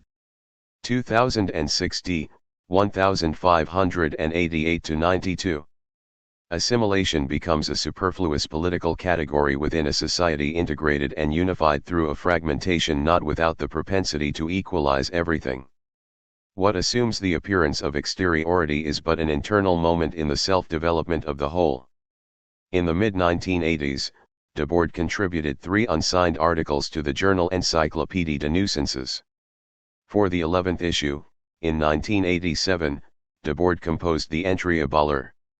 One of his more literary writings, there we find a sketch of the various differentiations of social life rendered commensurate within the spectacle, a levelling in which, sounded in its infancy by bourgeois civil equality against the rights and the privileges of the nobility and clergy, distinction itself is undermined. The abolition of the town/country separation has been attained by the simultaneous collapse of both.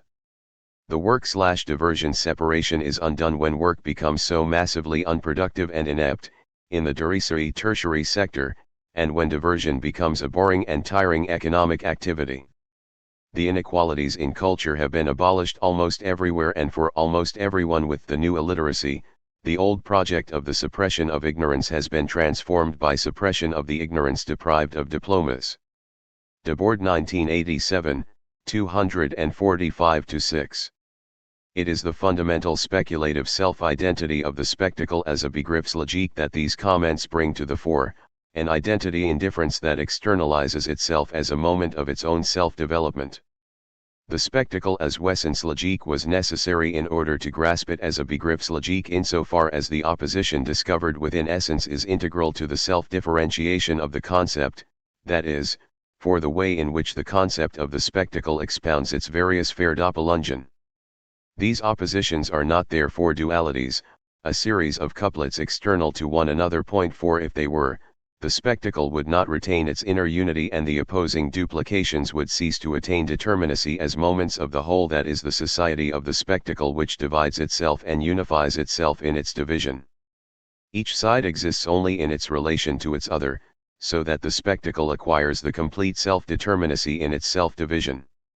It is important here to emphasize that the internal oppositions of the spectacle are not simply empirical oppositions, that is, each mere species of a single genus called spectacle, so that the immanence of their opposition falls away.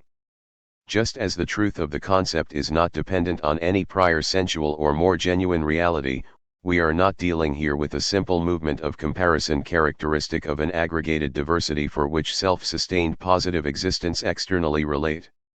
Similitude and dissemblance cannot do justice to how each side of the Verdoppelung essentially relate. Rather, the internal self-differentiation of the spectacle comprises a concrete unity that identifies itself in its differentiation while differentiating in and through identity. It is for this reason that we are here dealing with the speculative oppositions of the spectacle, surmounting external reflection. It is a self-opposition that procures distinctions of itself from itself. Difference emerges as internal difference for which each side reflectively shines through its opposite without a separated interiority. Let us now traverse the most pronounced and concrete internal oppositions found within Debord's critical theory of the spectacle: work and leisure, state and economy, town and country, and diffuse and concentrated spectacle. Unity of work and leisure. Towards the end of the first chapter of the Society of the Spectacle, the relation between work and leisure is examined as part of a unity of everyday life under the spectacle. It is a critique appearing frequently throughout the writings of Debord and the SI, wherein leisure, an immense and burgeoning industrial sector of amusement and entertainment services compelling relaxation, structurally corresponds to the restoration of labor power expended within the process of production. The unity of work and leisure, a specificity of the identity between production and consumption, is described by Debord thus, in which leisure is in no way liberated from productive activity, it depends on productive activity and is an uneasy and admiring submission to the necessities and results of production, it is itself a product of its rationality. Thus the present liberation from labor, the increase of leisure, is in no way a liberation within labor, nor a liberation from the world shaped by this labor. None of the activity lost in labor can be regained in the submission to its result. 1970, 27. Consistent with both Lefebvre's concept of everyday life and elements of Adorno's writings on industrial culture, we find within the spectacle no alternative between work and recreation, Adorno 2005a, 130. Having abolished the scarcity of free time within conditions of post-war prosperity, which accelerated both the general need for leisure, as well as the differentiated needs within that framework, the realm of leisure activity becomes the necessary correlate to abstract labor spent in the production process, an internal self-diremption of the spectacle for which leisure both justifies the social whole and its individuated moment within the time of work. It is, for the SI, the era of industrial culture which integrates and formulates the unity of work and leisure, IS 1997, 260. Debord's thoughts here accord largely with Adorno's analysis of the culture industry. For both, the products of leisure are predigested and standardized, whose various mediums elicit mass psychological behavior for which base survival and integration assume the form of need satiation and satisfaction. Here we find again, as examined in Chapter 2, a form of pathological projection and Identitätszwang in which people strive to adapt to a schematism that is accompanied by a set of ready-made reactions to the cultural products on display. For Adorno, specifically in the case of photography and film, the resulting reification of the audience is a degradation of human perception. It does this, first and foremost, through a certain domesticated naturalism to which the photographic image is disposed, infusing empirical life with meaning, the duplicity of which viewers can scarcely see through because the nightclub looks exactly like the one they know, Adorno 1998, 62. The continuous presentation of what exists is the sole possible horizon. Again, here the spectacle need only display the reigning actuality through its cultural products. Such a photological proof is of course not stringent, but it is overpowering, Adorno and Horkheimer 2002, 118. Like the culture industry, the spectacle upholds the world in reverence as its own object.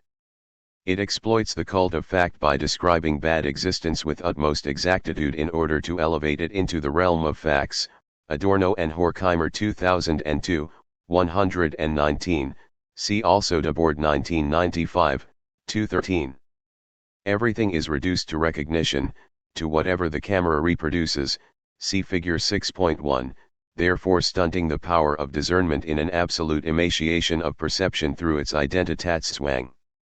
Figure 6.1 The domination of the spectacle over life, Internationale Situationist 11, 1967. Accommodating various layers of behavioral response patterns, the cultural products of the spectacle, as derivative of the unity between work and leisure, refine their ability to directly identify reality with its representation. The more densely and completely its techniques duplicate empirical objects, the more easily it creates the verifiable conviction that the world outside is a seamless extension of the one which, for example, has been revealed in the cinema. In this way, like Adorno's concept of the culture industry, the spectacle is geared to mimetic regression, to the manipulation of repressed impulses to copy. Its orientation is to anticipate the spectator's imitative practice by making it appear as if an agreement already exists which it intends to create. Immediacy, the popular community concocted by films, amounts to mediation without residue, reducing men and everything human so perfectly to things, that their contrast to things, indeed the spell of reification itself, becomes imperceptible. Adorno 2005a, 201, 206.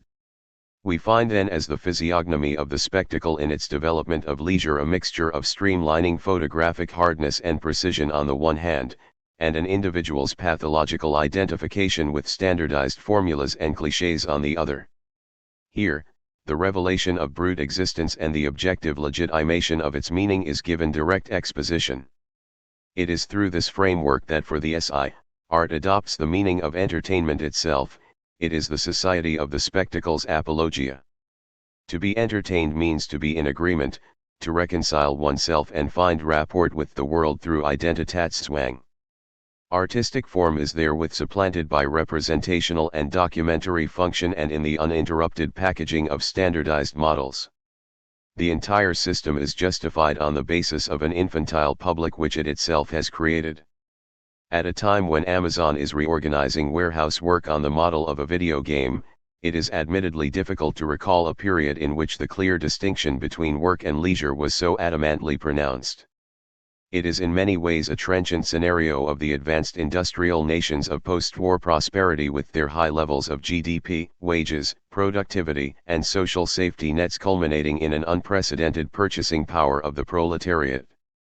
It is a situation all the more exotic when contemporary conditions, specifically since the early 1970s with the proliferation of flexible labor markets, elicits a workforce of casualized employment contracts, 24-hour availability, or a general informality to labor relations typified by temporary, part-time, seasonal, internship and freelance work. Obscuring further any absolute line between work and leisure in the present moment is the insidious feint of entrepreneurialism under what is inanely described as the sharing economy, as well as the infantilization of workplace camaraderie, with its mini golf, foosball tables and blue jeans exemplified in Silicon Valley. This is all not to mention, if a residual connection to what was once called leisure might be made, the compulsion of perpetually persevering with the nearly industrial-grade branding of oneself requisite to participating in digital social media communication and the socio-psychological narcissism and diminution of the self that tends to follow suit. The point here is only to emphasize that during the period of Debord's diagnosis, the demarcation between work and leisure appeared absolute. Each serving as the justification of the other, their implicit unity provided an exemplary and socially palpable register for the unity between production and consumption, of use value and exchange value. For Debord and the SI, to abolish one was to abolish the other. It is therefore only at the level of immediacy that the compensatory character of leisure activity displaces work as the center of social arrangements. The relation between the time of work and the time of recreation cohere as a harmony with which the system of capitalist production reproduces itself. NAV 2006, 85-6. The reduction of working time finds positive affirmation in the free time of the industry of vacations, of leisure, of spectacles. The organization of consumption as leisure is the counterbalance of the organization of work. NAV 2006, 182. In its unity with work, the realm of leisure, furnished with the emptiness of culture, is reduced to a satisfying positivity that, in its speculative identity to its other, justifies its own existence tautologically by the mere fact that it exists, which is to say that it is granted recognition within the spectacle. IS 1997, 374. Unity of State and Economy. This chapter seeks to make explicit a logic of the spectacle which self-differentiates itself while preserving an essential and speculative identity. Nowhere else perhaps does the self-diremption in its most capacious form occur than in the relation between the economy and the state under the spectacle.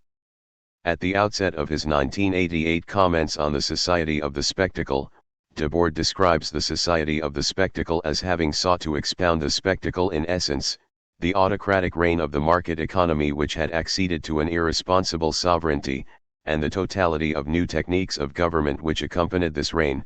1998, 2, emphasis added. Here, the essential structure of the spectacle consists in the identity of the capitalist economy with the modern state.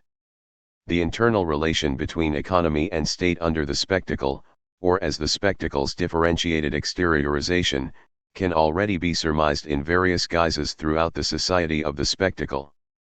The social separation constitutive of the spectacle, examined through the workings of the capitalist economy, is accordingly identified through the modern state structure.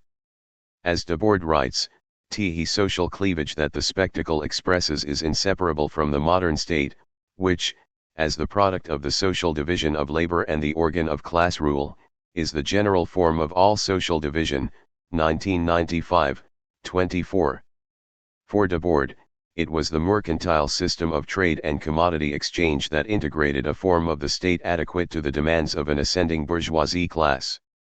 As Debord remarks further on, Marx was already able, under the rubric of Bonapartism, accurately to depict a foreshadowing of modern state bureaucracy in that fusion of capital and state which established capital's national power over labor and a public authority designed to maintain social servitude. Already discernible in outline here are the socio-political bases of the modern spectacle, 1995, 87. Despite these comments, and the ways in which the state appears sporadically throughout the society of the spectacle as an expenditure of the spectacle itself, it is within the aforementioned comments on the society of the spectacle that the state under the spectacle is given greater attention. There, Debord gives new significance to the spheres of production and distribution under the development of the spectacle since the 1960s, specifically in accordance with the unity of state and economy. As already noted in Chapter 2, Comments on the Society of the Spectacle proposes that the two forms of the spectacle reigning during the late 1960s, the concentrated and diffuse, have, since that time, coalesced into what Debord in 1988 calls the integrated spectacle as the rational combination, 1998, 8, of the two. Here, with the collapse of the Soviet bloc, the concentrated and diffuse forms of the spectacle cohere into the integrated spectacle. One principal feature identified by Debord characteristic of the integrated spectacle is indeed an unprecedented integration of state and economy, which is the most evident trend of the century. It is at the very least the motor of recent economic developments. The defensive and offensive pact concluded between these two powers, economy and state, has provided them with the greatest common advantages in every field. Each may be said to own the other.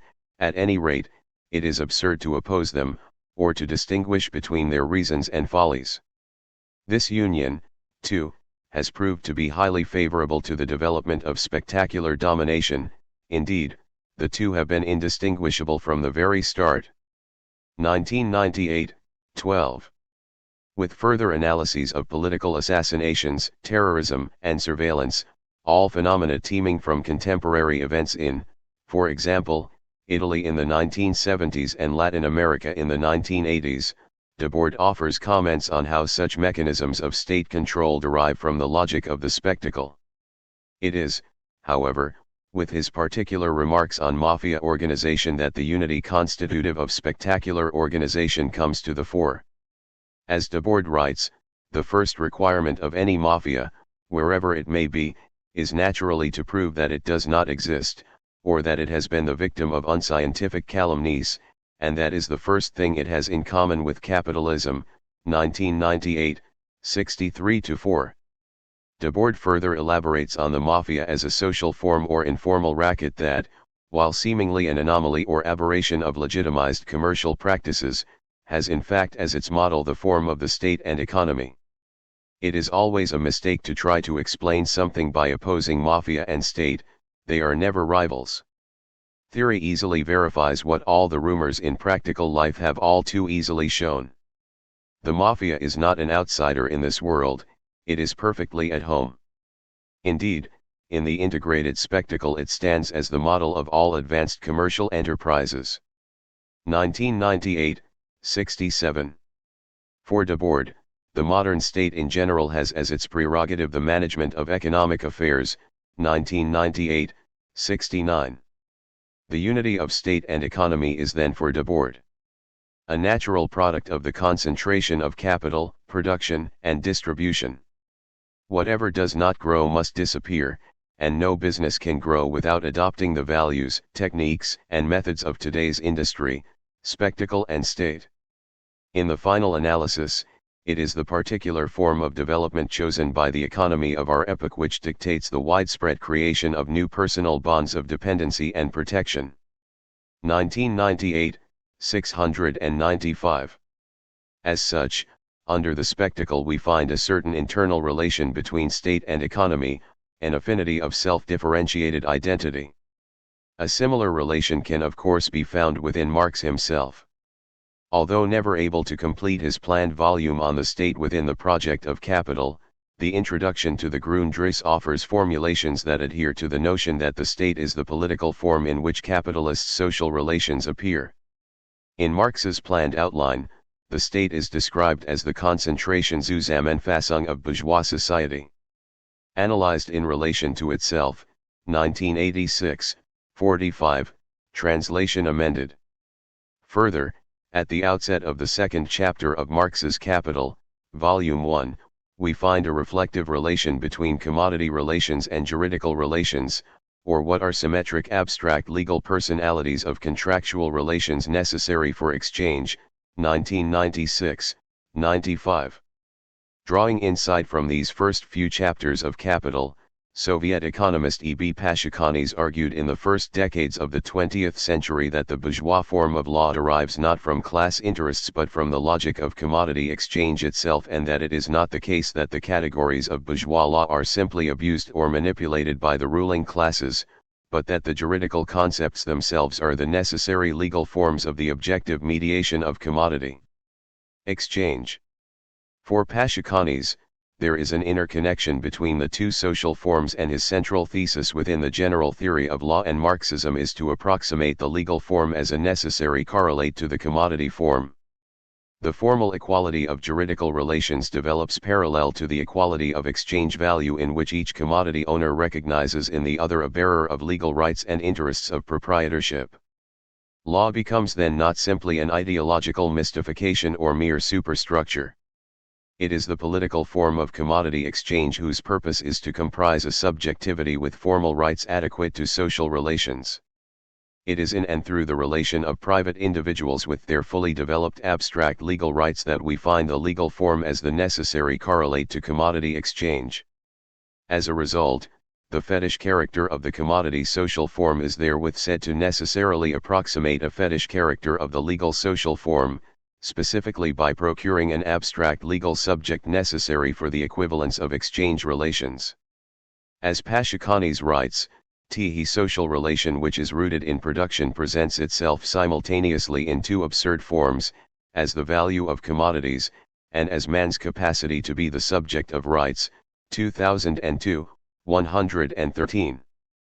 As distinguished from a pre-capitalist system of privileges and specific social claims, for which relations were mediated by personal dependence and authority, the abstract universality of equivalent rights only develops in accordance with the dominance of exchange relations.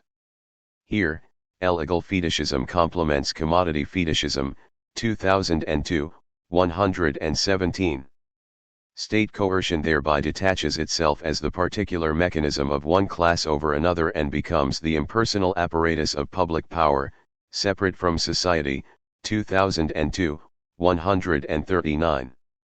Although there is no archival evidence indicating that Debord was familiar with the work of Pashukanis, it can nevertheless be argued that the latter's framework for grasping legal relations as internally necessary to and yet differentiated from the fetish character of commodity exchange gives to Debord's characterization of the spectacle as the unity of state and economy a logical foundation deriving directly out of Marx's critique of political economy.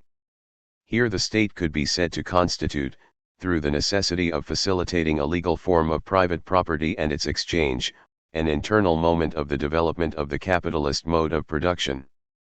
It is an inherent relation explored more recently by Bonefeld when he writes that concentrated and organized coercive force is thus the precondition of free economy. The laws of equivalent exchange are premised on order, and the establishment of order is a political matter, 2014, 176. For Bonefeld, the nation-state is the political form of capitalist society. Further, just as the economy is a requisite condition for the state and vice versa, so is, more specifically, the world market a condition for a system of international relations, 2014, 149. Here, the nation-state subsists in and through the world market so that regardless of the level of protectionism, such states subsist in and through the global flow of capital in general. In this context, the notion of the national economy is misleading, 2014, 159. Despite the level of state regulation, whether laissez-faire or Keynesian, we find within the concept of the spectacle a state form adequate for the development of the commodity economy. The spectacle has its roots in the fertile field of the economy, and it is the produce of that field which must in the end come to dominate the spectacular market, whatever ideological or police state barriers of a protectionist kind may be set up by local spectacles with dreams of autarky. Debord 1995, 58. The unity and separation of national states and the global economy, as well as, on a more elemental level, the determination of the state as a unifying force within a society of competition, affirming bourgeois rights of equality, justice, utility, and liberty, in a word, the laws of privation, together comprise the spectacle in its self-differentiated exteriorization. Within this framework, regional nationalism, although palpably real, is nevertheless subordinated to a larger objective conceptuality. It is for this reason that Debord and the SI always refrained from supporting, and in fact actively criticized, the struggles for national liberation during the 1960s, conflicts whose essential banner announced economic development. It is another instance of what was understood to be the unity of state and economy under spectacular domination. Whether with regard to Russia, China, Egypt, or even Algeria, Dolto and Sidi Moussa 2019, Debord's diagnosis circled opposingly around the bureaucratic classes emergent within struggles of national liberation. If they are to assume the political destiny of the bourgeois, such movements must align their struggles to the mandates of economic industrialization. Debord 1995, 113, a resignation in harmony with the global division of the spectacle. Despite these comments, it is perhaps within Debord's 1965 essay, The Decline and Fall of the Spectacle Commodity Economy, that the identity between state and economy under the spectacle receives its most potent and concrete instantiation. This essay, originally distributed in the U.S. in December 1965 and subsequently appearing in the 10th issue of IS, in 1966, examines the Watts riots of Los Angeles which took place in the summer of 1965. In response to police violence, a social eruption took place over the week, with the California National Guard called in to pacify the situation, resulting in over 30 deaths. For the SI, despite seemingly prompted by the state and its police force, this was a rebellion against the commodity, against the world of the commodity in which worker consumers are hierarchically subordinated to commodity standards. We find in Debord's analysis a direct connection between the commodity and the state, specifically by which black youth, cynically aware of the limits it faces for a social integration offered more readily to other segments of the population, have in their refusal taken the publicity of capitalist abundance literally. This wealth, so often dangled above their means, was taken at its word as a life worth living. In doing so, through mass collective looting and redistribution amongst themselves, they are challenging their exchange value, the commodity reality which molds them and marshals them to its own ends. Looting is a natural response to the unnatural and inhuman society of commodity abundance. It instantly undermines the commodity as such, and it also exposes what the commodity ultimately implies: the army, the police, and the other specialized detachments of the state's monopoly of armed violence. What is a policeman? He is the active servant of the commodity, the man in complete submission to the commodity, whose job is to ensure that a given product of human labor remains a commodity, with the magical property of having to be paid for. NAB 2006, 197-86. Under the spectacle, the absolute distinction between state and economy becomes obscure, each side, in their fundamental internal commensurability, emerging as the justification and legitimation of the other. In this way, confronting the ebb and flow of the economy means confrontation with the state, as recent developments such as deficit spending, monetary stimulus, liquidity injection, austerity, and repression demonstrate against the background of a global economic restructuring and its corresponding devaluation of total labor power, regardless of any social democratic aspirations. The spectacle as an internal self-differentiation of state and economy is at once also the objectification or exteriorization of the mediations of state and economy. Further, it is here, as a moment in the social totality, that, if maintenance of social order should require, a policeman can appear as what he is in essence, an entertainer, a psychologist, a humanist, IS 1997, 469. For this reason, demands for greater police transparency can only ever be spectacular, that the police should greater accord and find superior harmonization in a society false from the ground up.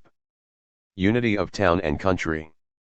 Having examined the speculative identity and differentiation between work and leisure, and state and economy, we turn now to the spectacle's internal opposition between town and country.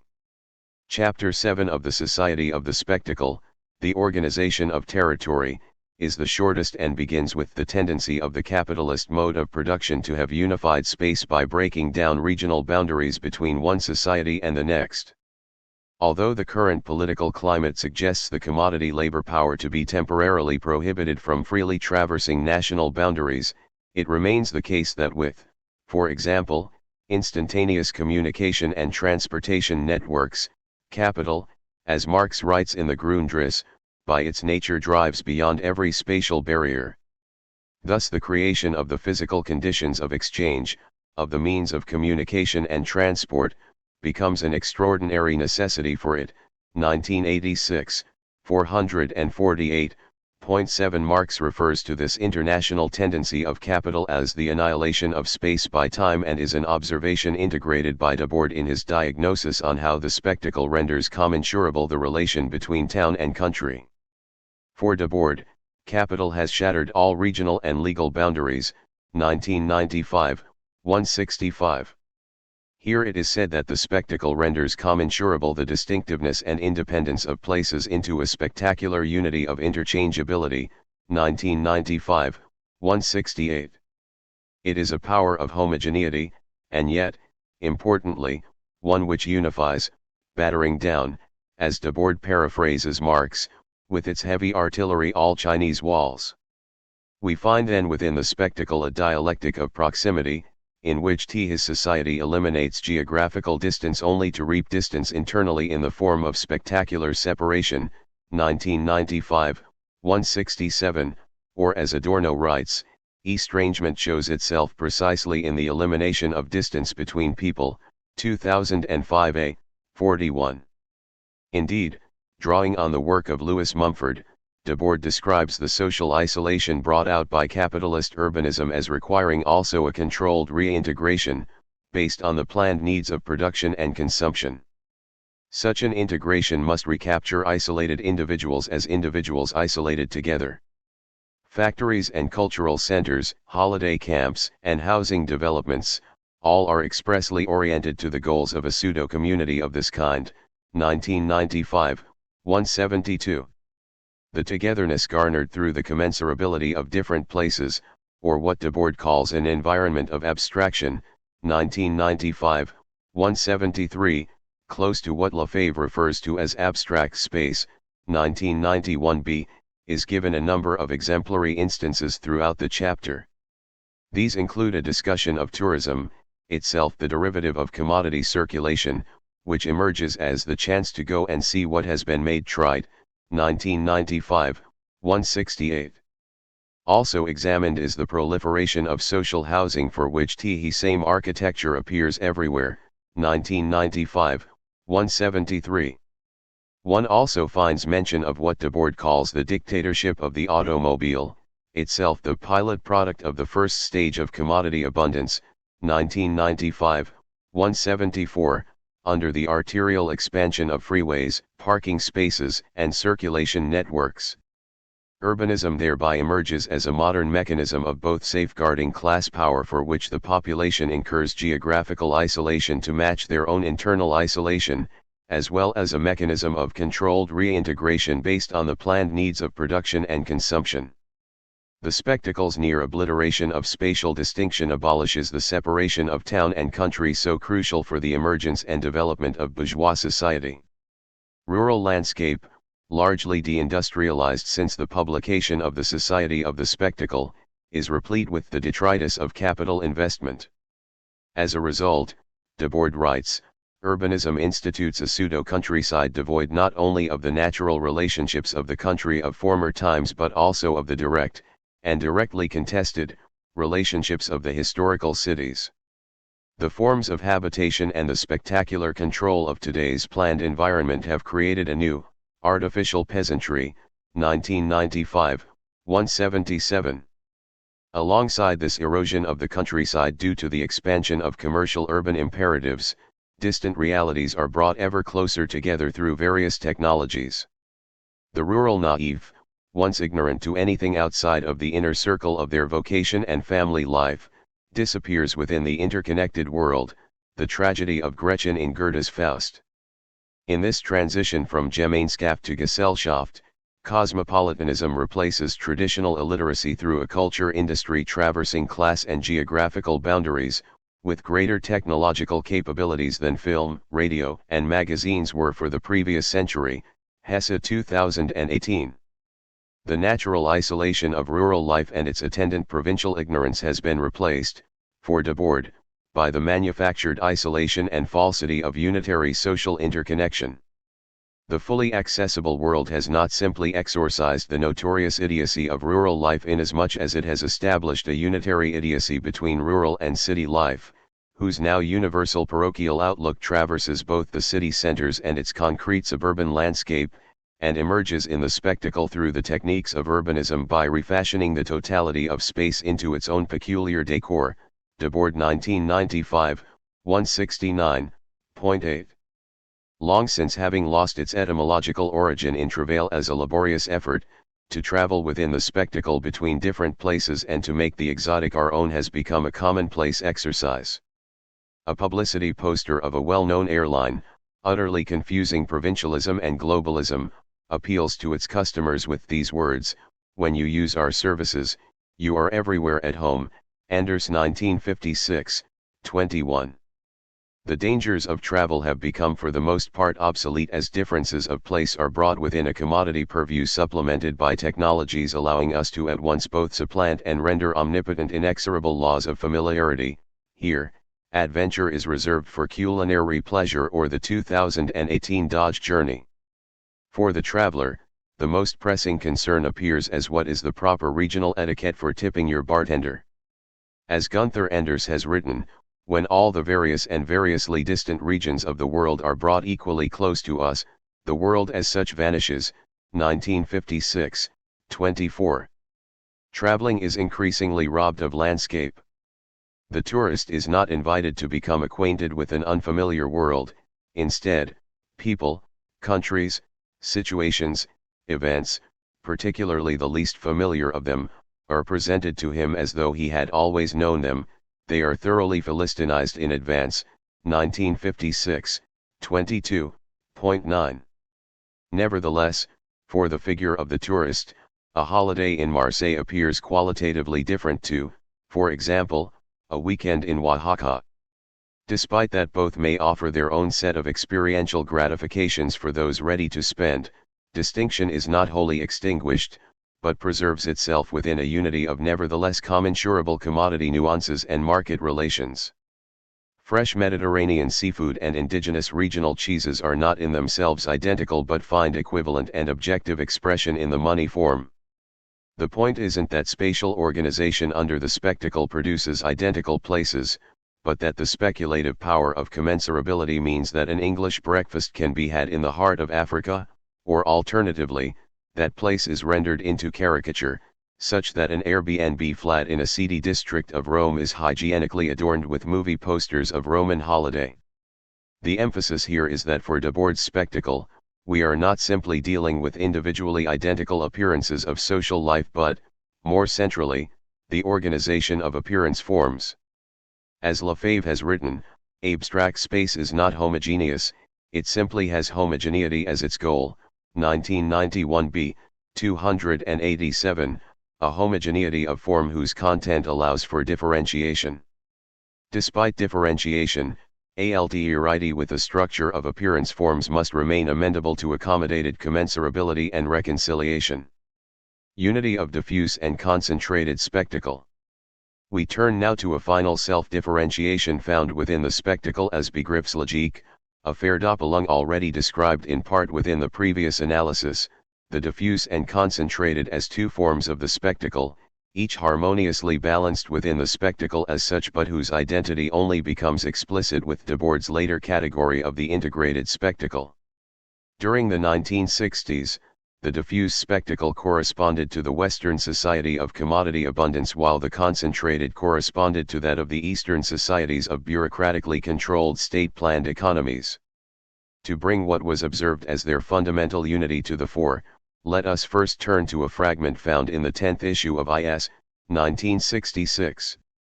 In an analysis on the reefing structure of the commodity, one which in part derives from comments found in Lukács 1971a, 95-103, it is argued that the commodity, like the bureaucracy, is a formalization and a rationalization of praxis. The bureaucratization of capitalism does not mean an inner qualitative transformation, but on the contrary is an extension of the commodity form. The commodity has always been bureaucratic, IS 1997, 450.10 although here only an abbreviated and elementary connection, the rationalization of the commodity as a latent bureaucratic structure indexes the C's larger geopolitical diagnosis on the symbiotic and equitable relation between the liberalism of the diffuse spectacle and the authoritarianism of the concentrated spectacle, or on the whole what Debord called the bourgeois bureaucratic spectrum, 1995, 113. Although on the surface seemingly without any social affinity to the open markets and unrestrained industries of Western societies of commodity profusion, the concentrated spectacle, often under alternative titles such as the degenerated workers' state, state socialism, bureaucratic collectivism, state capitalism or the transitional society, while differentiated from the diffuse spectacle, nevertheless adopts a form of domination wholly compatible within the global division of the society of the spectacle. Informed by the criticisms of socialisme ou barbarie, Debord's ideas concerning the concentrated spectacle are also influenced by the work of Bruno Rizzi. In 1976, Debord advocated to Gerard Libovici that it was indispensable, 2005, 364, to publish Rizzi's The Bureaucratization of the World, 1938, with editions Champ Libre. This book, in Debord's words the most unknown book of the century, 2005, 365, examined the nature of the Soviet economy as a bureaucratic form of domination. Rizzi puts forth a version of bureaucratic domination which, in the Soviet Union, has swollen the state to unheard proportions, 1985, 58. Rizzi argues that this society inaugurated a new form of class domination by bureaucracy and, through state nationalization and state planning, developed a form of property whose owners were careful not to declare officially that it does possess this property, 1985, 50.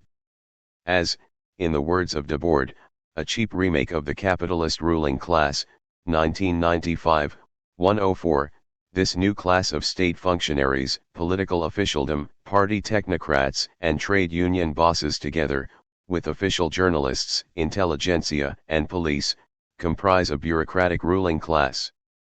The social form emergent within the Soviet Union, although not constituted through an open capitalist economy or through the principle of private property, nevertheless, through its form of collective state property and its police state-perpetuated exploitation and the extraction of surplus value. The state here becomes the sole employer of labor, Rizzi 1985, 80, exploiting the proletariat en bloc and fixing its standard of living by means of wages and by the prices set for goods in the state shops. The bureaucracy has given itself a monopoly position, thus perfecting the system of exploitation, 1985, 50-1. Rizzi affirms a theory of state monopolization of labor power in the interest of economic productivity with policies of industrialization, wage and retail price controls, land rent and nationalized property, Debord 1995, 101. For all this, just as within the diffuse form of the spectacle, we find a variation on the domination by the economy. Bureaucratic centralization becomes here the resultant requirement for the state's relation to the economy, whose phenomenal appearance ratifies and concentrates itself in the personality cult of the leader, Debord 1995, 64.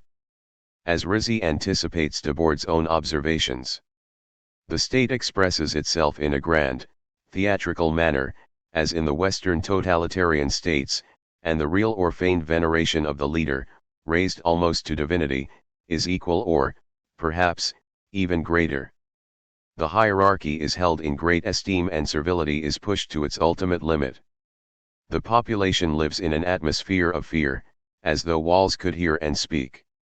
1985, 45.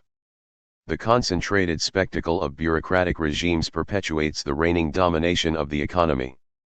Planning is merely the other face of the free market. The only thing planned is exchange, along with the mutual sacrifices it entails, Vanasium 2012, 15.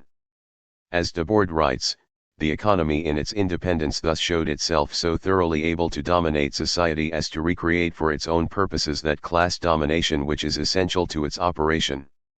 It proved, in other words, that the bourgeoisie had created a power so autonomous that, so long as it endured, it could even do without a bourgeoisie, 1995, 104.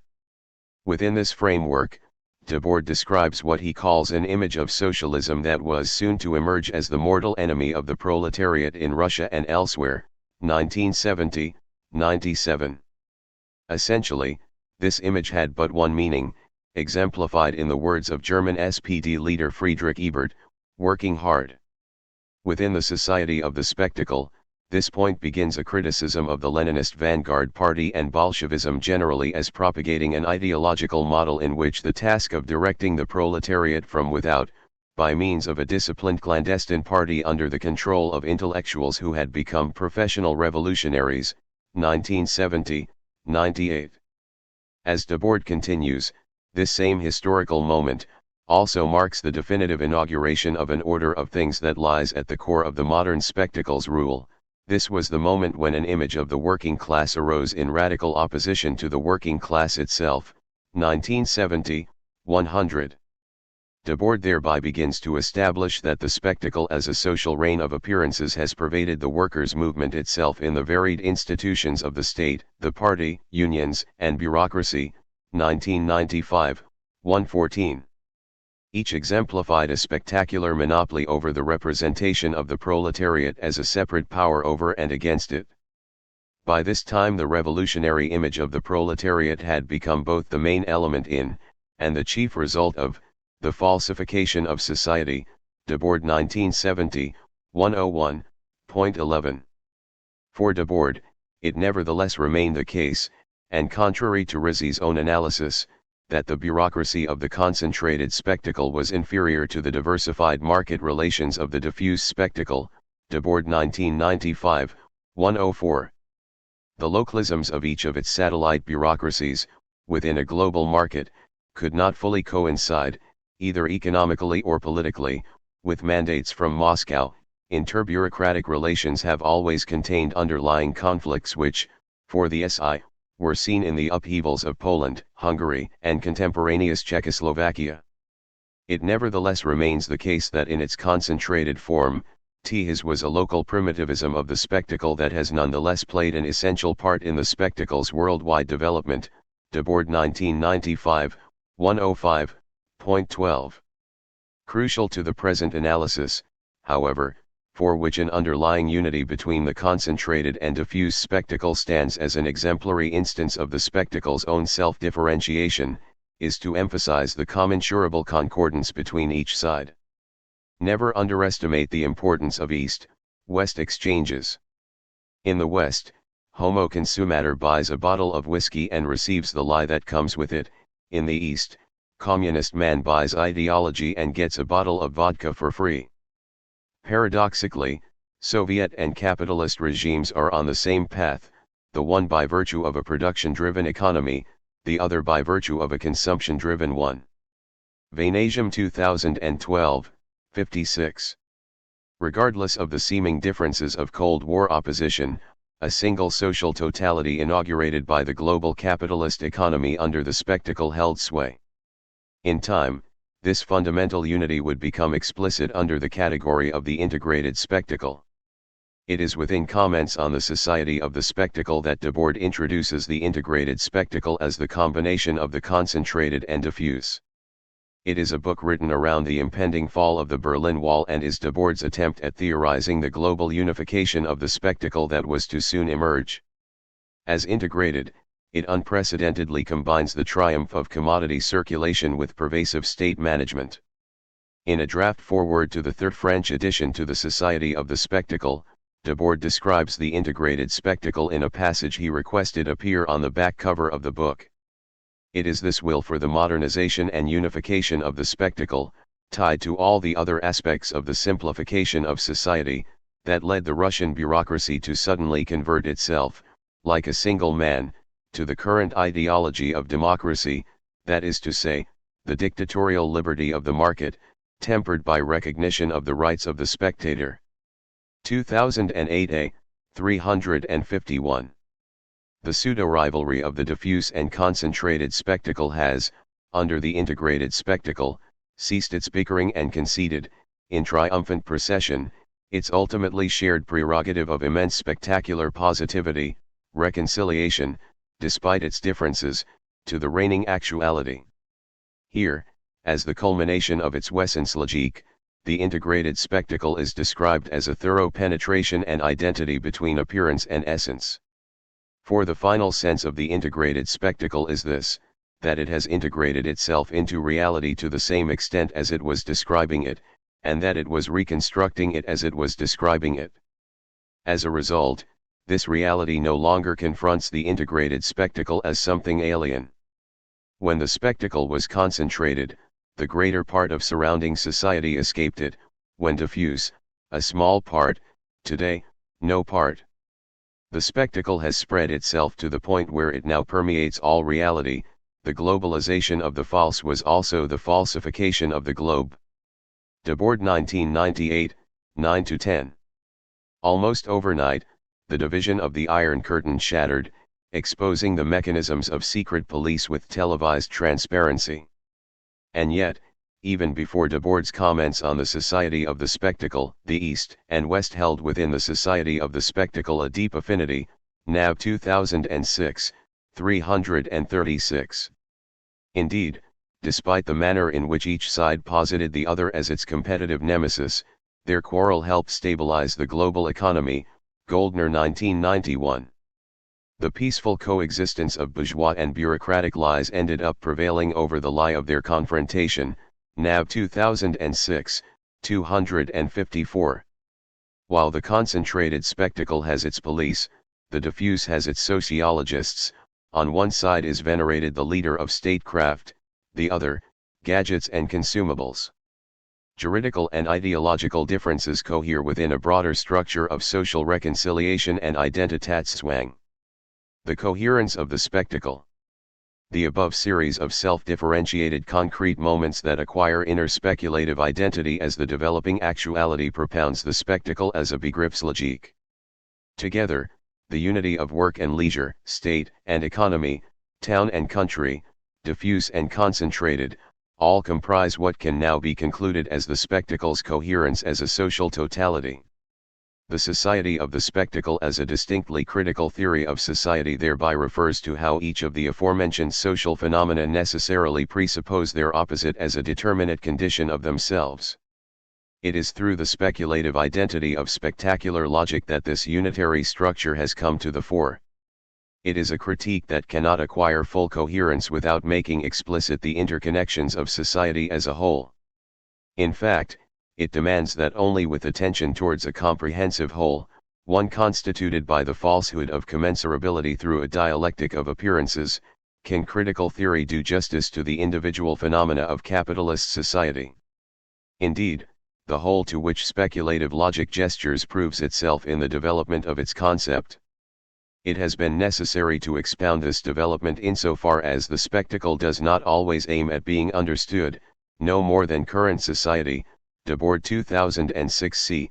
389.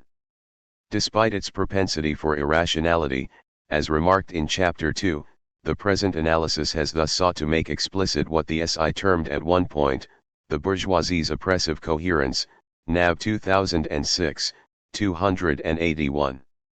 For Debord specifically, the notion of coherence implies the distribution of equivalence, as can be drawn from his 1963 unpublished Notes on Coherence. Although the short fragments in that text concern an internal debate within the SI on the organization's anti-hierarchical aspirations 13, it is not out of line to extract this association between coherence and commensurable exchangeability which inheres as a rhythm of the spectacle's speculative logic, that is, as the identity of identity and non-identity, Hegel 1969, 74, Hegel 2010, 33. The resultant positivity, in its fully luminescent revelation, is the spectacle's distinctive coherence as a speculative totality, one whose logic has come to the fore through the self-exteriorization of its Begriffslogique. An object can only be presented as a totality if its differentiated elements emanate out of a unifying concept. This gives to the object coherence as a comprehensive reality, a unity in difference whose moments or constituents are exhibited as the result of its self-differentiation. It is for this reason that Hegel, the great partisan of unity, Adorno 2007, 158, has been so paramount for making coherent the spectacle's conjunctive horrors. Such a unitary actuality without remainder is the coherent totality of the society of the spectacle. In a certain sense, the coherence of spectacular society proves revolutionaries right, since it is evident that one cannot reform the most trifling detail without taking the whole thing apart.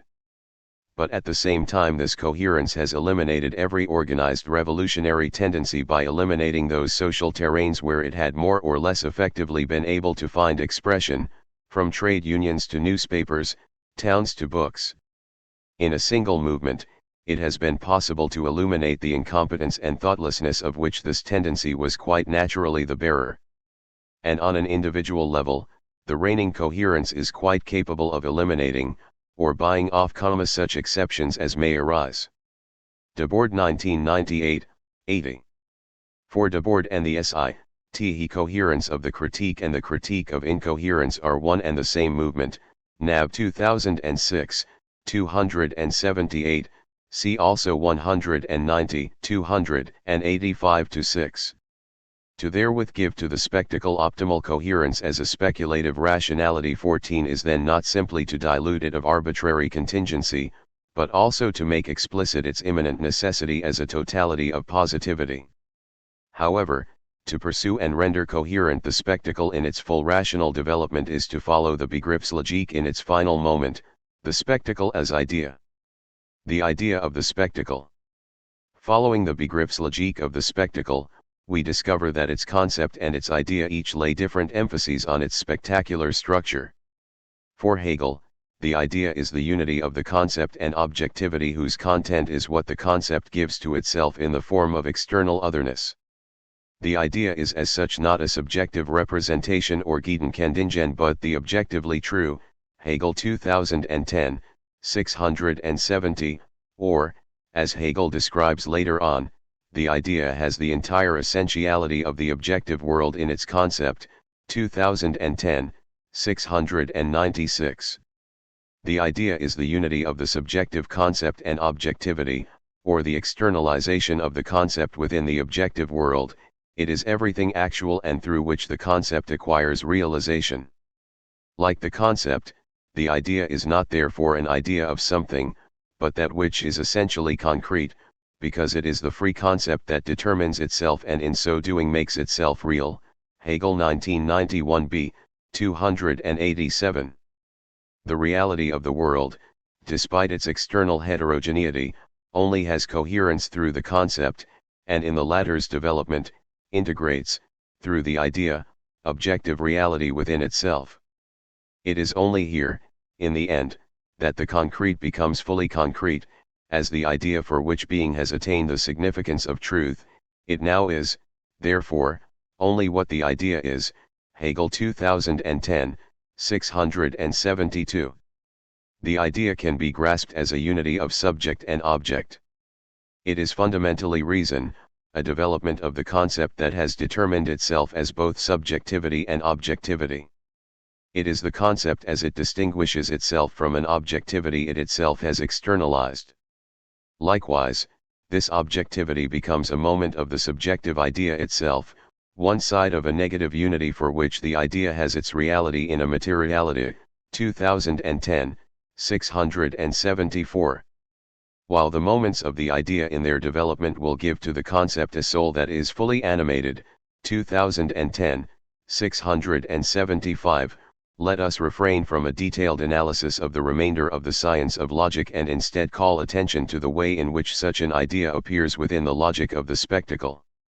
In brief, it can be said that the unity of subjectivity and objectivity as idea within the Begriffslogik, that is, as the speculative identity of subject and substance, elaborates an essential identity between spectator and spectacle as internal to a more holistic concept of the spectacle. In a word, only as idea does the spectacle's Identitätszwang receive full elucidation, whereby the opposition between subjectivity and objectivity is speculatively overcome. As Debord extracts from his reading of Lefebvre's Logique formelle, Logique dialectique, subjectivity, or concept, and the object are therefore the same and not the same because, it is perverse to regard the objective and the subjective as a solid and abstract opposition, both are dialectical. Hegel. 1982a, 283. For Hegel, the objectivity of the concept is first set in contrast to the concept. It is as such that the difference between spectacle and spectator, a formulation appearing frequently in Debord's writings, can be held as a remedial opposition. However, as an Identitätszwang, the otherness between spectacle and spectator folds in on itself through the congruity between substance and subject. As Lefebvre writes elsewhere, people recognize themselves in the fictive drama of the idea, 1968, 58. It is only if the self-determination of the concept and of objectivity procures a structure which contains their correspondence can it be said that there subsists a full identity between the subjective conceptual aspirations of the spectacle and its objective spectators. This is the spectacle as idea, whereby the separation of concept and objectivity eliminates itself, that their opposition resolves itself into a unity into which both are absorbed. Winfield 1999, 44. The concept of the spectacle as idea is the unity of its particularized forms of subjectivity and objectivity. The spectator and its spectacular world are two sides internal to the development of the spectacle's Begriffslogik as idea. Each poses the reciprocal definition of the other since each requires the other for its own completion. We find then through the idea of the spectacle no external distinction between spectacle and spectator. The concept of the spectacle has thereby given itself determinacy in and through the totality of objectivity, while its objectivity has acquired subjectivity through its immanent determinations. The life of the spectacle. Having determined the extent to which both the Wesenslogik and the Begriffslogik structurally inhere within the society of the spectacle, we are now able to recast a concept Debord employs in the very first thesis of the Society of the Spectacle. The whole life of those societies in which modern conditions of production prevail presents itself essence as an immense accumulation of spectacles. 1995, 1, emphasis added. This prompting category of life has for interpreters given cause to read Debord's theory of the spectacle as essentially dualistic, that is, as a quasi-Feuerbachian approach to grasping the spectacle as a distortion of some pre-existent and natural condition of social life mangled by the spectacle, that is, everything this book has attempted to dispute. However, if we take the category of life as a culminating category of the Begriffslogik, that is, as a moment in the self-development of the concept of the spectacle which has exteriorized itself into actuality, then the self-presentation of life becomes constitutive of the spectacle's mode of appearing, and not in fact as that which has been replaced or dispossessed by the spectacle. For Hegel, life breaks with the ideality of the concept and is the latter's developing actuality. Life is as such the process by which the concept gives itself reality through a process of objectification, Hegel 2010, 677. Now, as we've seen above, the unity of spectacle and spectator is, strictly speaking, the idea of the spectacle in its self-determination. The purposiveness of its concept returns to actuality in the form of life, which is the truth of the idea, as the unity of concept and object. It is the manner in which the spectacle creates the concrete world for itself. As the SI write in the 6th issue of IS, in 1961, the spectacle system that is in the process of integrating the population manifests itself both as organization of cities and as permanent information network. It is a solid framework designed to reinforce the existing conditions of life, NAV 2006, 87-8. The spectacle as such has as its trajectory the reinforcement and promulgation of life in all of its positive concreteness. Whether through the affirmation of an authentic life propagated by self-help industries and New Age positivity, the reactionary cult of action and practicism amongst political partisans, or an overwhelming pragmatism for which truth is reduced to validity and thought reduced to vital impulse, in all cases with the glorification of life and overstimulation, in which the metaphor of blood and soil is never far off, we find the spectacle and its spleen of want gratification. We thereby reverse an adage of the SI, boredom isn't always counter-revolutionary. Anything which assumes the appearance of externality is but a spectacle that the idea of the spectacle gives to itself. We can now, after traversing a long and logically strenuous road, give greater meaning not just to the opening thesis of the Society of the Spectacle, but also to the notion that, you understood on its own terms, the spectacle proclaims the predominance of appearances and asserts that all human life, which is to say all social life, is mere appearance. Debord 1995, 10. Following a notion of the dialectic from Lefebvre's dialectical materialism, Debord's spectacle, rather than expressing or reflecting the movement of the content, actually produces this movement. Such a notion of the dialectic, which is less in the business of application than exposition, is the most authentically Hegelian, Lefebvre 1968, 53. The content of the spectacle derives from its own Begriffslogik. The speculative is the revelation of the dialectic's positivity. It is precisely in this element of the dialectic, in the transition from Verstand to Vernunft, that we discover the logic of the Society of the Spectacle. The speculative logic of the spectacle thereby reunites the positive thought of empirical observation, a life from which the spectacle is said to reassemble. The spectacle posits its own presuppositions. Only on the basis of its speculative movement can we embrace the existence of an anthropology, while on the basis of an anthropology, we can never raise ourselves, Hippolyte 1997, 96, to grasping the essential determinations of the Society of the Spectacle without recourse to aimless contingency. Thus this speculative life of the Logos is the light that clarifies itself, it is the light that is simultaneously immediacy and reflection, Hippolyte 1997, 104. Spectacular life is the manner in which the spectacle comprehends all Altérité. It does so merely by comprehending itself. As a Begriffslogik, the spectacle has thereby demonstrated that its thought and the life which it procures are one and the same, a life of speculation, or, in the words of Debord, the material life of everyone turned into a universe of speculation, 1995, 19.15. In sum, the objective world of the spectacle becomes in and for itself the idea in its positing itself as the purposive life of the genus, and in so doing, as the full transparency of the finite, Hegel 2010, 468, brings it to actuality. The life of the idea of the spectacle has become speculatively identical to its concept, and, in this development of its Begriffslogik, we are now able, nearing the conclusion, to grasp the spectacle as a shape of spirit. The spirit of the spectacle.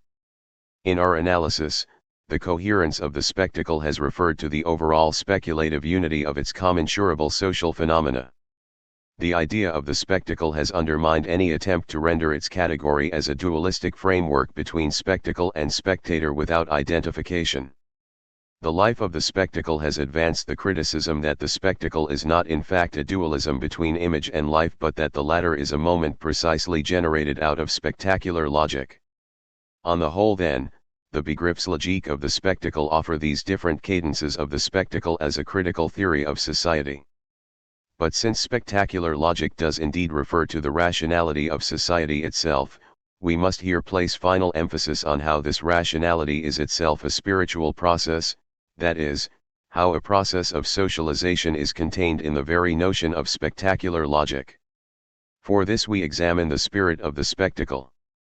For Hegel and beyond the finitude of individual life, spirit emerges in the Begriffslogique and is constituted by the absolute unity in the concept of opposites, and in its appearance, it must be possible to adduce an experience in support of each of the opposite determinations of reflection. Hegel 2010, 690. For all of this, as Hegel continues, it is from the idea of life that the idea of spirit has emerged, and for which one can compare the empirical reality or the appearance of spirit to see how far it accords with it. 2010, 694. Spirit emerges as a moment of the Begriffslogique. The logical forms hitherto examined thereby comprise a logical framework of spirit and therewith have their place in Hegel's real philosophy as categorial forms with real embodiment. Their logical stringency have not therewith abandoned the concern with the spiritual bond. Adorno 2000, 69. For this, we have taken the form determinations of Hegel's science of logic not simply as forms of thought but also that which comprises the forms of the world. The science of logic as such exposes the necessary determinations implicitly at work in the phenomenology of spirit, the logical requirements for the development of spirit. A science of logic holds the connection between the structures of subjective concepts about the world with the actual affirmative structures of the world. It was an insight well familiar to Marx in which the categories express forms of being, determinations of existence, of this particular society, Marx 1986, 43. This book has argued that the society of the spectacle is the actuality of the categories of Hegel's speculative positivity. Hegel's conception of positivity is the speculative spirit having traversed the determinations of the identity and non-identity. Spirit here demonstrates a movement of the unity of opposites or of internal opposition which sustain immanent contradictions. Only as concept, however, does this physiognomy become explicit. The society of the spectacle as a critical theory of society thereby signifies a real philosophy with logically overwhelming speculative cohesion. 16. The spirit of spectacle thinks its own essential nature through a series of speculative social forms, as unities of opposites, or, to put it in its most unadulterated anatomy, the movement of identity and non-identity, the rhythm of exchange value, builds the concept of the spectacle. It is this spectacular logic, as a social spirit whose determinate rationality sediments itself through a form of commensurable identification carried through a dialectic of appearances, that has been the central focus of this book. That is, how what appears as the heteronomy of the spectacle can be rationally translated into a unity of opposites whose differences are but the self-difference of the spectacle's Begriffslogique. The content of the spectacle in all of its diversity and richness is raised to the level of its concept, as exteriorized moments of its own rational logic.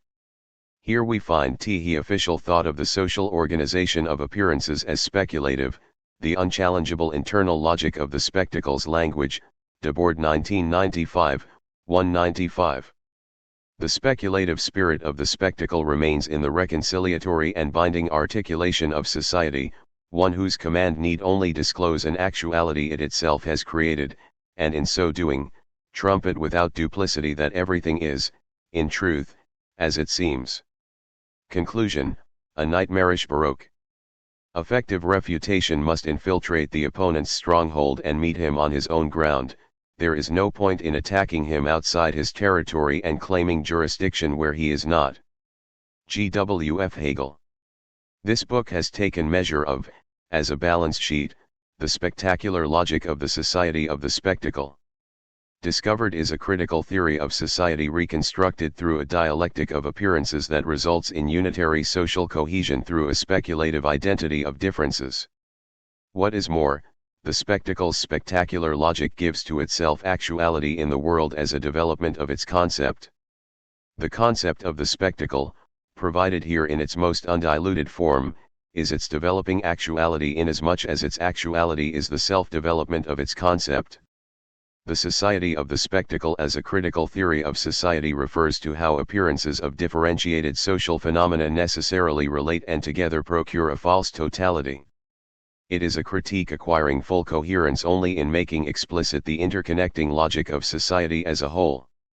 At base, it is a critical theory whose primary demand is that only with attention to a comprehensively social totality, one constituted by the falsehood of commensurability through a dialectic of appearances, can the individual phenomena of capitalist society be adequately criticized. Furthermore, it is a critical theory of a society whose individual appearances emerge as moments which ratify that same society. The immediate publicity and distressing clarity with which the world broadcasts its turmoil is a distinct situation not shared by earlier periods of alarming uncertainty. With the spectacle, to disclose the calamities of society is no longer a condition for its undoing. Unlike our predecessors, we see every tear in the tissue and hear every cracking of the joints. Huizinga 2019, 5. In this way, the programmatic exposition and appearance of social conditions becomes itself a mystification of those social conditions, not however as an illusory veil but merely in rendering the actuality of society illuminate. Such a critical theory puts to bed those interpretations of the spectacle as either a mechanism of pacification or depoliticization in which industries of mass consumption or advertising are castigated as means of manipulation and distraction. Indeed, the spectacle is a structure that instills passivity no less than unbridled and vigorous activity, often intensely political and yet in and through a speculative organization of Identitätszwang, in which human beings recognize, as Debord writes, their own needs in the images of need proposed by the dominant system, 1995, 30. It is therefore not simply the case that what binds the work of Debord to the critical theory of the Frankfurt School is the common concern over generic issues of alienation and reification, or that both tendencies merely scrutinized more closely how human beings subordinate themselves to things. It is more specifically in the spectacular logic of identification, of rendering commensurable like with like as the rationalization of mimesis, so central to Horkheimer and Adorno's dialectic of enlightenment, that Debord's critical theory finds accord. For Hegel as much as Debord, here we find a rationality whose purpose is to reconcile us with the positivity of its historical moment, in a manner of only conceiving of a positive adhesion to all that exists, Debord 2006 c. 339. While it is true that Debord provides an extrapolation of the critique of political economy, the concept of the society of the spectacle takes liberties within that distance as a further development of Marx's categories through the speculative of Hegelian thought as the unity of separations. This book has therewith provided an ideal reconstruction of the spectacle as a concept, itself a nevertheless historical totality in its particular self-determinations. Such an approach, reconstructing Debord's diagnosis and expounding its logical determinations which are themselves historical, assists in advancing a critical theory of the society of the spectacle to resonate beyond its own peculiar historical moment, and it is the hope of this author that such a Procrustean bed in which we find ourselves provides a theoretical framework through which to comprehend further developing social relations. The structure of the spectacle, as has here been elucidated as a spectacular logic, upholds and restores the conditions of its own actuality through the historical development of capitalism in the aftermath of the economic crisis of the early 1970s. During this period and after, the individualization of class struggle and its culturalization, the ongoing regime of austerity and in general the imposition of crisis management globally which dealt a severe blow to the offensive capacities of the global proletariat, can all be examined within the diagnosis of the society of the spectacle set forth in our analysis, having rendered explicit a spectacular logic not confined to a single period of capital accumulation. Indeed, from industrial productive capital investment to fictitious capital at the base of this restoration after the post-war period, we can easily enough discover a reconfiguration of spectacular dynamics. Poverty assumes the appearance of individual responsibility, the state assumes the appearance of an obstruction to open market circulation flows, the commodity assumes the appearance of base survival, a satiated proletariat assumes the appearance of a good credit score, an unsatiated proletariat assumes the appearance of the excluded other, culture assumes the appearance of a mechanism of empowerment, and so on. None of these appearances are strictly false insofar as they are the true manifestations of the necessarily false. Only through a dialectic of appearances, fundamental in the analysis of spectacular logic, can the conditions of the spectacle's actuality procure reinvention, a development which certainly took place after post-war prosperity and into the 21st century. None of the changes since that time could have been possible without a logically existent structure of appearances and forms of commensurable identification constitutive of our analysis of the spectacle, whereby the actuality of the world need only disclose itself in order to justify itself. The spectacle becomes that ruthless unity of difference whose conjunctive whole of relations and particulars pivots upon unbridled circulation and reconciliation. A brief scroll through one's social media feed elicits its nightmarishly baroque quality, the celebration of a newborn, a Coney Island hot dog eating contest, an appeal to help pay next month's rent, hysterical ebullience over the latest social democratic baby kisser, a suicidal cry for help, raging California forest fires that you can watch with your friends, colonoscopy discounts, crippling depression, Holocaust denial, student loan refinancing, investment opportunities, petitions, gossip, eulogies and base entertainment all rolled into one singular engagement with the world. Indeed, what was for the post-war period of the Society of the Spectacle the automobile, NAV 2006, 69-70, is in its 21st century advancement the digital apparatus of telecommunications and social media data distribution, a rationalized world of instant communication situated within total and immediate global interconnection. Both ascend, one no more concrete than the other, as requisites for social participation and operate as baseline form determinations for all possible movement, however versatile. Yet the panorama of mass media remains the spectacle's most stultifying superficial manifestation, Debord 1995, 24. Nevertheless, it is a field of experiential potpourri not altogether dissimilar from the latest museum curatorial program, the contours of the next presidential debate or just an afternoon stroll along the avenue. Emblematic for its tendency to the pastiche remains the Las Vegas Strip, at once landmarks of New York City cajole with Venetian facades, Parisian lights illuminate the tomb of King Tut, Caesar engages the quest for Excalibur, erupting volcanoes keep warm the prime rib buffets, all in all, an incoherent coherence fortified with neon brilliance. Every momentary verisimilitude is as valid as the next, a veritable equalization between the most trivial and the deadly serious. It is their commensurability, schizophrenic in nature, that gives inner coherence to the heterogeneity of the world in the present moment as a society of the spectacle. The spectacle in this sense is hardly an exercise in mere representation, least of all a vendor of the fictitiously fabricated, but instead the pinnacle of mimetic fidelity within the social fabric. Nor can the logic of the spectacle, despite more common interpretations, be grounded as a semiotic function. As the true inheritor of the general equivalent, it is rather the manner in which society allows us to switch from one indulgence to the next, a burlesque parade that converts anything into its opposite within a harmonious cornucopia of variation by which we might identify, find recognition and, if lucky, call home.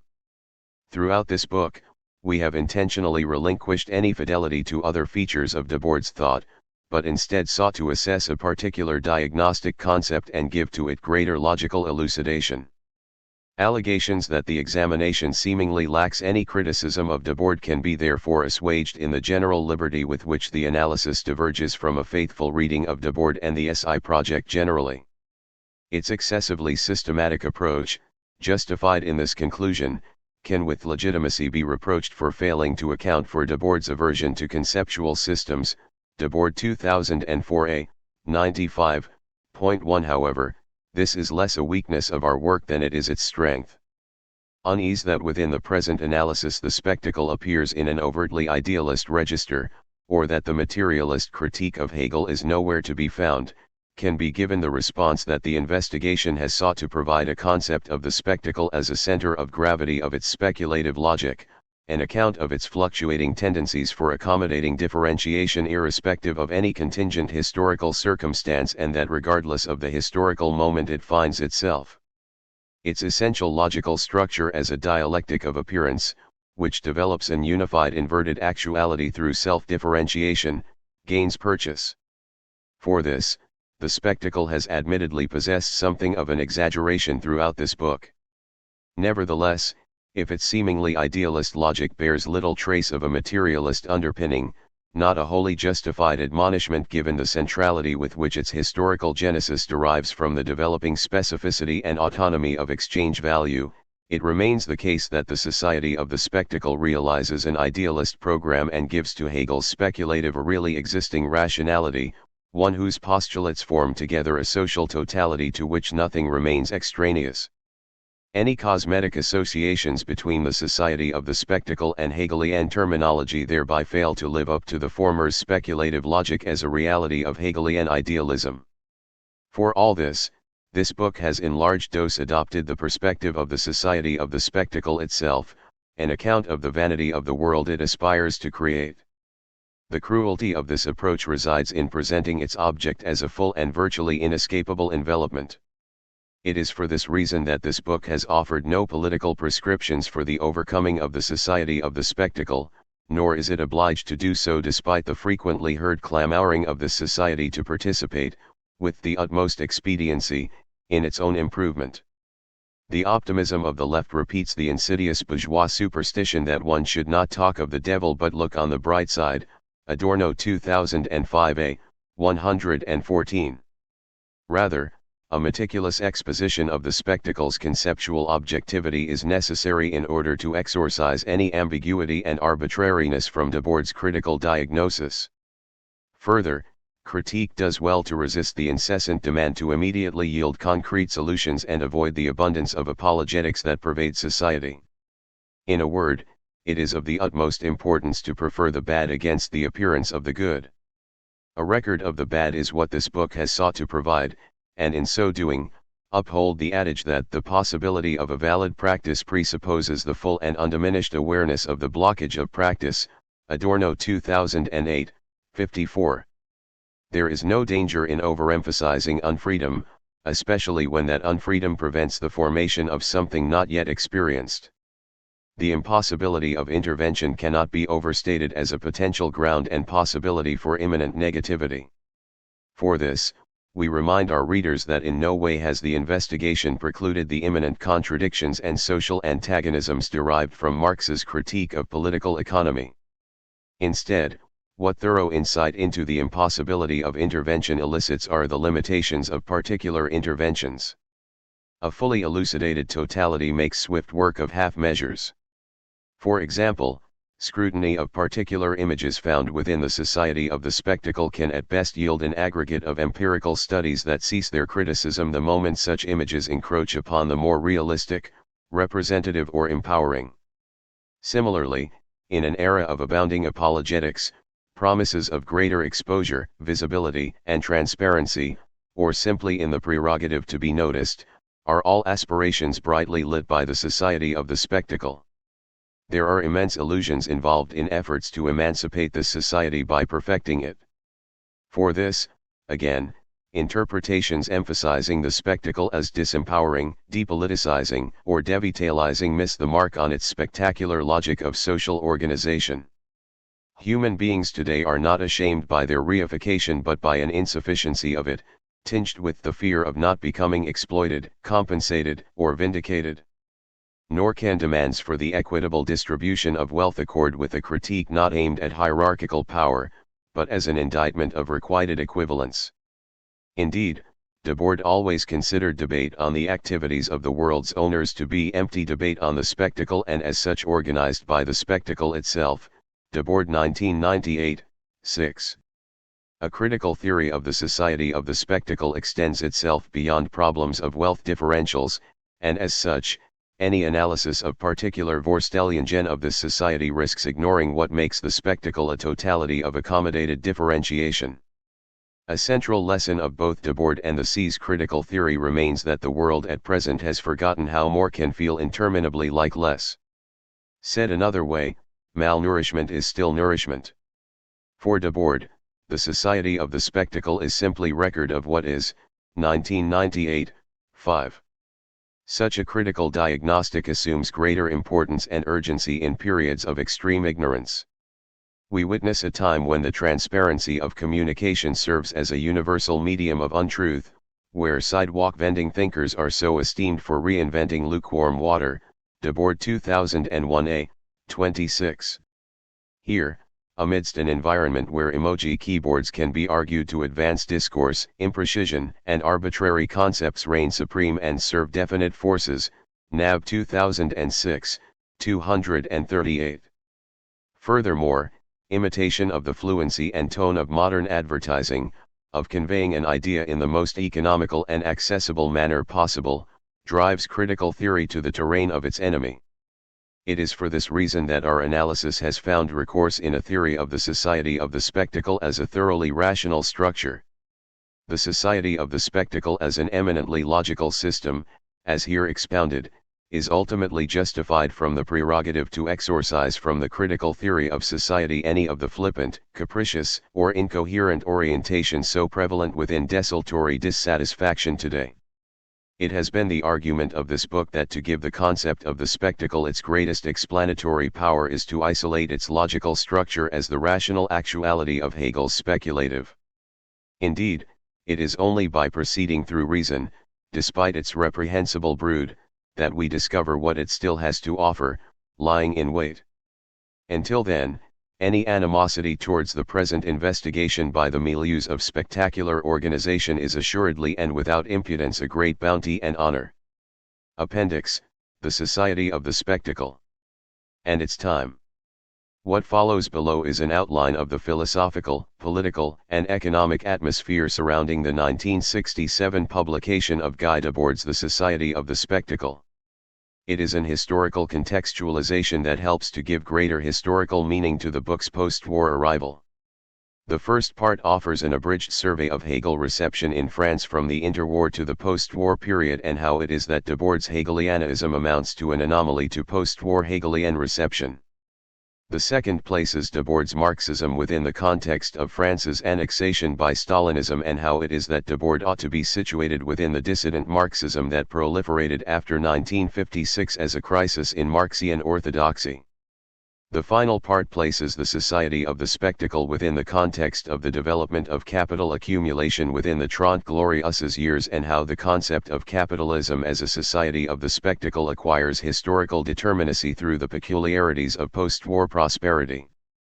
The background as a whole bears important pertinence for the preceding investigation, insofar as a more logically coherent investigation of the concept of the spectacle as a critical theory of society ought to be weighed against the contingencies under which Debord was writing. The fear of integration. Debord's return to the Hegelian thought took place at a time of its illegitimacy, or what Judith Butler has referred to as Hegel's dissolution in France, 1999, 7. It was a scandal not just for the major trends within French philosophy but also for the standards and developments of French Marxism. The way in which the society of the spectacle integrated aspects of Hegelian thought long since rejected functioned as a kind of assault upon the language, style, and currency of the prevailing discourse and its various public intellectuals. The dialectics epigrammatic and insurrectional style, Debord 1970, 206, lambasted the literary sensibilities of French intellectual periodicals. As Le Monde wrote in February 1968, one finds in the writings of Debord a snarling, extravagant rhetoric that is always detached from the complexity of the facts upon which we reason, which not only makes the reading disagreeable but also staggers thought. However, for Debord, such confusion amounted to a strategic leverage, a mantra, upheld by Sun Tzu, in which the whole secret of victory lies in the enemy's intellectual and moral disorientation. By amalgamating French literary intimation with heavy German conceptuality, the dynamic category of the spectacle served broadly, in the words of Clausewitz, to confuse the enemy and lowers his morale, 1984, 198. In this way, first, Debord, and the SI generally, sought to weaponize the dialectic, which was grasped as one of the truest and most important concepts of the era, and yet was surrounded by the greatest confusions and the worst misinterpretations.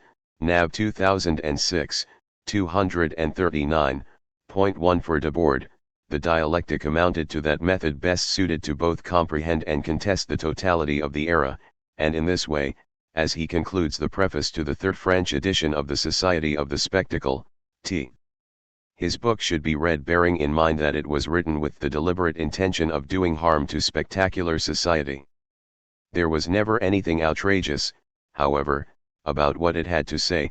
1995, 10. An intellectual atmosphere taking political positions, in the case of Sartre, to the right of Khrushchev, NAV 2006, 235, when it wasn't liquidating subjectivity altogether, could only therefore receive the Society of the Spectacle and its return to a Hegelian thought, outside the discursive parameters of select figurations from the phenomenology of spirit, with animosity. Second, it can be remarked that the distinctly French concern over conceptual unity stands as an unacknowledged concern over the spectacle itself, rather than simply a development within the history of philosophical thinking. The dream of the 1960s to think non-conceptual difference and absolute heterogeneity was a flight from the unifying power of objective social conditions. It is, at base, a fear of integration. As Adorno has remarked, the dialectic is reproached for revealing the compulsive character of the world, 2017, 78.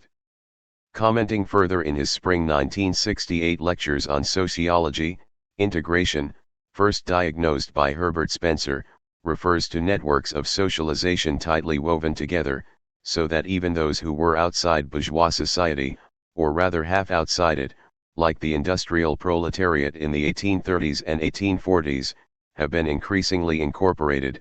Adorno 2000, 24.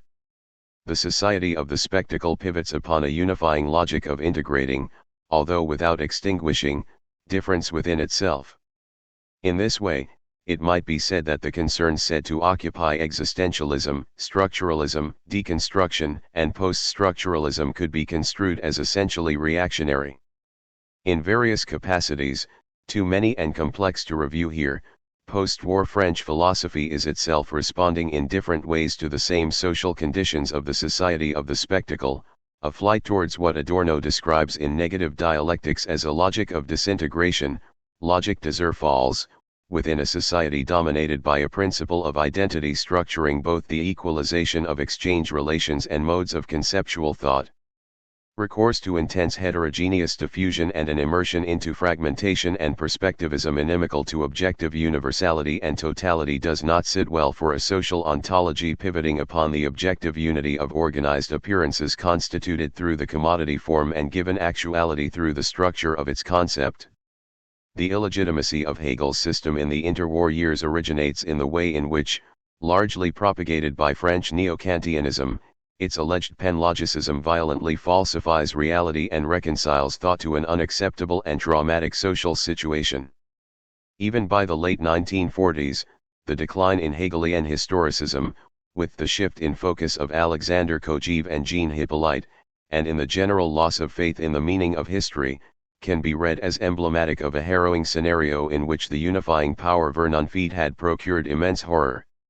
And yet, up until the 1920s, the French almost always understood Hegel in terms of the system elucidated in the Encyclopedia of the Philosophical Sciences.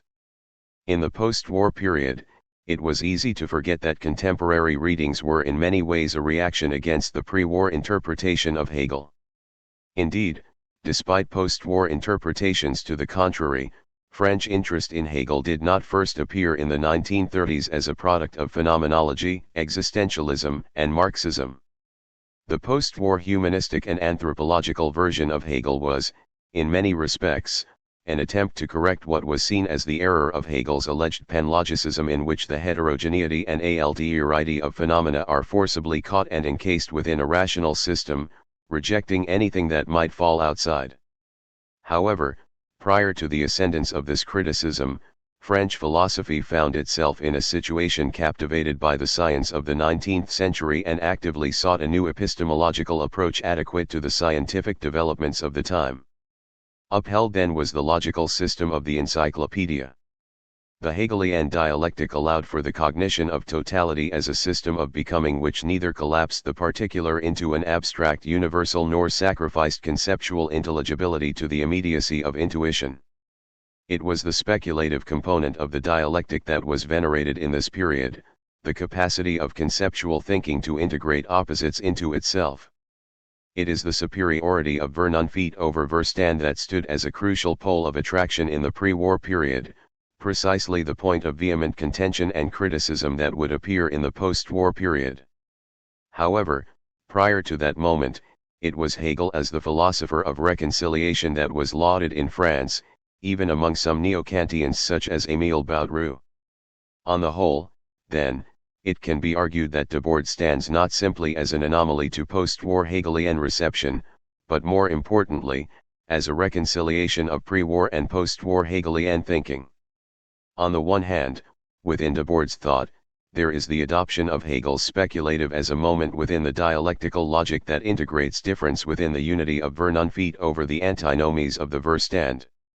However, at the same time, Debord gives social ontology to the system as that which satisfies spirit in the form of the spectacle.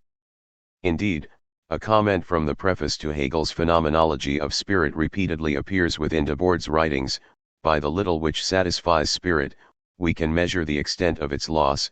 Hegel 1977 c. 5. 2. It is from spirit reduced to what satisfies it that Debord will begin his prognosis. Debord's Hegelian thinking bears the residue and maintains the falsification identified in post-war Hegelian reception by extending it into a social philosophy of spirit.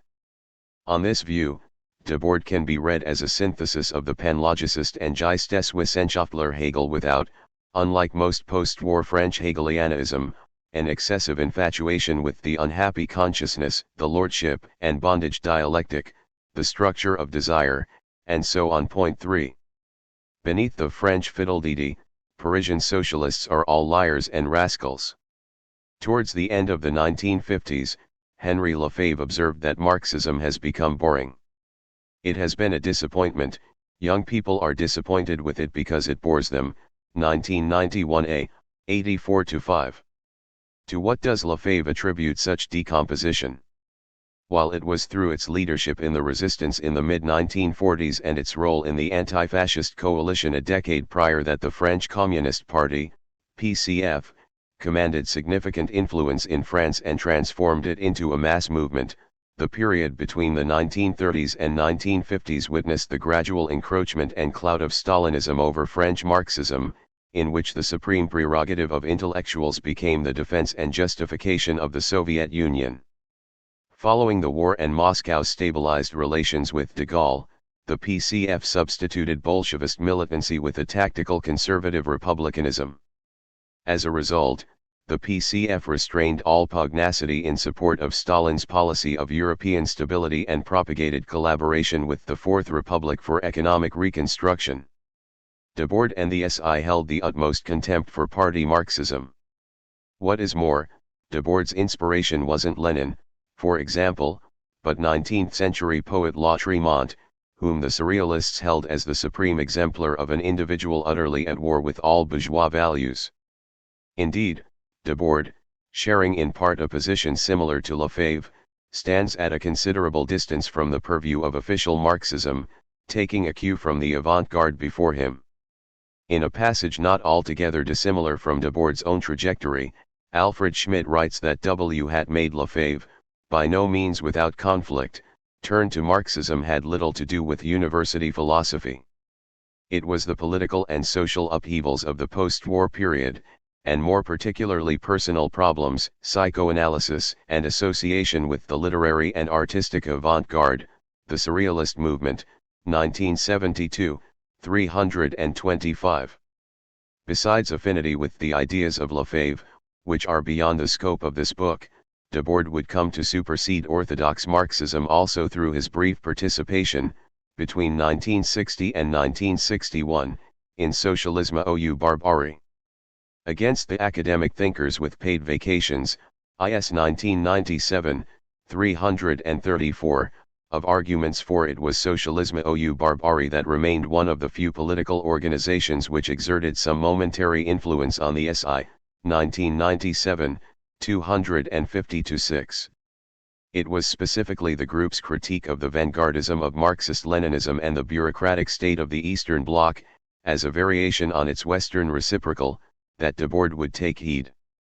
However, despite these insights, Debord would come to critically articulate a spectacular image of the political militant and its activism based on his own observations within Socialisme ou Barbarie, wherein a division of labor split leading theoreticians from rank and file members, 2001b, 82-8. Further tension would soon arise, specifically with Castoriadis' orthodox and normative conception of labor and in general Socialisme ou Barbarie's emphasis on self-management.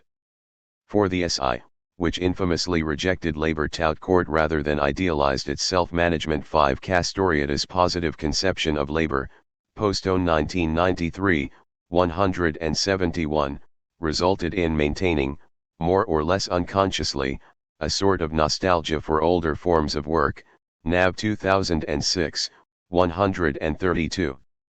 Self-managed industrial production, with a mere changing of the guard, remained a far cry from a notion of the self-management of everyday life in all its aspects propagated by Debord. 6.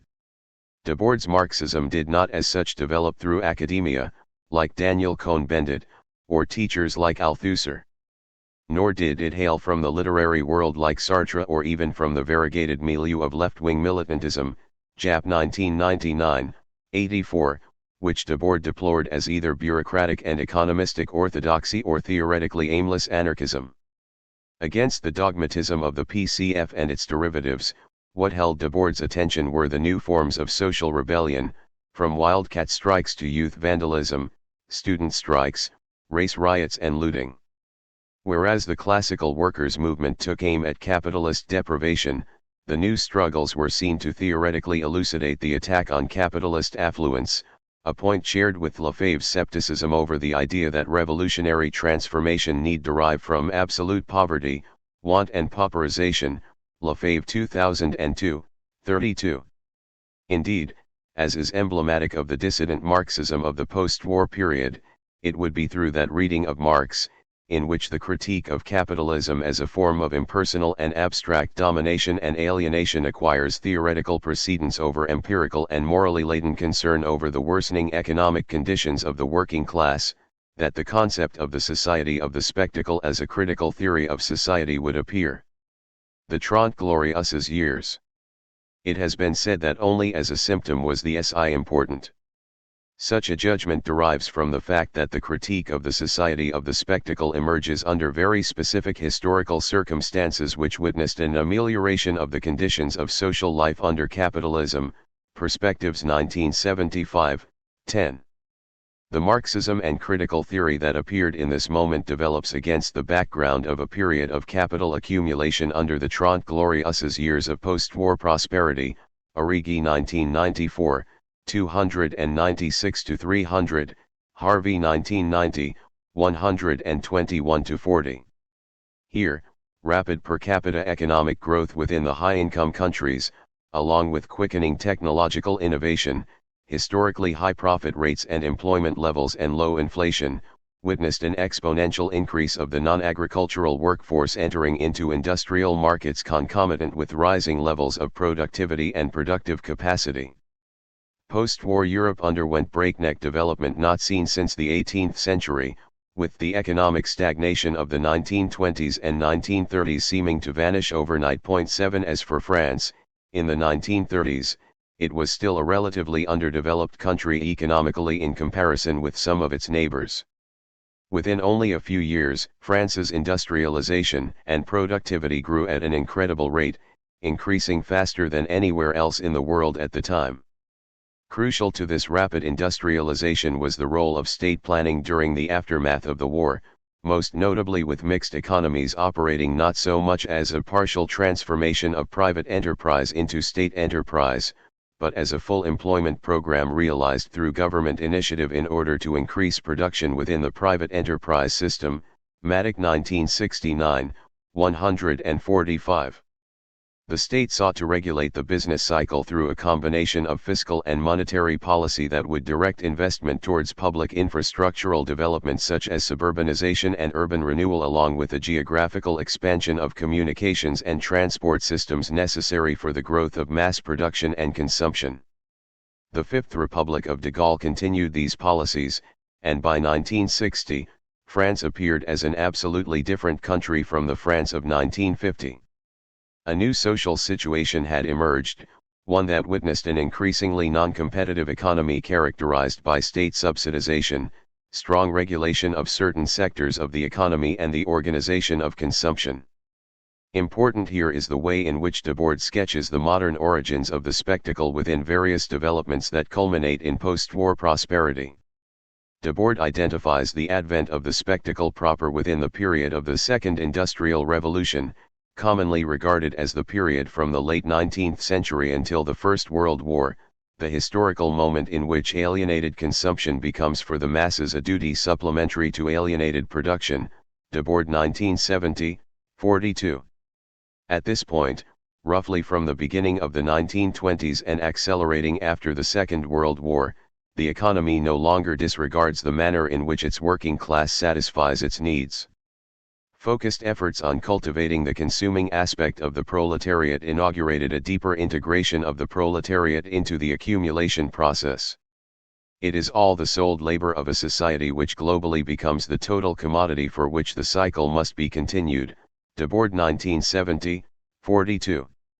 For Debord, the historical specificity of the spectacle unfolding in accordance with the development of the autonomy of the commodity can thereby be witnessed through a greater absorption of labor into the circulation sphere, an effort devoted strictly to the realization of surplus value, rather than to its creation.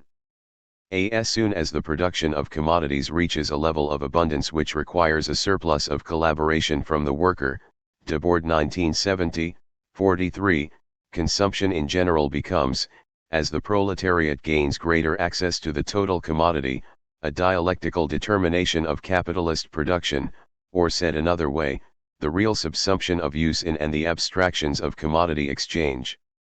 This historical moment produced, in exchange for the immense growth in productivity and the cheapening of commodities deriving from the massive devalorization of capital during the war, increased purchasing power and greater integration of the proletariat into the spheres of consumption.